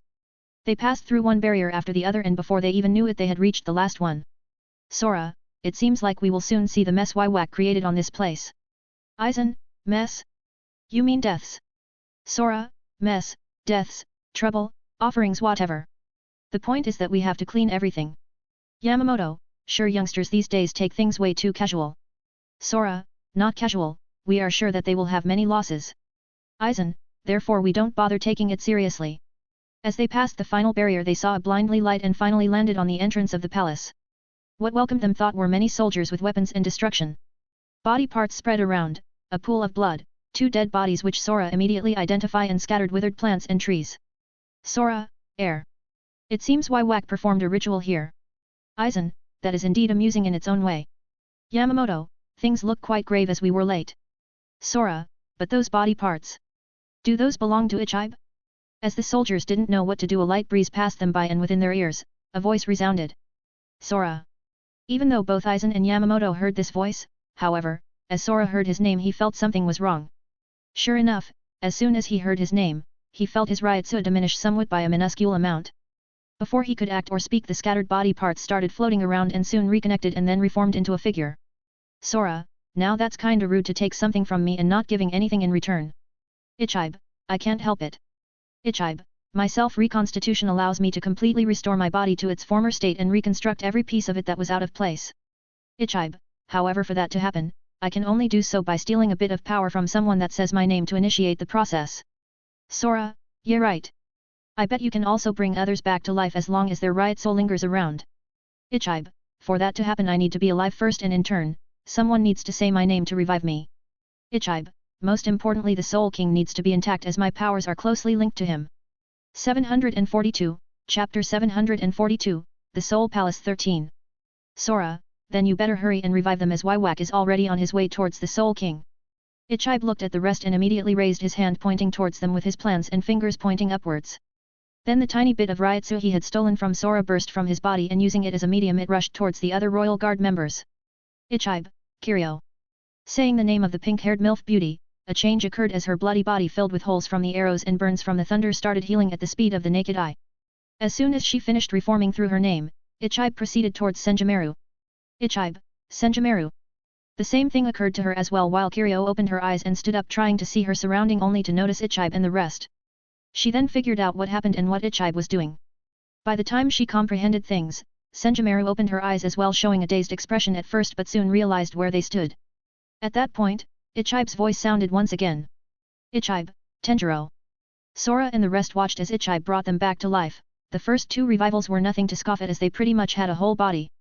But for the other two, they watched as the pool of blood got split in two and tried to reform into two figures. But their progress was much slower than before as Ichibe had spent what he had stolen from Sora and frowned. Now he had to wait for their bodies to slowly absorb Reishi from the surroundings to reform. Sora, then we will leave you to do your work, while we after Waiwak and the rest. Kiryu, wait. Sora, Senjumeru, how are you going to win against him as we all lost in the end? Sora, just because you lost, doesn't mean we will as well. Sora, furthermore, I think you lost to Jugram's abilities. Senjumeru, what do you mean? Sora, Jugram can take the misfortune that occurs within his sphere of influence and disperse it to those that have experienced good fortune. Sora, this is so that he can keep and maintain balance in the world. Sora, from the moment they stepped here, his sphere of influence was already tipped against them as they were outnumbered. Sora, if I had to guess, he purposely let himself in a rough situation leaving Sifur and Waiwak alone to make the balance even more unstable. Sora, that was the first tipping. The second I imaging it to be Sifur's demise as he was roughed by 3 or 4 people. Hearing Sora speaking about all the points that were tipped towards Jugram, they were shocked beyond their beliefs. Then the third tip followed when Ichibe cornered Waiwak, the fourth when beating him and the fifth when Ichibe brought Tenjiro and Urasu back to life. Sora, I'm guessing a few smaller tips happened as well, but the point is that after so many unbalanced things in his favor, he freed himself and healed Sifur as well. Sora, doing so however ended up killing Tenjiro and Urtsu, tipping the scales once again. As he finished explaining, Ichibe finally revived the others and turned towards Sora asking his own question. Ichibe, then how come Waiwak never used his abilities from the start? This was a question that puzzled him and so everyone else. This made Sora explain for a while the relation and link Waiwak with Jugram have with their powers. Sora, it might have been a future Jugram had seen and left it as it is since it would have benefited them. 743, Chapter 743, The Soul Palace 14. Ichibe, I see, so he told Waiwak about it and left it as it is. Ichibe, then Waiwak gained knowledge of our fight and powers and therefore his almighty made them useless as they ally to him and bringing him no harm. Ichibe, not to mention that. Sora, if Waiwak were to use his abilities from the start, even though you would have lost against him once again, you might have been able to find a way around it. Senjumeru, even if that were to happen, we would still have to deal with Jugram. Sora, not as long you were fighting him as one-on-one. Sora, anyway we wasted enough time, we need to move. Sora looked towards the center and waved his hand opening a door in front of them and quickly entered inside followed by Yamamoto and then finally Aizen. As all of them passed through the door closed behind leaving them in deep thought and at the same time hopes for defeating Waiwak. Kiryu, in the end, he didn't mention how they would defeat him. Tenjiro, no, they did. According to what we learned it will become 3-on-3 or 1-on-1. Senjumeru, then Jugram powers will be limited and since Waiwak now uses his almighty, Jugram won't know about the future anymore. Ichibe, it's more than that, as long as Sora can land a solid hit on him his flames will burn him apart. Ichibe, at the same time Waiwak had already lost once to Yamamoto, so if he prepares to lose his life he might come victorious. Ichibe, last but not least, I think Aizen can influence him. Tenjiro, then everything is in their shoulders. Urtsu, but still bummer to die once again after we were revived. Urtsu, bad luck, bad luck. Senjumeru, but still how did he knew all that? Ichibe, who knows, we can only hope that even with his knowledge he can fight Waiwak on equal ground. As Ichibe finished his words, they all looked towards the large floating cylindrical structure, where at the end is the actual palace, Greater Soul King Palace. This is where the Soul King resides. Within it, Waiwak, Jugram and Zephyr finally opened a large door and saw a spacious room while walking through. At the end of it and at the same time in the middle of it there lied their target. The Soul King was sealed within an unusual barrier that is suspended by 4 wires in this large and spacious room. The Soul King appeared in their eyes as a humanoid in physique, with slicked back dark hair, oval eyes, and very thin eyebrows. His eyes are very unusual, each having 4 black irises while he does not have any arms or legs. Why whack, finally we have managed to reach this place. Why whack, finally the ruler will change. Why whack, your era is over, old man.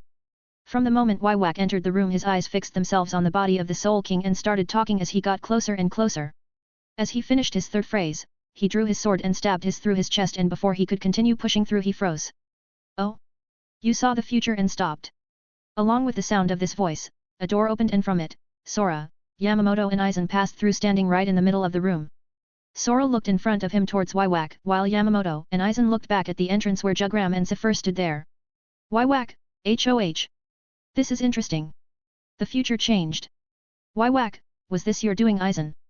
Aizen, indeed all according to my plan. Why whack, so the one I killed back then was your illusion.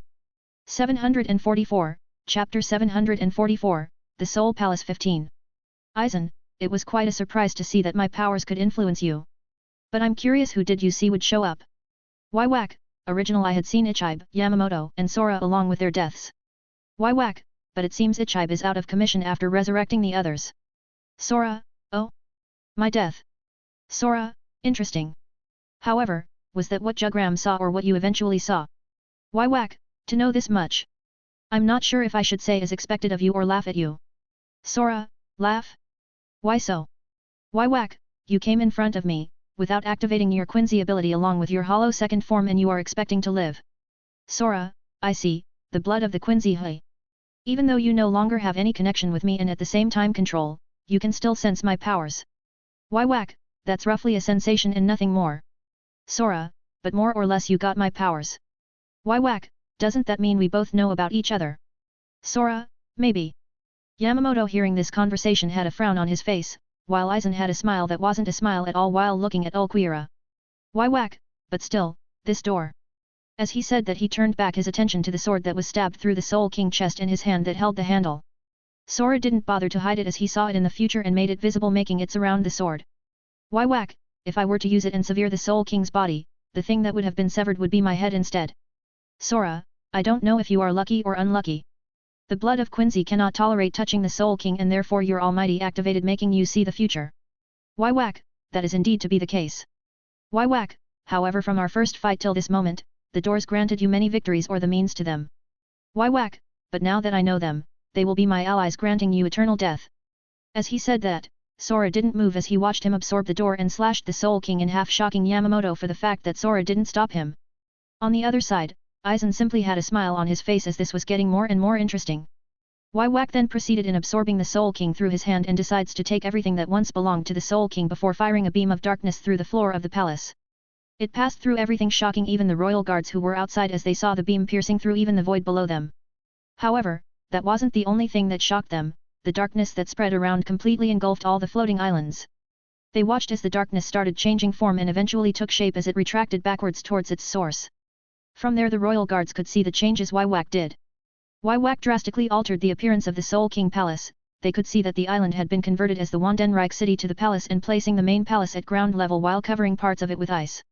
In short, he had 5 small cities and 1 main palace as he connected the 5 floating cities nearby to the Wandenreich palace with ice, thus creating a massive Quincy's icon. On the king's room where now only Sora remained as Yamamoto, Aizen, Zephyr and Jugram were teleported to different locations, look around and lightly smiled. Sora, nice reconstruction you got there. Why whack, all thanks to you for foolishly allowing me to absorb the Soul King. Why whack, welcome to my Warwelt the True World Castle. 745, Chapter 745, The Soul Palace 16. Sora, HOH. Then I would have to apologize for not having any gifts. Why whack, your lives will be the perfect gift. Sora, unfortunately that is something you will never get. As Sora finished speaking, his clothes burst apart as black flames appeared over his entire body, and as if he knew that Waiwak was waiting for him to enter in his best condition, he raised his Shikai upwards while yelling. Sora, Bankai. His whole body, as well as his Shikai coming from Ichigo, burst forward with an immense riotsu oozing out from both of them, causing the entire room to shake slightly. At the same time, his Shikai vanished and in its place, 2 smaller blades appeared in his hand. Why whack, interesting. I believe it's the first time watching your Bankai, isn't it? Sora, I'm more surprised you didn't set any traps as I activated it. While he said that, Sora brought his hand with the small blade over his head as an eerie pressure appeared. He then brought it downwards, causing his face to instantly be covered with his mask, bringing his powers to another level. Why whack, why do that as you don't have the intention of attacking me yet? Sora, oh? You really think I didn't? Why whack, As Sora said this, Why whack frowned as he really did, see a future where Sora executed an attack towards him. Before however he could retort and confirm a few things as he sternly looked at Sora with his almighty, his body suddenly tensed up. Before he could even realize what had happened, his chest was burst with a large bloody wound, shocking him greatly as this future didn't exist before. Sora, what's this? Sora, this was supposed to be a small attack, yet it was super effective. Why whack, @, did you do? Sora frowned as he heard these words and couldn't help but show it on his face. However, due to his mask, Why whack was unable to see it. He didn't bother answer at all. Instead, his answer was something that made Why whack open his split eyes wide as he released a burst of darkness matter from his body, creating a shield. Why whack created an enormous black barrier over an area surrounded him, and almost as instantly as he formed it, 15 bladed insert themselves all over it, failing to injure him. From within the barrier, Why whack saw that he would befall with countless blades, arrows, and black hearts trying to devour him. He ignored the blades and the arrows that came shortly after, the blades barraging the barrier and cracking it from the sheer numbers of them, and focus on the hearts that appeared from his chest. Specifically, from inside the door he had absorbed earlier. Why whack immediately used his Blood Vene Anhoben and countered the exploding flames, gaining him enough time to get out of the raging exploding flames. As he landed, he looked at Sora, who hadn't moved at all from his position, and frowned, thinking that this would be the hardest turnaround fight he had ever had. Why whack, impressive to stage an attack that bypassed the future. Sora, thanks I guess. Unfortunately, I failed in claiming your life, and this will not work on you again. Why whack, indeed, the doors let you direct attacks from one point to another. You staged everything outside and waited till I absorbed the door to catch me off guard. Why whack, at the same time you powered up to make my attention and using my future sight to you and watch out for future attacks. Sora, you are thinking too much. I didn't count that you would absorb the door in your body. Sora, but I did count on the fact that since your attacks can no longer pass through the door at my call, that didn't mean my attacks couldn't. 746, Chapter 746, The Soul Palace 17. Sora knew that the doors would be useless ages ago when fighting with him, as eventually, he wouldn't be able to redirect Why whack attacks as they become his ally due to his powers. Therefore when he wasted time speaking with Ichibe, he had set everything up. Doors, blades, and arrows outside of the palace waiting for an ambush. Although he truly didn't expect, as he stated, for the door to be absorbed, he had count for a few injuries to appear on Why whack body from the sudden assault coming from behind him. That is if the door had stayed there. Seeing the large wound on Why whack's chest, he couldn't help but grin inwardly, but soon it slowly vanished as the wound slowly healed before his eyes. Why whack, though it was quite a well-executed plan, it is indeed a shame you didn't kill me. Why whack, also with all the arrows you threw at me, my almighty can absorb them and healed my wounds. Why whack, nothing can kill me as I am the almighty. Boom. Why whack also burst forward with an immense amount of Ryutsu, and Sora gripped his Bankai as he took an official stance while muttering softly under his breath. Sora, I guess if plan A fails, go with plan B. Outside of the castle, where the 5 cities were located, the royal guards could see one side bursting and crumbling from fighting as thunder kept discharging. While on another city, flames threatened to melt everything apart. Clang! Clang! Clang! 2 figures clashed in high speed, causing sparks of flames and white light to emerge from their point of contact. As they separated, they looked at each other before one broke the eerie silence. Jugram, as expected of Yamamoto Genryusai Shigakuni, the captain of the 1st Division in the Godi I-13 and also the captain commander of the whole Godi I-13. Jugram, I guess living for so long wasn't by being idle. Yamamoto, in my quest to rise to power, as when I comfort Why whack, I did refine everything I could towards my gain. Yamamoto, however, what's up with that shield? As Yamamoto spoke and retort back, he also asked what waited in his mind. When they got separated by the darkness and being shifted in position, the one he ended up with was Jugram holding a sword and shield. The shield is composed of a gold quincy's icon with its ground-facing limb extended past the others and solidified reishi between the limbs, giving it an angular appearance. Jugram, it simply complement my abilities, nothing more nothing less. Yamamoto looked at him with narrowed eyes, unknown to everyone what he was thinking. However, there was one thing he knew for sure, and that was he needed to take care of Jugram, as his knowledge based on what Sora said for him deemed him way too dangerous. He placed and pointed his sword towards Jugram as he called out. Yamamoto, Bankai. Yamamoto, Zankan no Tachi Blade of Ember. As he called out his Bankai, all the flames disappeared and only the blade remained as if it was in its sealed form facing Jugram. At the same time, Jugram felt the scales tipping as a wave of misfortune was about to hit him. Yamamoto immediately stepped forward and slashed down on Jugram's shield, and upon the point of impact, a huge blasting wave engulfed him, burning everything in its path as the temperature was kept rising.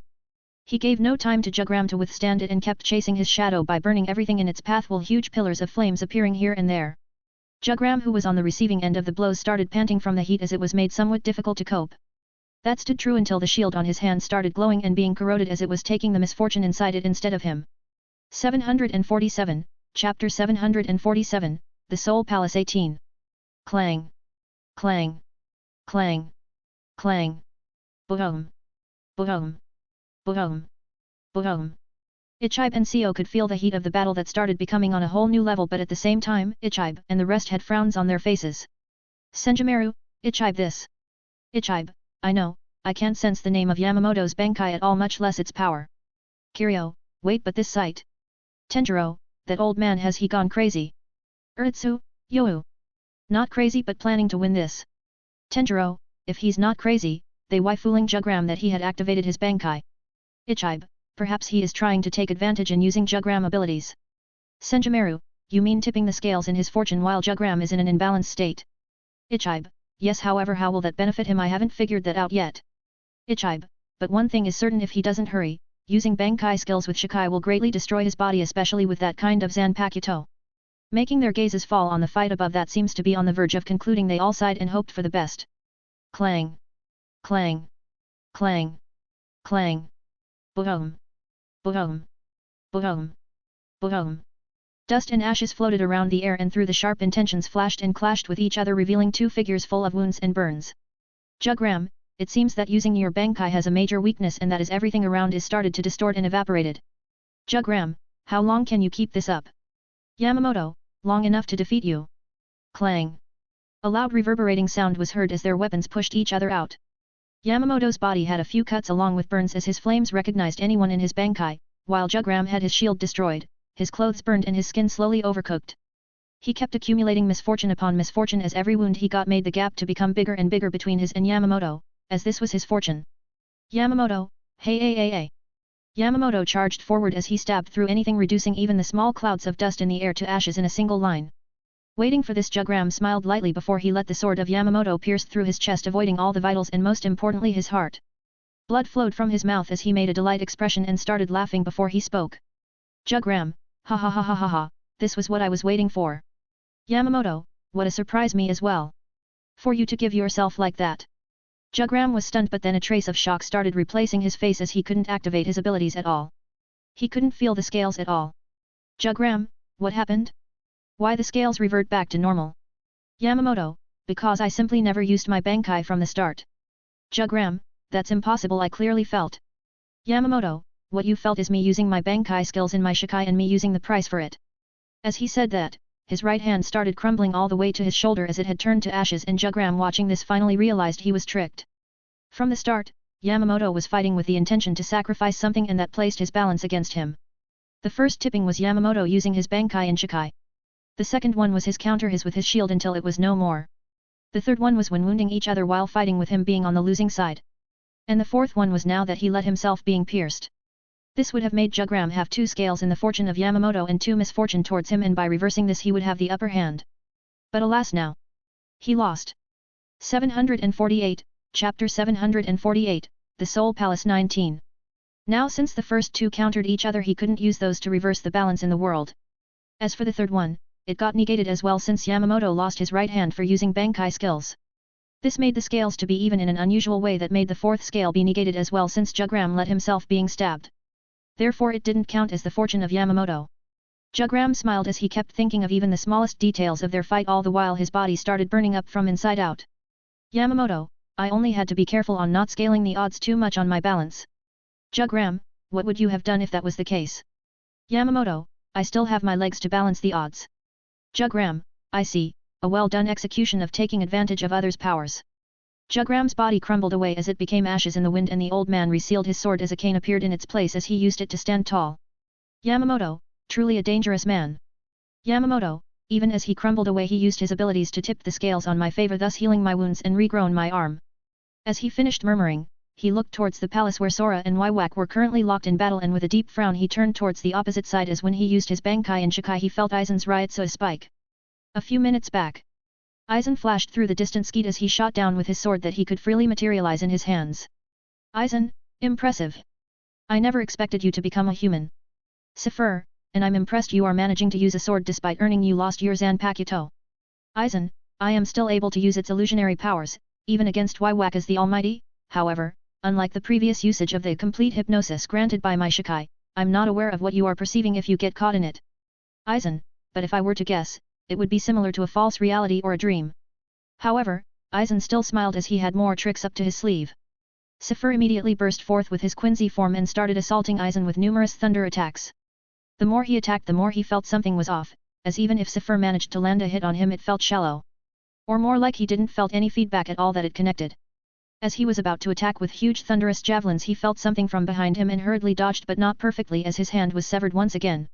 He froze in the air as he was floating with his thunder wings, looking with a stunned expression, the best one that had appeared on his face so far. He looked at a figure that looked like Aizen when he was on his vice-captain position, and if that wasn't enough for him to comprehend what was happening, the space distorted as more figures appeared surrounding him. An Aizen on his captain attire, on his Arankar attire, on his chrysalis form and his second form appeared. The only ones that were missing would be the butterfly one, the hollow one and the last one with the rings.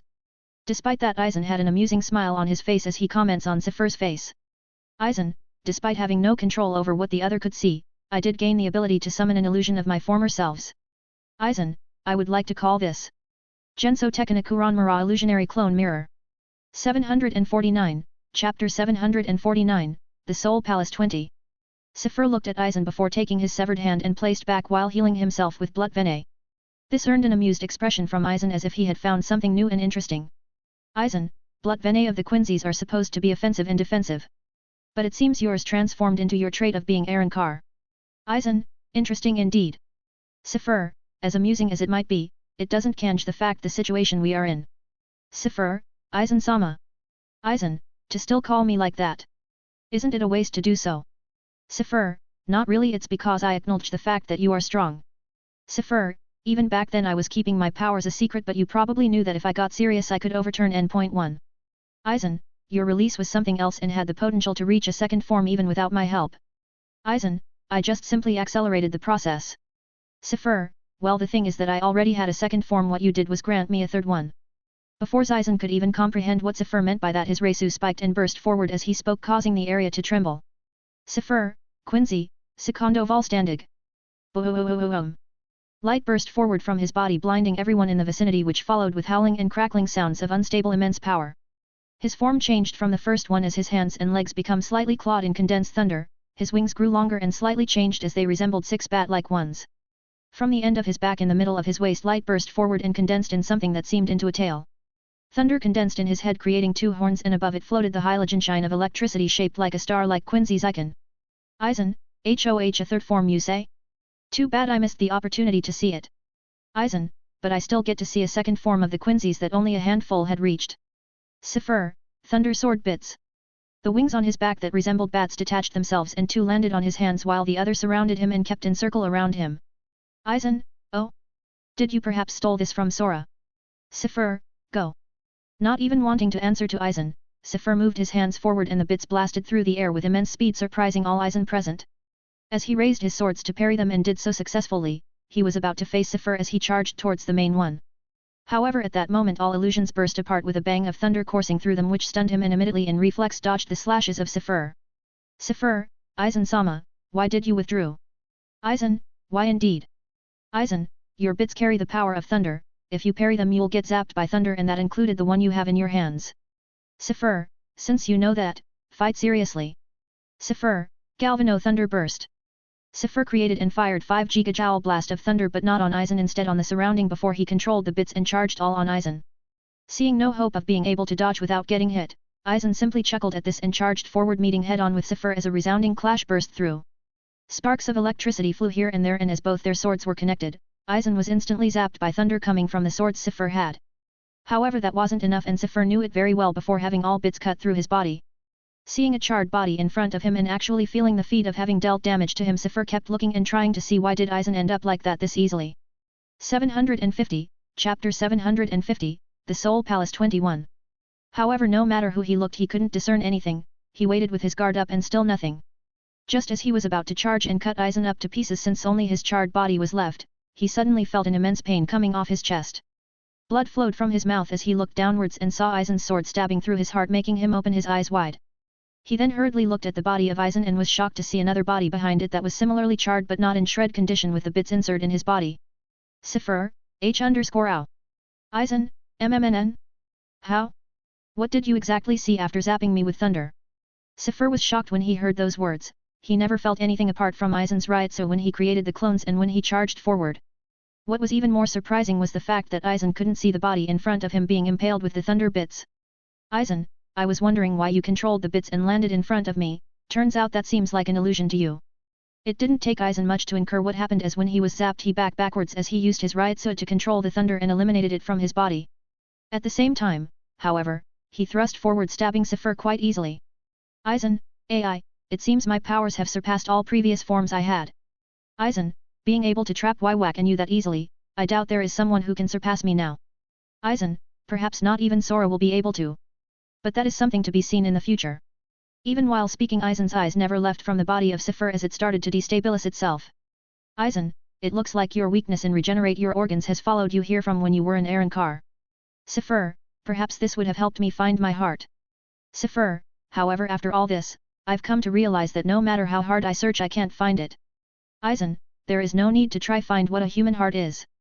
Aizen, if I were to put it in simple words, I guess it would be a new life formed and reshaped. Sifur, a new life. Sifur looked in front of him blankly as he heard these words, while at the same time his form completely crumbled away, reverting to his human one. He slowly fell on the ground, still impaled in his heart with Aizen's sword.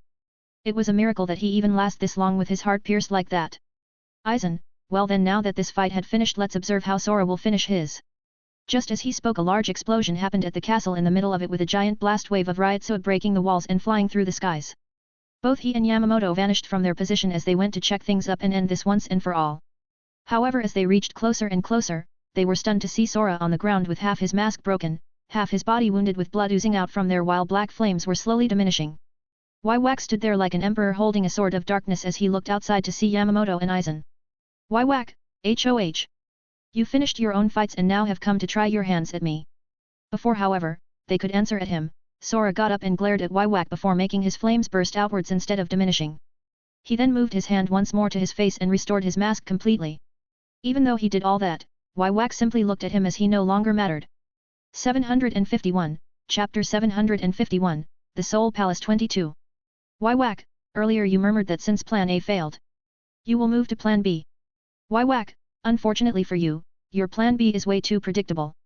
Wiwak, the future is under my command to alter and your powers have slowly become my allies. Sora, then I guess, it is time to start Plan C. Wiwak, ha ha ha ha, the entire area around us has been modified by me to counter all your abilities.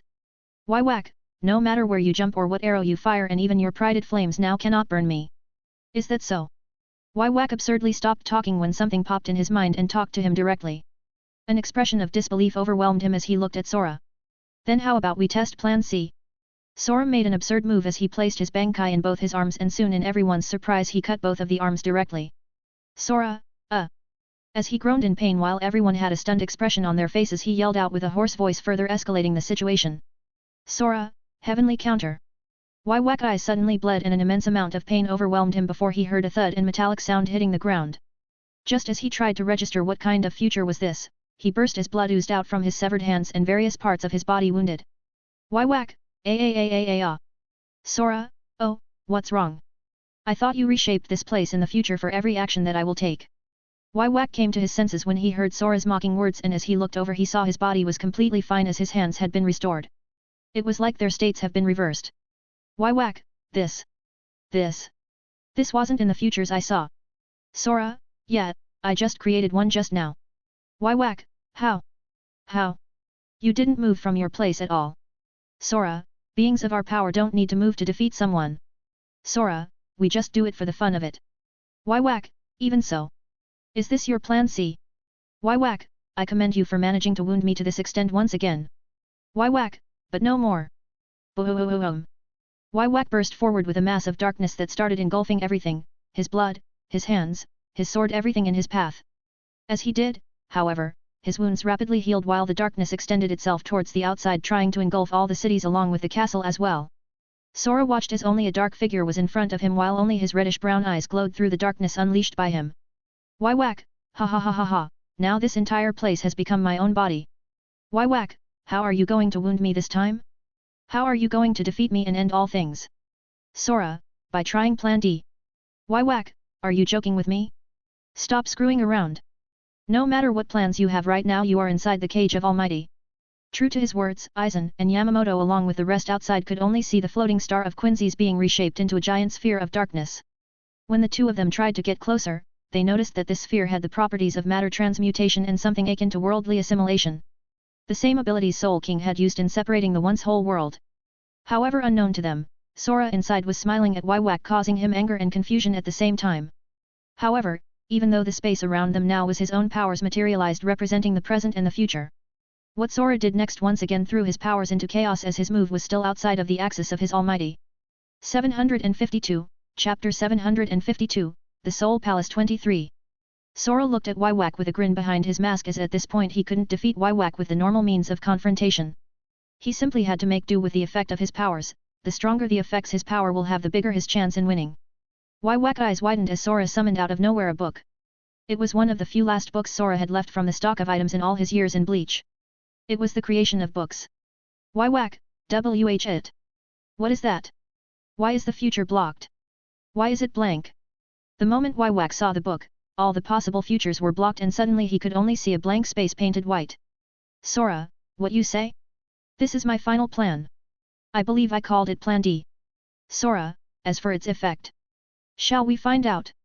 Sora, creation of books. System, ding. Host has used the creation of books. Please recite the words and align it with the image you have. Sora, years, months, days, and seconds. Talents and possibilities. Endless choices on the infinite void. Whack, you are simply chanting a Keto incantation. Do you really think? As Whack heard his chanting, he retorted back in anger as he thought that Sopra was arrogant, thinking that this will be enough to bring him down. However, as the verse went on and his eyes widened once again and his mouth swallowed his words in response to what he saw in the blank state of his Almighty. Whack, these. Are these grains? Whack, rice?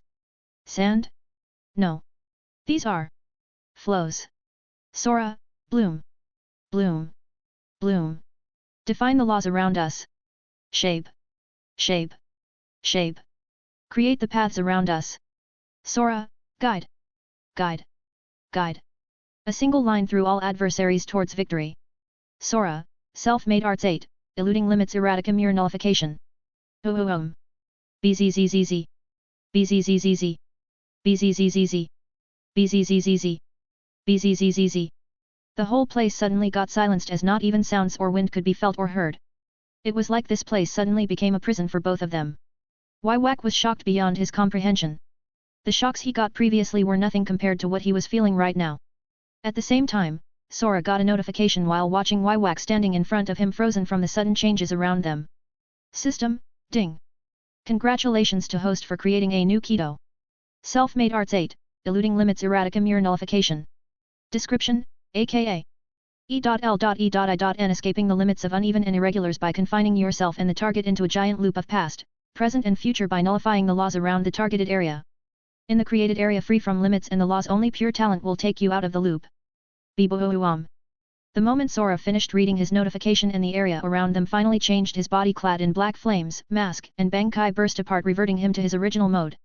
Meaning with his Shinigami basic attire and his sealed Zanpakuto. At the same time, Whack being clad in darkness burst apart, revealing his basic form holding his sword but still looking around him with shocked eyes. Eyes that were no longer split but normal brown reddish ones. Whack, my powers. What did you do? What was that book? Sora, HOH, you like it? This place is your grave. Whack, don't give me this bullshit. Where are we?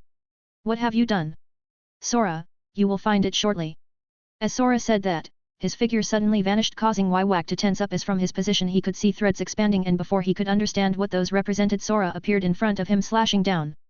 753, Chapter 753, The Soul Palace 24. As Sora slashed down, one of the threads turned red in color, prompting Wywak to raise his sword and parry it before Sora vanished once again and appeared behind Wywak. He then proceeds to stab forward and turn the thread black as his target was his heart. Not even having the time to dodge, Wywak used his movement and vanished as well, appearing a few meters on the back as now he could see the threads collide with each other. When they did, a few after images appeared showing the previous clash but being frozen in place. Wywak, this is the past. Sora, where are you looking? Just as Wywak figured one of the traits of this new Kido, he was trapped. Sora appeared once again in front of him and thrust forward his sword, turning the thread black once again. Wywak, ugh. Unable to cope in time, Wywak twisted his body and avoided a direct piercing move on his heart, but this caused his left shoulder to take the hit. Not willing to take a loss as his blood dripped down from the impaling sword of Sora, Wywak raised his right hand holding his sword and slashed down. This prompted the thread to turn red and taking a darker one as he was going for a critical slash.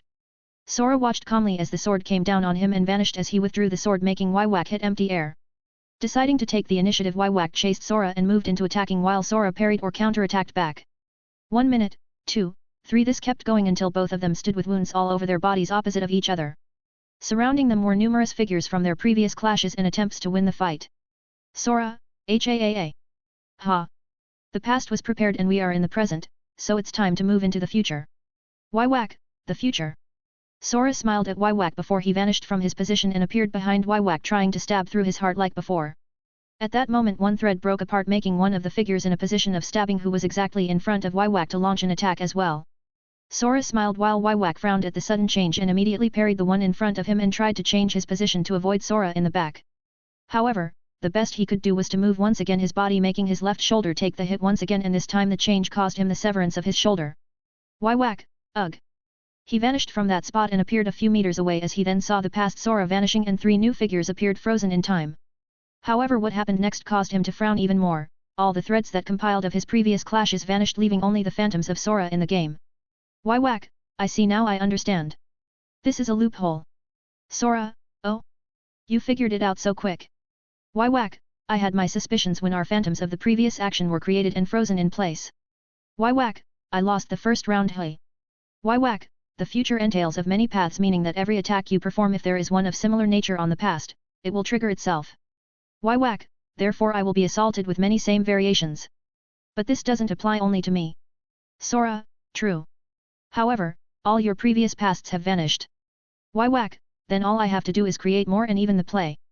Sora smiled at him as he was telling him, you are welcome to try. 754, Chapter 754, The Soul Palace 25. For the next couple of minutes, the sound of clashing of metal against metal reverberated through the area. Wywak dodged numerous times critically slashes that threatened to take his life more than once. Through this, he figured out that even a phantom being created a second ago could be used as long as you attack in exactly the same way or defend yourself. From that moment forward he changed the whole fight, as using his large amount of experience he was able to topple Sora even when 3-4 phantoms gang up on him. The whole area filled with phantoms in difficult positions where recreating those were almost impossible. Clang! Clang! Clang! Clang! Sora and Wywak clashed again in the air before they separated themselves and landed on the ground. They both could see the conditions of each other. In simple words, a bloody mess. It was now that Sora realized what the pure talents meant in the description of his Kido. Talent in swords, in scheming to make your opponent fall to your flow and triggered the loop of the past. Sora, HAAA. Ha! You are really something. Sora, holding this long while being assaulted in many scenarios. Wywak, he. Unfortunately, neither of us can continue. Sora, you are right about that. Wywak, then shall we end this endless cycle? Sora watched as Wywak straightened his back upwards like an emperor while holding his sword and ready for a final clash. At the same time a few similar phantoms frozen in place, came alive ready to assault and kill anyone in their path. In response to that, Sora also straightens his back upwards and held his sword with both hands as he took a stance of stabbing forward. In lining to this, his phantoms also woke up from being frozen in place. Both of them yelled at each other and vanished from their position while appearing in the middle waving their weapons. The moment their weapons clashed, all phantoms moved to their intended targets. Swords fell on both the bodies of Wywak and Sora in different angles and timing, giving them little time to evade. However, seeing the fighting intent on the eyes of each other, none moved from their position as the swords pierced them. Silence fell on the area while all phantoms started vanishing on their own. Sora, cough. Sora spat a mouthful of blood as he watched, Why whack with a smile on his bloody face. Why whack, cough. Cough. I. 1. Sora, are you so sure? The smile of Waiwak face vanished as he heard the weak voice of Sora retorting back to him. He looked around and saw that his phantoms have all vanished while Sora still had a few of them. Sora, this place has another loophole. The one with more phantoms can prolong his life even if he loses. Blood dripped down from Waiwak mouth as he heard this and soon light started disappearing in his eyes. However, before he draws his final breath he laughed while managing to say a few words startling Sora in his tiredness. Waiwak, he. I see, so that is my future. Sora was shocked. He wondered why Waiwak uttered these words as he laid motionless with his sword stabbing him and countless wounds bleeding throughout his body. Everything around Sora shattered like glass making him appear in the castle.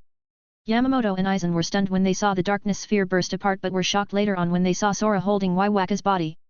They both fell forward on the ground and with the last bit of strength that Sora had he summoned his flames and engulfed the both of them. The royal guards and the two Shinigami watched as the black flames burned becoming bigger and bigger. 755, Chapter 755, A Long Aftermath. The flames burned for more than 10 minutes before they died down. When they did they all saw Sora in the Wonderland as he was too exhausted and fell asleep but not before he could hear his system barraging him with various notifications. System, ding. Hidden quest completed. Devour the Soul King. 5/5. Rewards, 25 levels 250 fruits. System, ding. Host has gained 25 levels reaching 1000 level cap. System, ding. Congrats host for completing 5/5 of the power levels. Reward, 500.000 soul points. System, ding. Host has gained 250 points on all attributes and 2.500 points on Ryutsu. System, ding. Host has gained 2.250 points on all attributes except on Ryutsu. System, ding. Host has gained 250 fruits. System, ding. Opening status. Name, Xylan Sora /Age, 17, 38, /level 1000 EXP, 000. Health, 297.000, 29.700, /Power, 296.900, 29.690, /Defense, 296.950, 29.695, /INTE Legend, 299.050, 29.905, /Ryutsu, 1.197.050, 119.705. Affiliation trait, Gluttony Human Shinigami Wizard Quincy Hell. Ancient Enhancing Tattoo, 950 fruits, max 1000, equals 95.000 attributes points. Zanpakuto command name, gaze at the eyes of all things where the moon feasts. Shikai, Heavenly Devour Moon, Tengoku Akumatsuki. Skill, Tengoku no Aim Tenku no Gecko Tenno Kaibatsuki Tenno Tenmitsu Asura Hayden, requires mask. Bankai First Form, Heavenly Devour Black Moon, Tengoku Akumakuro Tsuki. Skill, Tenno Kosa Kaibatsuki. Bankai Second Form, Heavenly God Black Moon, Tengoku Kami Kuro Tsuki. Zanpakuto command name, eat and drink, devour and swallow. Shikai, Tengoku Gyakuzatsu Sha, Heavenly Devourer. Skill, Devouring Black Flaming Heart Black Wolf of Gluttony Devouring Hollow Flaming Heart, requires mask, Incinerating Zero, requires mask, Heavenly Punishment of the Kings, requires mask all 5 energy types. Combo Skill, Devouring Rift, requires all powers Hollow Mask Ichigo's Bankai Gyaku Shikai. Bankai? Soul Points, 1.012.000/var, 985.799. Quests. Main Sub. 1. Spend points in the store. Rewards, 1 EXP 50 points. Store. System, ding. Opening store. Accessories / medic pills / weapons / battle form / keto arts. Soul points, 1.012.000. Inventory. System, ding. Opening inventory. 1x double level up pill 11x complete Hogyaka 1x unrefined portable Jigai clone 2x fortification pill 6x quin pill 1x creation of books 3x spiritual blood candy 1000x soul fragments. Skills. System, ding. Opening skills. 1. Unown Arts 1, Soul Burial, Konso. Description, presses the base of a Zanpakuto hilt against the forehead of a soul to send it in Soul Society. Self-made arts. 1. Self-made arts 1, Formless doors. Incantation, creation of nothingness everlasting void energy yin and yang seen and unseen make everything appear and disappear. Description, countless thin doors out of air and Ryotsu that can't be seen unless the caster wants it. Able to draw an attack from one door and redirect it into another door like whack-mole. 2. Self-made arts 2, mirrors of eternal hellish lotus. Incantation, souls of the Eternal's flames who reside in the burning sun and cold moon burning illusion freezing reality hot wind and cold void blend in the everlasting life of man. Description, the user fires from his fingers countless small lights which in turn they become lotus flowers with some of them could be seen others are hidden and many are transparent. Each one of them has a certain ability. Burn to ashes freeze to nothingness space binding confusing illusions time deceleration. 3. Self-made arts 3, lighting ray judgment. Incantation, begone from my sight. Pierce through the enemy. Broiling black ashes. The bitter chilling heat of your demise. The wallowing ashes follow your course and charge through the fool to the gates of nothingness. Wailing princess, guide forth the death's final breath. The moon shines down on you, giving them mercy. Cast your wrath upon our foe. Description, lighting starts emitting from the caster body towards the target causing the heavens above to throw countless rays into the opponent, that carries their pity and anger for pissing their emissary sending them into the gates of nothingness. 4. Self-made arts 4, mirrors of purgatory. Incantation, the three-headed whales. Show your teeth and might. Disintegrate, and look upon yourself with horror and then claw out your own throat. Disintegrate, and look upon yourself with horror and tear out your own heart. Guardian of the purgatory, 3 chimes, rattling bones, the savage dog lets loose his fearsome roar. Growl on the name of the fool who rouses you from your slumber. Your rage incites the very earth to tremble in fear. Description, the body of caster starts shining and created a dome like an area full of mirrors inside it whoever got trapped will have to face their own self and try to kill each other. If the real one wins and escape he will have an increase of 10% in their Ryotsu permanently. If the fake one wins they will lose 10% in their Ryotsu permanently. 5. Self-made arts 5, endless coffin of ice. Incantation, the soul winter in the blizzard who marches along the path of solitude finds shelter in this frozen oasis. The mighty god of weather I call upon thee. Lend me thy hate, fury, and anger. Fall, bringers of death, for you shall empower my conviction. The tempered lance, forged inside the deepest part of loneliness. The harbinger of the heavens' fury and strike down your foe. All creation, flutter of wings, Yahoo bears the name of man. The sea barrier surges, march on to the south. Limit of the thousands of hands, respectful hands, unable to touch the darkness. Unable to reflect the blue sky. The time that gathers obey my orders. Description, countless arrows and spears along with flowers are forming in the air coming down from the heavens vault raining towards the enemy engulfing them creating an eternal slumber away from light away from darkness away from time. 6. Self-made arts 6, hellish dragon fang. Incantation, uncown. Description, uncown. 7. Self-made arts 7, judgment of the 7 sins. Incantation, uncown. Description, uncown. 8. Self-made arts 8, eluding limits erratica mere nullification. Incantation, years, months, days, and seconds. Talents and possibilities. Endless choices on the infinite void. Bloom. Bloom. Bloom. Define the laws around us. Shape. Shape. Shape. Create the paths around us. Guide. Guide. Guide. A single line through all adversaries towards victory. Description, aka E.L.E.I.N escaping the limits of uneven and irregulars by confining yourself and the target into a giant loop of past, present and future by nullifying the laws around the targeted area. In the created area free from limits and the laws only pure talent will take you out of the loop. Acquired arts, 8. 1. Divine Soul Might. Description, a soul that awakened from fusing both heart and mind, it is a soul that only kings and emperors have through struggles in their lives. It gives the host of such a soul. 1. 500% increase reaction speed within 100 meters. 2. The host can create an image of himself with 90% of his stats for a duration of 10 days. 3. 10% in all stats. 2. Heavenly Divine Destructive Blades. Description, blades that created from the power of the heavens by simply adding your Ryotsu in them. They can revolve around the host's body and themselves, they can be visible and invisible, and be used for both defense and offense. Current blades, X15/ if someone possessed Divine Soul Might, 20% increased speed 20% sharpness. 3. Reflection Eyes. Description, gives the ability to host to see the power levels of enemies the host deem fit, along with their perspective positions. 4. Unique Cutting Edge Intent, Mastered. Description, this intent was created by Xylan Sora. It was formed from practicing, pondering, and enlightenment of the user on the kendo forms, sword forms and Kenpeki sword forms along with his memories from different weapon styles of fanfictions. This gives 90 points on all stats except Ryotsu on each level up. 5. Heavenly Counter.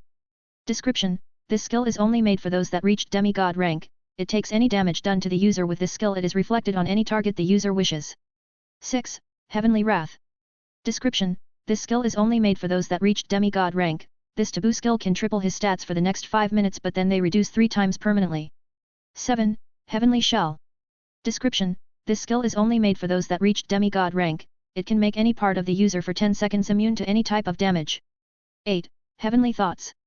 Description: this skill is only made for those that reached demigod rank. It allows the users to transmit their thoughts or voices directly to the mind of its target. As Sora was about to sleep and with the notifications barraging on his mind, he ignored everything except the fact that in the end, a different sound rang in his mind. With the last bit of clarity before drifting in his dreams, he saw the last notification. System, ding. Evaluation of host. Quests completed, 110. Points gathered, 1.705.600 points spent 693.600 points saved 1.012.000. Remaining items, 1025. Results, SSS. Note: host can bring 3 people with him based on results. Note: for every person or item host needs to embrace on the 3rd plane during his ascend, host need to pay a certain fee. With everything passing, every superpower in the world quickly found themselves being busy as 2 years passed from the war. The Shinagamis were busy restructuring Soul Society, while in Hueco Mundo Haribel was busy taking care of various things for her own gain. At the same time, Sora was enjoying his time with his wife and children, who were now the bigger one almost 3 and the smaller one a few months old.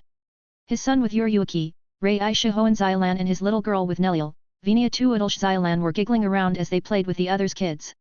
Lisa was taking care of her girl named Maruan Xilan, as they had named her. During the 2 years, Hinamori, Anohana also gave birth. Anohana and Momo had both boys, and they were granted the names of Yachi Xilan and Mori Xilan. Surprising Sora, a few months after his fight with Waiwak, his wives Yin, Yang, Senna all become pregnant. This caused Kyukaku, Matsumoto, Swafon, Nia, Ria, Yoshino, Nozomi, and Ririka to burst with anger and lust, causing countless sections between them, which eventually led to them bear his children. And even though they weren't showing it, Bambietta and Haribel had some kind of killing intent in their eyes. Yin had a girl named Yinner Xilan, Yang also had a girl named Yanger Xilan, while Senna had a boy named Nara Xilan. Kyukaku had a son and got the name of Keiku Shiba Xilan, Matsumoto had a girl and got the name Mara Xilan. Swafon ended up choosing Yuryuki's name for their baby along with Sora's last name, giving the girl the name Yuryuki Fon Xilan, earning numerous weird gazes along with a few laughs. Nia and Ria both had girls as well and earned them the names Shia and Tia Xilan. Yoshino gave birth as well, and as usual, it was a girl named Shino Xilan. Nozomi also gave birth to a healthy boy, naming it Nora Xilan. As for Ririka, it was a boy and got the name Kyuga Xilan. During this time frame, Sora kept searching for clues of a future Waiwak muttered upon his death in case he missed something. But when he thought about it better, when he leaves this world everything will freeze until everyone he took with him dies on the 3rd plane. For that reason, he stopped bothering with something that might not happen. As he was staring at the night sky, he heard a few steps and recognized those as the biggest miracle could happen in front of his eyes. They were 3 people, 1 orange-hair idiot and 2 girls holding 2 babies. Yo! Sora, yo my ass! What do you want, Ichigo? Ichigo, SSHHHH. You'll wake them up. Tatsuki, yeah, don't speak too loudly. Orium and I just managed to make them fall asleep. Orium, what are you doing here, Sora-kun? Sora, thinking about the future and when to move out. At that moment their faces become solemn and Ichigo discarded his idiotic expression as he looked at Sora. Sora, it will be 2 more years before we depart, so we have time to wrap some issues we might have. Ichigo, eventually we will face what comes upwards and we will cut through our way. Agreeing to his words, Sora then guided the rest inside so they can see the babies as well. While having their little fun and all, Sora started talking with Gyaku about what will entail in the process of ascending. According to him, all the energies inside him will transform into chi like he had guessed in the past, but there is a catch. Every ability he has and powers will transform into chi. From that moment on he will be a god with the name and title low god rank. When he heard this he was confused why both low and rank. Isn't it obvious that as a newcomer he will stand at the lowest? His answer however shocked him. Gods are separated to low, middle, advance, peak, master and ancient. Rank, however, was the source of their elements. Sora, you mean that if Shoto from Boku no Hero Academia goes there he will be rank 2? Gyaku, yes. In your case however, by converting everything you have, you will gain flames chi, spirit chi, light chi, demon chi, strengthening chi, hellish chi, space chi. Oh, and sword chi. Sora almost chokes with his saliva when he heard all this, and at the same time, he was excited and couldn't wait for the future to come. Time passed quickly and soon another 2 years passed. Sora had passed his time privately with each of his wives more than once and finally, he managed to eat Bambietta and Haribel. However, their frustration was with no end as they weren't fortunate enough to bear his child yet. Despite their glares, they were showing to him, today they had gathered here as he had called everyone he could think of, that might want to reach new heights. Masaki, Ishin, Karin, Yuzu, Ichigo, Inu, and Tatsuki along with their children, Kazui Kurosaki and Tsuki Kurosaki, a boy and a girl with them were standing on the right. On the left side, Yoryuki, Neliel, Anohana, Momo, Matsumoto, Swafon, Yoshino, Sena, Yin, Yang, Nozomi, Kyukaku, Nia, Ria, Ririka, Bambietta, and Haribel along with their kids were sitting and waiting for him. Finally, in the middle, Urahara, Kyuka, Jackie, Sung Sun, Mila Rose, Apasai, Lil Tato, and Meninas who had miraculously survived were standing there. The latter two after they waked up, they found Bambietta and learned that everything was over and she was planning to move with Sora and followed her. Sora saw them and smiled but before he could speak he felt someone landing on the middle making him frown a bit but since he knew the guy and his purpose he didn't debate. For a split second as he counted he frowned as it was far above the 20 people limit more or less he had placed on himself in the past. All in all, it was 53 people waiting in line for a new world. He was allowed to bring 3 with him and since Ichigo counted as his powers and abilities he was left with 49 people. During these 2 years, he had also asked Senjumaru if she wanted to come but unfortunately, it was futile including his attempts to make her fall. Since the restrictions were no longer in place, he had said to everyone where he will go and how they will be treated including their powers and such. At the same time, he had also secretly informed Ichigo about the conversion of powers. This caused him to be shocked as he knew that perhaps with the ascension he might never appear vanishing forever. But still hopes for something to happen and make him experience the third plane plus protecting what he had gained. Looking towards the sky, Sora took a deep breath before yelling. Sora, Ascension. System, ding. Ascension of host initiated. System, ding. Host has chosen 53 people to ascend. System, ding. 3 people are permitted to ascend and 1 variant will be converted to host new power. System, ding. Results. 49 people need to be bought with fees. Fees N.1, 100.000 soul points each. Fees N.2, 100 soul fragments each. Fees N.3, convert 5% of your stats. Fees N.4, convert items for the fee. System, ding. Missing requirements for 29 people. System, ding. Start converting items? Y/N? Sora, convert every item I have with the exception of 1 Hogyaku. System, ding. Converting 1x double level up pill 10x complete Hogyaku 1x unrefined portable GKI clone 2x fortification pill 6x quin pill 1x creation of books 3x spiritual blood candy. System, ding. Conversion ended 990.000 soul points gained. System, ding. Missing requirements for 20 people. System, ding. Start converting stats? Y/N? Sora paled when he saw this and gritted his teeth. If the 5% a standard one perhaps he will have a few stats left but he will be incredible weak later on. However if it's a stack up percentage and reach all the way to 100% he was doomed. Sora, start. System, ding. Converting 5% of stats. Done. Health, 14.850 power, 14.845 defense, 14.847/INTE legend, 14.952/Ryutsu, 59.852. System, ding. Error. Due to Divine Soul Might 5% fee turns to 0.5% fee. System, ding. Converting 0.5% of stats. Done. Health, 1.485 power, 1484 defense, 1484/INTE legend, 1495/Ryutsu, 5985. Sora, holy shit. Is this for real? Kyaku, ha ha ha ha ha ha, you are really lucky. Sora, what the fuck happened? Kyaku, original that 5% was meant to stack up making lose 100%, everything you had. Kyaku, this means that those above us are really preparing something unique as a welcoming gift. System, ding. Converting 20x 0.5% of stats. Done. Health, 29.700 power, 29.690 defense, 29.695/INTE legend, 29.605/Ryutsu, 119.705. System, ding. Adjusting stats. Health, 267.300, 26.730, /power, 267.210, 26.721, defense, 267.255, 26.725, /INT Eligent, 269.145, 26.914, Ryatsu, 1.077.345, 107.734. Sora, holy shit, I'm safe.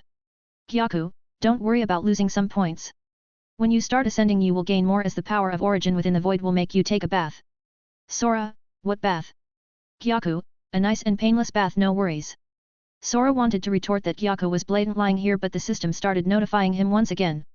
System, ding. Fees have been paid. System, ding. Preparing for ascension. From Sora's body threads burst out connecting to everyone around him including the children. As they did, they started wrapping around them before they vanished inside him and appearing on his soul realm where the temple of the system was stationed. Then as if the realm wanted to eject him, suddenly the void twisted and created a mouth swallowing him whole as he was unable to move. Finding himself in the void where he could see countless nebulas and such making him believe that those are perhaps the realms of different worlds, he noticed a light not far yet quite far from him. He thought that maybe someone ascends as well. As his body was motionless he couldn't feel a thing but the notifications of the system continued ringing. System, ding. Host is being baptized by the energy in the void. System, ding. Host has gained 5 fruits. System, ding. Host has gained 5 fruits. System, ding. Host has gained 5 fruits. System, ding. Host has gained 5 fruits. System, ding. Host has completed the ancient enhancing tattoo. System, ding. Host can now gain 1.000 points per fruit. 1.000.000.000 points. System, ding. Adjusting stats. Health, 1.167.300, 116.730, /power, 1.167.210, 116.721, /defense, 1.167.255, 116.725, /INT Eligent, 1.169.145, 116.914, /Ryatsu, 1.977.345, 197.734. Sora dropped his jaw in his mind as he couldn't speak at all. It was like he got 4 to 5 times stronger than before. But what surprised him was the fact that these stats are kept growing at an alarming pace all on their own. After who knows how much time it passed, his stats stopped at 5 million cap with the Ryatsu being double and with the 10% of his soul. He also was having 500.00001.000.000 extra. Then he noticed his interface started changing causing his eyes to pop out in his mind with what he was seeing. System, ding. Conversion of abilities. Done. System, ding. Adjusting stats. Name, Xylan Sora /H, 21, 42. Race, God. Title, Gluttony Human Shinigami Wizard Quincy Hell. Power, Low God Rank 10. Health, 5.000.000, 500.000. Strength, 5.000.000, 500.000. Defense, 5.000.000, 500.000. INT Eligent, 5.000.000, 500.000. Chi, 10.000.000, 1.000.000. Chi traits, strengthening Chi spirit Chi sword Chi flame Chi light Chi wood Chi hellish Chi demon Chi space Chi dark Chi.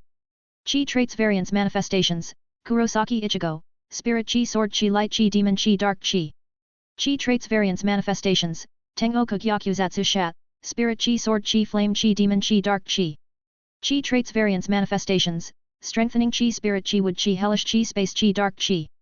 Chi traits abilities, sword creation Chi projectiles Chi pressure Chi devour Chi control manifestations form space ruler body part modification area search aura search. System, ding. Enjoy your stay with hopes of survival in the third plane. Sora was stunned when he saw the new interface and he was more shocked when his system gave a pleasant warning. Before he could comprehend what the fuck happened, blackness covered his eyes and then got assaulted by blindly light.